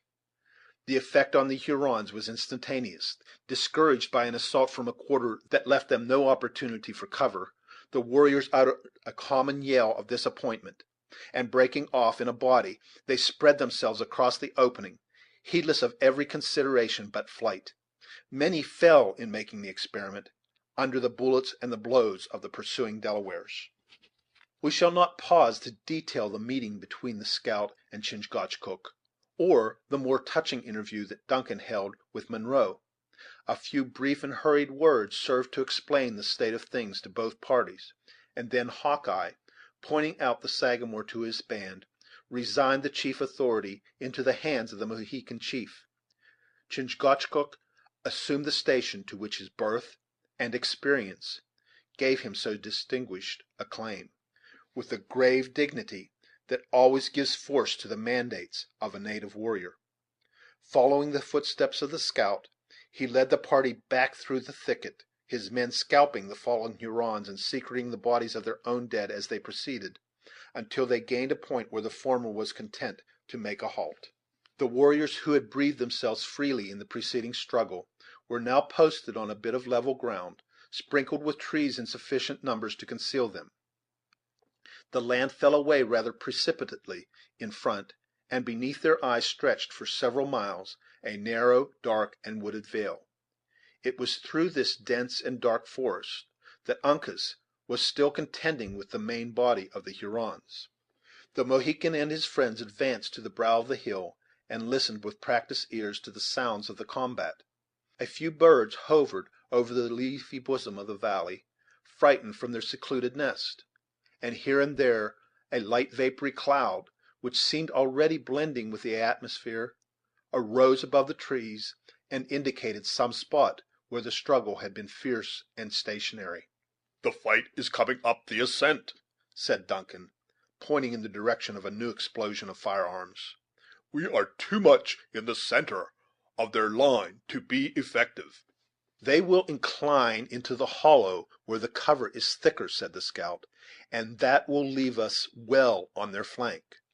Go, Sagamore; you will hardly be in time to give the whoop and lead on the young men. I will fight this scrimmage with warriors of my own color. You know me, Mohican; not a Huron of them shall cross the swell into your rear without the notice of Killdeer." The Indian paused another moment to consider the signs of the contest, which was now rolling rapidly up the ascent, a certain evidence that the Delawares triumphed. Nor did he actually quit the place until admonished by the proximity of his friends, as well as enemies, by the bullets of the former, which began to patter among the dried leaves on the ground, like the bits of falling hail which precede the bursting of the tempest. Hawkeye and his three companions withdrew a few paces to a shelter, and awaited the issue with calmness that nothing but great practice could impart in such a scene. It was not long before the reports of the rifles began to lose the echoes of the woods, and to sound like weapons discharged in the open air. Then a warrior appeared here and there, driven to the skirts of the forest, and rallying as he entered the clearing, as at the place where the final stand was to be made. These were soon joined by others, until a long line of swarthy figures was to be seen clinging to the cover with the obstinacy of desperation. Heyward began to grow impatient, and turned his eyes anxiously in the direction of Chingachgook. The chief was seated on a rock, with nothing visible but his calm visage, considering the spectacle with an eye as deliberate as if he were posted to merely view the struggle. "The time has come for the Delaware to strike," said Duncan. "Not so, not so," returned the scout. "When he scents his friend he will let them know that he is here. See, see, the knaves are getting in that clump of pines, like bees settling after their flight. By the Lord, a squaw might put a bullet in the center of such a knot of dark skins." At that instant the whoop was given, and a dozen Hurons fell by a discharge from Chingachgook and his band. The shout that followed was answered by a single war cry from the forest, and a yell passed through the air that sounded as if 1,000 throats were united in a common effort. The Hurons staggered, deserting the center of their line, and Uncas issued from the forest through the opening they left, at the head of 100 warriors. Waving his hands left and right, the young chief pointed out the enemy to his followers, who separated in pursuit. The war now divided, both wings of the broken Hurons seeking protection in the woods again, hotly pressed by the victorious warriors of the Lenape. A minute might have passed, but the sounds were already receding in different directions, and gradually losing their distinctness beneath the echoing arches of the woods. One little knot of Hurons, however, had disdained to seek a cover, and were retiring like lions at bay, slowly and sullenly, up the acclivity which Chingachgook and his band had just deserted to mingle more closely in the fray. Makwa was conspicuous in this party, both by his fierce and savage mien, and by the air of haughty authority he yet maintained. In his eagerness to expedite the pursuit, Uncas had left himself nearly alone; but the moment his eye caught the figure of Le Subtil, every other consideration was forgotten. Raising his cry of battle, which recalled some 6 or 7 warriors, and reckless of the disparity of their numbers, he rushed upon his enemy. Le Renard, who watched the movement, paused to receive him with secret joy. But at the moment when he thought the rashness of his impetuous young assailant had left him at his mercy, another shout was given, and La Longue Carabine was seen rushing to the rescue, attended by all his white associates. The Huron instantly turned, and commenced a rapid retreat up the ascent. There was no time for greetings or congratulations, for Uncas, though unconscious of the presence of his friends, continued the pursuit with the velocity of the wind. In vain Hawkeye called to him to respect the covers. The young Mohican braved the dangerous fire of his enemies, and soon compelled them to a flight as swift as his own headlong speed. It was fortunate that the race was of short continuance, and that the white men were so much favored by their position, or the Delaware would soon have outstripped all his companions, and fallen a victim to his own temerity. But, ere such a calamity could happen, the pursuers and pursued entered the Wyandot village, within striking distance of each other. Excited by the presence of their dwellings, and tired of the chase, the Hurons now made a stand and fought around their council lodge with the fury of despair. The onset and the issue were like the passage and destruction of a whirlwind. The tomahawk of Uncas, the blows of Hawkeye, and even the still nervous arm of Monroe, were all busy for that passing moment, and the ground was quickly strewed with their enemies. Still Maqua, though daring and much exposed, escaped from every effort against his life, with that sort of fabled protection that was made to overlook the fortunes of favored heroes in the legends of ancient poetry. Raising a yell that spoke volumes of anger and disappointment, the subtle chief, when he saw his comrades fallen, darted away from the place, attended by his two only surviving friends, leaving the Delawares engaged in stripping the dead of the bloody trophies of their victory. But Uncas, who had vainly sought him in the melee, bounded forward in pursuit, Hawkeye, Heyward, and David still pressing on his footsteps. The utmost that the scout could effect was to keep the muzzle of his rifle a little in advance of his friend, to whom, however, it answered every purpose of a charmed shield. Once Maqua appeared disposed to make another and final effort to revenge his losses, but, abandoning his intention as soon as demonstrated, he leaped into a thicket of bushes, through which he was followed by his enemies, and suddenly entered the mouth of the cave already known to the reader. Hawkeye, who had only forborne to fire in tenderness to Uncas, raised a shout of success, and proclaimed aloud that now they were certain of their game. The pursuers dashed into the long and narrow entrance in time to catch a glimpse of the retreating forms of the Hurons. Their passage through the natural galleries and subterraneous apartments of the cavern was preceded by the shrieks and cries of hundreds of women and children. The place, seen by its dim and uncertain light, appeared like the shades of the infernal regions, across which unhappy ghosts and savage demons were flitting in multitudes.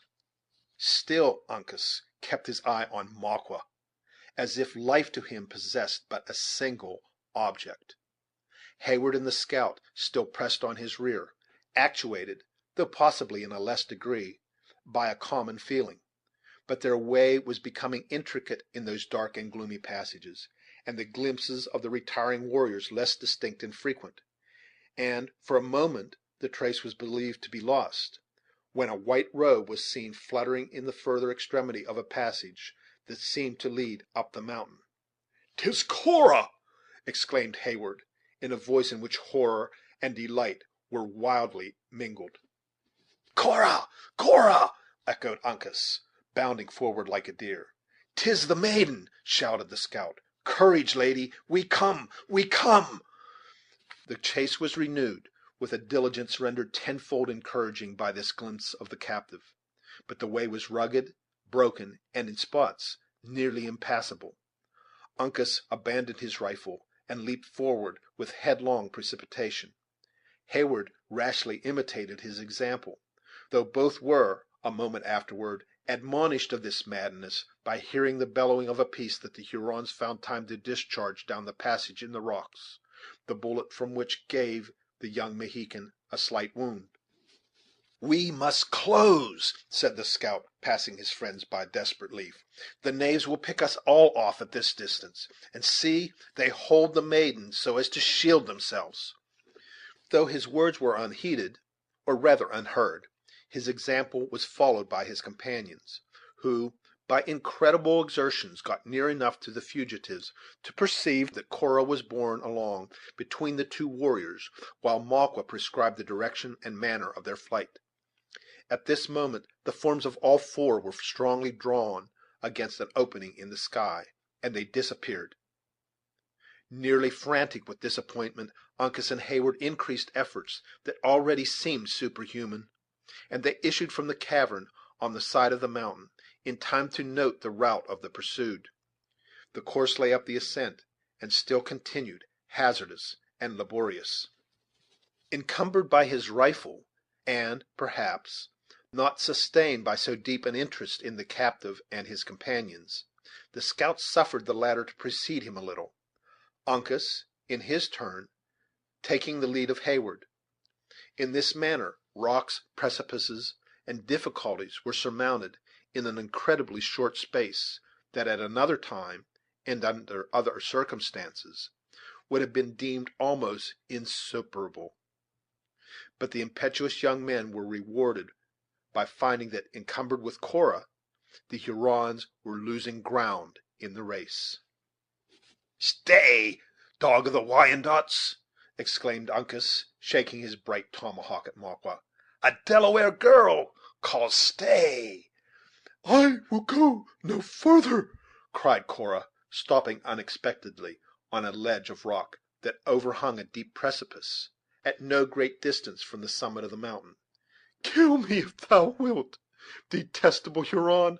I will go no further." The supporters of the maiden raised their ready tomahawks with the impious joy that fiends are thought to take in mischief; but Makwa stayed the uplifted arms. The Huron chief, after casting the weapons he had wrested from his companions over the rock, drew his knife, and turned to his captive with a look in which conflicting passions fiercely contended. "Woman," he said, "choose the wigwam or the knife of Le Subtil." Cora regarded him not, but dropping on her knees, she raised her eyes and stretched her arms toward heaven, saying in a meek and yet confiding voice: "I am thine. Do with me as thou seest best." "Woman!" repeated Makwa hoarsely, and endeavoring in vain to catch a glance from her serene and beaming eye. "Choose!" But Cora neither heard nor heeded his demand. The form of the Huron trembled in every fibre, and he raised his arm on high, but dropped it again with a bewildered air, like one who doubted. Once more he struggled with himself, and lifted the keen weapon again; but just then a piercing cry was heard above them, and Uncas appeared, leaping frantically from a fearful height upon the ledge. Makwa recoiled a step, and one of his assistants, profiting by the chance, sheathed his own knife in the bosom of Cora. The Huron sprang like a tiger on his offending and already retreating countryman; but the falling form of Uncas separated the unnatural combatants. Diverted from his subject by this interruption, and maddened by the murder he had just witnessed, Makwa buried his weapon in the back of the prostrate Delaware, uttering an unearthly shout as he committed the dastardly deed. But Uncas arose from the blow, as the wounded panther turns upon his foe, and struck the murderer of Cora to his feet by an effort in which the last of his failing strength was expended.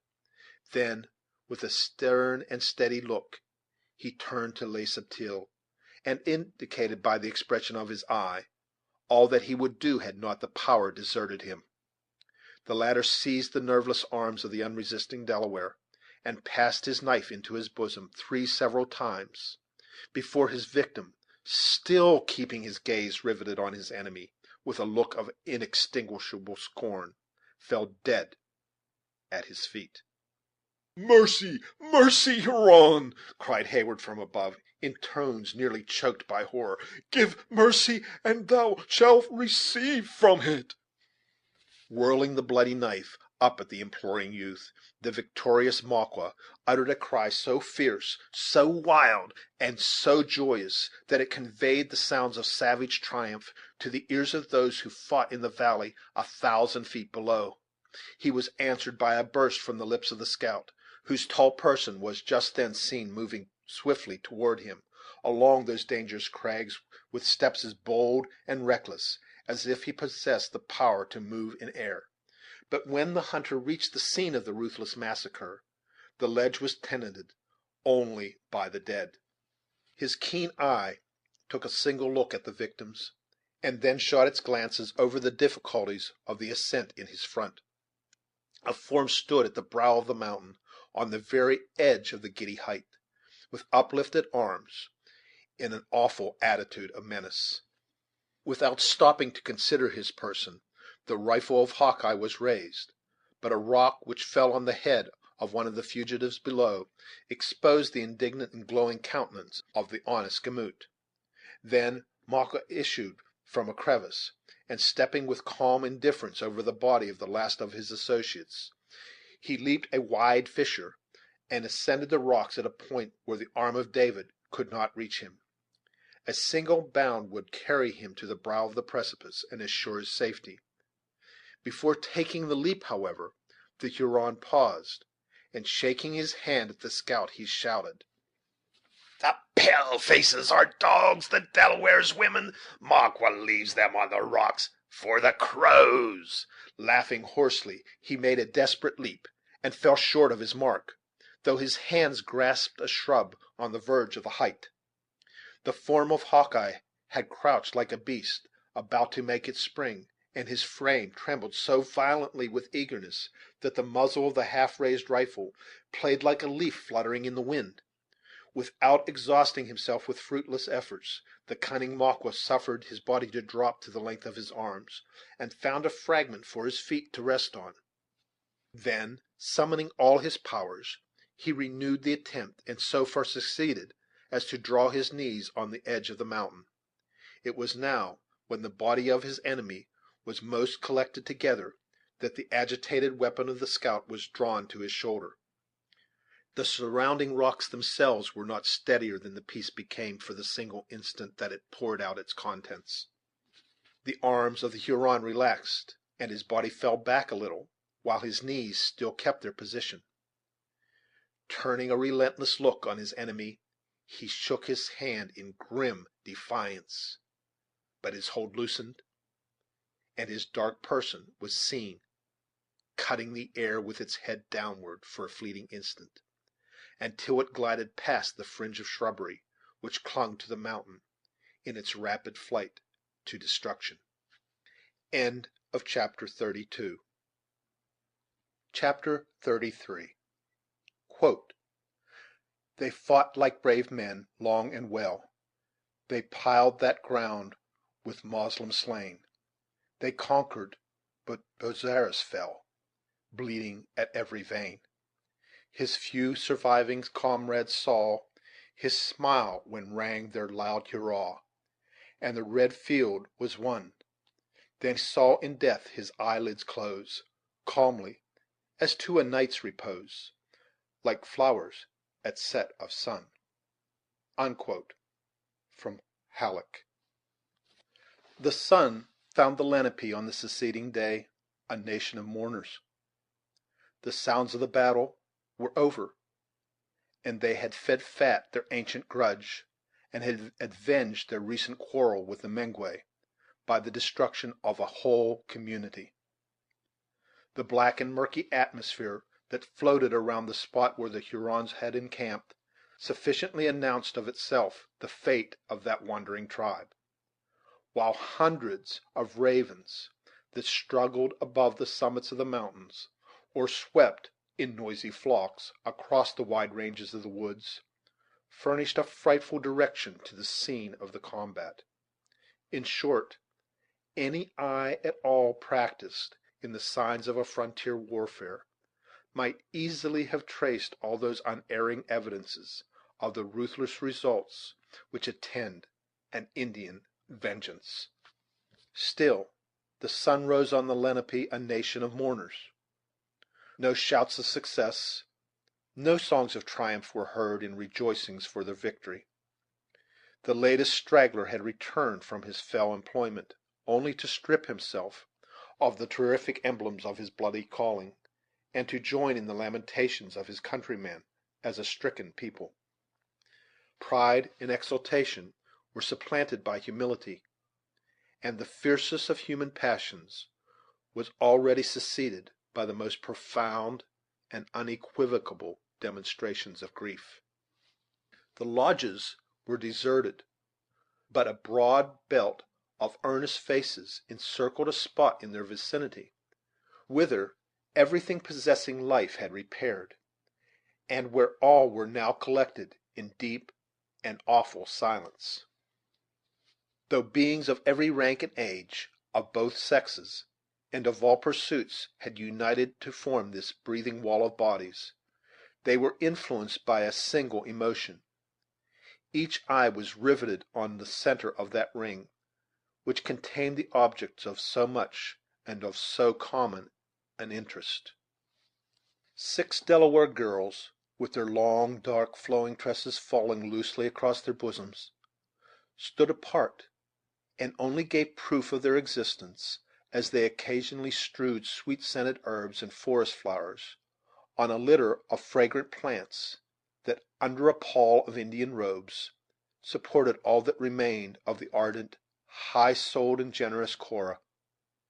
Her form was concealed in many wrappers of the same simple manufacture, and her face was shut forever from the gaze of men.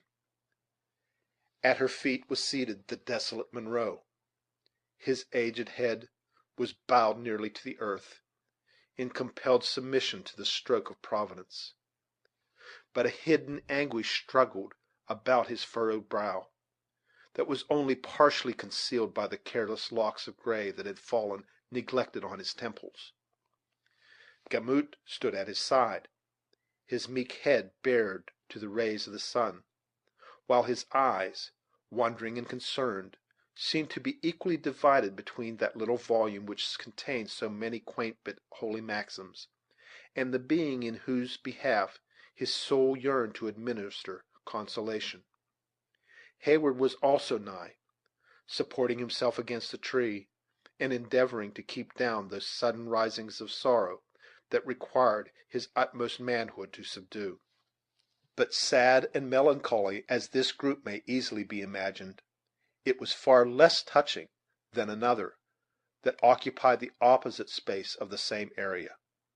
Seated, as in life, with his form and limbs arranged in grave and decent composure, Uncas appeared arrayed in the most gorgeous ornaments that the wealth of the tribe could furnish. Rich plumes nodded before his head, wampum, gorgets, bracelets, and medals adorned his person in profusion, though his dull eye and vacant lineaments too strongly contradicted the idle tale of pride they would convey. Directly in front of the corpse Chingachgook was placed, without arms, paint, or adornment of any sort, except the bright blue blazonry of his race, that was indelibly impressed on his naked bosom. During the long period that the tribe had thus been collected, the Mohican warrior had kept a steady, anxious look on the cold and senseless countenance of his son. So riveted and intense had been that gaze, and so changeless his attitude, that a stranger might not have told the living from the dead, but for the occasional gleamings of a troubled spirit that shot athwart the dark visage of one, and the deathlike calm that forever settled on the lineaments of the other. The scout was hard by, leaning in a pensive posture on his own fatal and avenging weapon, while Tamenund, supported by the elders of his nation, occupied a high place at hand, whence he might look down on the mute and sorrowful assemblage of his people. Just within the inner edge of the circle stood a soldier, in the military attire of a strange nation, and without it was his war horse, in the center of a collection of mounted domestics, seemingly in readiness to undertake some distant journey. The vestments of the stranger announced him to be one who held a responsible situation near the person of the captain of the Canadas, and who, as it would now seem, finding his errand of peace frustrated by the fierce impetuosity of his allies, was content to become a silent and sad spectator of the fruits of a contest that he arrived too late to anticipate. The day was drawing to the close of its first quarter, and yet had the multitude maintained its breathing silence since its dawn. No sound louder than a stifled sob had been heard among them, nor had even a limb been moved throughout that long and painful period, except to perform the touching offerings that were made, from time to time, in commemoration of the dead. The patience and forbearance of the Indian fortitude could alone support such an appearance of abstraction, as seemed now to have turned each dark and motionless figure into stone. At length the sage of the Delaware stretched forth an arm, and, leaning on the shoulders of his attendants, he arose with an air as feeble as if another age had already intervened between the man who had met his nation the preceding day, and him who now tottered on his elevated stand. Men of the Lenape, He said in low, hollow tones, that sounded like a voice charged with some prophetic mission. "The face of Manito is behind a cloud. His eye is turned from you. His ears are shut. His tongue gives no answer. You see him not, yet his judgments are before you. Let your hearts be open, and your spirits tell no lie. Men of the Lenape, the face of the Manitou is behind a cloud." As this simple and yet terrible enunciation stole on the ears of the multitude, a stillness as deep and awful succeeded, as if the venerated spirit they worshipped had uttered the words without the aid of human organs, and even the inanimate Uncas appeared a being of life, compared with the humbled and submissive throng by whom he was surrounded. As the immediate effect, however, gradually passed away, a low murmur of voices commenced a sort of chant in honor of the dead. The sounds were those of females, and were thrillingly soft and wailing. The words were connected by no regular continuation, but as one ceased, another took up the eulogy or lamentation, whichever it might be called, and gave vent to her emotions in such language as was suggested by her feelings and the occasion. At intervals the speaker was interrupted by general and loud bursts of sorrow, during which the girls around the bier of Cora plucked the plants and flowers blindly from her body, as if bewildered with grief. But in the milder moments of their plaint, these emblems of purity and sweetness were cast back to their places, with every sign of tenderness and regret. Though rendered less connected by many and general interruptions and outbreakings, a translation of their language would have contained a regular descant, which in substance might have proved to possess a train of consecutive ideas. A girl, selected for the task by her rank and qualifications, commenced by modest allusions to the qualities of the deceased warrior, embellishing her expressions with those oriental images that the Indians have probably brought with them from the extremes of the other continent, and which form of themselves a link to connect the ancient history of the two worlds. She called him the panther of his tribe, and described him as one whose moccasin left no trail on the dews, whose bound was like the leap of a young fawn, whose eye was brighter than a star in the dark night, and whose voice in battle was loud as the thunder of Manitou. She reminded him of the mother who bore him, and dwelt forcibly on the happiness she must feel in possessing such a son. She bade him tell her, when they met in the world of spirits, that the Delawares had shed tears above the grave of her child, and had called her blessed.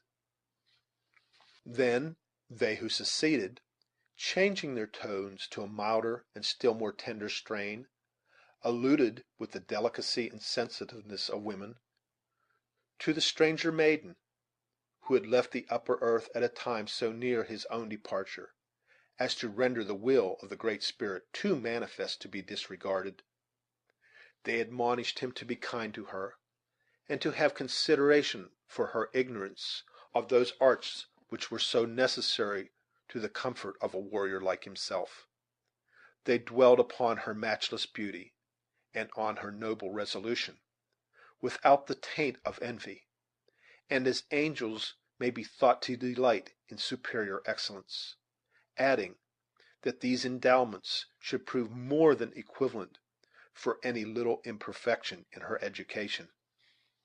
After which, others again, in due succession, spoke to the maiden herself in the low, soft language of tenderness and love. They exhorted her to be of cheerful mind, and to fear nothing for her future welfare. A hunter would be her companion, who knew how to provide for her smallest ones, and a warrior was at her side who was able to protect her against every danger. They promised that her path should be pleasant and her burden light. They cautioned her against unavailing regrets for the friends of her youth and the scenes where her father had dwelt, assuring her that the blessed hunting grounds of the Lenape contained vales as pleasant, streams as pure, and flowers as sweet as the heaven of the pale faces. They advised her to be attentive to the wants of her companion, and never to forget the distinction which the Manitou had so wisely established between them. Then, in a wild burst of their chant, they sang with united voices the temper of the Mohican's mind. They pronounced him noble, manly, and generous, all that became a warrior, and all that a maid might love. Clothing their ideas in the most remote and subtle images, they betrayed that in the short period of their intercourse they had discovered, with the intuitive perception of their sex, the truant disposition of his inclinations. The Delaware girls had found no favor in his eyes. He was of a race that had once been lords on the shores of the Salt Lake, and his wishes had led him back to a people who dwelt about the graves of his fathers.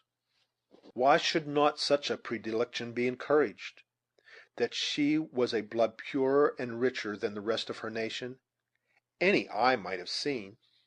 That she was equal to the dangers and daring of a life in the woods, her conduct had proved; and now, they added, the wise one of the earth had transplanted her to a place where she would find congenial spirits, and might be forever happy.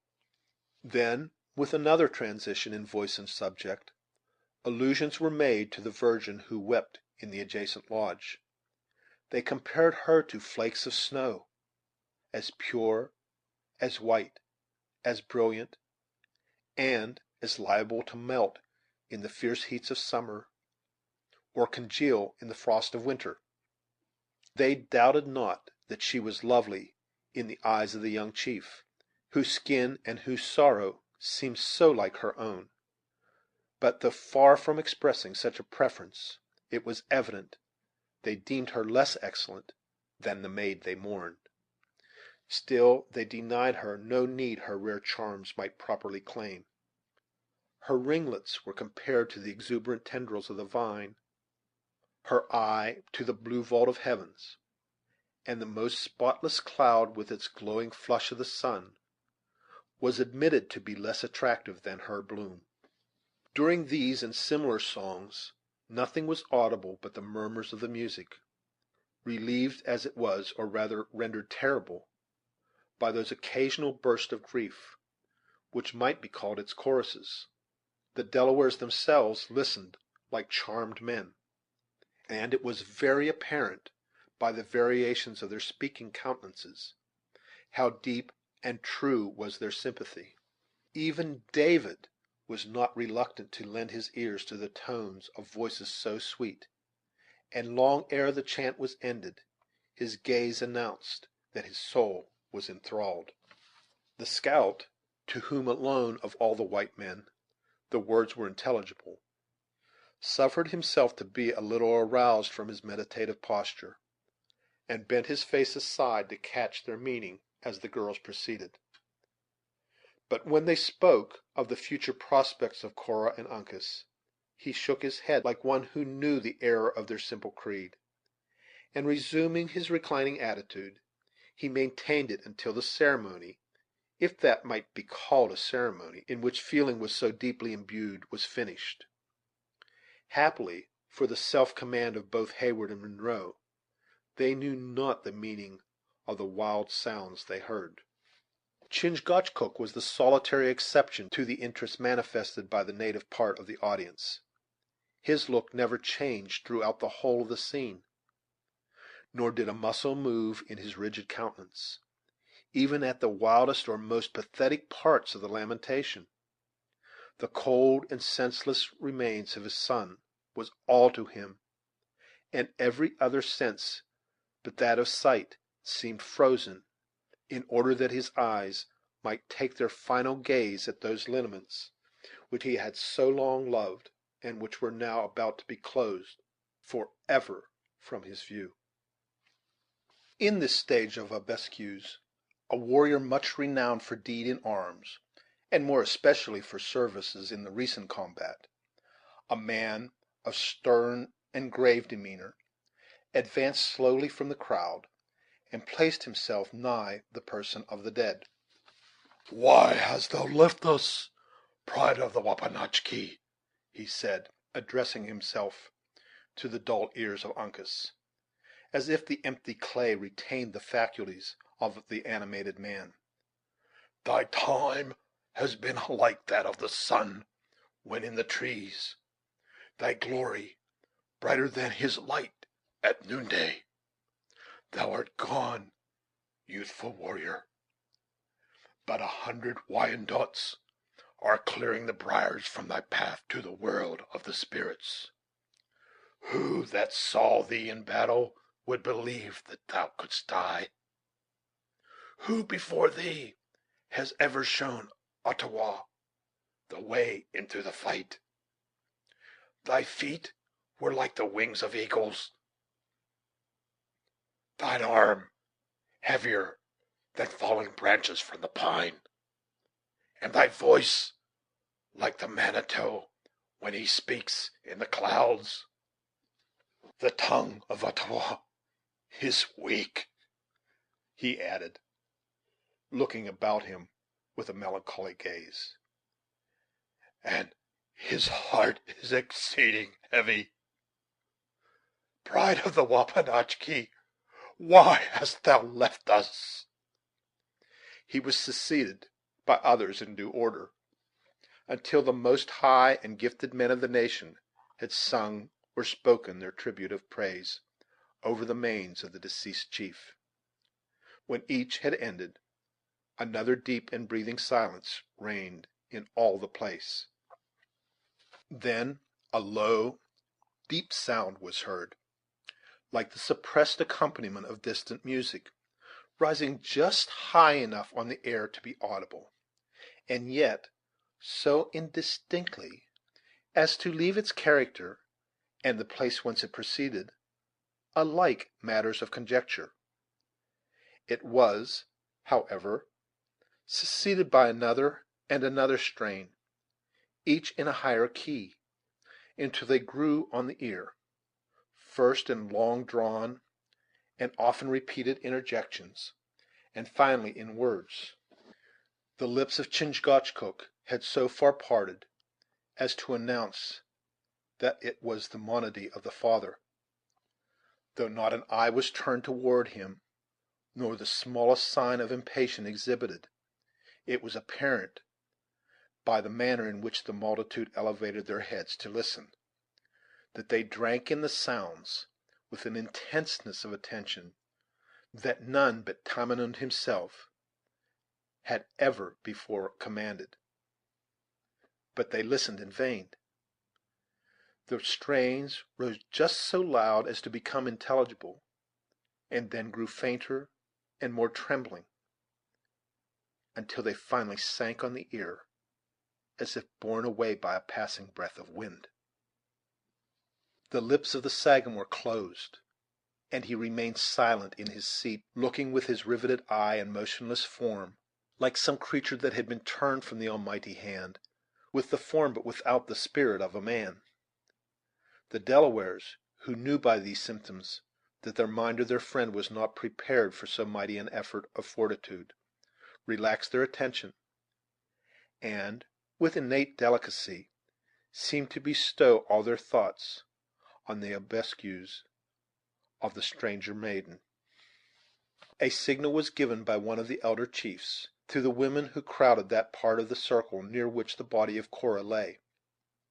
Obedient to the sign, the girls raised the bier to the elevation of their heads, and advanced with slow and regulated steps, chanting as they proceeded another wailing song in praise of the deceased. Gamut, who had been a close observer of the rites he deemed so heathenish, now bent his head over the shoulder of the unconscious father, whispering, They move with the remnants of thy child. Shall we not follow, and see them interred with Christian burial? Monroe started, as if the last trumpet had sounded in his ear, and bestowing one anxious and hurried glance around him, he arose and followed in the simple train with the mien of a soldier, but bearing the full burden of a parent's suffering. His friends pressed around him with a sorrow that was too strong to be termed sympathy. Even the young Frenchman joining in the procession, with the air of a man who was sensibly touched at the early and melancholy fate of one so lovely.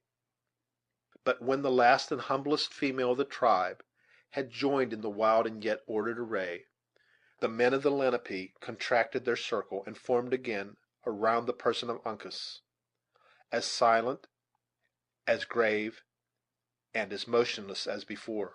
The place that had been chosen for the grave of Cora was a little knoll, where a cluster of young and healthful pines had taken root, forming of themselves a melancholy and appropriate shade over the spot. On reaching it, the girls deposited their burden, and continued for many minutes waiting with characteristic patience and native timidity for some evidence that they whose feelings were most concerned were content with the arrangement. At length the scout, who alone understood their habits, said in their own language, "My daughters have done well.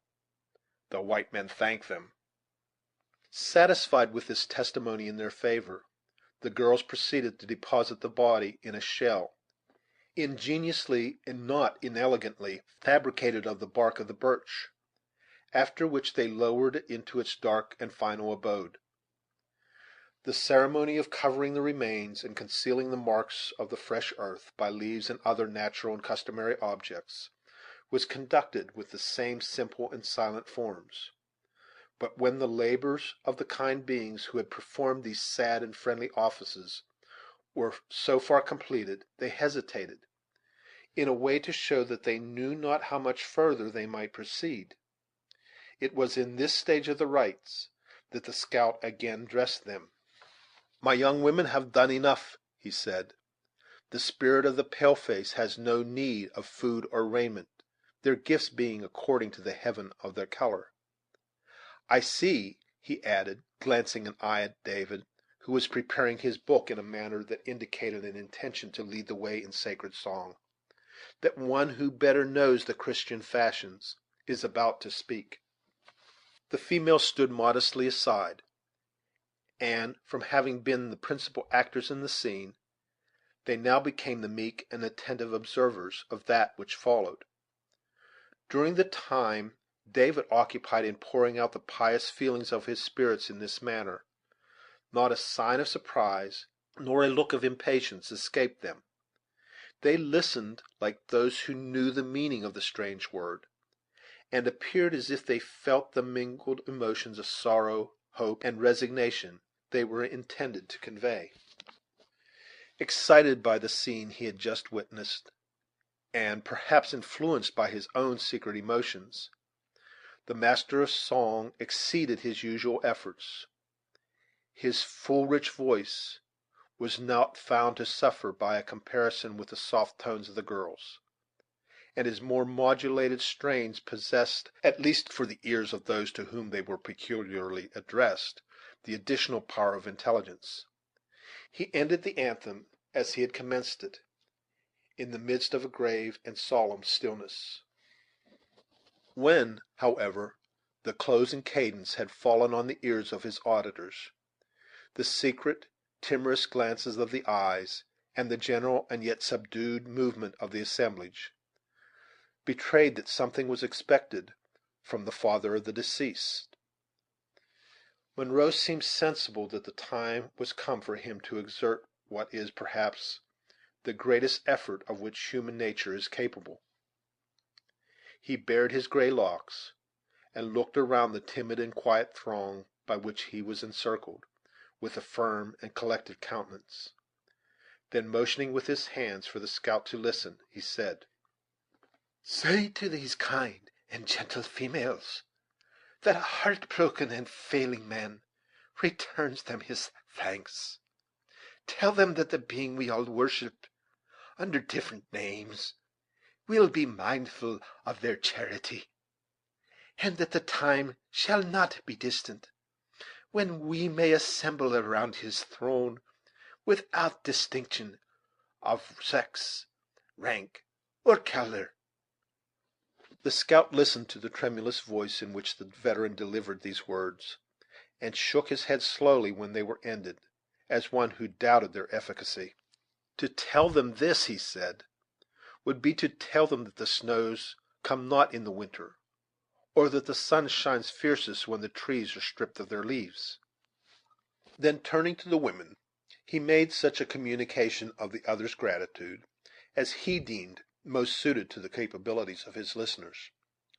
The head of Munro had already sunk upon his chest, and he was again fast relapsing into melancholy, when the young Frenchman before named ventured to touch him lightly on the elbow. As soon as he had gained the attention of the mourning old man, he pointed toward a group of young Indians, who approached with a light but closely covered litter, and then pointed upward toward the sun. "I understand you, sir," returned Munro, with a voice of forced firmness. "I understand you. It is the will of Heaven, and I submit. Cora, my child, if the prayers of a heart-broken father could avail thee now, how blessed shouldst thou be! Come, gentlemen," he added, looking about him with an air of lofty composure, though the anguish that quivered in his faded countenance was far too powerful to be concealed, "our duty here is ended. Let us depart." Heyward gladly obeyed a summons that took them for a spot where, each instant, he felt his self control was about to desert him. While his companions were mounting, however, he found time to press the hand of the scout, and to repeat the terms of an engagement they had made to meet again within the post of the British army. Then, gladly throwing himself into the saddle, he spurred his charger to the side of the litter, whence low and stifled sobs alone announced the presence of Alice. In this manner, the head of Munro again drooping on his bosom, with Heyward and David following in sorrowing silence, and attended by the aid of Montcalm with his guard, all the white men, with the exception of Hawkeye, passed before the eyes of the Delawares, and were buried in the vast forest of that region. But the tie which, through their common calamity, had united the feelings of these simple dwellers of the woods with the strangers who had thus transiently visited them, was not so easily broken. Years passed away before the traditionary tale of the White Maiden and of the young warrior of the Mohicans ceased to beguile the long nights and tedious marches, or to animate their youthful and brave with a desire for vengeance. Neither were the secondary actors in these momentous incidents forgotten. Through the medium of the scout, who served for years afterward as a link between them and civilized life, they learned, in answer of their inquiries, that the gray head was speedily gathered to his fathers, borne down, as was erroneously believed, by his military misfortunes, and that the open hand had conveyed his surviving daughter far into the settlements of the pale faces, where her tears had at last ceased to flow, and had been succeeded by the bright smiles which were better suited to her joyous nature. But these events were of a time later than which concerns our tale. Deserted by all of his color, Hawkeye returned to the spot where his sympathies led him, with a force that no ideal bond of union could destroy. He was just in time to catch a parting look of the features of Uncas, who the Delawares were already enclosing in his last vestment of skins.